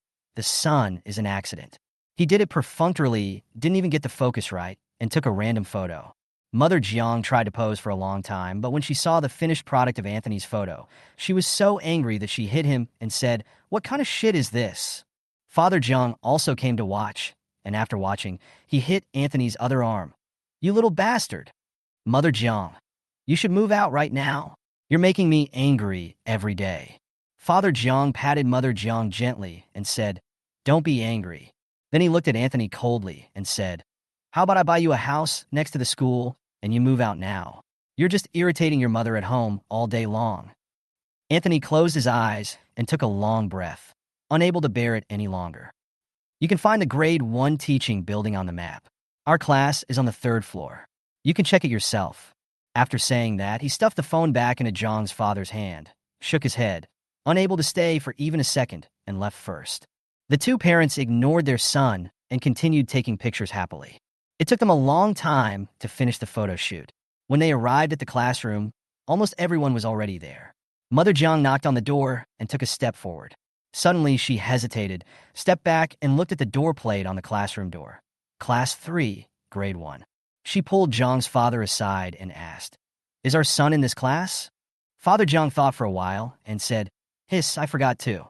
The old man held the thermos cup in his hand, looked at the two parents at the door slowly, and said with a smile, "How come you even forgot which class your child is in?" The entrance was filled with students from Class 3. Mother Jiang looked around and said, "I don't see him. He's not from this class, is he?" The students in Class 3 also looked at the unreliable parents and whispered to each other. The class monitor asked, "Annie, whose parent are you?" Mother Jiang said, "Anthony." The monitor was obviously stunned for a moment, then nodded. "Yes, he is from our class."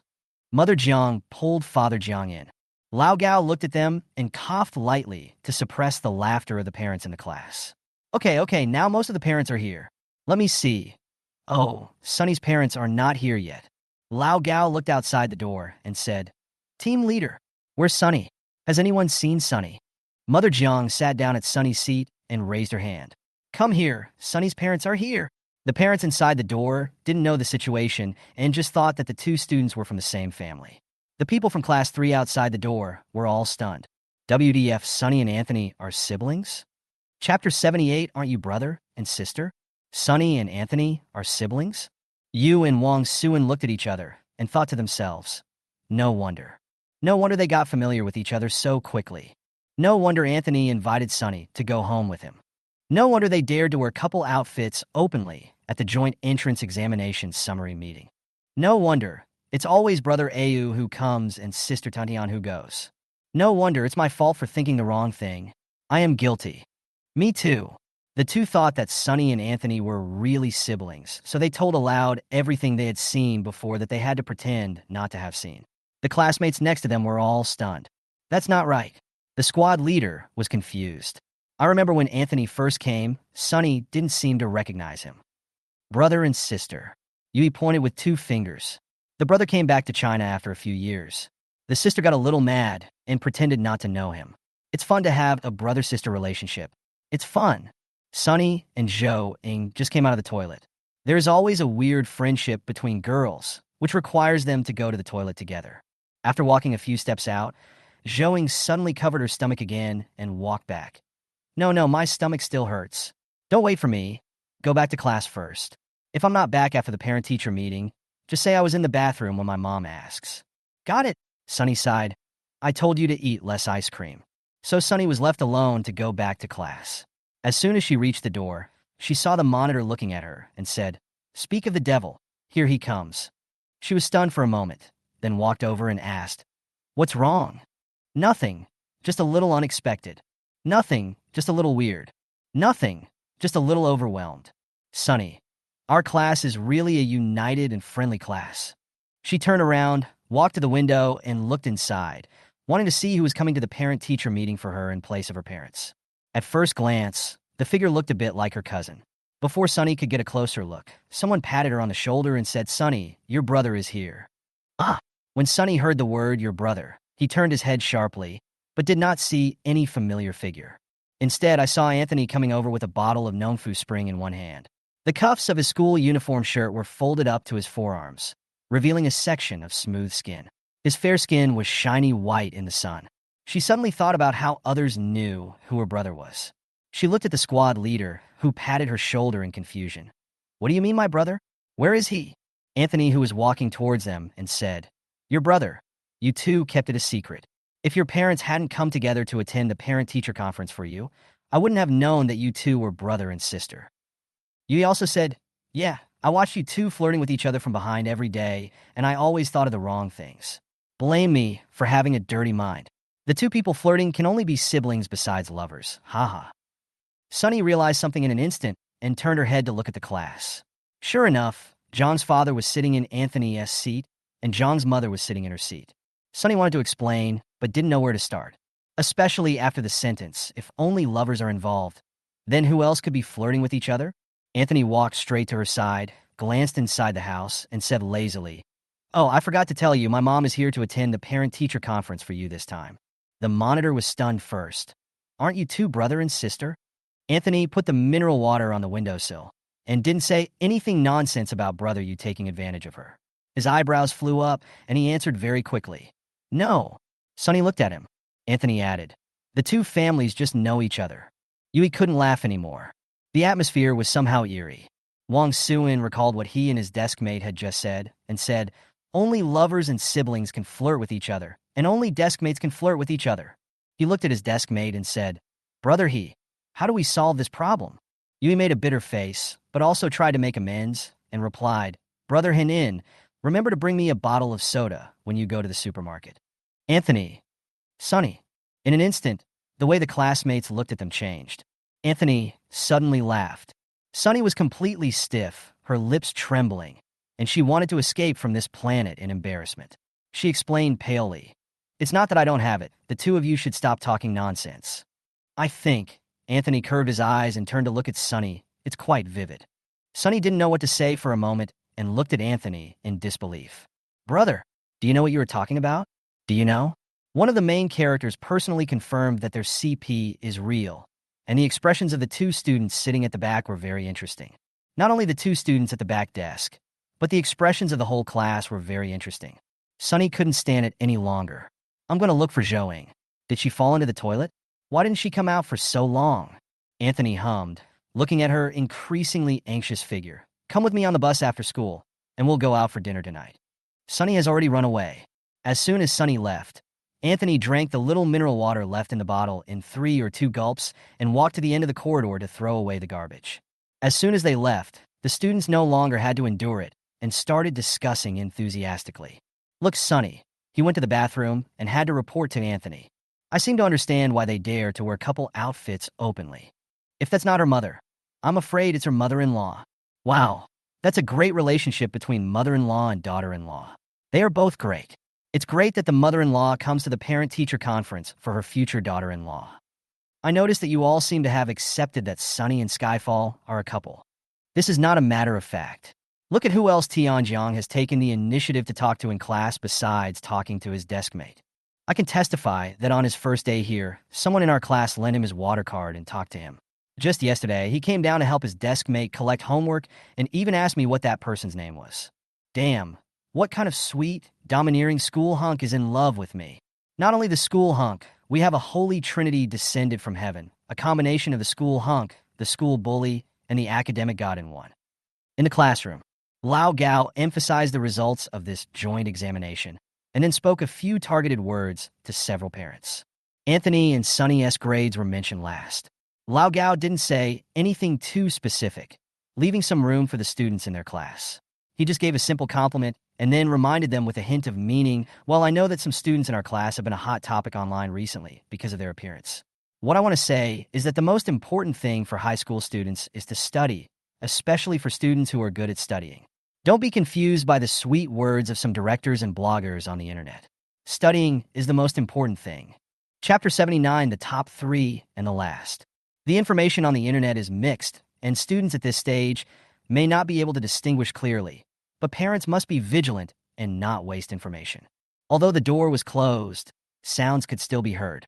Several students who were eavesdropping at the front and back doors laughed and whispered. Anthony didn't hear what was said in the room, but he roughly understood it from the occasional words uttered by the students around him. Oh, a bunch of people called his house and asked him if he wanted to be an actor. The calls were all made to the landline. He answered a few and hung up directly. Sunny's family should have been bombarded as well, but I've never heard her mention it. Considering Aunt Sue's personality, I'm afraid she still doesn't know anything about it. After hesitating for a long time, Zhouing finally came out of the bathroom. Sunny asked her sincerely, if you still have a stomachache, you can continue. Zhouing felt relaxed all over. She rinsed her hands under the water pipe and stretched after coming out of the toilet. No, I feel refreshed now. The person who had diarrhea and almost fainted in the toilet just now is gone. Now I am Zhouing, the most beautiful girl in the universe. After saying that, Sunny's expression suddenly became indescribable. Zhouing scratched her chin. Why? Do you have any objections? Sunny pointed behind her. Zhouing turned her head and saw the person coming. Her expression froze on her face. It was Han Shuo, whom I hadn't seen for a long time. Han Shuo scratched his head. He still had the trash can in his hand. He usually came to the toilet to take out the trash after the big cleaning on Fridays. Zhou Ying's expression gradually became awkward. Han Shuo is not much better.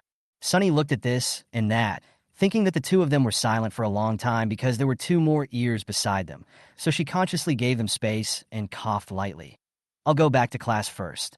Zhouing, don't forget that your mother is also in school now. Zhou Ying didn't say anything. Sunny left the scene silently. Zhou Ying and Han Shuo have been at odds with each other for a long time. Sunny initially thought that Zhou Ying had a more comprehensive understanding of Han Shuo as they met more and more people, so she became bored with him. Or maybe there was something about Han Shuo that Zhou Ying couldn't accept.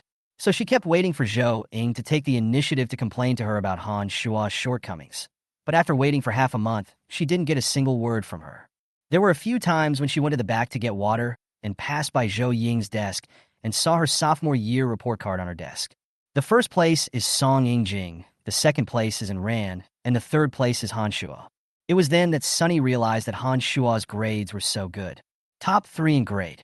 The score sheet also included the ranking changes. The column for Song Yingjing and Ran and Han Shuo was all 0.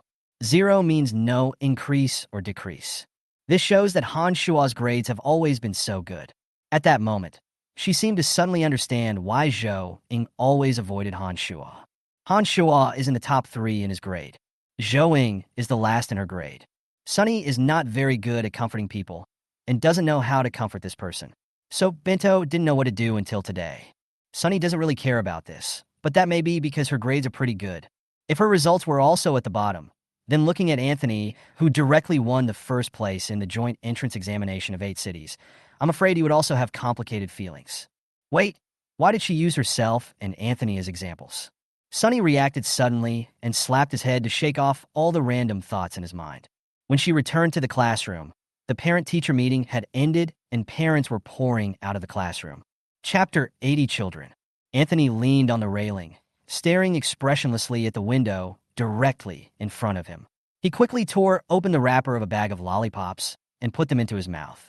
Mr. and Mrs. Jiang were kept by Lao Gao for a private talk. The 3 people were talking in such a low voice that one could not hear it even through the crack in the door. There were a lot of people in the corridor, so Sunny didn't go to find Anthony. Instead, he stood outside the back door window and looked at the 3 people inside. Lao Gao's expression was a little serious, and he didn't seem to be talking about the joint entrance examination results. I guess they're talking about the fight that happened last week. Although she still doesn't know the inside story, judging from the way the school handled it, Anthony should have done nothing wrong. But fighting is wrong after all. After waiting for a while, someone suddenly came over to her side. Sunny glanced sideways and saw that Anthony had moved over at some point and was still leaning lazily against the railing, with a bulge on one side of his cheek caused by the lollipop. After a while, the bulge moved from the left side to the right side. Sunny couldn't help but say, "Kid." Anthony paused in eating the candy, lowered his eyes to look at her, then lowered his eyes to look at the soles of her shoes, and said meaningfully, "You are more like." Sunny wore a set of height-increasing shoes and height-increasing insoles today. She heard the sarcasm in Anthony's words, gritted her teeth secretly, snorted, turned her head, and ignored him. Anthony smiled. It happened that Lao Gao and his parents had finished their conversation in the classroom. Lao Gao walked them to the door of the classroom. Anthony crushed the lollipop in his mouth and took out a piece of toilet paper to wrap the lollipop. Sunny and Anthony also walked towards the main entrance. Mother Jiang said to Lao Gao, "Okay, we got it. We will think about it carefully. Thank you, Mr. Gao." Lao Gao waved his hand. Sunny without stopping when she scanned her son. "Tianyang, go out to eat with Annie tonight. What do you like to eat? Chinese food or Western food? Or Japanese fried chicken or something? We actually really want to go out for dinner." Sunny glanced at Anthony and said seriously, "I'm fine with anything. It depends on what Uncle and Anne want to eat." Mother Jiang. In our family, boys don't have the right to express their opinions. So, Annie wants to eat Japanese food or fried chicken, and you can choose one from them. Anthony replied lazily, "Japanese food." Anthony doesn't like greasy food. Sunny didn't even look at the person next to him and made the final decision, fried chicken. Mother Jiang. Okay. Anthony glanced at Sunny with a cold look in his eyes. Mother Jiang also recognized this look. She patted her son on the shoulder and said, "Ew, I have said these things many times. You have no status in our family. When I was pregnant with you, the prenatal checkup showed that it was a boy. I wanted to abort you. If your father hadn't said that I had good genes, even if I gave birth to a boy, he would look like a girl. Who knows what family you would be reborn into now?"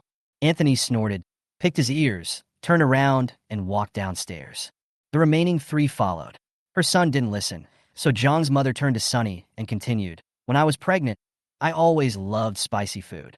They say sour food makes a boy, Spicy food makes a girl. I thought it was a girl, so I happily bought a lot of pink baby products, especially all kinds of little skirts. I was so angry when I got the prenatal checkup report that day. It was a waste to buy so many things. Later, I just accepted it. Anyway, the child is too young to tell.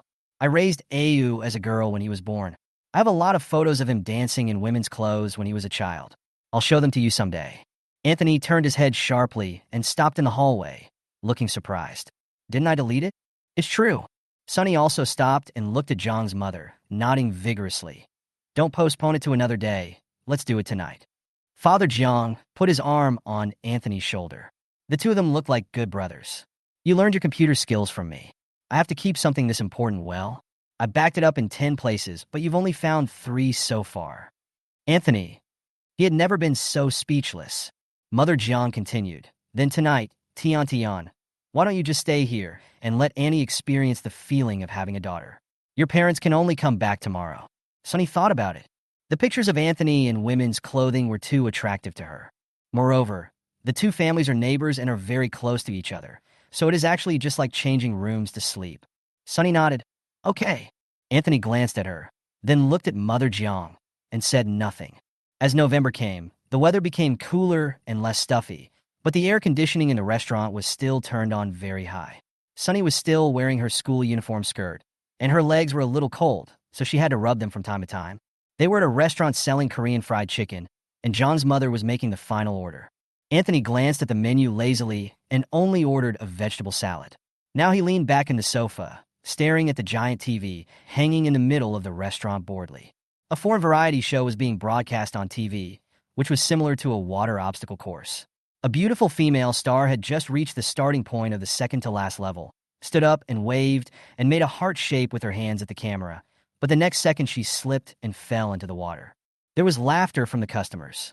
The scene was so funny that Sunny couldn't help but curl the corners of her lips, but she saw that Anthony was still pursing his lips with an unchanged expression and lazily lying motionless.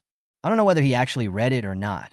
Sunny lowered her head and pulled her school skirt over her thighs as much as possible. Really, it's so cold. I suddenly felt warmth on the back of my hand, which was covered by a dark fabric. It's a uniform jacket. It still carries the owner's body temperature. And smell. Sunny paused and glanced sideways at Anthony, who had only his school uniform shirt on his upper body. Aren't you cold? It's cold. Anthony glanced at her nonchalantly. That's right, we only help in times of emergency, not in poverty. Sunny didn't know what to say. He just thought that Chinese culture was extensive and profound, and he had not fallen behind in the past few years abroad, and he was quite good at using colloquialisms. It's November now. Anthony looked at her slender, straight calves that could not be covered and had to be exposed. Are the autumn and winter school uniforms distributed to you for collection? Fine. The weather in Yangming City is mild, and even now, most girls in school still wear summer uniforms. Because the autumn and winter school uniforms are casual long-sleeved shirts and long pants, they are not as good-looking as the summer school uniform skirts. Sunny curled her lips. It's mainly because the air conditioning in here is too strong. Anthony hummed softly and said nothing. After the meal, there was a small incident. Sunny accidentally used too much force when tearing the sauce packet, and the sauce sprayed out directly, all over Anthony's school uniform jacket without a drop left. The tissue box on the table was empty, so Anthony stood up and went to the front desk to ask for a new box. Chapter 81 Physical Talent. Sunny's hands were also stained with some, and she couldn't wipe them off by herself. So Anthony took out a few sheets and faced them in front of her, as if he was going to wipe them off for her. Sunny moved her hand aside, fearing that the sauce would get on her hand when he took away the school uniform jacket. As a result, Anthony looked at her as if she were an idiot, grabbed her wrist, and pulled her towards him, and covered her fingertips with his warm fingers through a layer of tissue. The touch of fingers is gentle and careful, as if wiping some treasure. Sunny's heart suddenly skipped a beat. In other words, just missed 2 beats.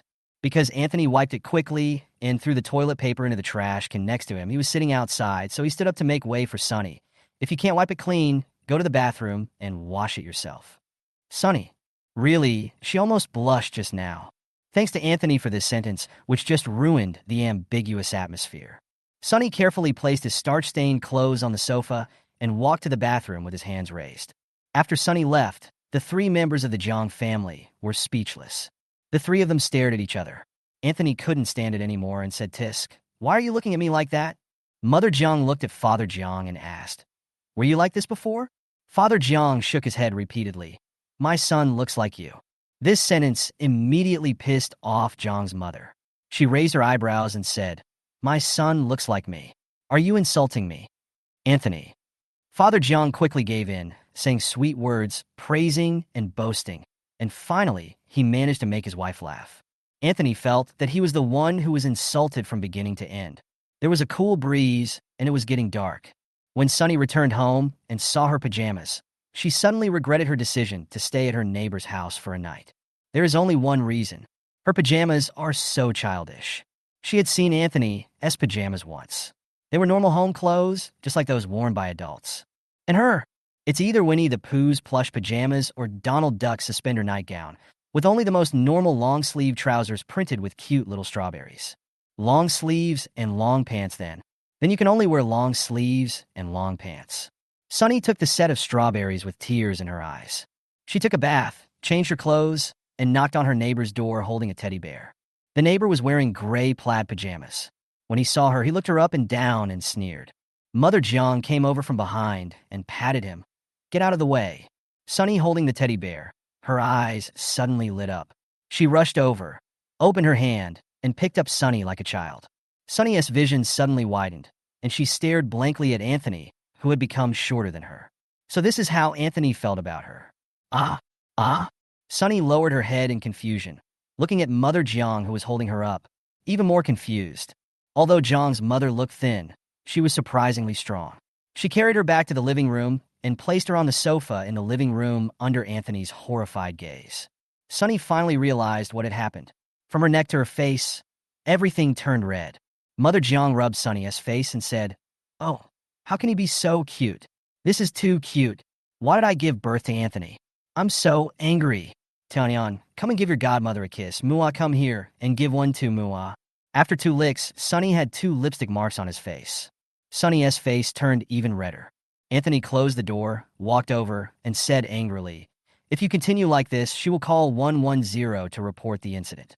Mother Jiang sneered, "You are just jealous of me." After that, regardless of his reaction, she took Sunny's hand and said, Tian, let's go upstairs to look at your brother Ayu's photo." Sunny's purpose was to do this, so he quickly agreed. Okay. Anthony grabbed his hair in annoyance and watched the 2 people go upstairs hand in hand. He had resigned himself to the matter of the photograph. Only grass. I'm a little jealous. Father Jiang stood on the railing, looked at his son, and said gently, "Ayu, come to Dad's study for a moment." Anthony knew that Lao Gao must have kept them here on purpose to tell them something, so he nodded and went upstairs. The father and son sat down at the desk in the study. Father Jiang, "Oh, do you have any dreams?" Father Jiang asked such a big question right away. Anthony was stunned for a moment, thinking for a while before saying, "World peace? Prosperity of the motherland? Happiness and health of family and friends?" Father Jiang sighed. "Ayu, are you still bothered by your hand?" Hearing this, Anthony paused and looked down at his left hand. There was a scar between his index and middle fingers, but now it is too faint to be seen clearly. He looked away and shook his head. "No, I don't mind it anymore." "That's good. Don't take some things so seriously. If you think more positively, you will find that there are other better things in the world that are more suitable for you." Father Jiang thought for a moment and got to the point. "It's like this. Today your class teacher had a brief chat with me and your mother. As you know, your grades are really good. Now several universities have sent their special talent recruitment plans to you." Father Jiang took out his iPad, found his mailbox, and handed it to Anthony. There were 6 emails in the mailbox, each from a different university admissions office. They are all great universities. The school has already screened out the less good enrollment plans for you. These 6 are the best ones at the moment, so you can take them.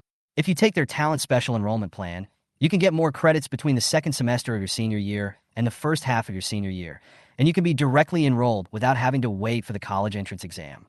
Although these 6 universities are all well-known schools, what they wrote in their emails were very plain and simple. Almost all of them just talked about the key points without any pretentious stuff. No need. Anthony doesn't need it, and neither do they. It took him 15 minutes to quickly read through the 6 emails. Then he lowered his eyes and stared at the screen without saying a word. Father Jiang clicked on the sender of one of the emails.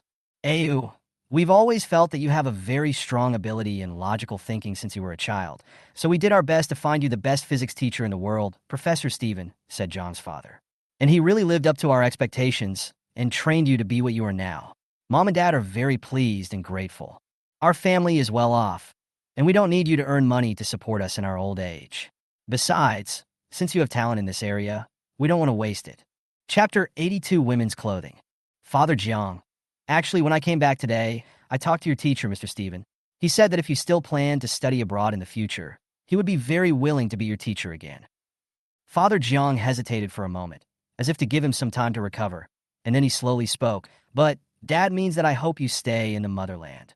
Dad Jiang used the word motherland instead of country. Anthony raised his eyes. After all, they were father and son. Jiang's father understood instantly and knew what he meant. "You also know how our family got rich. When Dad was young, Grandpa supported me and your two aunts by collecting scraps and begging. The two aunts married and left early, leaving Dad and Grandpa to depend on each other. Every day, we picked up the discarded bread and rice from others, but we couldn't fill our stomachs, let alone send them to school. It was the county secretary who went door to door to investigate and found me. He went through the procedures and found the principal, and he found a school for me. From middle school to university, the tuition and miscellaneous fees were all supported by the state subsidies for poor students. After graduating from university, I started my own business, and the startup capital was also obtained through the incubation program established by the state and schools. Just like this, step by step, we have the family we have now. Dad, I don't have much ability. The only way I can repay the motherland is to pay taxes and make donations occasionally. But you're a different kid. Starting a business is too easy for you. Since you have the ability, invest in a field that can make it shine." Father Jiang once again tapped the sender on the screen. In addition to academic performance requirements, this school also has certain requirements for high school credits. If you have considered it and feel that you can give it a try, you should start earning credits now. Your class teacher told me that your school is going to reorganize the student union recently. You can strive for the position of student union president. You are also the student union president at the school abroad. If you are elected, it should be easy for you to get started. Anthony nodded, neither agreeing nor refusing, and said vaguely, "I'll think about it." He took the iPad back to his room. On the way, he passed by the bedroom of Zhang's mother and father. He heard laughter and a loud shout from inside. "He really looks like a girl. I want him to wear my little skirt." Then came Zhang's mother's voice. "Okay, I'll tie Ayu up while he's asleep and put some dresses on him." Anthony outside the door. "Dream on."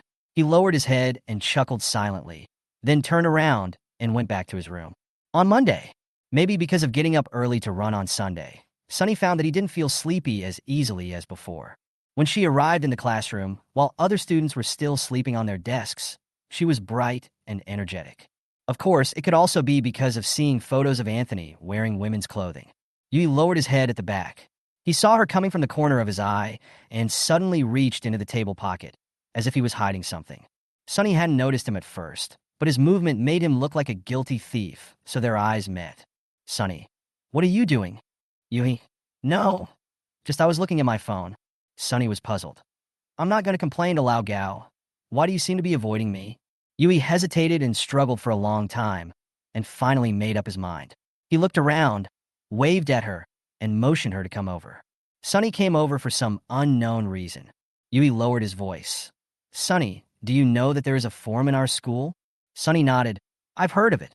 "Yui, then you have never clicked in to take a look." "I clicked on it once when I first passed the exam." Sunny thought for a moment, but it was full of meaningless stuff, so I never clicked on it again. Yui's expression was complicated. "Do you want to come over and take a look?" "Hey now?" Sunny pointed at himself. "Can I go over to your seat and take a look?" Yui nodded, and Sunny sat in Wang Suin's seat. The two of them lowered their heads and looked at their phones furtively. Yui unlocked his phone, flipped to his forum favorites, and handed it to her. "Look, these are all the posts. I'll look after them for you, old classmate." Sunny made an okay gesture. She lowered her head and was first shocked by the large words at the top of the screen. Shocked. The girl from heaven has made an engagement with his desk mate. The word Jing was added at the end. Is this the drop from the sky that she understands? She looked at you, he in confusion. Yui nodded. Now the forum is full of stories about you and your school idol, the school bully, and your desk mate. After listening to this, Sunny couldn't help but change the focus. I know about the school idol, but what the hell is a school bully? You don't know? You don't know? Yui's eyes widened. You don't know? No. Yui scratched his head. Are all of you academic masters like this, oblivious to the world outside and only focused on reading the books of sages? Sunny. Yes. Otherwise, how can you be a top student? To put it simply, your desk mate beat up the school bully, and the bully lost, so your desk mate became the school bully. Who? That Yao Shin? He's the school bully? Didn't Anthony just hit him, and he just usurped the throne? Sunny was incredulous.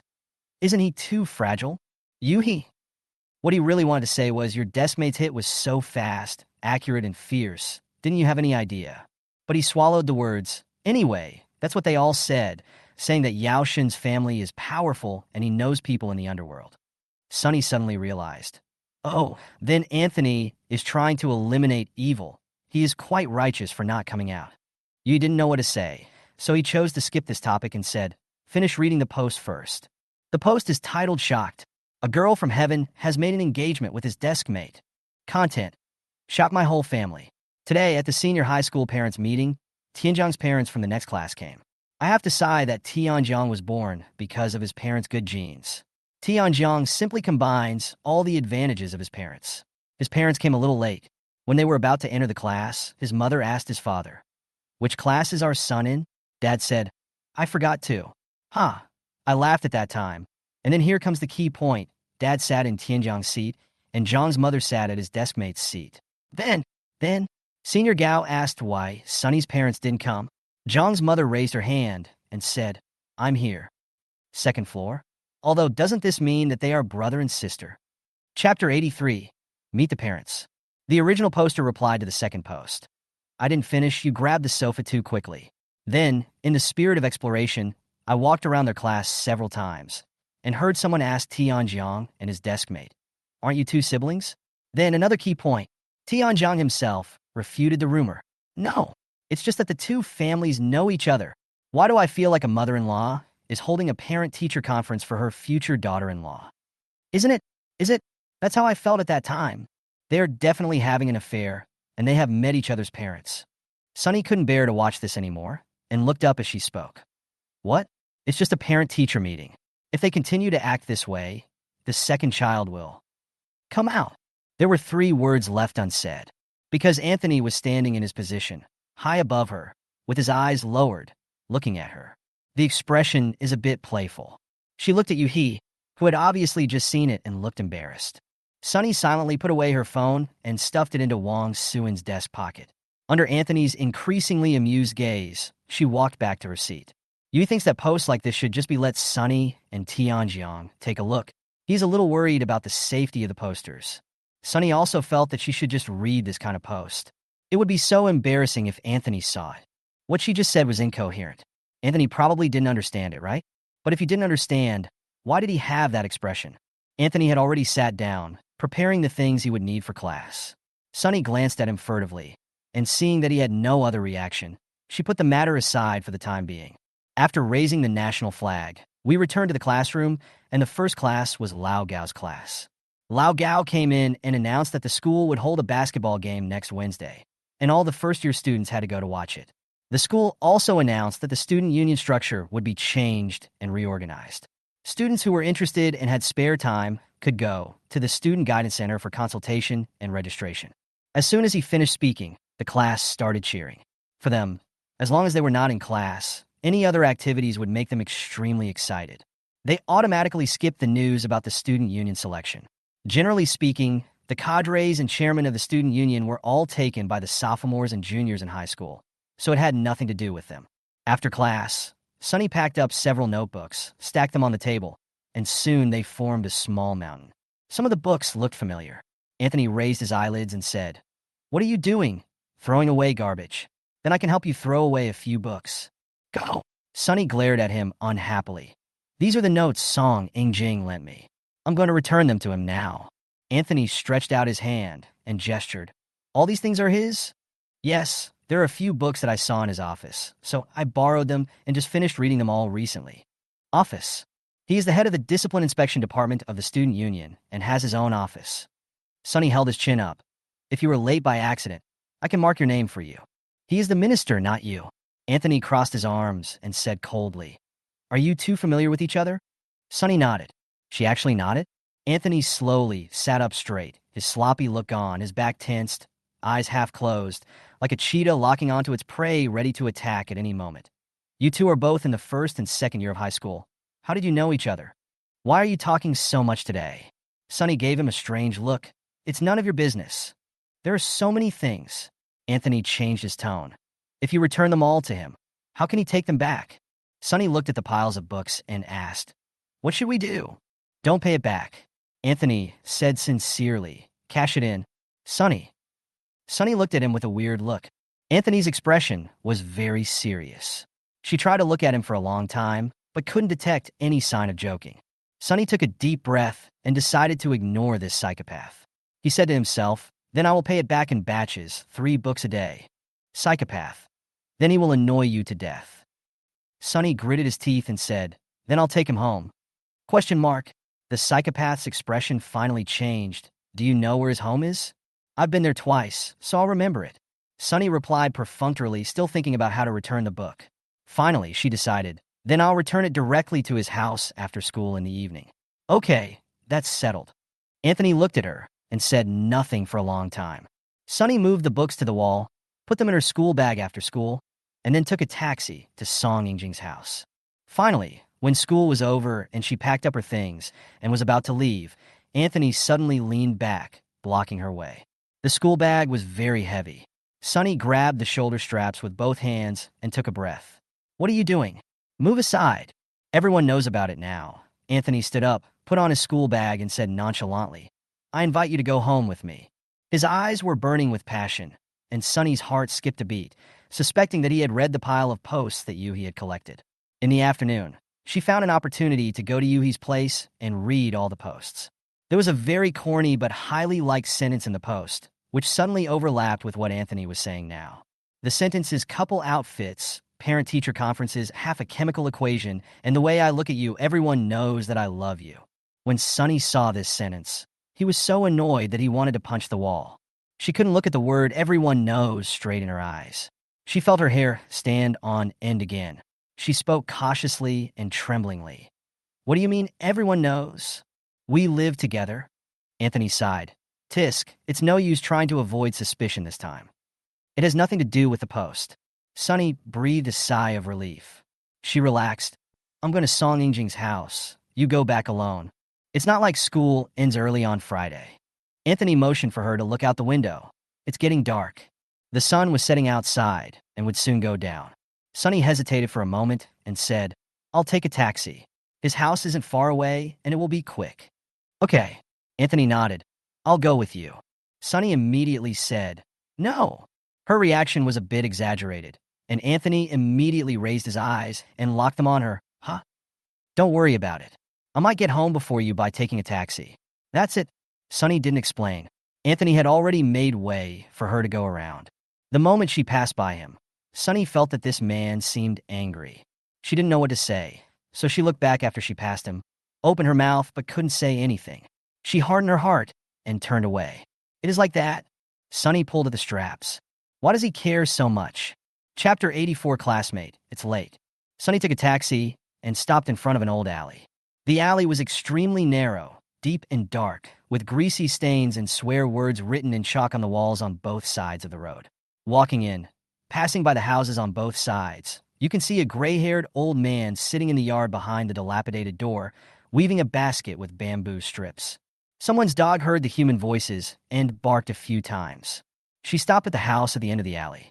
The iron door was already very mottled, and it felt like a few more pieces would fall off if she knocked on it. Sunny hesitated for a moment, didn't knock, and shouted loudly inside. Brother Yingjing, is anyone there?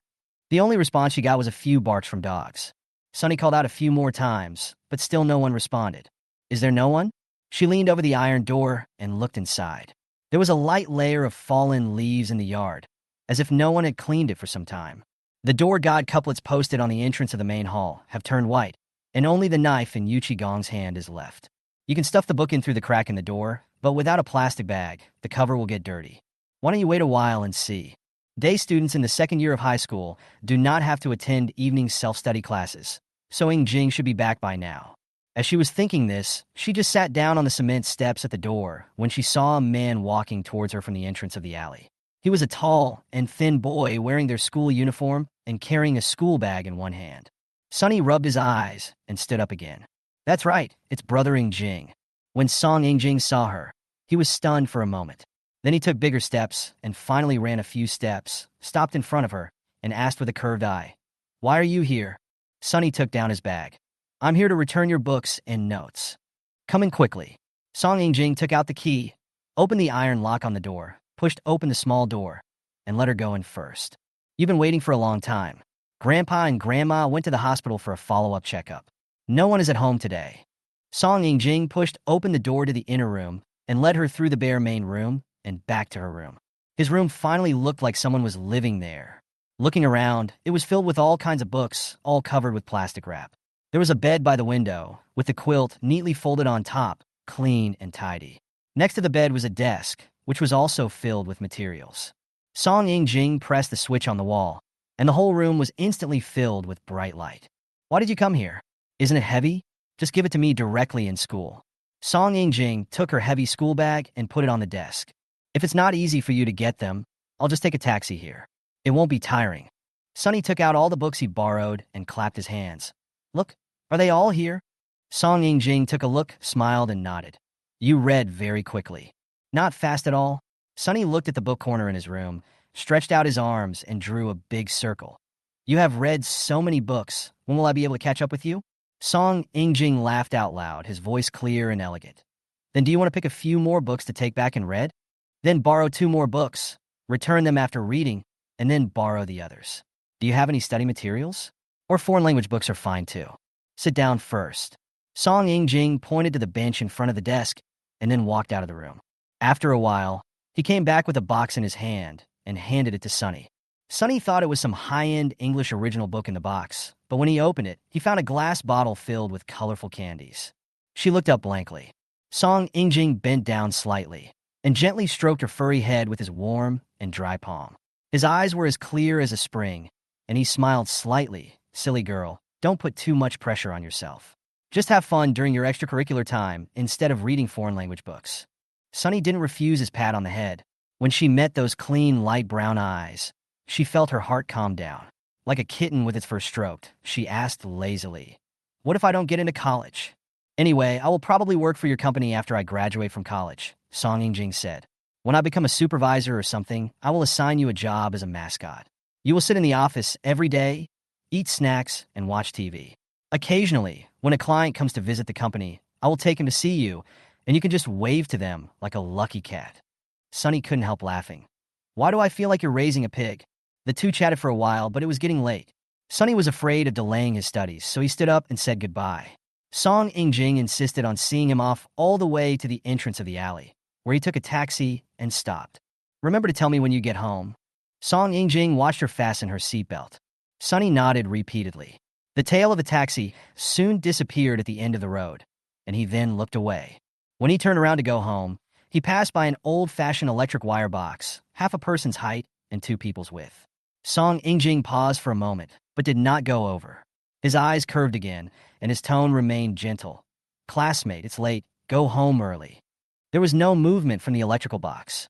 Song Jing smiled and continued walking home. 5 minutes later, a boy wearing the uniform of Yangming No. 1 Middle School walked out from behind the wire box, rubbed his legs which were numb from squatting, lowered his head, and made a soft tisk sound. The next day, when Sunny arrived at class, her desk mate had not arrived yet. She remembered the unpleasant ending they had after school last night, and waited for a while anxiously, pretending to read a book, but actually her attention was always focused on the door. She was getting so sleepy that her eyes were about to close when there was a noise next to her. She suddenly woke up and turned to look at the person next to her. Anthony didn't look at her, but greeted her, "Good morning." Lazy, as usual. I couldn't hear any emotional ups and downs.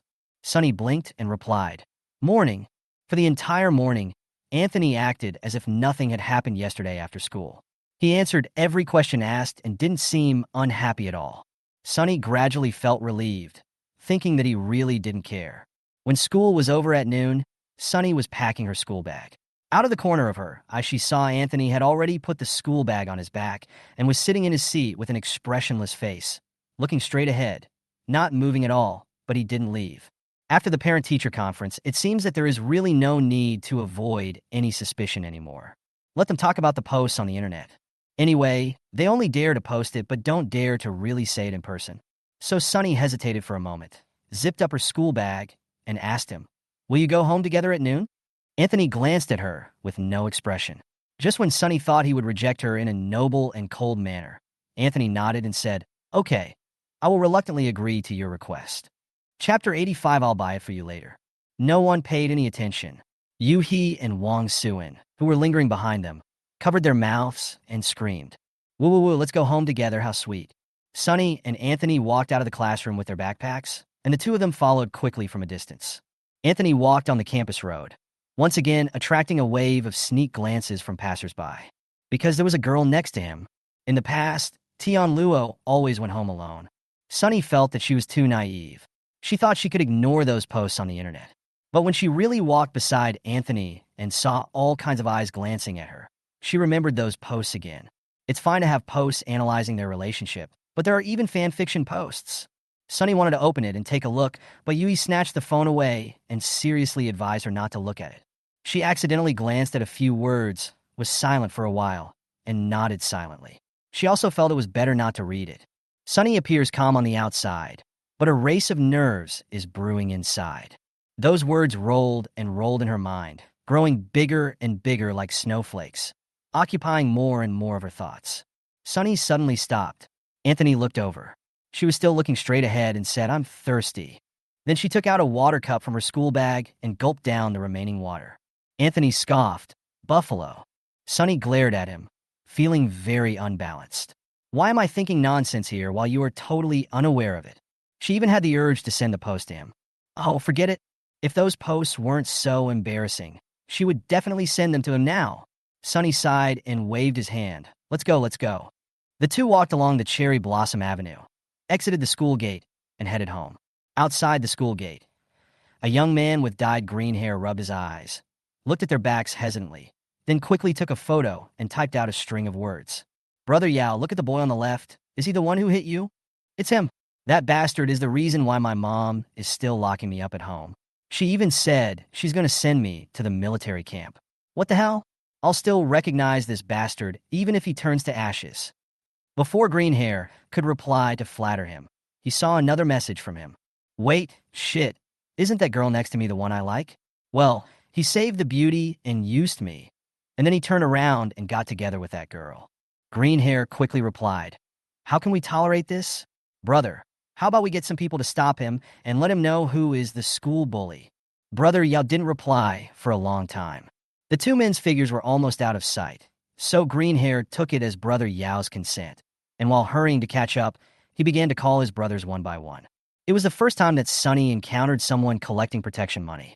She has walked this road so many times and has never heard of anyone collecting protection fees. 1, 2, 3 for 6 little hooligans with rainbow hair surrounded them. The green-haired leader smoked a cigarette and blew out a smoke ring. "I don't hit women. You can leave after you give the woman the money. The man can stay." Sunny only had $1 left on him, so she took out the money from her school uniform pocket and threw it in front of Green Hair. Green Hair felt that her action was a bit like begging for alms. Veins popped out on his forehead, and he threw the cigarette on the ground. "You only brought $1? It was broad daylight, and although there was no one around, there was someone stuck next to her, so she wasn't particularly scared. She looked innocent and said, I only have $1 left. How about you wait for me here tomorrow, and I'll get you some more money." "Green Hair? Do you think I'm stupid? Will you come alone tomorrow?" Anthony chuckled softly and pulled her so that half of her body was hidden behind him. Sunny suddenly remembered, yes, the guy next to her is the school bully. School bullies are all good at fighting. Sunny is no longer afraid of the last bit. "Go ahead, school bully, beat them all down and send them to the police station. From now on, your glorious deeds will be passed down in our school forever." Sunny patted his arm. From Green Hair's perspective, it looked like she had her arm around Anthony S. He cursed, "How fair and upright." Sunny had a bit of PTSD after seeing those posts today. His heart skipped a beat, and he thought this little rascal wouldn't also read their schools for him. No way. Suddenly, her hand was grabbed by the person next to her. Sunny was startled and looked down at their clasped hands. What are you doing? Is the bag heavy? Are there any valuables in it? Anthony glanced at her evilly and said something else in a calm tone. You are still in a trance at this time. Sunny blinked, not understanding what he meant by that question, but answered anyway. It's not heavy, just a workbook and a pen. Anthony nodded. Give me the bag. Sunny still didn't understand what he wanted to do. When she reached down to take one of the shoulder straps from her school bag, her hand was blocked by their clasped hands.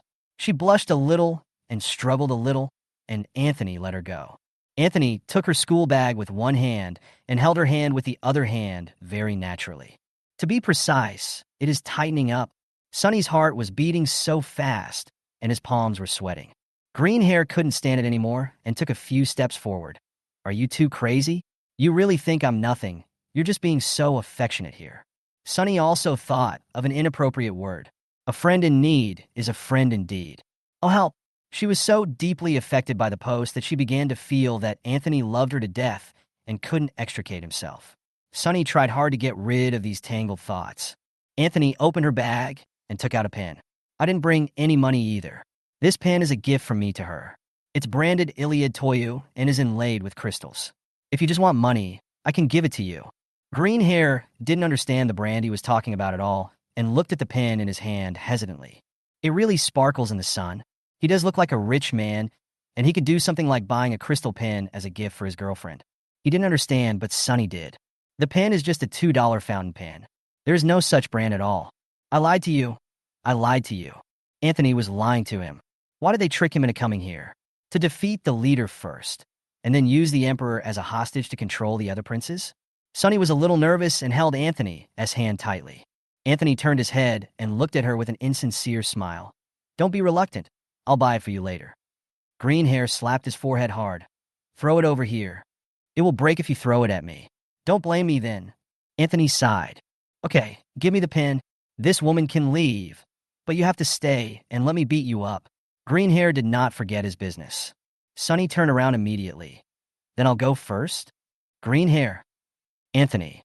Chapter 86. Aren't you the school bully? The green-haired boy laughed, and the colorful-haired boys around him also laughed out loud. Okay, little sister, you can go now. Anthony looked a little weird. Are you serious? Sunny nodded and whispered. Aren't you the school bully? You can pick one up with one punch. I'll wait for you in the front for 6 minutes, just in time for the fight to finish. Anthony's expression became even stranger and a little bizarre. Green Hair walked over directly and said, Don't worry, I'll keep my word. The woman can leave, and the man can stay. Anthony watched him getting closer and closer, nodded, and seemed to be in a bad mood. The pen fell from his hand into Green Hair's hand. Green Hair looked at it for a long time, but couldn't figure out what it was. He planned to go back to a jewelry shop to appraise it. He looked up and wanted to tell the woman that she could leave, but before he raised his head, someone hit him with something and made him lower it suddenly. Anthony swung his bag at him while he wasn't paying attention and punched him in the face when he bent over. Before anyone could react, he had thrown the bag away, grabbed Sunny's hand again, and rushed out of the encirclement with her. By the time Sunny realized what was happening, she had already run several meters with Anthony. She didn't even dare to look back, as her mind was filled with Anthony's handsome and neat appearance just now and their current appearance of running away. This development was not quite what Sunny had imagined. Anthony's steps were so big that sometimes Sunny felt like she was in the air and didn't even touch the ground. She didn't dare look back, so she could only speed up as much as possible and run forward with Anthony. Finally, they arrived at a place with shops. Anthony slowed down slowly, and Sunny also stopped slowly, breathing heavily. He looked back and saw that no one was chasing him. She felt exhausted and sat down on the steps of the flower bed next to her, holding her chest. Anthony was also panting, but not as hard as she was having an asthma attack. He stretched out his long arm to pull her up. Stand up.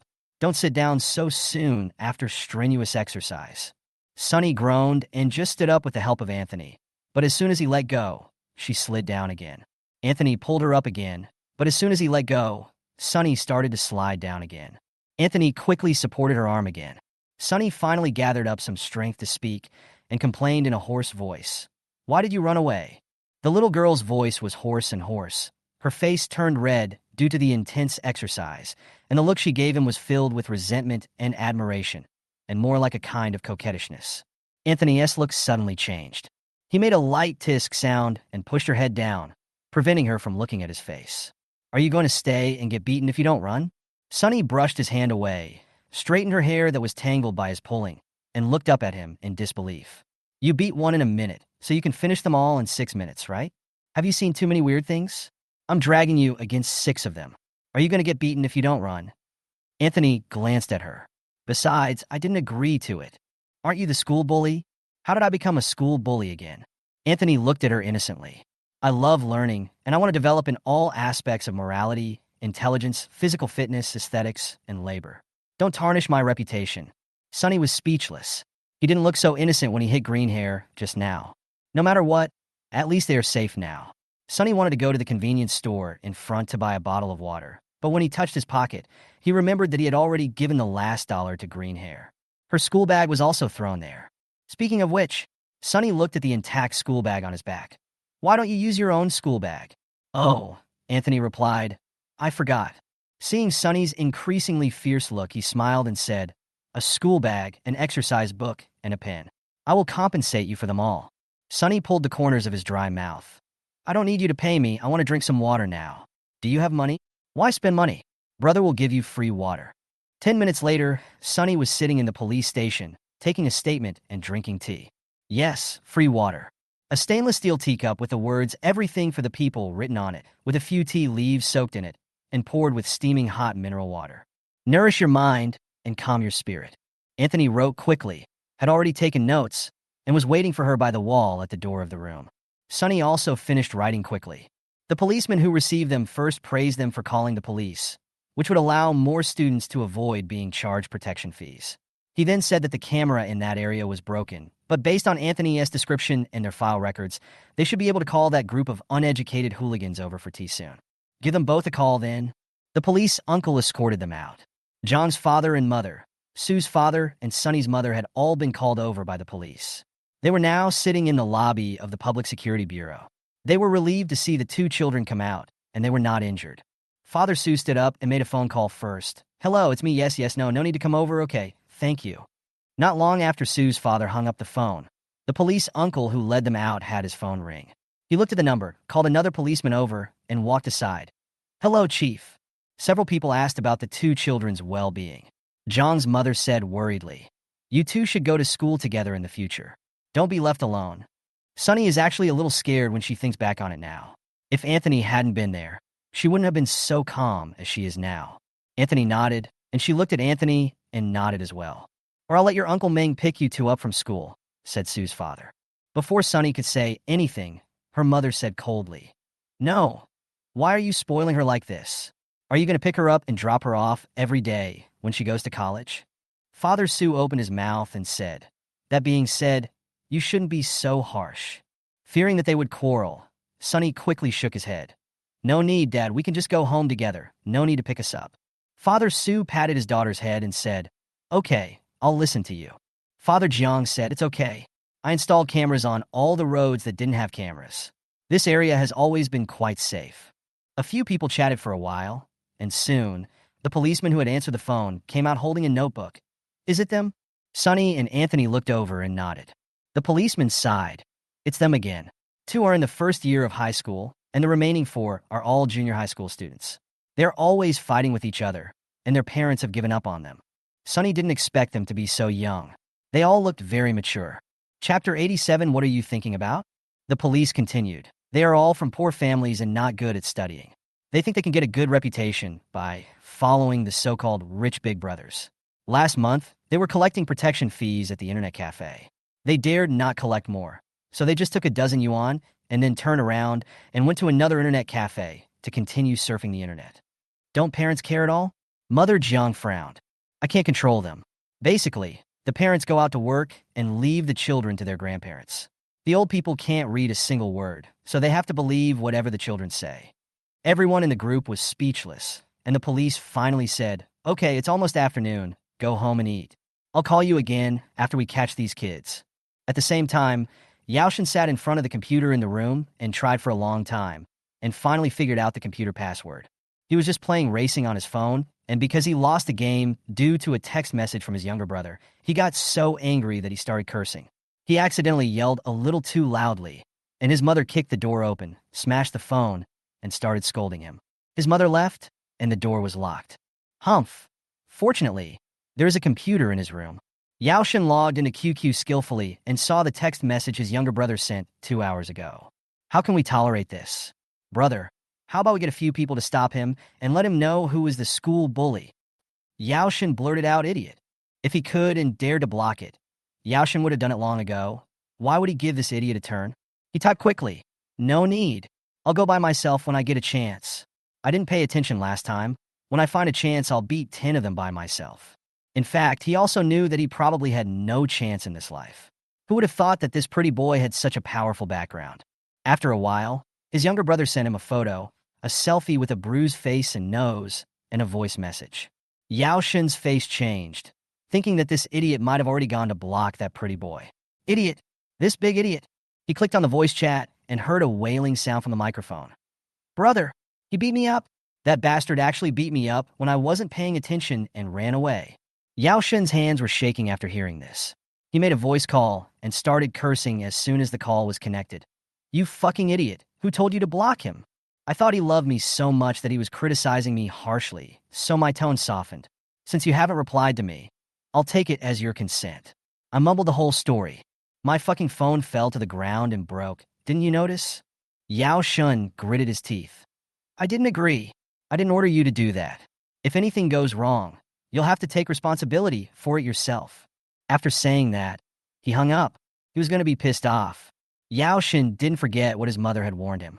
He wiped his face and started knocking on the door of his room. Mom! Mom! Something happened. Anthony was beaten. The police were very efficient, and when I returned home the next afternoon, I received a call from them. Sue's father drove her and Anthony to the police station. The rainbow-haired kids who collected protection money from them that day were all here, with their heads down, their hair dyed back to black, and they were wearing their school uniforms properly. If the 6 people stood separately, Sunny would definitely not be able to recognize them. What surprised her was that Yaoshin was also there. This man, whom Sunny had only seen in photos, had a bandage on his head, his hair was shaved, and he was wearing a black t-shirt, which made him look more like a gangster. This fits the image of a school bully. Looking at his body size, Sunny thought that this former school bully might be able to knock down one of them in a minute. She kept looking at the tendons on Yaoshin's body. Anthony glanced at her and asked, "What are you thinking about?" Sunny paused. "I wonder if he can knock down 6 in 1 minute." Anthony sneered. "Why? You want to find a partner like Optimus Prime?" Sunny curled her lips, not understanding why he could be so sharp-tongued at any time and anywhere, and retorted, "Anyway, I don't look for someone like you." Anthony blocked it. The two were chatting, and the policeman patted a tall boy. The 6 people looked at each other and bowed to them in unison. Sorry. Sunny was shocked by these people. The momentum with which they shouted sorry was like they were shouting, "Hello, big brother." Next to Yaoshin stood a smart and capable woman who also patted him on the head. "What about you?" Yaoshin looked a little depressed. He nodded and said quickly, "I'm sorry." The woman slapped him on the back. Louder. Yaoshin bowed fiercely, his voice as loud as a bell. "I'm sorry." Sunny blinked. What does this have to do with Yaoshin? Could it be that Yaoshin hired someone to beat Anthony and accidentally implicated her as an innocent person? Just as I was thinking this, the woman said, "Miss Sue, I'm so sorry. My bastard son has no sense of bee and is a toad wanting to eat swan meat. I have already scolded him." It was the first time that Sunny was called Miss Sue, and she was dazed for a moment. It's so wonderful, as if she has suddenly grown up. She was stunned for a moment before she came back to her senses and was a little confused again. The police officer nearby explained, "It's like this. These 6 people didn't intend to collect protection money. They heard that Anthony beat up their brother, Yaoshin, so they stopped you on the road to help him vent his anger." This passage only explains why Yaoshin was present. But she still didn't understand why Yaoshin's mother said that Yaoshin was a toad wanting to eat swan meat. It was obvious that the swan was her. But she had never known this toad Yaoshin. What's more important is that the last time Anthony beat Yaoshin in the exam room, it seemed like it was just because a toad wanted to eat swan meat. Sunny looked at Anthony. Anthony happened to be looking away. Yaoshin's mother pinched her son again. "Where's the self-criticism you wrote? Take it out and read it." Yaoshin took out a folded piece of paper from his pocket, unfolded it, took a deep breath, and began to read in a dragging voice. "I'm sorry, I was wrong. I shouldn't have followed Miss Sunny home, and I shouldn't have said some unpleasant things to others after class about Miss Sunny. It's my fault. I'm guilty. I apologize. I feel guilty. I'm ashamed. I deserve it. Over best regards. Yao Shen's mother didn't expect that his self-criticism would only contain so much content. She glared at him with disapproval, and finally looked at Sue's father, who had been listening on the sofa in the corner. Mr. Su, look, if you have anything else that you are not satisfied with, please feel free to ask. Father Su stood up and walked over. It's nothing. They are still children. They are immature, and they are good children if they correct their mistakes. It's just that it has nothing to do with a toad eating a swan's flesh. Everyone is equal. You just have to be careful about the way you follow them. This stalking is indeed a bit too much. Yao Shen's mother quickly said, "It will never happen again. I've already contacted a foreign school. Once the formalities are completed, I will let him go back to his father's school." Chapter 88, I found you've become smarter. Yao Shen was dejected, and his whole body looked like a withered flower. Mr. Su didn't say anything else. Several people apologized and promised to study hard in the future and never violate laws and regulations again. After leaving the police station, Sunny asked Anthony if they had really reformed. Dad Su went to drive the car, and the two of them waited at the door. Uncle Su seemed to have donated some money to the city's Empty Nest Elderly Relief Association last night. They're the focus of care, and they should have really changed now. No wonder they looked at my dad so strangely. Did Uncle Jiang tell you? Uncle Jiang seems to tell you everything. You two seem like friends. Sunny said, oh, and then asked, did you hit Yao Shen because you heard what he said about me? The subject changed too quickly. Anthony paused after saying the word He was silent for a while and murmured, I find you have become smarter. I've always been smart. After getting the exact answer, Sunny felt mixed emotions. If that green-haired guy hadn't done this on his own initiative, she would never have known in her life that Anthony's fight in the examination room was because of her. Sunny poked Anthony's arm. Why don't you say anything? Anthony looked at her and said, it is one of my virtues to do good things without leaving a name. Sunny was originally very touched. Never mind. The two stopped talking. Father Su had already driven the car onto the road and honked at them. Sunny was about to go over when Anthony suddenly pulled her. Sunny looked back and heard Anthony ask her, why can't you find someone like me? She paused. Anthony fiddled with the strands of hair on his forehead and said, it's okay. Then he walked towards the car first. Sunny followed a few steps slower, and it was not until he got into the car and fastened his seatbelt that he realized what he was asking. What? You want to find a partner like Optimus Prime? Anyway, I won't look for someone like you. Why can't you find someone like me? Sunny was speechless for a moment, and his hands that were fastened on his seat belt trembled. She just said it casually. How could he be serious? If you really want to find a partner. Sunny actually never thought about this question. Now that I think about it, I realize that she herself doesn't know what kind of person she wants. Anthony is someone with impeccable looks and a great figure. Sunny recalled the time when he and his father were doing pull-ups during a morning exercise and a part of his waist was exposed. He had a thin waist and abdominal muscles. Not bad at all. Quite rich too. He is only 1.8 meters tall now and seems to be still growing. He is tall, rich, and handsome. It seems that finding someone like Anthony is not a bad idea. He just has a mean mouth. He wanted someone to tear his mouth apart all the time. All the past events came to mind. Sunny buckled his seatbelt, sat up straight, and said in a serious tone, what are you doing? Don't you know what's going on? Anthony was originally looking out the window, but upon hearing this, he turned his head to look at her. Bad, childish, fake, always with a cold expression as if the whole world owes you money. Sanctimonious, a scumbag, a beast in human clothing. Not warm and cheerful at all. Who else would want to be your friend besides me? Father Su was talking on the phone in front. Sunny took a look and continued in a low voice. If we can't even be friends, who will want to date you? Oh. Anthony raised his eyebrows. So what kind do you want to find? Sunny held his face in his hands and thought for a while. It's the opposite of your personality. She looked at her father, who was calling her mother to let her know he was safe. After a pause, he said, Dad is like this. The opposite of his personality would be gentle, mature, sincere, always smiling, and polite. The more Anthony thought about it, the more he felt something was wrong. Isn't this fucking Song Ying-jing? Moreover, Mr. Su usually wears a pair of silver-rimmed glasses. Song Ying-jing usually wears a pair of silver-rimmed glasses. He laughed in anger at the conclusion he had drawn. Father Su had just finished his phone call. Sunny leaned forward and asked, Dad, what did Mom say? Nothing. Let me get better and take you home to do your homework. Oh. Sunny forgot about the homework and sat back in a bad mood. Seeing this, Anthony said nothing more. Yaoshin's matter was finally settled.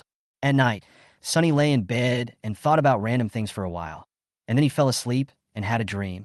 In the dream, Anthony was standing in the teaching office, surrounded by two circles of teachers, all pointing at him and scolding him, asking him why he fought and whether he still wanted to go to school. If he didn't want to, he could go back to study abroad. Anthony raised his eyelids lazily and said nothing. She could only watch anxiously and said, "What's there to hide? Isn't it just that Yao Shun said some bad things about her? Just relay it." After an unknown amount of time, Anthony finally spoke. "Sunny and I are dating." The ending of the dream woke her up in shock. She opened her eyes and looked at the dark room in confusion. What kind of relationship is this? What kind of object are you looking for? Learning is the most important thing. She wanted to continue sleeping, but couldn't. The words "Sunny and I are dating" kept echoing in her mind. She rubbed her temples and went to wash her face. Looking at herself in the mirror, every cell of her body was refreshed. She decided to do a set of 53 papers to calm down. "Girl, you've been a little bit off lately." The next day, she was woken up by the alarm clock while she was lying on the table. Sunny felt extremely sore all over her body, especially the arm that was pressed by her head. It was numb for a long time, and she couldn't move. She didn't dare to dawdle for fear of being late, so she washed and changed her clothes while grimace. When she packed up and walked out of the house, Anthony was already waiting for her at the door. Although their traffic jam was just an accident, the security on that road was actually very good. However, since both sets of parents had already discussed it and they agreed, they still had to go to and from school together. "Good morning. You must have been waiting for a long time." Sunny came out of the yard stiffly. As soon as Anthony raised his eyes, Sunny knew what he was going to say, so she said first, "Don't reply to me. You definitely can't say anything good." Anthony snorted lightly, which was considered as his agreement. Along the way, she had a strange posture, which attracted Anthony's attention. "Did you sleep on the floor last night?" "Almost." Sunny was sleepy. "I couldn't sleep last night, so I got up to do a set of papers and fell asleep on the desk." "Can't sleep?" Anthony wanted to ask more, but he saw her eyes slowly widen from half closed as if she had seen a ghost, and then she suddenly rushed out, and a voice came in the wind. "You go back to class first. I have something to do." "What's the matter?" In the direction she ran, Anthony only saw a boy flash past the corner of the teaching building far ahead. Chapter 89, Dating. They have already walked to the campus, and nothing else will happen. Anthony frowned and wanted to chase after her, but wondered if he was being too lenient with her. After hesitating for a while, Sunny disappeared from his sight. He stood there for a while, and suddenly someone called him from behind. "Student Anthony?" Anthony turned his head and saw that it was the monitor of their class. The monitor scratched the back of his head. "Aren't you leaving yet? You're going to be late." The squad leader was sweating profusely, his chest heaving slightly. Obviously, he had been running. He didn't need to stop and remind himself that he was going to be late and waste his time. Anthony retracted his gaze and nodded. "Let's go." Sunny was late, as expected. Lao Gao glared at her. "You were doing pretty well recently. Why are you late again today?" Sunny was clearly not in the right frame of mind. "Ah." 2, second tone, fourth tone. This was completely normal. Lao Gao was helpless and just waved his hand, letting her in. Lao Gao was talking about the basketball league on the stage. "Although you don't have to go to class that day, to be honest, classmates, our class doesn't have a school team. Let the cheerleading team do the clapping and shouting. The basketball league really has nothing to do with you. I suggest that you should study and study on your own. Just applaud when you pass by. The class next door has already agreed to study in the classroom all day. Look at their enthusiasm." The more Lao Gao spoke on the stage, the more generous he became, but in fact, few people in the audience were listening. Sunny was distracted when her right braid was suddenly pulled. She cried out in pain, and her eyes wrinkled.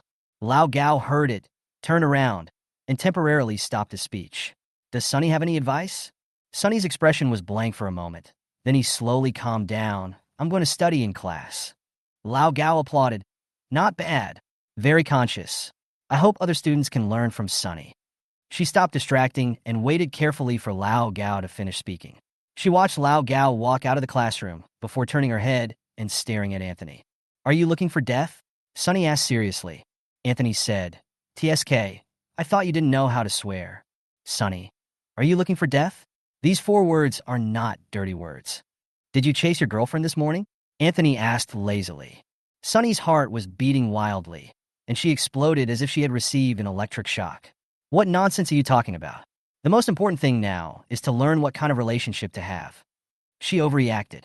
Anthony narrowed his eyes and said slowly, dating? A date? What date? When did I say dating? Sunny paused, then realized that he had misheard.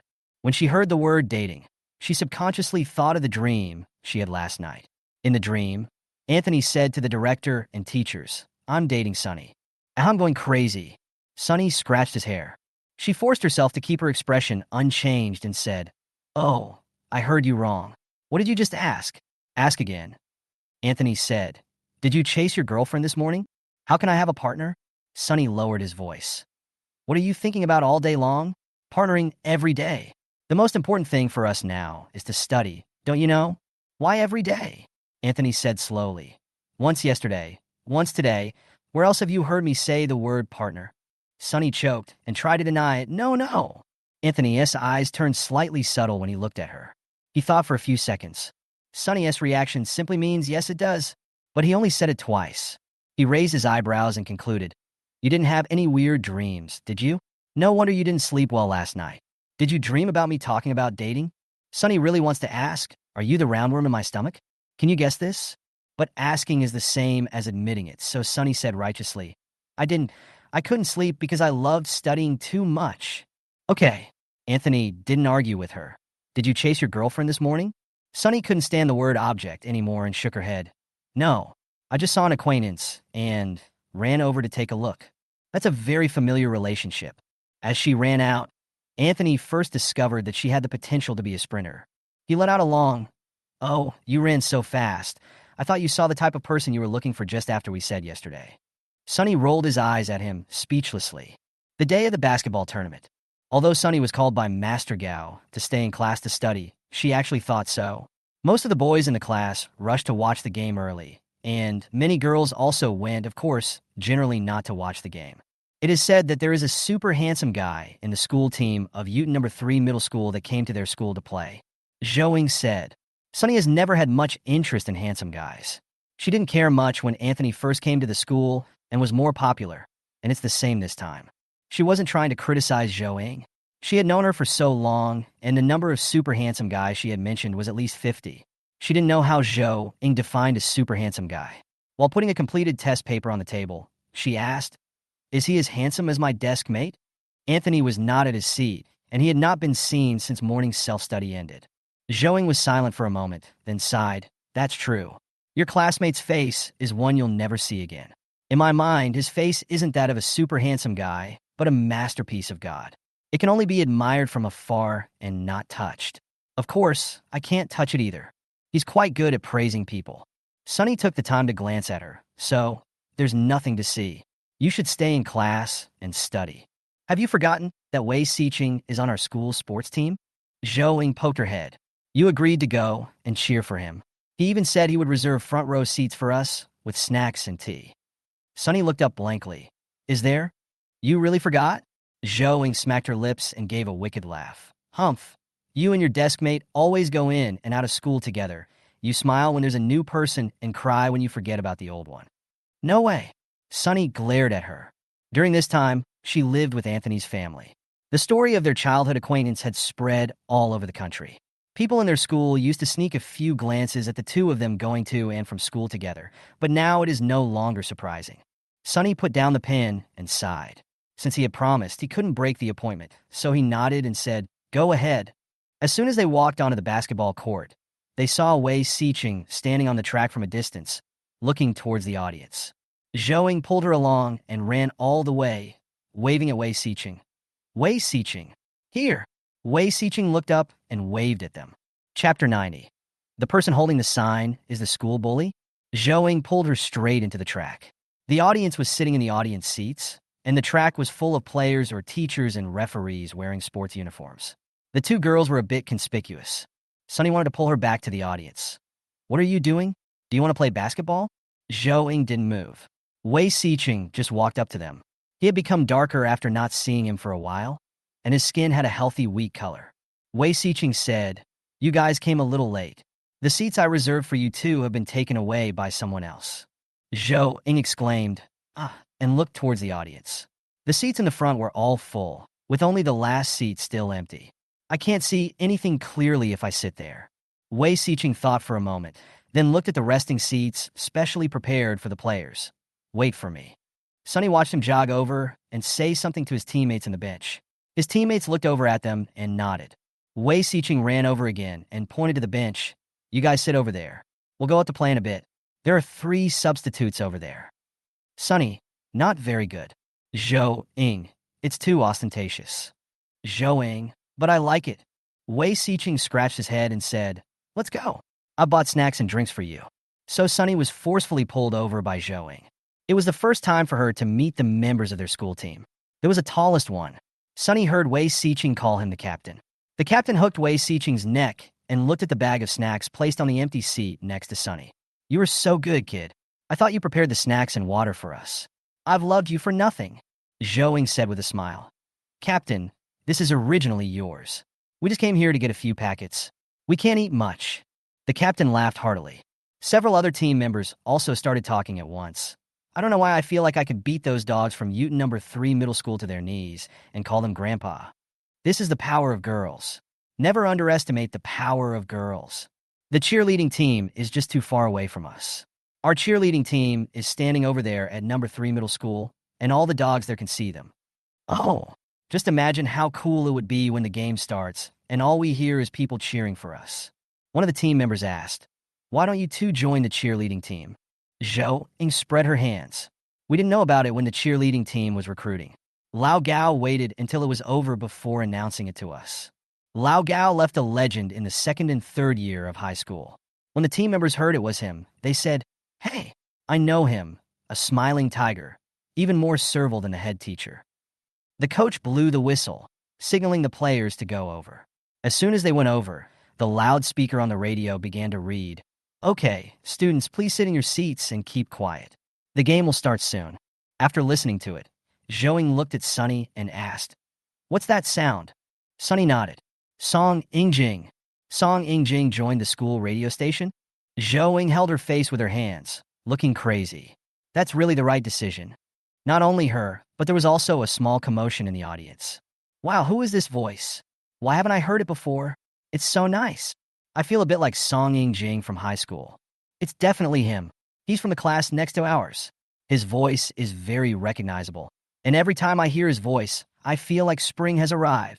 Sunny came back to his senses and shook his head. No, I remember there was some event before, and he was temporarily pulled in to fill the stage.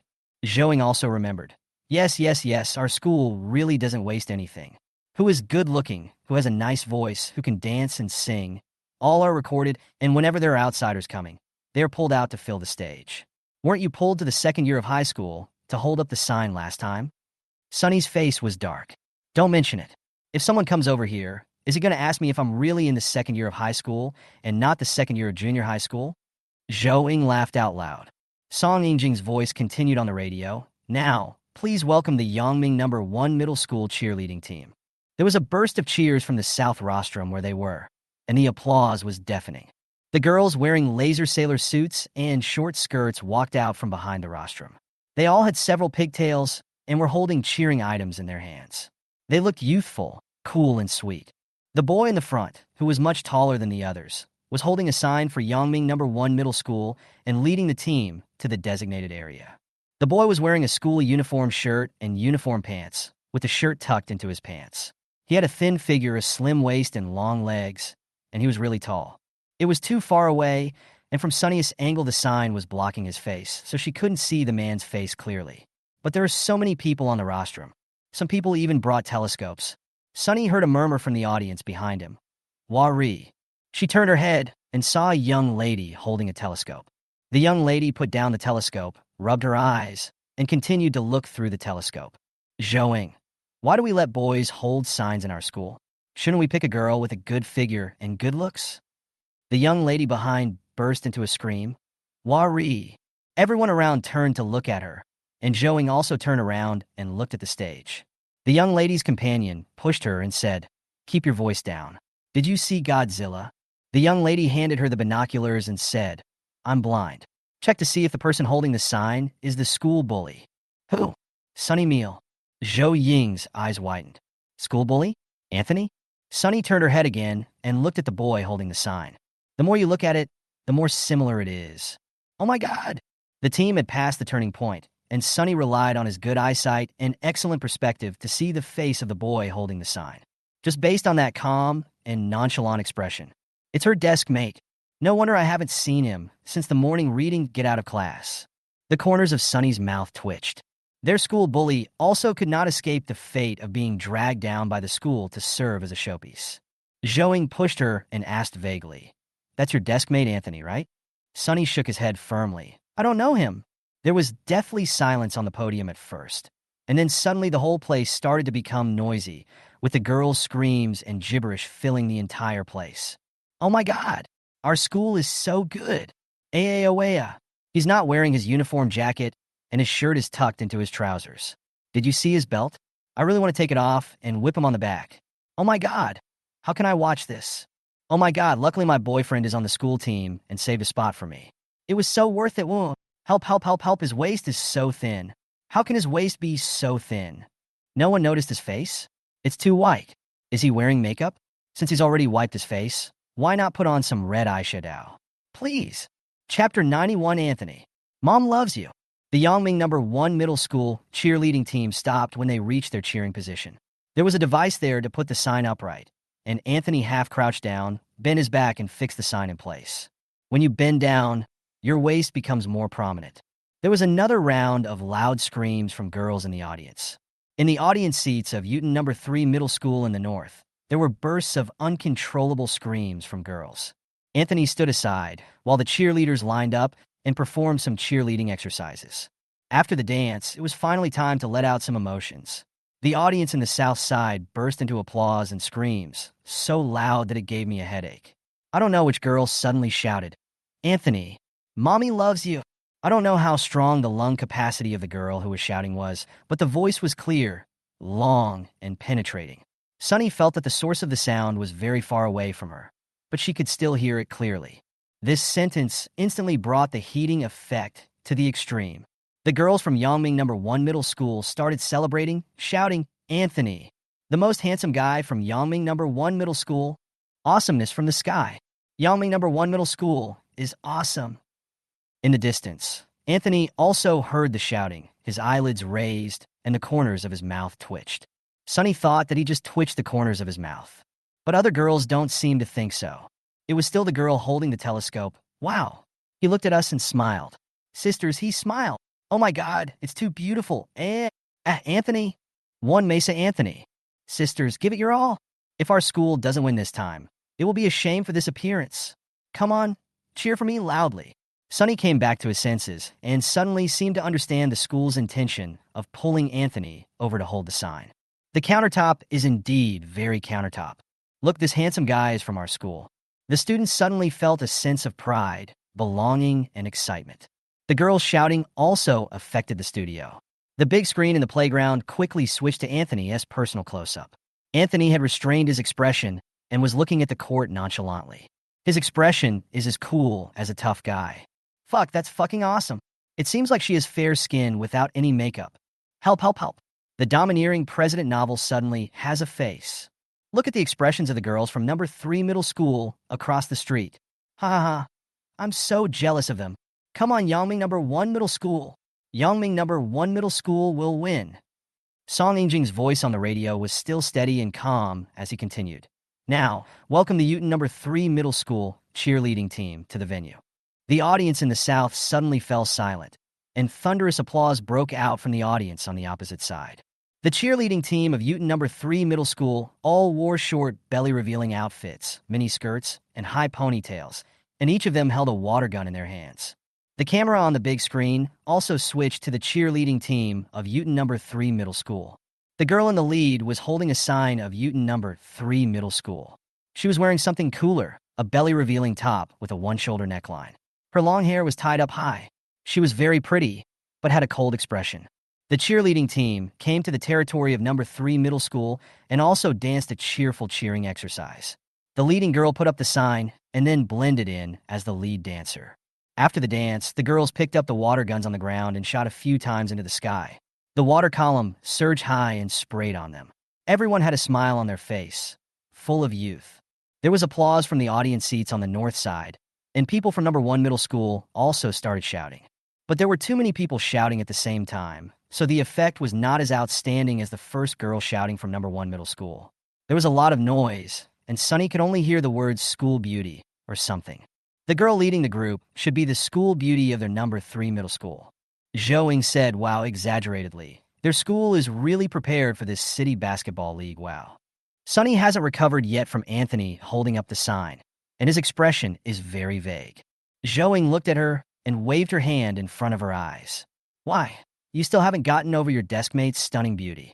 Logically, you should be the one to calm down the fastest. No, I was shocked by the girls in our school. Sunny clicked her tongue. They are so bold. If my seat wasn't so conspicuous, I would have stood up and shouted. Zhou suddenly became excited. It's so exciting, okay? Did you see the expressions of the girls from number 3 middle school across the street? They craned their necks to watch and couldn't help but marvel, but they didn't dare to show it too much. The stage. This is the stage of our school.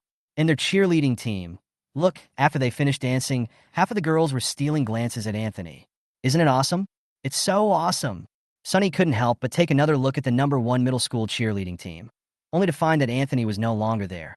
Only a group of girls were left. Anthony returned to the podium, and the head teacher handed him a bottle of mineral water, patted him on the shoulder, and laughed happily at the atmosphere in the playground.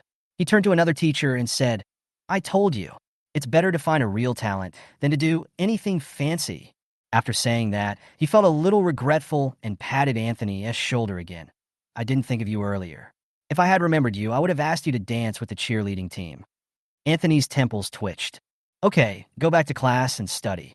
Or if you want to stay and watch the basketball game, I'll find you a good seat. The director looked around the northern audience seats, paused at their school team's rest area, and pointed. Right there, the view is excellent. Clap your hands whenever you want and liven up the atmosphere among the students. We need to overwhelm the other side with momentum. Anthony wanted to go back to class. His desk mate should be studying in class at this moment, but he still looked in the direction the director pointed. I'm going back. He paused and saw that his desk mate was not studying in the classroom, but was sitting in the area pointed out by the director with a group of boys in sports jerseys. It was quite far away, so he couldn't see clearly, but he could still recognize it was Sunny at a glance. I'm watching the game. Anthony changed the subject. I told you that no boy can resist the temptation of a basketball game. The director was very excited. Let's go. I'll go with you to see how our school's athletes are preparing. The coach is cheering up the players. This is our home court. As long as we stay calm and don't rush, we can win.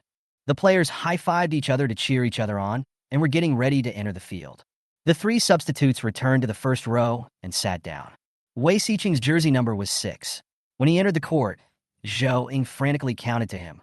Come on, Wei Xiqing. Defeat Yuten number 3 middle school. The victory belongs to us. The glory belongs to us. Yangming number 1 middle school must win. Sunny thought she was so childish and covered her face without wanting to look at her. Sunny, who was covering her face, and shouted, If you win, you 2 have to treat me to a meal. Zhou, please go eat some skewers. Xinjiang lamb skewers. Wei Xiqing smiled, turned around, and entered the venue with his teammates. Chapter 92 Brother Wei has revealed it to you. The director arrived, just a step late, and only saw the backs of their school's athletes. Sunny watched from afar the 2 people walking towards them from the edge of the playground and felt that they looked a bit like the grade director and Anthony. Unexpectedly, when she looked closely, she saw that they were indeed the grade director and Anthony. The director is here. She patted Zhou, who was in an excited state, and told her to be careful and not to speak without thinking. The audience behind them were obviously surprised to see Anthony coming over, and they started discussing, Wow, why is Anthony coming over here? The director is here too. He should be here to comfort the players. The players are gone. Are they going to come over here? Wow, this is my first time being so close to a skydiving scene. Why can those 2 girls sit in the players' seats? Oh my God, Anthony really sat here. Anthony followed the director to the players' bench. The coach stood below and watched the players from a distance. The director walked over and pointed to the audience seats behind Anthony. Go over and sit down. Anthony nodded. without looking at Sunny, and walked calmly to the front of the bench. There were 2 rows in total. 3 substitute players sat in the first row, and water for other players was placed on the other seats. Sitting in the second row from right to left are Zhou, Sunny, and a bag of snacks. There are 3 empty seats next to the snacks. He looked back and saw the head teacher and the coach chatting. So he walked to the second row with satisfaction and sat down in the empty seat next to the snacks. Fuck it, sit down now. What is the virtue of that girl with 2 braids? Why doesn't he sit at the edge? He glanced at the head teacher and the coach. He was probably afraid that they would come over and sit down, so he sat inside. Zhou pushed Sunny's shoulder hard.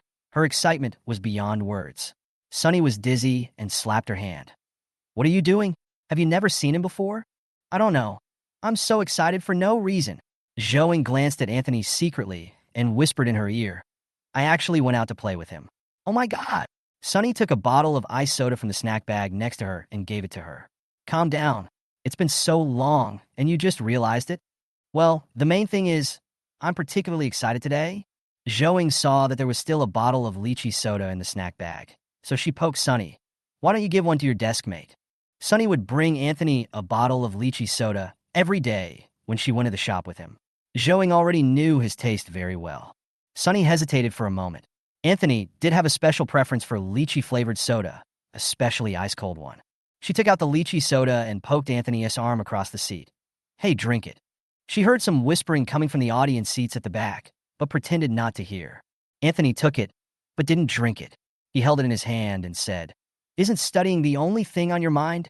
What basketball game are you going to watch? Do you remember Wei Xiqing? The one who went out with us last time. Sunny turned around and spoke to him. He was on the school team. Anthony glanced at her nonchalantly and concluded, So you came to watch him play? Yes. Sunny paused and said slowly, I didn't expect to see you holding a sign. Anthony didn't want to continue this topic, so he sighed, unscrewed the soda, and took a sip. Why did you just hold up the sign? Sunny asked. She had a fake smile on her face. Anthony looked at her and didn't answer.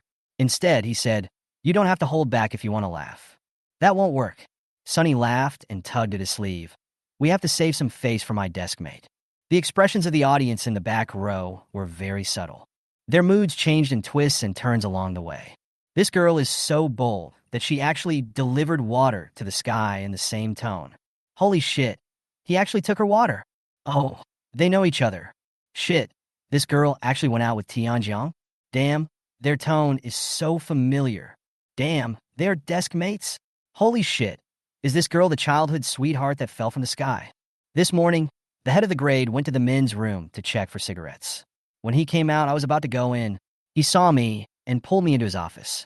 He said that they needed to hold the school sign for today's basketball game, but the person originally scheduled was not feeling well. He said that my height was suitable, so I could go over and take over. I just needed to walk half a lap around the playground. It would be quick. Anthony looked up at the head teacher, who was chatting happily with the coach, and said coldly, I didn't know until I got there that I was holding a sign for a girl, and the sign I was holding was for the cheerleading team. Is it too late to regret? No, it's too late. The head teacher was afraid that he would run away, so he followed him closely during the rehearsal. Fortunately, he only had to hold up a sign. Fortunately, he was seen by the director quite late. Otherwise, TSK. Sunny gave him a sympathetic look. The game on the playground had already started, and Sunny turned around to watch the game. She is not a football fan, and she doesn't understand much about basketball, but she still understands the basic dunk. On the playing field, Wei Xiqing jumped and threw the ball in his hand in a parabola, which spun downwards. A goal. Wei Xiqing successfully scored the first goal of the game. There was a burst of cheers from the South audience seats, and the applause lasted for a long time. Zhou stood up suddenly, put her hands next to her mouth, and made a trumpet shape, and shouted, Brother Wei is awesome, she said as she pulled Sunny. Hurry up, stand up and cheer for Brother Wei. Sunny was so shaken by her that she stood up and imitated her, shouting, Brother Wei is awesome. For some reason, she automatically muted the last word. But with one word missing, the meaning of the sentence suddenly seemed to change. Wei Xiqing should have heard it. He lifted up his jersey and wiped the sweat off his forehead, revealing his 2 distinct abdominal muscles, causing all the girls in the audience to scream. Wei Xiqing looked at them and Sunny, then ran a few steps in their direction. As if he had made up his mind, he smiled and raised his arms above his head to make a heart shape with his hands. All the girls in the audience screamed again. The captain ran over patted him on the shoulder, and gave him a thumbs up. Zhou Ying jumped up as if she had been injected with chicken blood, shaking Sunny frantically. Fuck, Brother Wei has revealed it to you. After 3 years, he finally said it out loud. Sunny was confused. Huh? What do you mean by public? Anthony narrowed his eyes and unconsciously licked the fong in his mouth, feeling a slight tingling pain on the tip of his tongue. Silly. Wei Xiqing is confessing his love to you. Zhou Ying nodded her head. Han Shua saw it when we went out to play. Anthony must have seen it too. I didn't want you to ask. Zhou Ying turned her head and met Anthony's somewhat dangerous eyes. Suddenly, I was speechless. Wari, you really speak without thinking. Chapter 93. Confession? To whom? To me? Sunny was still confused. Confess? To whom? To me? Zhou Ying silently pulled her to sit down. Sit down first, blocking the view of the people behind you. Sunny was incredulous. Are you serious? Confess to me? Wei Xiqing? He likes me? Zhou Ying still felt that it was not easy for Wei Xiqing to have a crush on Sunny for 3 years. Facing Anthony's cold gaze, she nodded with difficulty and held up 3 fingers. 3 years. Sunny suddenly felt like she was sitting on pins and needles. Wei Xiqing likes her? She treats Wei Xiqing as a friend. But Wei Xiqing actually wants to be her boyfriend? Sunny felt terrible. She looked up at the figure of Wei Xiqing running in the stadium and said in a long tone, Someone violated the rules on the field, and the referee blew the whistle for a timeout. Wei Xiqing took this opportunity to take a look at the audience. Sunny met his gaze, and her whole body was struck by lightning. She froze and didn't move. The game resumed, and Wei Xiqing withdrew his gaze. Sunny also relaxed. Zhou Ying knew that she couldn't accept it for the time being, so she comforted her. Well, that's it. Don't put too much pressure on yourself. If you like it, then you like it. If you don't like it, then you don't like it. If you don't know whether you like it or not, then just try dating. If it doesn't work, then we can break up. Her comfort only had the opposite effect, and Sunny felt even worse. She looked at Zhou Ying for help. I think it's possible that the heart was pointed at the audience. It's not impossible. The next second, Zhou Ying broke her fantasy, but it's true that Wei Xiqing likes you. Sunny was heartbroken. It's not like she hadn't been confessed to before, some through love letters and some directly to her face, but the nature of what she had experienced with Wei Xiqing was different. Wei Xiqing is a friend. I met my current friend in middle school. How could I like her? So does she pretend to know or not? How will she get along with Wei Xiqing in the future? Sunny was so conflicted that she didn't dare to meet Wei Xiqing's gaze again, and she didn't dare to look at the court. She wanted to leave, but was afraid that her departure would be too obvious and would affect Wei Xiqing's competition. But if she stayed, not a single hair on her body would feel comfortable. She didn't know where to look, until a piece of paper was suddenly handed to him. Study classmate. Anthony held up half a sheet of English words and asked her. The other half was in Anthony's other hand. Just like the joint entrance examination summary meeting that day, it was torn in half. Sunny took it, his hands shaking a little. Then the two of them lowered their heads and silently memorized English words. Zhou Ying was shocked by their outrageous actions. She didn't know what to say for a moment. She swallowed, turned her head away stupidly, and continued watching the game. Brother Wei's confession seemed to have backfired. Sunny entered the learning state very quickly. No one can stop her from studying. Learning is her favorite. Her only love is studying. The competition entered a fierce stage. No matter how many times people cheered behind her and beside her, she remained motionless and just stared at the half sheet of English words in her hand. An hour later, she had memorized all of them. She poked Anthony. Have you finished memorizing it? I've finished memorizing my half.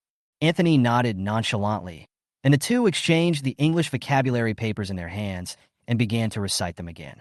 Zhou Ying had calmed down a lot. She glanced at them, then turned her head and continued watching the game. Anthony glanced at Sunny. She was really absorbed in memorizing words. It was like stress protection. He seemed to be thinking about something. Wei Xiqing's actions served as a trial and error stone for him. Well, it's too early now. There's no rush. Anthony silently highlighted the key points in his mind, lowered his eyes, and began to recite the words as well. The game was very close at the end. The Uten No. 3 middle school basketball team was well known throughout the province, and the score was always higher than that of Yangming No. 1 middle school. The team members were a little anxious. If we lose in our home court, it would be a huge loss of face. Although that's how the game works, the coach held a meeting with the players and announced a temporary change in the playing style. Finally, At the last minute, the Yangming #1 middle school team narrowly defeated Yuten #3 middle school by 1 point. There were thunderous cheers from the South audience seats. Someone prepared a few firecrackers and fired them into the sky. With a bang, colorful confetti fell from the sky onto people. The students of Yangming #1 middle school cheered and screamed, and Song Yingjing's voice on the radio seemed to have a hint of smile. Congratulations to Yangming #1 middle school for winning the final of the Provincial Basketball League's top 4. People cheered and hugged each other. The head teacher even jumped up and shouted, "We won," several times.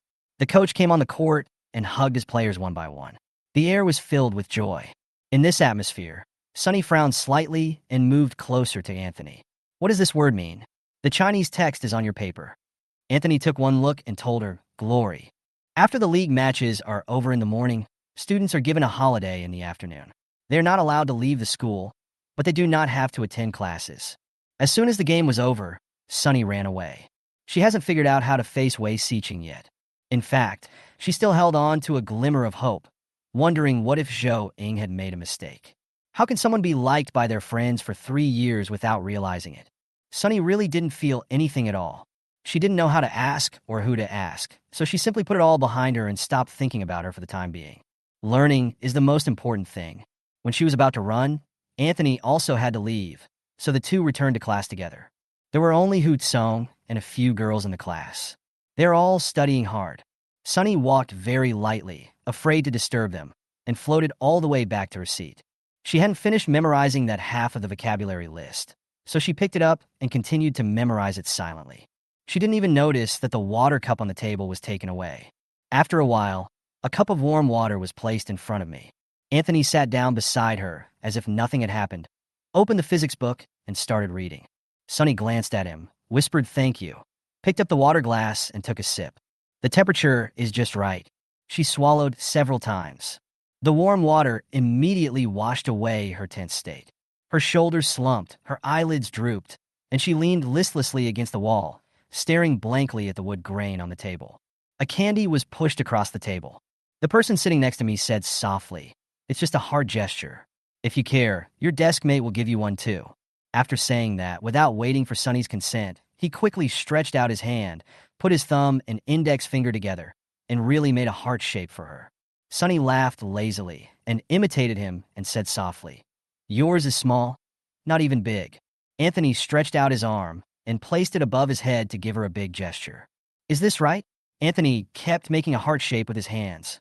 "Your look is ugly," Sunny said reluctantly. "Then let my desk mate show you a better-looking one." As she spoke, she stretched out her hand and made a small heart shape. Chapter 94, Say Goodbye Quietly. The two of them were discussing whose heart was prettier when Yuhi came over to the classroom door. He coughed lightly as he passed by them and glanced outside. "Student Anthony, someone is looking for you outside." They looked over together.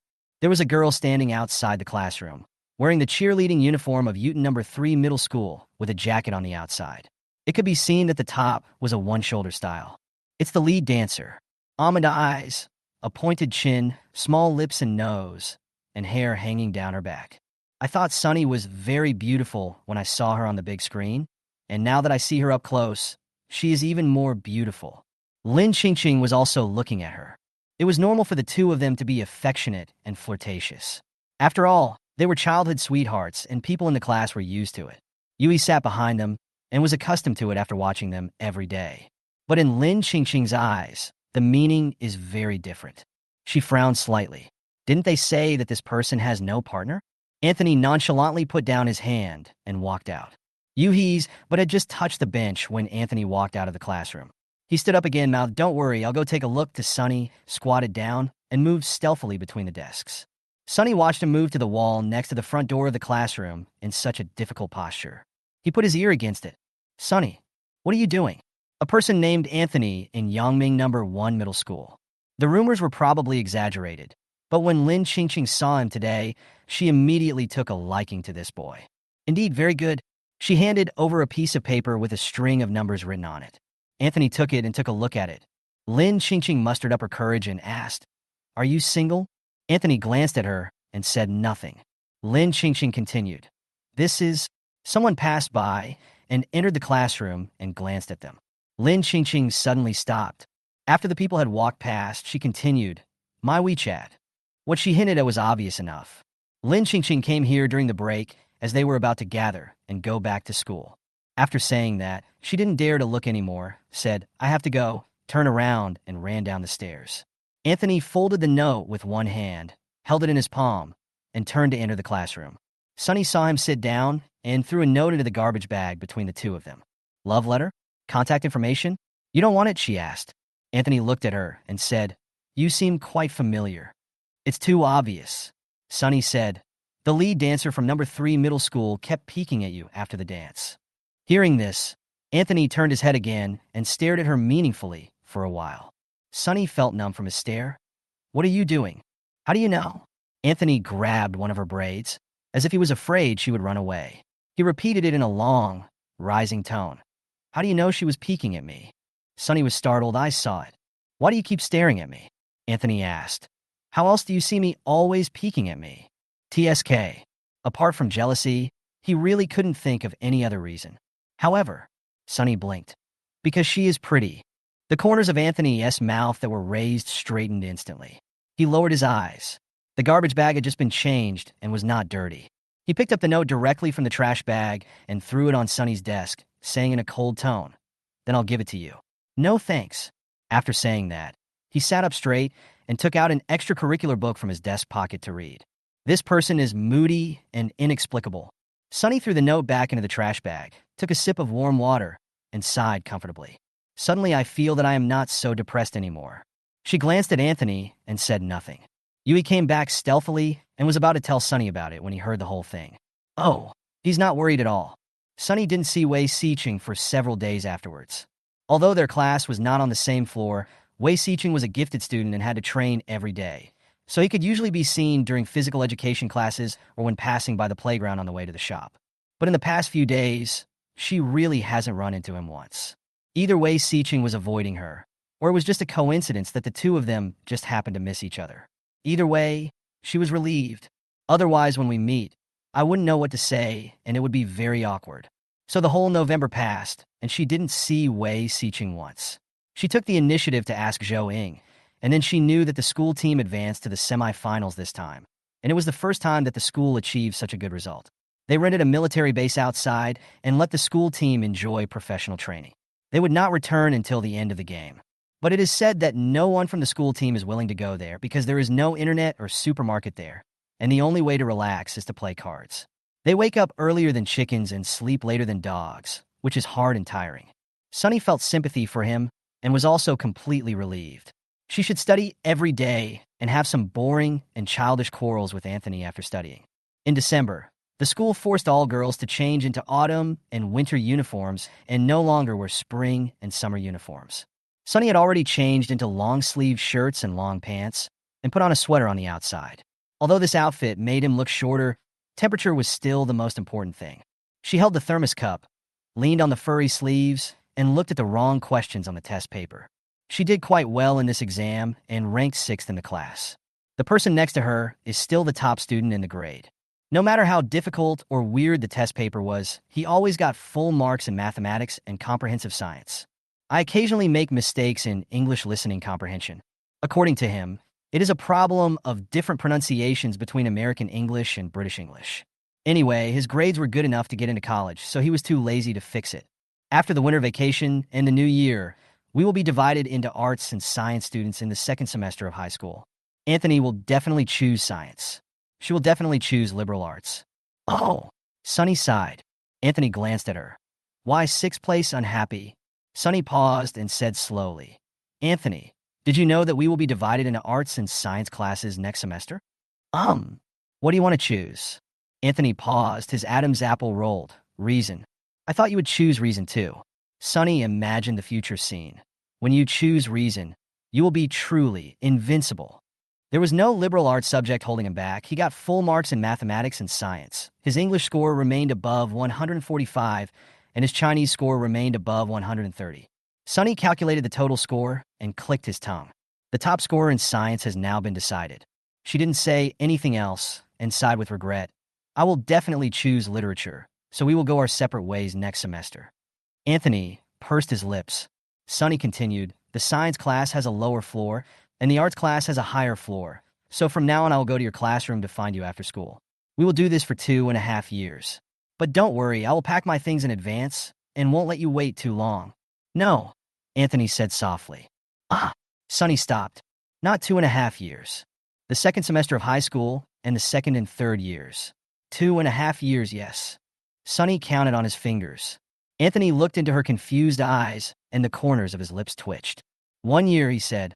Chapter 95, the chairman, is Anthony?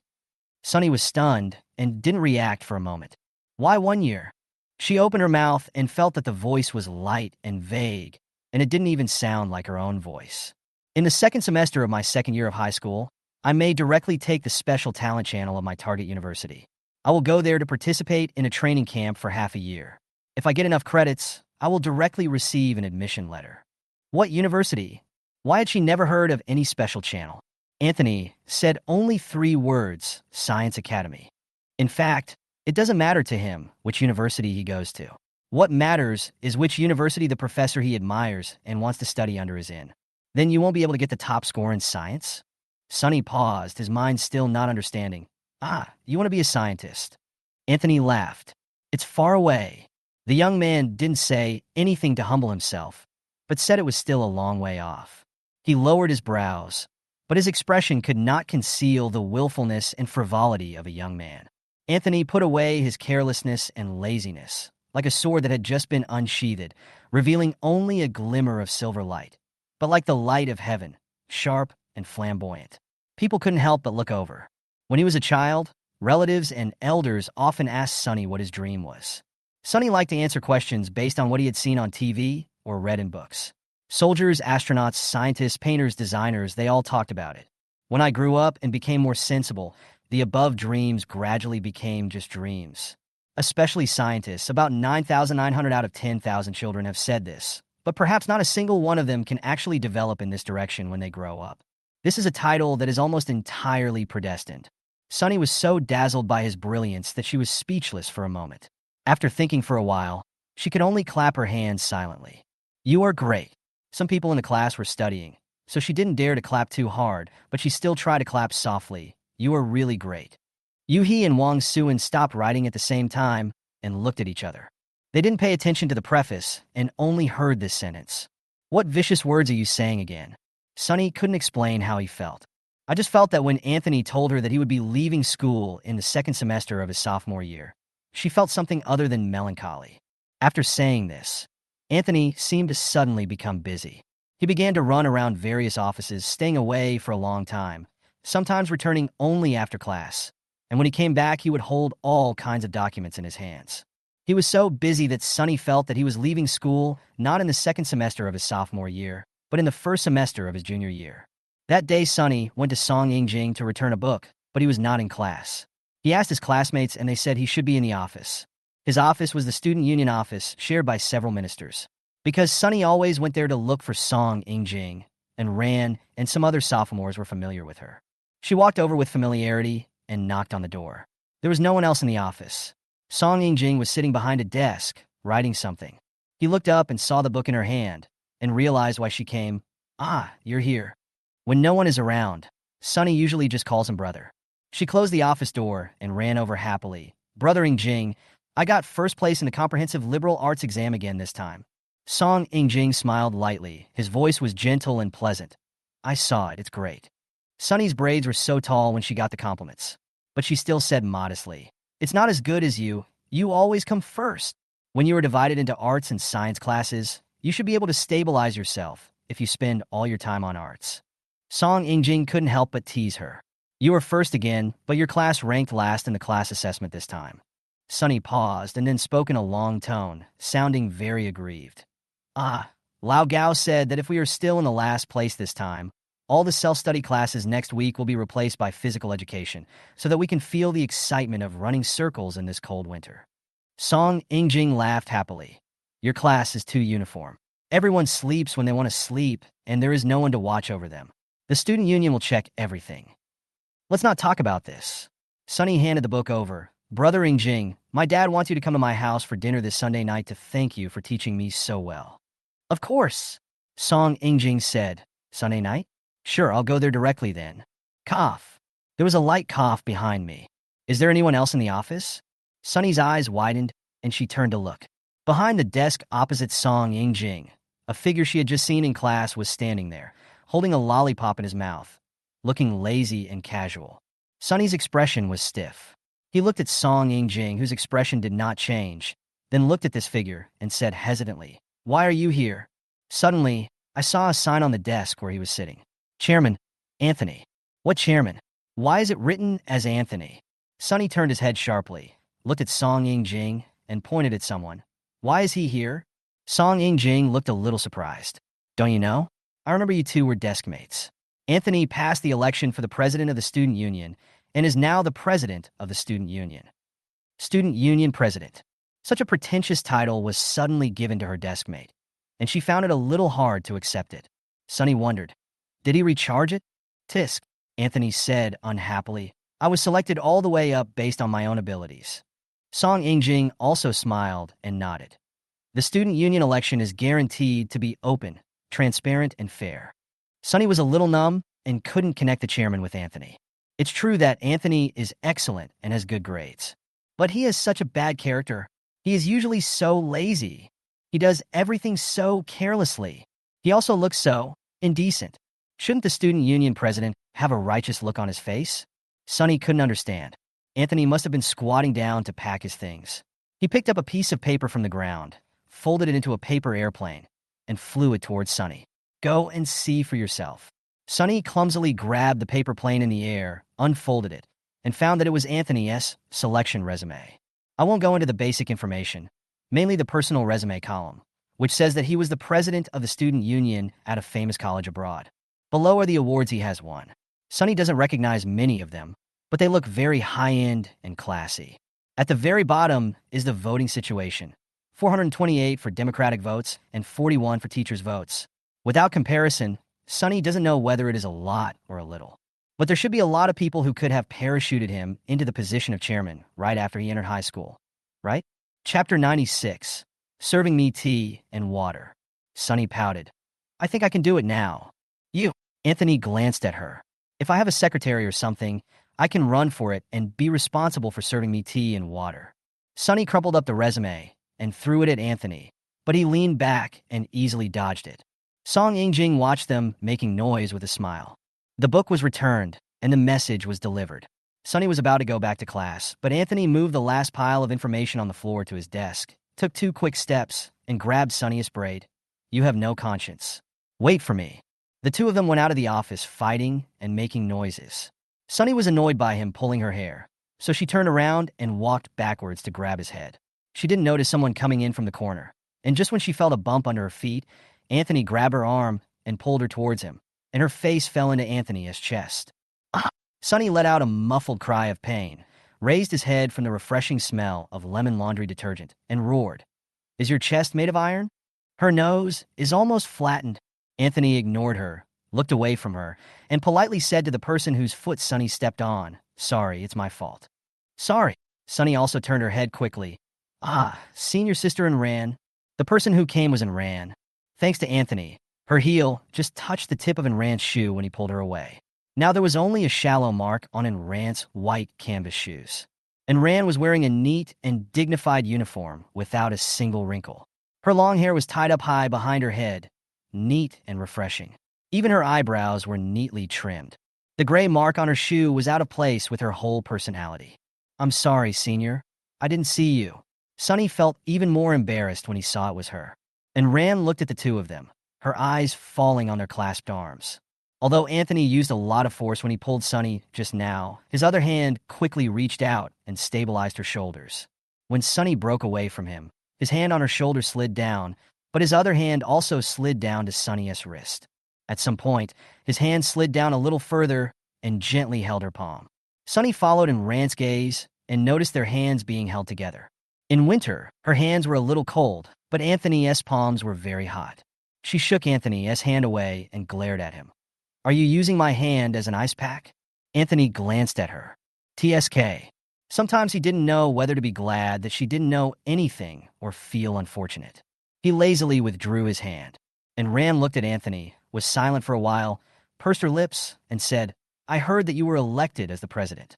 Anthony looked up and nodded, "Yes." And Rand said calmly, "Congratulations." After saying that, without waiting for Anthony to say anything else, she walked around them in a very individual way and walked into the office they had just come out of. Sunny looked at her back and paused for a moment. "What's wrong?" Anthony looked at her and couldn't come back to her senses for a long time. Sunny shook her head. "It's okay." On the other side, and Rand walked into the office, looked around, paused for a moment at the desk with Anthony's name on it against the wall, and then looked at Song Ying-jing, who was writing a plan at the desk as if nothing had happened. "Why didn't you run for president?" she asked. Song Ying-jing raised his head in a hurry and said, "The president is too busy." And Rand withdrew her gaze. "That's true. He also has a part-time job as a tutor." "How's your admission application going?" she asked again. "We're preparing. It's too early now," Song Ying-jing replied in a gentle voice. And Rand returned to her desk and asked casually while sorting out her things, "I don't gossip, but as a friend, I still want to ask you, are the new president and Sunny in a premature relationship?" Song Ying-jing was almost choked by her sudden question. Sunny's parents won't let her fall in love too early. If the parents disagree, we can solve the problem from the root, and there won't be so many young couples on the playground every night. And Rand glanced at him with cold eyes. "Do you like Sunny?" Song Ying-jing put down the pen in his hand and sat up straight. "You are really not like yourself today." And Rand emphasized, "As a friend." Song Ying-jing seemed to be about to say something, but the office door was suddenly pushed open, and two girls came in arm, chatting animatedly. "That's right, it's really amazing." Their laughter stopped when they saw and Rand was also in the office. Minister and Minister Song.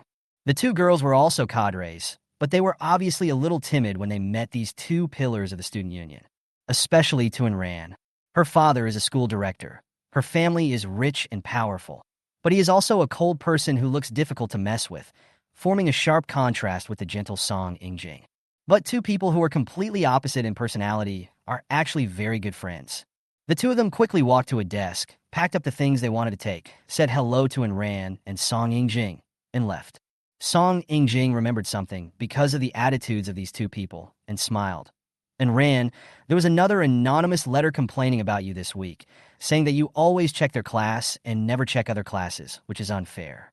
"Oh." And Rand slammed the documents on the table coldly. "You deserve it." The data vibrated, and a piece of paper floated out and fell to the ground. And Rand bent down, and her fingertips paused when they touched the paper. It was the internal vote for the student representative election for the student union president that she did not vote for. There was only one person's name written on it. Anthony. She pursed her lips, picked up the paper, folded it twice, tore it into pieces, and threw it into the trash can on the side. By the time Sunny arrived at the class, word of Anthony's glorious campaign for student union president had already spread, because the election results were announced in advance on the honor roll in the teaching building. This matter was first discovered by the sophomores and juniors who were paying attention to the election. Then it was posted on the forum, and then the whole school knew about it. Sunny suddenly found that when Anthony was returning to class, he met the dean on the way. The dean pulled Anthony aside and asked him about his study progress. Sunny quickly hid aside and went back to class first. When she entered the classroom, the noisy voices suddenly quieted down, and the students in class 3 stared at her with very complicated eyes. Sunny and they looked at each other in bewilderment. After a strange silence, she paused and asked tentatively, "What's wrong?" The monitor looked at her enviously and sighed. "Sunny, you have found a golden thigh." Sports committee. "If you become rich and powerful, don't forget each other." Monitor. "I heard that our class ranked last in the age assessment again." The sports committee member. "Do you still remember that Lao Gao said that if we still fall behind, we should change the self-study class to running laps?" Monitor. "It's time for you to contribute to the class." Sports committee. "You understand." The two of them sang in unison and cooperated well, and everyone in the class burst into laughter. Chapter 97, What is the Abnormal Problem? "I don't understand." Sunny refused 3 times. No, it's too obvious." Brother Jing had always turned a blind eye to their class when he checked on them. If the results were to come out and they secretly changed the rankings, not only would she disagree, but even Brother Jing would not agree. The monitor sighed again. "I was just talking. The student union president is such a high-ranking official." Sports committee member. "Do you know that the original leader of the student union in our school was called the president? Later, After reading Anthony's campaign materials, the director learned that famous foreign schools all called the president the chairman, so he also changed the president to the chairman. Sunny hesitated for a moment. Are you talking about Anthony? Who else? Sunny breathed a sigh of relief, thinking that it was already common knowledge that Song Ingjing had given their class a break. She immediately responded, You all know about Anthony's election as chairman? The forum is blowing up. Do you want to take a look? The monitor pointed to his school bag, indicating that he brought a cell phone. Another forum? She thought of the fan fiction called The School Prince Who Fell from Heaven, the childhood wife of the academic god. Sunny blushed and shook her head quickly. No. She returned to her seat, blushing the more she thought about it. If the squad leader who has inherited Lao Gao's skills and likes to soak wolfberries in a thermos cup reads the forum, then most of the people in their class should read it too. Then everyone has seen the posts about Anthony and her. Help! Why doesn't someone come and shut down the forum? The bell rang for class, and Anthony walked in leisurely as the bell rang. The class suddenly became quiet again. As soon as Anthony sat down, Lao Gao followed him in with a briefcase in his hand. He put down his lecture notes and looked around the class in confusion. You were very quiet in class today. He remembered something, and his expression tensed up.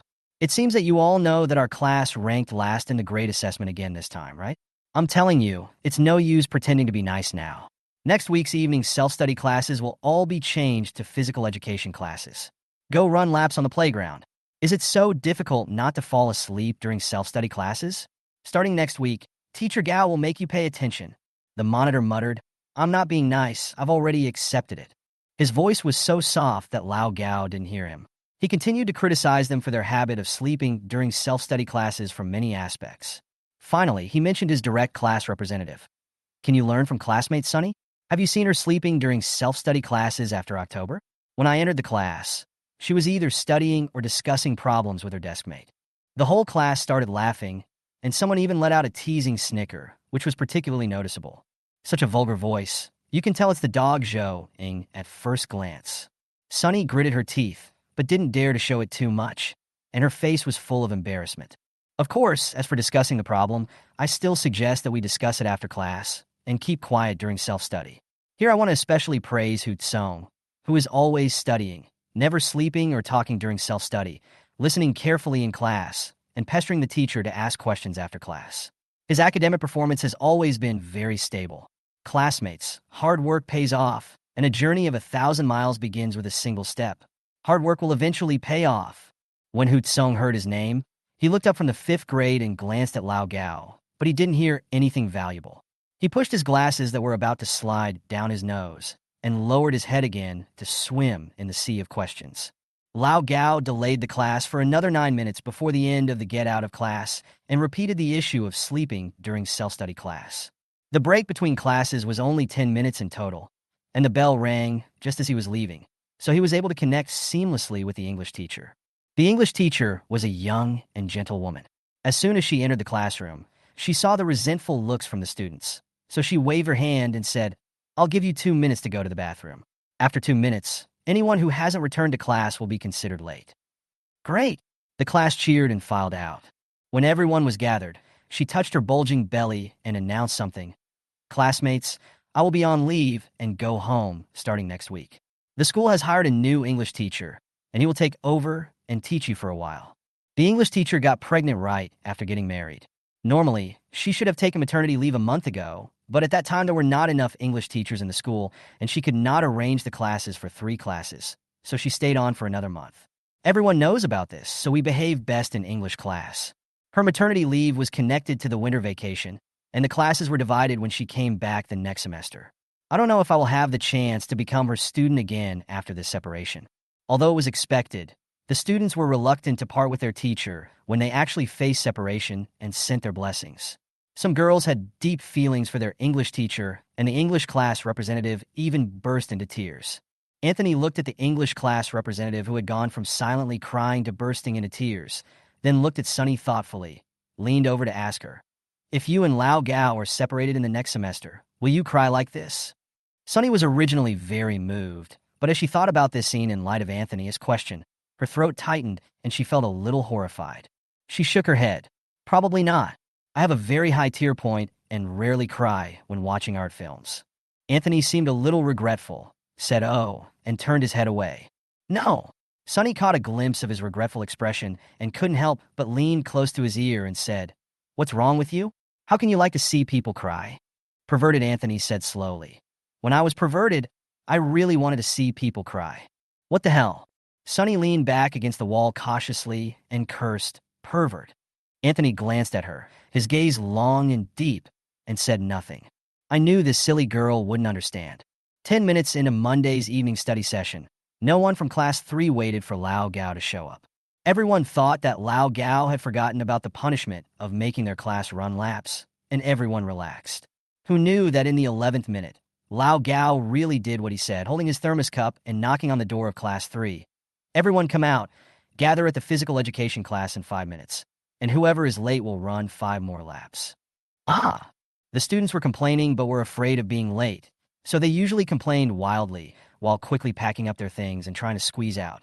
Zhouing dragged Sunny all the way over and unexpectedly became the first one to arrive in the girls' group. Sunny panted, not understanding why she was running.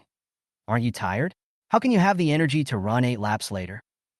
Boys and girls run separately. Girls 8 laps and boys 10 laps. Zhouing pointed to the small shop next to the playground and said stealthily, 3 laps, at most 3 laps. I can't possibly run 8 laps. After 3 laps, I'll pretend to tie my shoelaces and leave the team, then take advantage of the chaos to hide in the shop. Are you coming? Sunny was a little moved by what she said. 8 laps? She could run, but it was also true that she would feel tired like a dog after running. We'll see how the situation develops when the time comes. She didn't say death. Chapter 98, you can always trust Brother Jiang. 5 minutes later, roll call was called. Everyone was there except the physical education teacher who had sprained his ankle in last week's physical education class and was now studying in the classroom. Lao Gao gulped down 2 mouthfuls of red date water to moisten his throat. The sports committee member didn't come, right? Then I have to find someone to watch over you. The boys raised their hands one after another. Me. The girls were too lazy to raise their hands. In fact, it all looked the same to everyone. As long as they were from their class, they would let the kids go like a flood. Lao Gao looked at them and found it difficult to choose. Finally, he said, how about this? Whoever can do 60 standard push-ups within 1 minute will not have to run laps. Come out and watch. If you can do 60 standard push-ups in 1 minute, then running 10 laps around the playground will be no problem. Lao Gao, very smart. The boys looked at each other and called out each other's names, but no one took the initiative to go up. It is even more impossible for girls with thin arms and legs. Lao Gao sighed slowly. You guys don't have the physical fitness. You should practice. How about this? Whoever wants to challenge me, step forward. If you succeed, I will reduce your laps by 2. Lao Gao had used this trick with them during military training before. Whoever wanted to run took a step forward. Since no one stepped forward, Lao Gao took a step forward himself. Then he said that their class was very good and everyone took a step forward. The whole class had to run a circle. After Lao Gao finished speaking, the 3 teams all took a step back. Except a certain chairman who transferred here after military training. Anthony. He casually looked back at the team that was retreating in an orderly manner, and only he stood out. After a pause, he took a step back and returned to the team. But it didn't work. Lao Gao smiled and waved at Anthony. Hey, our new student union president is very good. He is indeed a good kid with all-round development in morals, intelligence, physical fitness, aesthetics, and labor. Come here and see how many you can do in 1 minute. The monitor was also tall. He stood behind Anthony and whispered, come on, brother. The lives of Class 3 depend on you. You don't have to be too strict. Lao Gao is not a physical education teacher, so you can't tell. The girls no longer cared whether they could slow down or not. They were all secretly delighted. Wow, Tianjiang isn't wearing a jacket. His school uniform is so wide that people will definitely see him through his collar while he's doing push-ups. Shut up, you lecher. You said me, you don't want to see it. Lao Gao moved his ears and sighed slowly. When I was young, I had a very good figure with 6 abdominal muscles. The girls in the class liked to watch me take physical education classes. The students in Class 3 looked at the swimming ring under his shirt and all burst into laughter. Don't believe me, I was also one of the contenders for the title of campus hunk at that time, but I lost to a little hooligan from the city. I thought he was fashionable at that time. There was nothing I could do. The people from Team 3 laughed again without giving any face. All right. Lao Gao waved to Anthony, who came out speechlessly. Lao Gao patted his shoulder and found him a flat piece of land. Tuck your school uniform into your pants or lie down sideways facing them. Boys should also have some self-protection awareness. Girls in the class. SH. The atmosphere was harmonious, and a lively boy in the class said, "Teacher Gao, you are treating our class as outsiders." Lao Gao glared at her. "Why? It's fine if girls want to see it, but why do you want to see it too?" "Ah," the girl snickered. The boy waved his hands quickly. "What? No. You girls who love to read novels, stop guessing." The class would be over if they were allowed to make a scene for another period. Lao Gao pressed his hand down, signaling them to be quiet. He took out his phone from his pocket and turned on the stopwatch. "Since Anthony is so proactive, if you do more than 30, I'll reduce your time by 1 lap. If you do 60, I'll reduce your time by 2 laps." Anthony followed up by asking, 90 minus 3? "Hey kid, you're so arrogant." Lao Gao pinched his waist. "When I was in high school, I was a sports prince with well-developed biceps. I can't even do 90 reps. How about you, who's as skinny as a board, and you still want to do 90? How about this? Teacher Gao will believe you once. If you can do 90 reps, you can just run 4 laps less." Anthony said nothing and just lay down on the ground with his hands. Lao Gao pressed the stopwatch. "Start." Anthony immediately followed suit. Then a GIF image that looked like it was playing in an infinite loop appeared. Every time he lay down and pushed himself up, the height was almost exactly the same, without stopping. At first it was effortless, but after 50, he started to breathe a little. At this time, Lao Gao looked at the stopwatch, and only 32 seconds had passed. At first there was only one person counting, but later the classmates couldn't help but follow him and started counting.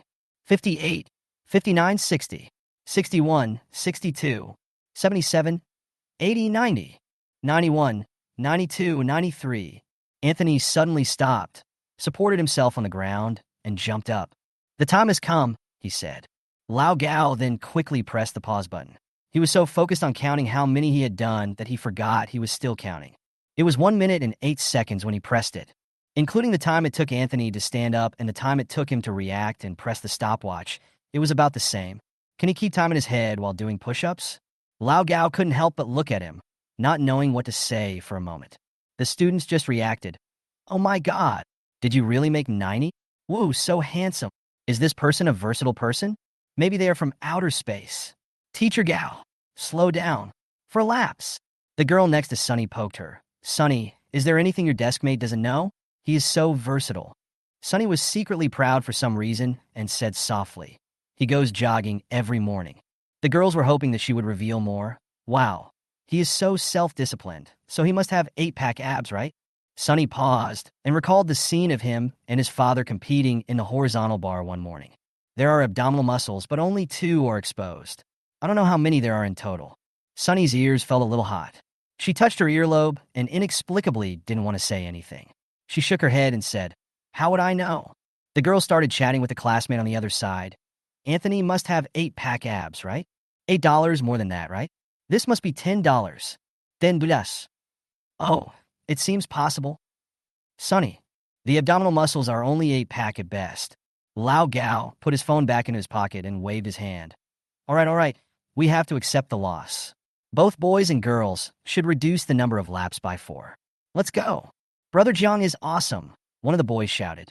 "You can always trust Brother Jiang." Several other boys also joined in the fun. Anthony smiled and returned to his team. Boys and girls ran around the playground, and from a distance they looked like crawling ants. The boys ran faster, and although they took 2 more laps than the girls, they finished almost at the same time. Sunny was panting and saw that the boys had also stopped panting. Several boys next to Anthony were talking to him. She stopped and looked attentively for a while. Suddenly, I felt a sense of relief like an old mother. In addition to class leaders Yu, Wang Suin, and Hu Tsong, Anthony finally has friends again. Chapter 99, Please You. The last self-study session of the week was over, which meant the end of the evil running laps. Sunny and Zhou Ing went to the shop to buy some water. When they returned to class, they saw their classmates whistling and saying they wanted to celebrate. Sunny handed Anthony the lychee-flavored mineral water. When winter came, Anthony stopped indulging in soda and switched to mineral water. I don't know where he got the lychee-flavored mineral water from. Sunny had never seen this kind of thing in the shop before. Later, I asked Anthony and found out that he had given his feedback in the shop's suggestion book, and then the shop owner specially ordered a few boxes. Anthony hated the water in the school's water dispenser, and he used the water card he got at the beginning of the school year only to help Sunny get water. So Sunny would also take the initiative to buy him something when she went shopping. For example, after handing him the lychee-flavored mineral water, Sunny took out 2 packs of lychee-flavored lollipops connected together from his pocket. Then he took out a lychee-flavored bubblegum. Then he took out a bag of lychee-flavored popping candy. She piled all these things on Anthony's desk and said with disdain, "Anthony, why do you like candy so much?" Except for mineral water, he didn't want anything else. Anthony glanced at her, dissatisfied with her behavior of putting the blame on others. "If you like me, just say it directly, no need to find excuses." Sunny had just taken a sip of her milkshake and nearly spit it out when she heard that. "You are so shameless. You say that without even blushing." Anthony put all the candies into his pocket and said slowly, "I don't like you always buying me things." "Sunny, do you know that there is a stray dog named Erden outside our community? I always buy things for him." Anthony gave her a cold look and said nothing. Sunny continued, "Erden ate the food I bought and even rubbed my palm to please me. Someone accepted the food I bought and didn't even say thank you." Anthony sneered. Sunny said he was addicted. "So now you should do something to let me know that there is still humanity in this society. At least your efforts will be rewarded. Good people will be rewarded, and there are still many good people in the world." Anthony said, "Put your hand out." "What?" Sunny stretched out his palm and saw him raise his hand as well. "If you dare to hit me, you're done." She didn't finish her words because Anthony stretched out a finger and gently scratched her palm twice. The place where his fingertips touched felt like it was electrified. The numbness spread from there to the whole body. The blood rushed up and the tip of the ear suddenly turned red. Sunny was still pretending to be calm. She took her hand back and shook it. "What are you doing?" Anthony took out a piece of bubble gum from his pocket, quickly unwrapped the outer candy wrapper, and bit the rose-red candy inside into his mouth. The sweetness spreads in the mouth, but not just in the mouth. "To please you." Anthony looked at her and smiled carelessly. "I need to prepare 16 apples for Christmas Eve. It's too much trouble. Now I'm wondering whether I should make them myself or just buy pre-made ones from the store." Zhou counted on her fingers. "The ones sold in the store are too expensive." "Well, forget it. I'll decide when the time comes. If I have time, I'll make them myself. If I don't have time, forget it. Tian, the 25th is the weekend. Let's go out and play on Christmas Day." Sunny lowered his eyes, looked at the palm of his right hand, and nodded perfunctorily. "Okay, are you listening to what I'm saying?" Zhou wanted to pinch her, but she was wearing a woolen cardigan over her school uniform, which was so furry that she couldn't pinch her flesh. They stood at the railing outside the classroom, looking at the scenery of the campus. Sunny has been looking at the palm of her hand for a day. "Are you trying to spy on the secret? What's so good about the palm of a hand?" Zhou hid her hand. Sunny suddenly spread out his right hand to show her. "Zhou, scratch my palm." Zhou looked at her strangely, but still did as she was told. Sunny didn't react. "I thought something magical would happen." Zhou was a little speechless and felt that the two of them were a little silly. "It's not itchy," Sunny said to herself. "Then why is it so itchy?" She shivered all over. "What do you mean itchy sometimes and not itchy sometimes?" Zhou glared at her. "Sunny, you must have studied yourself silly. It's settled. Come out with me on Christmas Day. We'll go to the amusement park and ride the roller coaster to shake the water out of your brain." Sunny nodded. This time she listened. "Okay." As a result, Zhou Ying's plan was forced to abort as soon as she returned to class. On the day when this wonderful running circle officially ended, Lao Gao came over during the break to announce a good news. "On the 25th, our class will go out for a dinner to celebrate our first place in the joint exam." The joint entrance examination had been over for a long time, and their class thought that there was no hope for a dinner party and had forgotten about it. It turns out that Lao Gao's reaction time is so long. A girl in the class wailed, "Teacher, why is it number 25? Is number 24 okay? Do you have an appointment on the 25th? Lao Gao glanced at her. The girl immediately realized that Lao Gao was setting a trap and shook her head cautiously. "No, I spent Christmas at home with my parents." Lao Gao snorted. "Why celebrate Christmas? Classmates, our school requires that we don't celebrate foreign holidays. The small shops in the school have been banned from selling apples. I hope that you can respond to the school's call, and don't let me see a pile of shiny wrapping paper and apples in the classroom. We will have a dinner on the 25th. It just so happens that a friend of mine has opened a new store. I can give acquaintances a 50% discount, and there is no class fee. This time, the teacher will treat you to a buffet. The audience below the podium became excited. Great. Long live Lao Gao. Class monitor, please collect the list of students who are going after class. Lao Gao gave an order and left with the thermos cup. The monitor nodded and took out their class roster. How about this? There are too many people going. Those who don't want to go can come to me and register their names. Anthony was about to stand up, but Sonny was startled and grabbed the sleeve of his cotton coat, stopping him from leaving. Aren't you going? Dining parties are the best way to make friends. God, the semester was almost over, and she was still struggling to find friends for Anthony. Anthony swallowed the words that were about to come out of his mouth, raised his eyebrows, and asked back, "Why? Do you want me to go so much?" Sonny paused. "You can go if you want. If you don't want to go, forget it." Anthony looked at her and smiled. "I'm going to the bathroom." "Oh, it's almost time for class. Why go to the bathroom?" Sonny untied his sleeve indifferently. Anthony came back from the bathroom, and Sonny asked again, "I just forgot. Do you celebrate Christmas abroad? You should be used to celebrating Christmas when you return home. How do you celebrate it? Do you make a big Christmas tree at home? Do you also hang gifts all over it? If there is such a big Christmas tree, can I go over and take a look?" Her eyes were shining, full of anticipation. Anthony had never seen her look like this before. So the word "but" got stuck in my throat. He nodded. "Christmas tree, yes, it's bigger than you." Chapter 100 Wishing Well. Sonny likes the feeling of being piled high with presents. Every gift is a surprise and something that can make people very happy and blessed. Since she was a child, she would hang a sock at the head of her bed every Christmas Eve, because her Santa Claus dad will sneak into her bedroom that night and stuff it with presents. Sometimes the gifts are very big and will be placed at the head of her bed so that she can see them as soon as she opens her eyes. When she was very young, her father gave her a music box.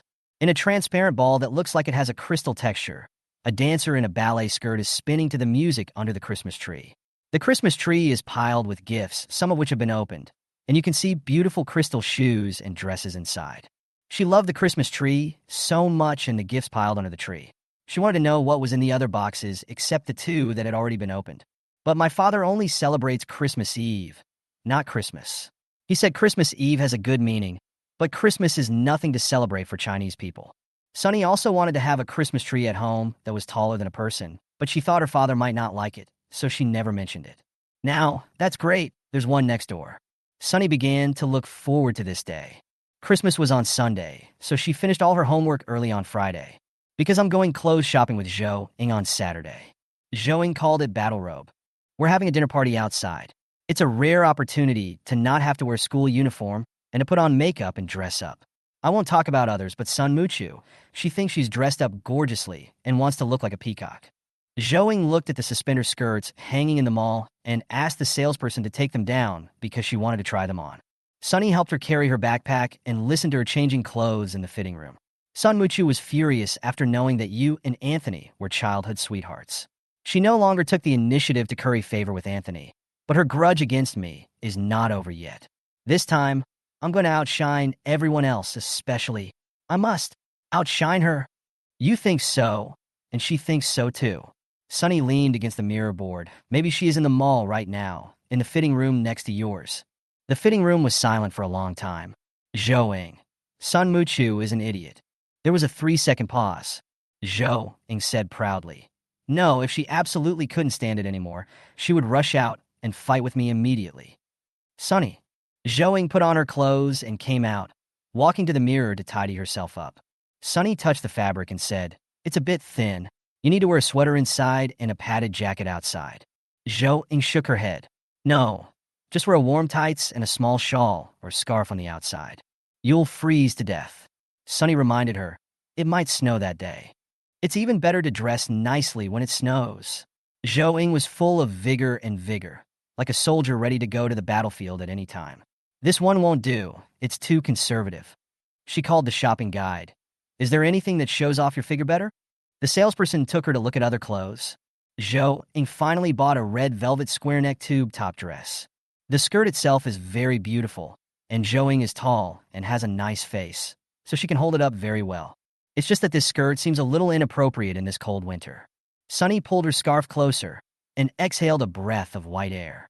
They came out of the mall as the sun was setting and the neon lights on the surrounding buildings were already lighting up. Tian, Are you really not going to buy anything? Zhou asked. Sunny shook her head and wrapped herself in her scarf. The temperature was exceptionally low today, so she put on 4 layers of clothing, a hat, scarf, and gloves. She was wrapped up tightly like a round penguin. I already have clothes to wear, so I don't need to buy any more. There's always one piece of clothing missing in a girl's wardrobe. Zhou Ying's voice got lower and lower as she spoke because the cell phone in her backpack started ringing. Sunny watched her take out her phone, glance at the screen, and tap it again. The ringing stopped. Zhou Ying looked up, her expression unchanged. Let's go. Don't answer it? Sunny hesitated, and she seemed to catch a glimpse of a Korean character. Nuisance call. Okay then. The 2 girls walked out arm in arm. The phone rang again. This time Zhou Ying took out her cell phone and turned it off. This time Sunny saw clearly that it was Han Shua. She boldly asked, "What happened between you and Han Shua? Why are you asking so many questions, little brat? Solve the problem between you and Wei Siching Anthony first before worrying about me, your sister. You still have to complete the game 1 level at a time. You are now in the easiest first level, while I am in hell mode." Zhou Ying pinched her waist and said unhappily, "Why don't you just say it? You're still making excuses." Sunny pouted, then reacted half a second later and glared. "What does Anthony have to do with it?" "Oh, I was just talking nonsense. Anyone who is nervous knows." Zhou Ying shook her head and spread her hands. Sunny turned his head and snorted, ignoring her. The commercial streets were bustling with people and cars. Stores had already started warming up for Christmas. Red and green decorations filled the shops of all sizes, and the models in the windows wore Christmas hats. Gifts were placed at their feet. Sunny walked while looking at the gift boxes on both sides. A landscape canal was dug in the aisle in the middle of the commercial street. The bright lights of the streets on both sides are reflected in the water, like countless colorful lines swimming. Zhou Ying suddenly pulled Sunny to stop and looked at the angel sculpture in the circular pool at the front of the canal.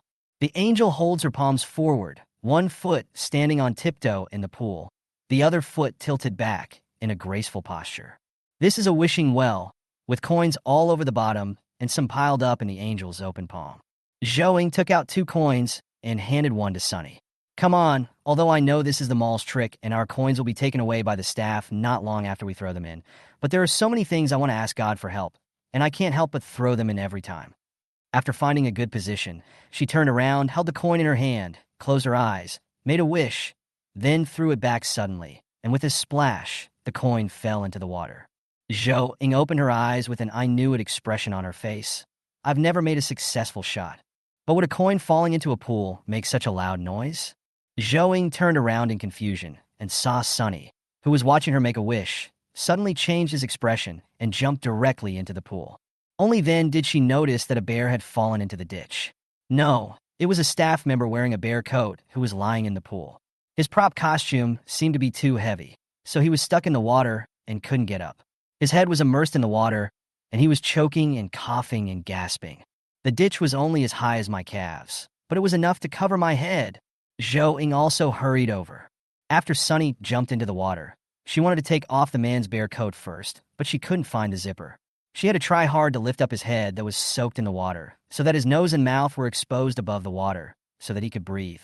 Chapter 101. This is Hoot-song. She looked up and tried to call for help. Passers-by around her saw her and ran over to help. A burly man with a scar on his face also jumped into the ditch, carried the man out directly, and returned to the shore with a splash of water. Sunny was also pulled out by pedestrians. Zhou Ying asked her anxiously, "Are you okay?" Sunny shook her head and said she was fine. The ditch was so shallow, and only her clothes were wet. The staff member wearing the bear coat was lying on the ground spitting out water. The wind blew, and he shivered with cold. The burly uncle searched for the zipper for a long time, but couldn't find it. He wanted to tear the doll's clothes open with force. The staff member shook his head and said while coughing, "No, cough, cough. No, you can't tear it. If it breaks, you have to pay for it." The lady next to him borrowed a blanket from the nearest store and asked him to wipe his face first. After hearing what he said, she lectured him. "Young man, you're about to die in the middle of winter, and you still care about whether you get compensation or not?" Another middle-aged woman went to another store to borrow a blanket and handed it to Sunny. "Girl, you should wipe it off quickly too. Don't get frozen in this cold weather." Sunny said thank you, took it and wiped her sweaty hair, then took off her gloves and scarf that were soaked with water. Her neck was suddenly exposed to the air, and she shivered. There is heating in the mall. Let's go inside first. The group moved to the mall, and the manager came over after hearing the news and asked them to go directly to the tea break. Sunny held a cup of hot water, leaned against the radiator, and exhaled a breath of warm air. She turned to look at the boy who was spitting out water while taking off his doll costume with difficulty for fear of damaging his clothes. The boy had light eyebrows and was very handsome.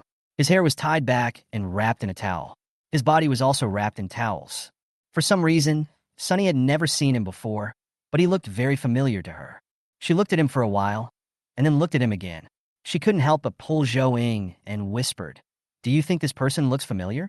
Zhou Ying nodded seriously. "I also think that such a handsome boy must have been engaged to me in my previous life."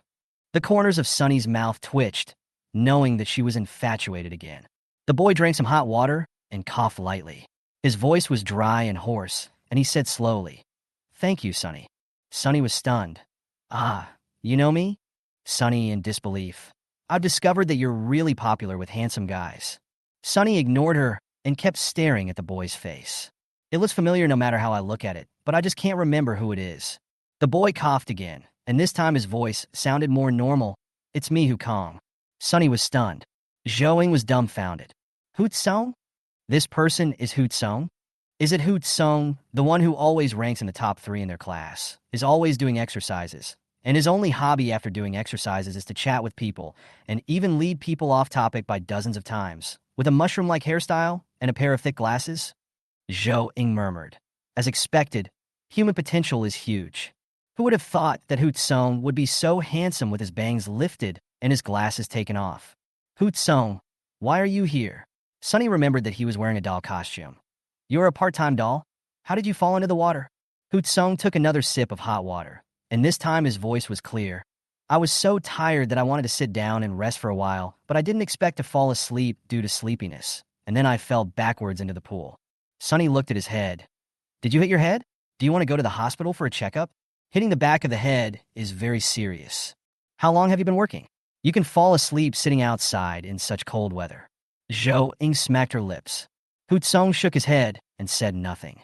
He had been soaked in cold water for so long that his face and lips turned pale, but there was a hint of gray under his eyes, as if he hadn't slept for a day and a night. At this time, someone knocked on the door of the lounge. Father Su stood at the door and looked around the room. Then his eyes fell on Sunny, who was lying on the blanket. Tian, are you okay?" "Dad!" Sunny shouted. Her lower body was soaked. She was afraid that she would catch a cold if she went back home, and would wet other people's seats if she took a taxi. So she called her dad and asked him to come and pick her up. Father Su talked to her about the situation on the phone and was relieved to see that she was fine. His eyes fell on Hoot Song again. "Young man, how are you? Do you need to go to the hospital?" He saw that the man looked a little small and paused. "Aren't your parents here yet?" Hoot Song shook his head. "I'm fine. I can go back by myself." Sunny said, "Dad, he is my classmate. His name is Hukong." Father Su was stunned. He didn't ask him why he came out to work at such a young age. He thought for a moment and said, "Well, you are all in the same class. I will take you 3 back." Hoot Song shook his head. "Thank you, uncle. It's really not necessary." He kept refusing, so Father Su said, "Son, your clothes are soaked. If you go back directly, you will have a fever and you will have to spend money to buy medicine. It's not worth it. If it gets serious, you will have to go to the hospital for an 4 drip, which costs money and wastes time." Hoot Song really hesitated, "But I will get your car wet."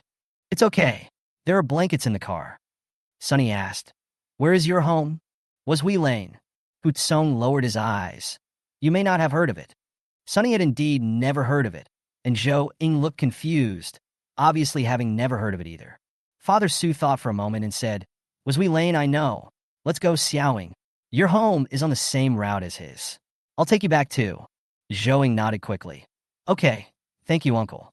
Half an hour later, after sending Zhou Ying to the downstairs of the community, Father Su drove to the suburbs. The car turned many turns and finally stopped at an old street. The road ahead was narrow, and we had to walk there.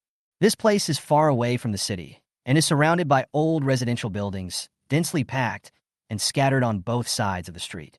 The electric poles on both sides are old and rusty, and one of the wires is directly broken and hanging from the air. There was a small shop right in front of them. Several young men were sitting on the steps, smoking and staring at their cars. Sung got out of the car and lowered his head. Mr. Su also got out of the car, glanced at the young men who were smoking, and wanted to send Sung back. Sung did not refuse. The group locked the car and followed Sung through many twists and turns until they reached a residential building. Sung took out the key and opened the rusty iron door. My dad is working outside, and I am the only one at home. He pressed the switch of the living room light, but the light didn't come on. So he walked into a room as if nothing had happened, brought out a high stool, stepped on it and twisted the light bulb, then walked down and pressed the switch again, and the light came on. Father Su watched the whole process and laughed. Not bad. Your skills are comparable to what I had when I was a kid. Sung looked at him in surprise. You're home now, let's go back now. Father Su didn't say anything. Before leaving, he patted Sung's shoulder kindly and said, My child, come on. All your efforts will be rewarded. Hard work will pay off. Chapter 102 Fever. After returning home, Sunny took a hot bath first. Then he drank the ginger soup cooked by his mother. When he went to bed at night, the heating was turned on very high and the quilt was covered tightly. But when I woke up the next day, my head was dizzy and my body was sore, as if I had been smothered in a sack and beaten. She took out the thermometer and took it out 5 minutes later. It was 38.6 degrees. She went straight downstairs to find her parents.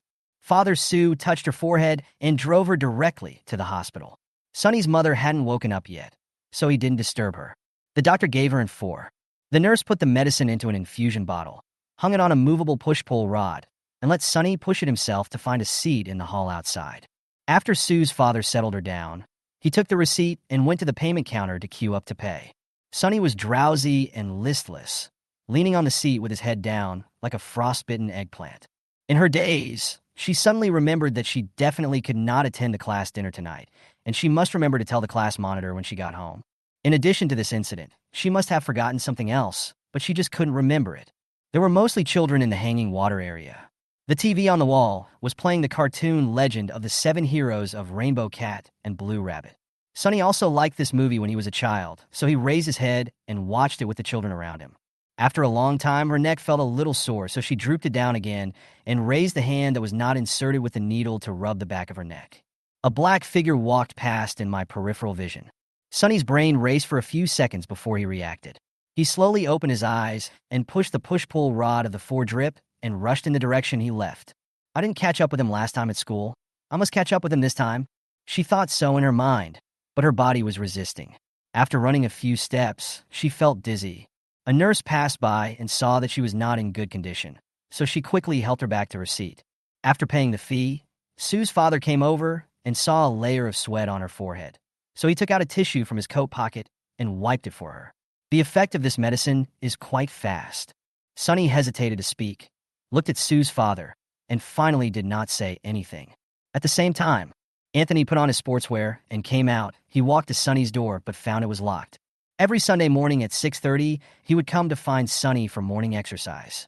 Over time, the Su family would leave the door open for him every Sunday morning. He pushed and the door didn't open, so he rang the bell. After 3 rings, the servant of the Su family came to open the door for him and said apologetically, "The master took Tian out in the car. Tian seems to be a little unwell." Uncomfortable? Anthony frowned. "Excuse me, what happened to Tian? Is it serious? It seems she has a fever. She was soaked when her husband picked her up yesterday." "Okay, thank you." Anthony turned and went back to his home. It was such a cold day, and there was no rain or snow. How stupid was she to get herself soaked? Anthony lowered his brows, rubbed his eyebrows, and held back the anger that was gradually rising. He spent the whole morning on the balcony working on college physics problems and was still restless. He didn't see anyone coming back from next door until after lunch. He was a little worried. Anthony went back to his room, took out his cell phone, found Zhou Ying's WeChat in the class group, and clicked to add her. Zhou Ying passed it almost in the next second. Anthony didn't ask directly. He thought for a while, and then he was too lazy to type, so he sent a voice message directly. "Sunny will not go to the dinner party this afternoon. Has she told the monitor?" Zhou Ying's text.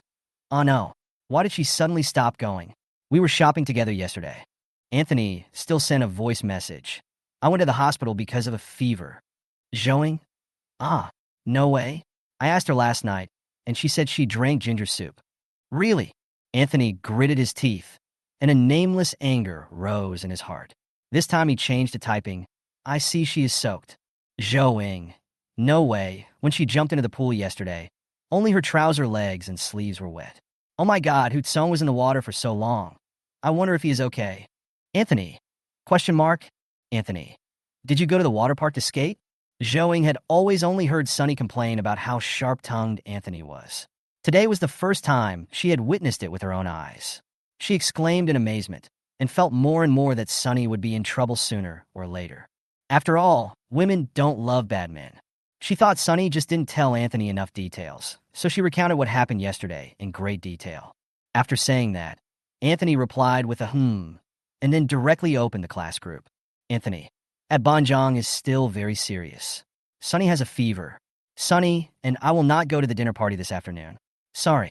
After sending the message, he immediately quit WeChat, rubbed his temples, and continued to do his homework on the balcony. Zhou was also in the class group, so she naturally saw the message sent by Anthony. She held the phone and opened her mouth, not knowing what to say. Oh my god, so domineering, such a dad.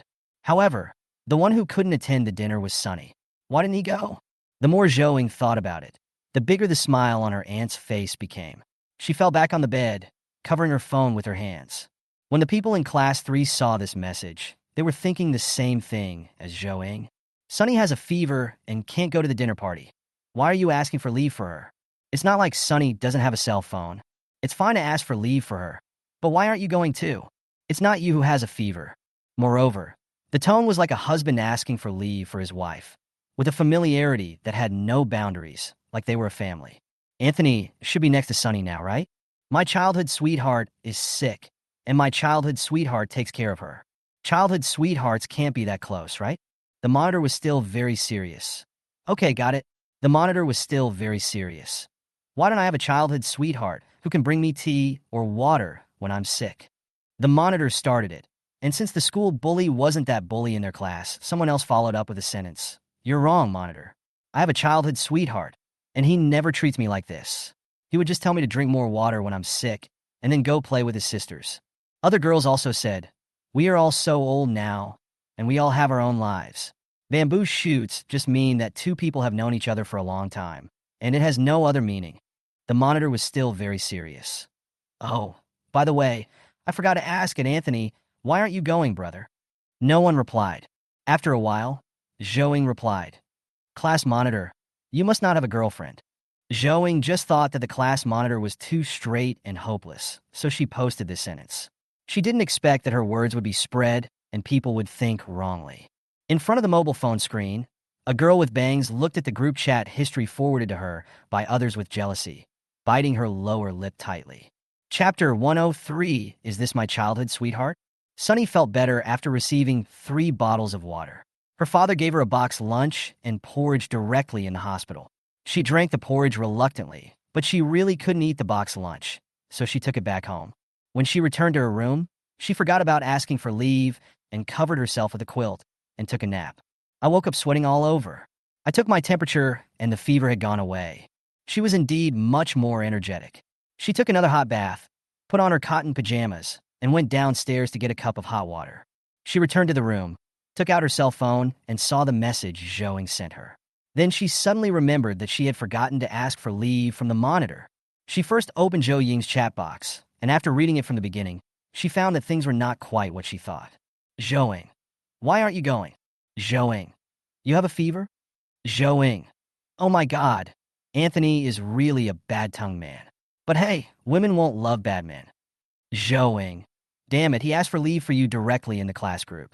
Oh my god, the tone of voice. You are unconscious due to fever. Is he by your side to take care of you? Anthony's voice message again. Oh my god, his voice is so charming. Zhou, I listened to his voice message again, and I felt like he sounded really angry. Anthony, that was directly forwarded by her. Sunny didn't click it. She took a look at the class group first. After scrolling for a long time, I finally saw the message Anthony sent. At Banjong Haishifin Jungda, Sunny has a fever, so Sunny and I won't be attending the dinner this afternoon, sorry. Sunny paused. His mind went blank for a moment. Why did Anthony ask for leave for her? How did Anthony know that she had a fever? Oh yes, she didn't do morning exercises this morning, so Anthony must have come looking for her. However, this does not affect. Why did Anthony just ask for leave for her? Although she was going to ask for leave originally, she accidentally forgot about it. and Anthony helped her to ask for it. But why was Anthony so sure that she would take a leave? Sunny couldn't say anything, but she just felt that what Anthony said was wrong. She looked down and didn't see anything else he sent, so she opened the chat window with Zhou. Finished reading the chat history between Anthony and Zhou. What? He saw nothing. This guy. He started talking nonsense from the first sentence. Sunny clicked on his voice message and listened, but didn't hear any anger in his tone. Why are you angry? Isn't she the one who should be angry? Snort. Sunny angrily opened the chat window with Anthony and refreshed it several times, but didn't see him send a single message. Other classmates knew in the class group that she was sick and came to express their condolences. Sunny replied to each message one by one, then re-entered Anthony's chat box. This person was also the one who posted the news that she was sick without saying a word. In order not to wrongly accuse him, Sunny ran downstairs and asked everyone from her parents to the maid to make sure that no one had asked Anthony to ask for leave for her. That's it. Anthony, I didn't even ask. I just invited her. Sunny, why did you ask for leave for me? The message was immediately followed by a red exclamation mark. The other party has blocked you. This person, what do you want to do? Sunny gritted her teeth, put on a cotton jacket over her pajamas, and climbed onto her terrace. From here, you can directly see the entire community. Anthony's house, just behind hers. If it wasn't so late, she would rush to Anthony and beat him up. The last bit of Sunny's sick energy was washed away by his anger. The moon is crescent and countless stars are scattered across the night sky. The night breeze blows, the shadows of the trees dance, and the street lights illuminate the corners. She leaned over the railing and identified Anthony's room based on the layout of her own home. Anthony's room had a small balcony. She could see the piano on the balcony. The room behind the piano was separated by closed curtains. There was no light in the room. Is he asleep? Sunny got even angrier. She was so angry about Anthony blocking her that she couldn't sleep and climbed onto the terrace in the middle of the night while sick. And the culprit was actually sleeping with a clear conscience? Sunny logged into QQ again and found that Anthony had also blocked her on QQ. This person, he can never block the class group.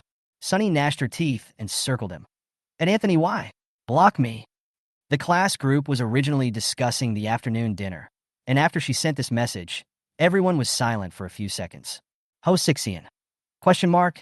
The monitor was still very serious. I have been in the group all afternoon. Did I miss anything? Sunny. It's okay, you guys chat. I just can't contact him at Anthony. Sunny. At Anthony, at Anthony, at Anthony, at Anthony, at Anthony, at Anthony.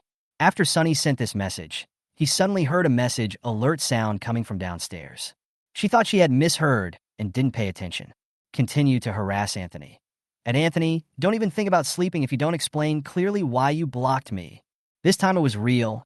A message alert sound came from downstairs. Sunny reacted instantly, holding the railing tightly and looking downstairs. There was a small area lit up behind the street lamp downstairs of her house. It was very small, probably a mobile phone screen. The faint light illuminated a smooth jawline and the scattered hair at the ears. Someone was standing in the shadows where the street lights could not reach. She couldn't see the man's figure or appearance, nor could she tell his gender, but she felt that he was inexplicably lonely. Sunny saw the man's fingers tapping on the screen, then stopping. Suddenly, an idea came to her, and she opened her phone. A latest reply. In the class group, Anthony. Don't you have any idea? Sunny immediately determined that the man behind the street light was Anthony. She typed quickly. I saw you standing behind the street light. Don't leave, I'm going down now. If you can't solve the problem with words, then take action. After she sent it, the class group exploded. Good, sweet. Is this my childhood sweetheart? Yes, we are talking. Zhou was also confused when she saw that Sunny did not reply to her message, but instead flirted with Anthony in the class group. She also wants to ask Sunny, are you talking about it? But it's definitely not being discussed. Sunny, a king who only cares about studying and would never fall in love too early. But this sweet atmosphere, it's a shocking degree. After Sunny finished typing, she immediately went downstairs. Sure enough, the person behind the street lamp walked half out of the shadows and looked up at her terrace. There was no way Sunny could mistake that half-demon-like face. Anthony had seen her, his expression indifferent. Sunny was afraid that his parents would hear him, so he didn't dare to shout. He just pointed at Anthony twice and mouthed, "Don't go," not caring whether he could understand or not. She turned around and went downstairs quickly. Standing on the second floor, she looked downstairs furtively, saw no one, and ran out of the house quickly. The person behind the street lamp was still standing there, but he was standing under the light, waiting for her. Sunny came running over. Chapter 104, all the way up to the neck is red. Anthony leaned lazily against the lamppost with a dull expression. He was only wearing a sweatshirt, with one hand in his trouser pocket and the other hand hanging naturally, holding a mobile phone. His eyes were always on her, from far to near, watching her run to him. Sunny acted on impulse from at ING him in the class group to running downstairs. When she really saw Anthony, she didn't know what to say. The night wind blew loudly. She was wearing cotton slippers without socks inside, and her pajamas were loose, so she shivered immediately. Anthony lowered his eyes to glance at her pajamas and said in a calm voice, "You're coming out dressed like this?" This sounds like a very unpleasant tone. He seemed really angry. What are you angry about? You can't be angry just because you care about her, right? Even though she really cared about him, he didn't send her a single message and even blocked her. Yes, block him. This is why she came here. Sunny pinched her waist and said, "Why did you block me?" Anthony said stiffly, "Go back and put on your clothes completely before coming out again." Sunny, "Then I'm afraid you'll run away." Anthony, "Shoes changed too." They each talked about their own things, and it was totally unrelated. If this continues, communication will be ineffective, and we will have to rely on physical force. Sunny took a deep breath and decided to give him a try. So he continued what Anthony said, "I'm not cold." Another gust of cold wind blew, and Sunny's teeth began to chatter. "Oh," Anthony sneered. Sunny pinched his sweatshirt and confirmed that it was only one piece because of its thickness. "You are only wearing one. Why don't you change?" Anthony said, "Two. Where did these two pieces come from?" Sunny pinched them again, but nothing came out. "You'll know if you lift it up and take a look." Sunny believed it, and without thinking, she grabbed the top of his sweatshirt and pulled it up. A piece of white abdominal muscles appeared in front of her. He has a lean waist and modest abdominal muscles, and has the immaturity of a young boy. Sunny didn't know where to look for a moment, and threw his clothes off like he was touching a hot potato. His entire neck was red. "What are you doing?" "It's fine if you just lifted my clothes to have a look," Anthony said in a somewhat accusatory tone. "But why don't you admit it after taking advantage of me?" Sunny was so angry that she gritted her teeth. "How can you be so shameless? Is this thick?" After saying that, Anthony sighed. He suddenly leaned over, opened his arms, stroked her back through her thick cotton coat, and held her in his arms. Sunny froze for a moment. He almost humbly leaned his lips against her ear and said, "Can you please be more careful?" The next day, Sunny goes to school in the afternoon. Sue's father asked for a day off for her because she didn't look very energetic when she woke up in the morning. She was in a daze while eating, and she would just hold the spoon in her mouth without taking it out. After a nap in the afternoon, she felt better and took the initiative to go to school. To be precise, I was mentally excited. Isn't it just a hug? What's wrong with a hug from a good friend? So what if she knew Anthony had six-pack abs? It's not like I haven't seen it last time. Sunny went to school with high spirits and high morale. Anthony sitting in his seat reading a book leisurely at the classroom door.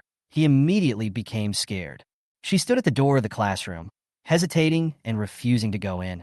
She returned to school after the first class in the afternoon and just made it in time for the get out of class to end. The students passing by saw her standing at the door with her school bag on her back.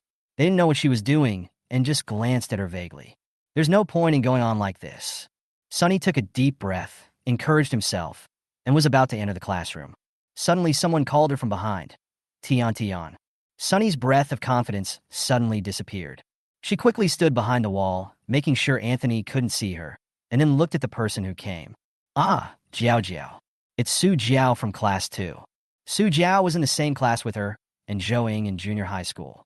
Later, they were separated into different classes in high school, and their relationship gradually became distant. But we still say hello when we meet. Su Jiao is a petite girl who is a little short, with a baby-like haircut and big, bright eyes, just like a doll. She came out to use the restroom and saw Sunny wandering at the door of the classroom with a school bag on his back. "Why don't you go in? You're carrying a school bag. Did you just get here? Did you get punished by Lao Gao for being late?" Sunny shook her head. "I asked for leave and just came here." Su Jiao said, "Oh," and nodded. Then she remembered something. "Tianan, isn't our house on the way? Let's go home together after school." Sunny didn't expect her to say this suddenly and was stunned for a moment. Zhao Jiao was a good friend of her and Zhou in junior high school. Zhou Ying's home was not on the way. And sometimes when her father came to pick her up, she would take the initiative to walk back with Jiao Jiao when she saw her walking alone. But that was a long time ago. Now, they only say hello when they meet, and they feel much more distant.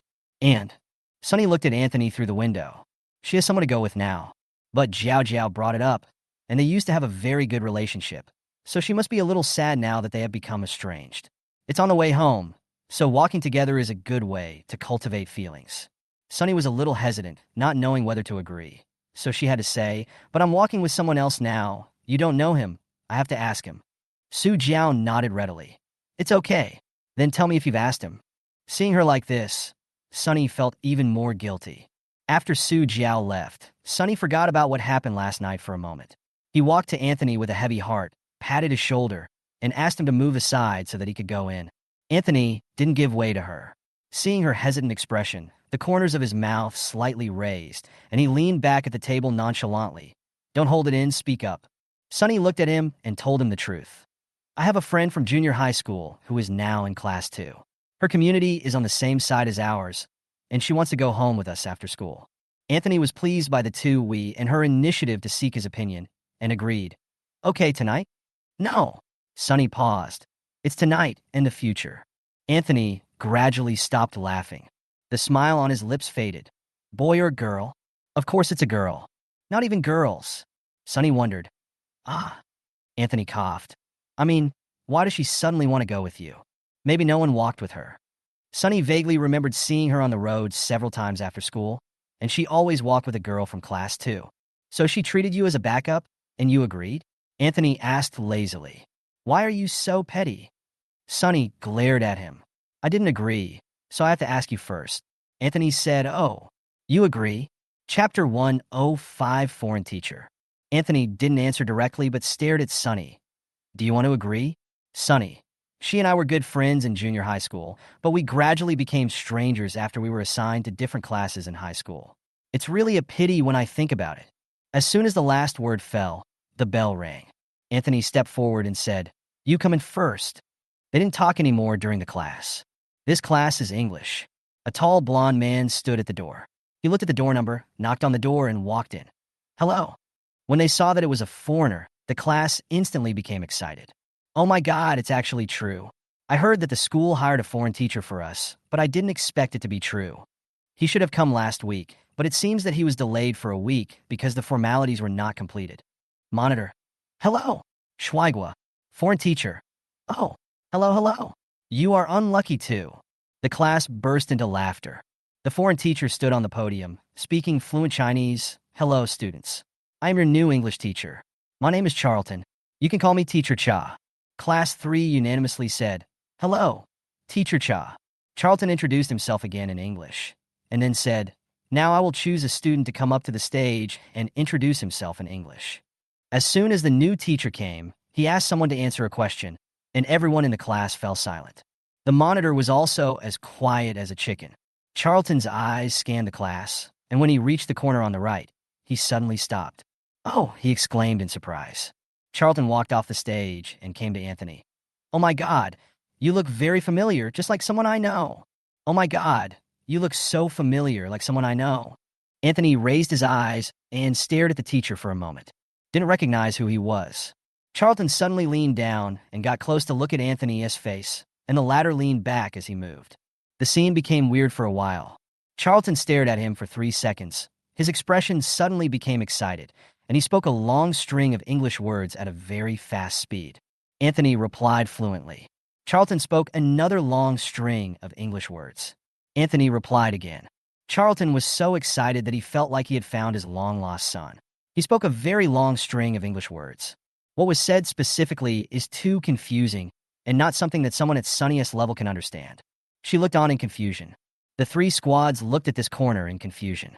Anthony is the only one who can understand it. Anthony himself was surprised when he heard Charlton's first words, but he quickly calmed down and communicated calmly with his foreign teacher. Not knowing what Charlton said, Anthony tore off a piece of paper from the vocabulary book and neatly wrote down his name and a phone number. Then it was given to Charlton. Charlton carefully put the paper into his pocket, excited like a 200-pound child. Charlton returned to the podium, coughed lightly, and quickly returned to his original teacher's identity. Okay, Next, we opened the textbook and turned to the vocabulary list at the back. In the new teacher's first class, Sunny was tactful and didn't say anything bad to Anthony. But as soon as Charlton left, Sunny immediately approached Anthony and asked, "Why does he treat you like his own son?" Not only Sunny, but the two gossip experts behind her also came over and listened attentively. The people around were also waiting for Anthony's answer. The new teacher lost control on the first day they came because they were so curious about what happened. Anthony's mouth twitched. Maybe it's because he's from England and has seen me in England. Are you so excited just by meeting you? Sunny expressed doubt. Anthony said casually, maybe it's because I met an old friend in a foreign country. What else could it be? Okay, that's true. What else could be the reason? Maybe that's just how emotional Mr. Cha is. Sunny lay back down again. Only Sunny is easy to deceive. The others clearly didn't believe it. Besides Sunny, Song was the closest and was also good at English, so He and Wang Suin quietly asked him, Song, did you understand what the foreign teacher said to Anthony during the class? Song pushed his glasses up on his nose. He looked a little tired for some reason. He shook his head and said, I was just memorizing words. I didn't listen. He was once the first in the class and later became the second in the class. It really lived up to his reputation. Yu and Wang Suin ran to find the English class representative again. The English class representative is Chun Qing, a girl. Girls are generally more gossipy. The class monitor seat was right in front of her, and he also came over. Yuhi, Chun Qing, did you hear what Teacher Cha just said to Brother Jiang? The nickname Heavenly Fall has spread throughout the whole school. When people in their class talk about Anthony's name, they all call him Mixley. When they chat about gossip, they call him Heavenly Fall. Sometimes when they remember his identity as a school bully, they call him Brother Jiang. Sometimes when they remember that he is still a genius student, they call him God Jiang. Chun Qing sighed and showed the back of her vocabulary notebook, on which were a few scribbled English words. I try my best. The foreign teacher spoke too fast and too confusingly, and there was an accent. I only heard these few words clearly. Yuhi and the others looked down and saw 5 English words. Are you like God prison? Are you like God prison? The monitor tapped her notebook and said, I also heard a word clearly 3. 3? What the hell? Several people looked confused. Zhou came to find Sunny to go to the bathroom with her. On the way, she asked, what did the foreign teacher say to your desk mate? Why do I feel like Anthony is his idol? My English is just SOSO. Sunny shook his head and repeated Anthony's explanation verbatim. Zhou was a little disappointed. No, you didn't ask more questions? Your desk mate talked to the teacher for so many sentences, and you weren't curious at all? Sunny blinked innocently. Isn't it just that I'm excited to see Anthony here? The two of them are catching up on the past. I'm not curious.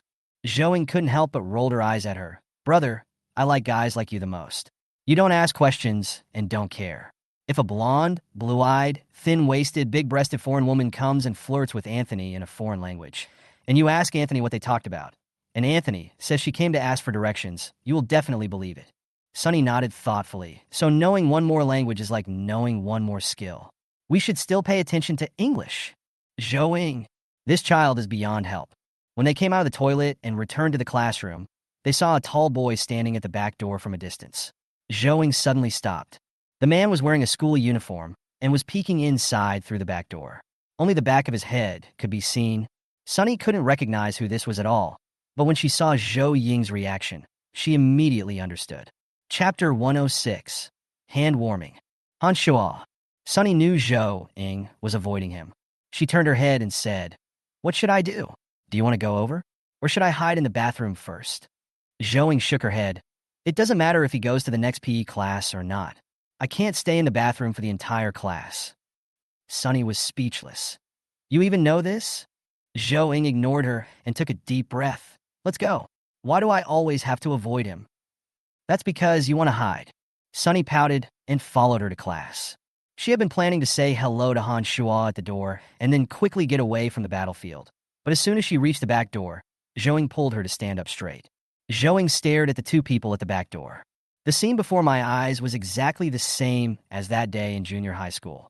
Back door, milk tea, male god, Sun Muchu. No, the physical education class in our class is very strict, and there is no way to escape it. Sun Muchu stood next to the water dispenser, holding a water cup and a water card in his hand, complaining. Han Shua didn't see that the person he was looking for was right behind him. He said, "Oh," shifted the 3 cups of milk tea in his left hand to his right hand, and asked again, "What about self-study?" Sun Muchu saw Zhou Ying and Sunny standing at the door, glanced at them, pretended not to see them, and continued to talk to Han Shuo. It's even harder to escape from self-study. The student union will check on the class, and if anyone goes to the toilet, they will go inside to verify. But I don't know why. The student union seems to be a little lax in supervising our class. There was a senior who often came to check on our class and saw me talking several times, but he glanced at me and didn't remember my name. She said this with a hint of pride, as if implying that the student council's lax supervision of their class was because of her. Zhou Ying grabbed Sunny's hand and sneered. "If you like to take credit for yourself, you must be suitable for carrying manure." Sun Muchu didn't react at first. Although she and Zhou Ying disliked each other and spoke sarcastically to each other, they generally wouldn't directly quarrel with each other. After she realized what was happening, she exploded. "Zhou Ying, why are you swearing at me? I was just giving an analogy. Why do you think it's an insult? You really want to take everything on yourself." Zhou Ying glanced at her. Her natural height advantage made her look like she was 1.80 meters tall. "You." Sun Muchu pointed at her angrily and couldn't utter a word for a long time. Han Shuo turned around when he heard the voice. Zhou Ying glanced at him and thought with gritted teeth, "If you dare to stop the fight, we're really done for."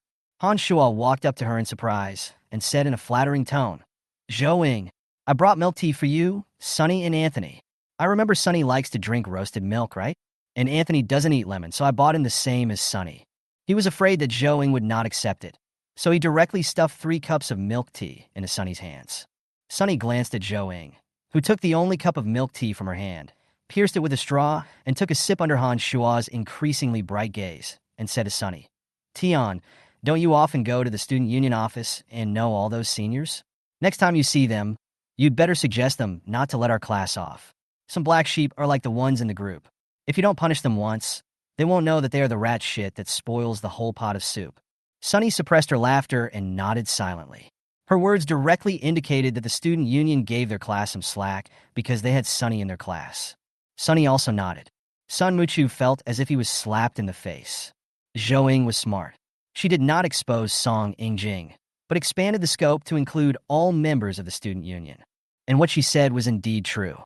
Sunny often went to the student union office to find Song Yingjing, and over time she got to know everyone in the office. In this way, even if Sun Muchu holds a grudge and is desperate enough to report it, there is nothing we can do. She couldn't report the entire student union. There's no point in reporting it. Han Shuo kept asking Zhou Ying about her well-being and never even glanced at Sun Muchu. Sunny held 2 cups of milk tea and walked past them leisurely.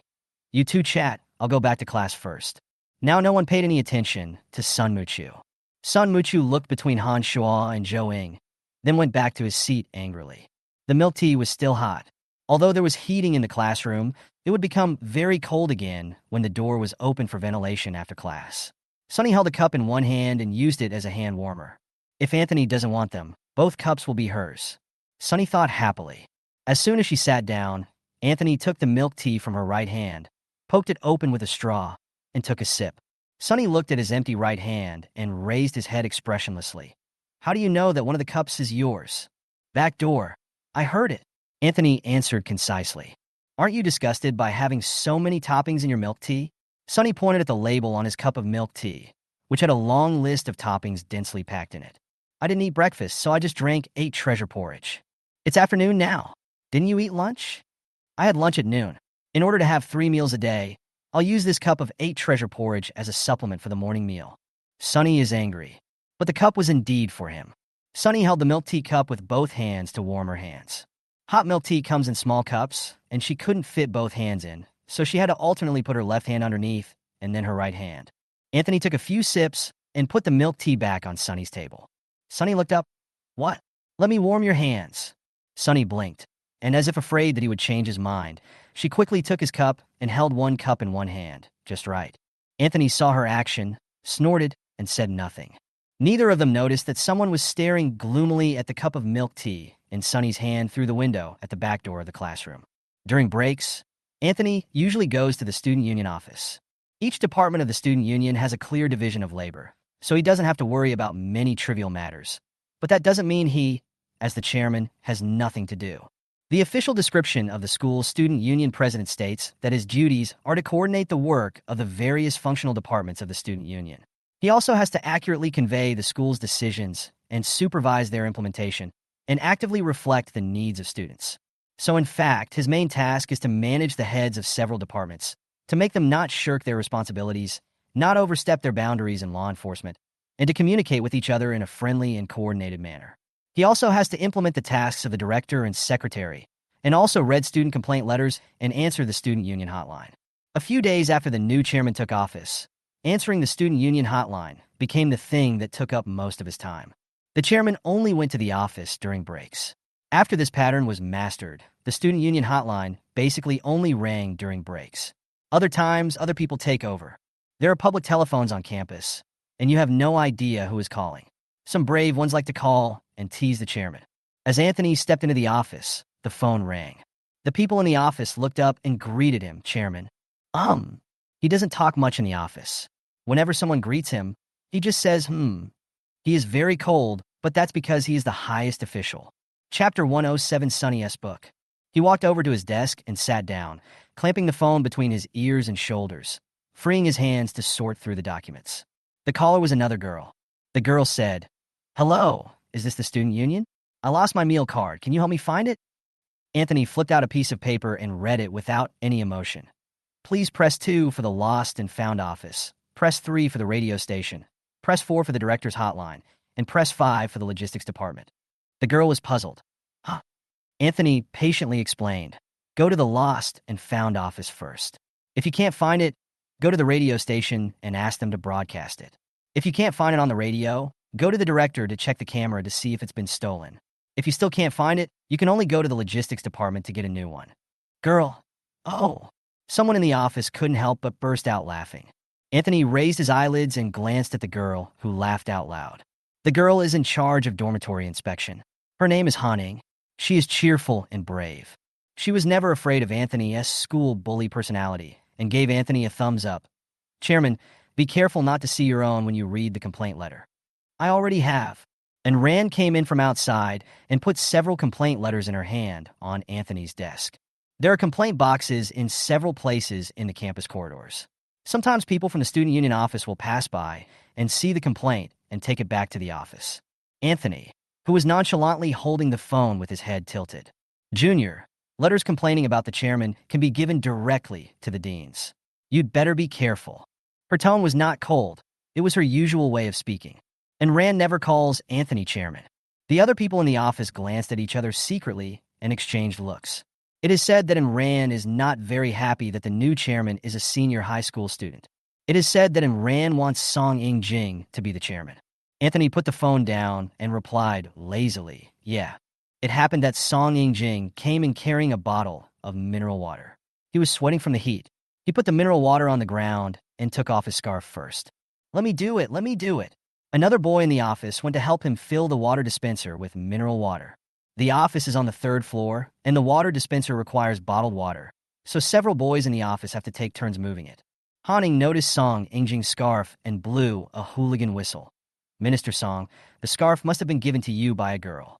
Song In-jing lowered his head and took a look. "How did you know that?" The ministers who originally disagreed with Han Ying's words raised their heads and looked at Song In-jing. You know, Song In-jing is gentle and handsome and is very popular with girls. Love letters are sent to him every day, but he always refuses them and focuses on studying. I have never seen him accept gifts from girls. This is really the first time. And Rand turned her head and spat. "You are useless. Who else could have given it to you?" Anthony looked over. It was a red scarf, ordinary and unremarkable. But because the wearer has a gentle appearance and handsome features, the red scarf also brings out a bit of warmth in this winter. Haning said, "Oh, she didn't know that Anthony and Sunny were desk mates." She said directly, "It's Sunny again." Song In-jing curved his eyes and smiled faintly. Didn't deny. And Rand glanced at Anthony and didn't see any emotional fluctuations in him. The boy who just carried water wiped the sweat off his head with a tissue and sighed. "That's great. I can learn from it and give one to my girlfriend as well." "Do you have a partner?" Haning was surprised. The boy shook his head. "No. I'll learn from it first and give it to you when I have it." There was laughter in the office. Anthony didn't react at first, but after listening to the boy, he glanced at him, then lazily withdrew his gaze and continued to organize the documents. Afterwards, he opened the 3 complaint letters that Ran brought. One complaint was made against him for his improper attitude when answering the phone. One complaint was made against the school cafeteria for secretly raising the prices.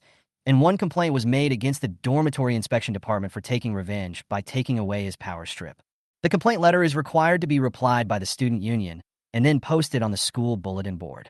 Anthony wrote the word "oh" with a red pen on the letter complaining about him, and then wrote on the second letter, "The student union cannot manage the cafeteria.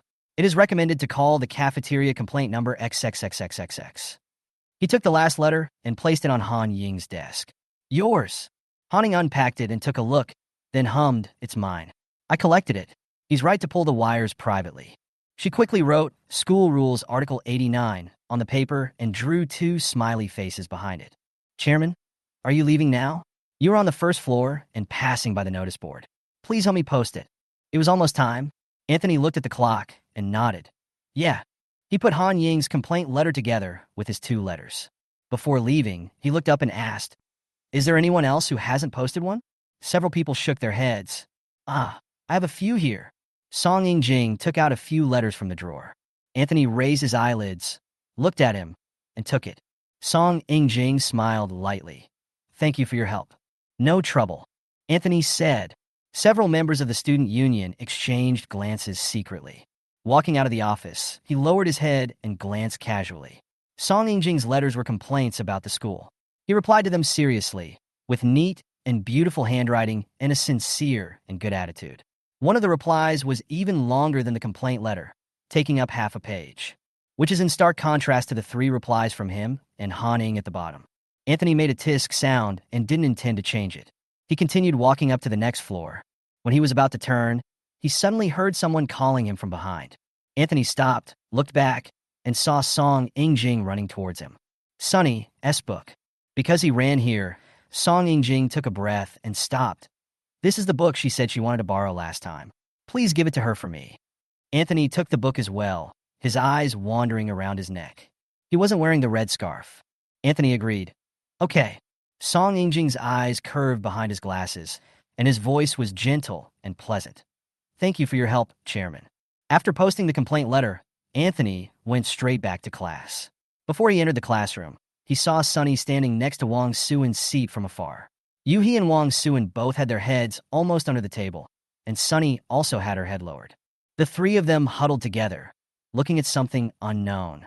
However, this posture is most likely a mobile phone. The 3 of them didn't notice when Anthony sat down. He turned to look at them and coughed. The 3 of them raised their heads at the same time, and Yu and Wang Suin quickly reached into their pockets. When he saw it was him, he was visibly relieved. Sunny glared at him. "Why are you so scary?" No one would believe that this action was not from a mobile phone. Anthony asked lazily, "What are you doing?" Yui took out his phone and waved it in front of him quickly, then quickly stuffed it back into his desk pocket. "Games, new games." Sunny pulled Anthony's coat. "Come and take a look. I think this game is similar to the one on your computer."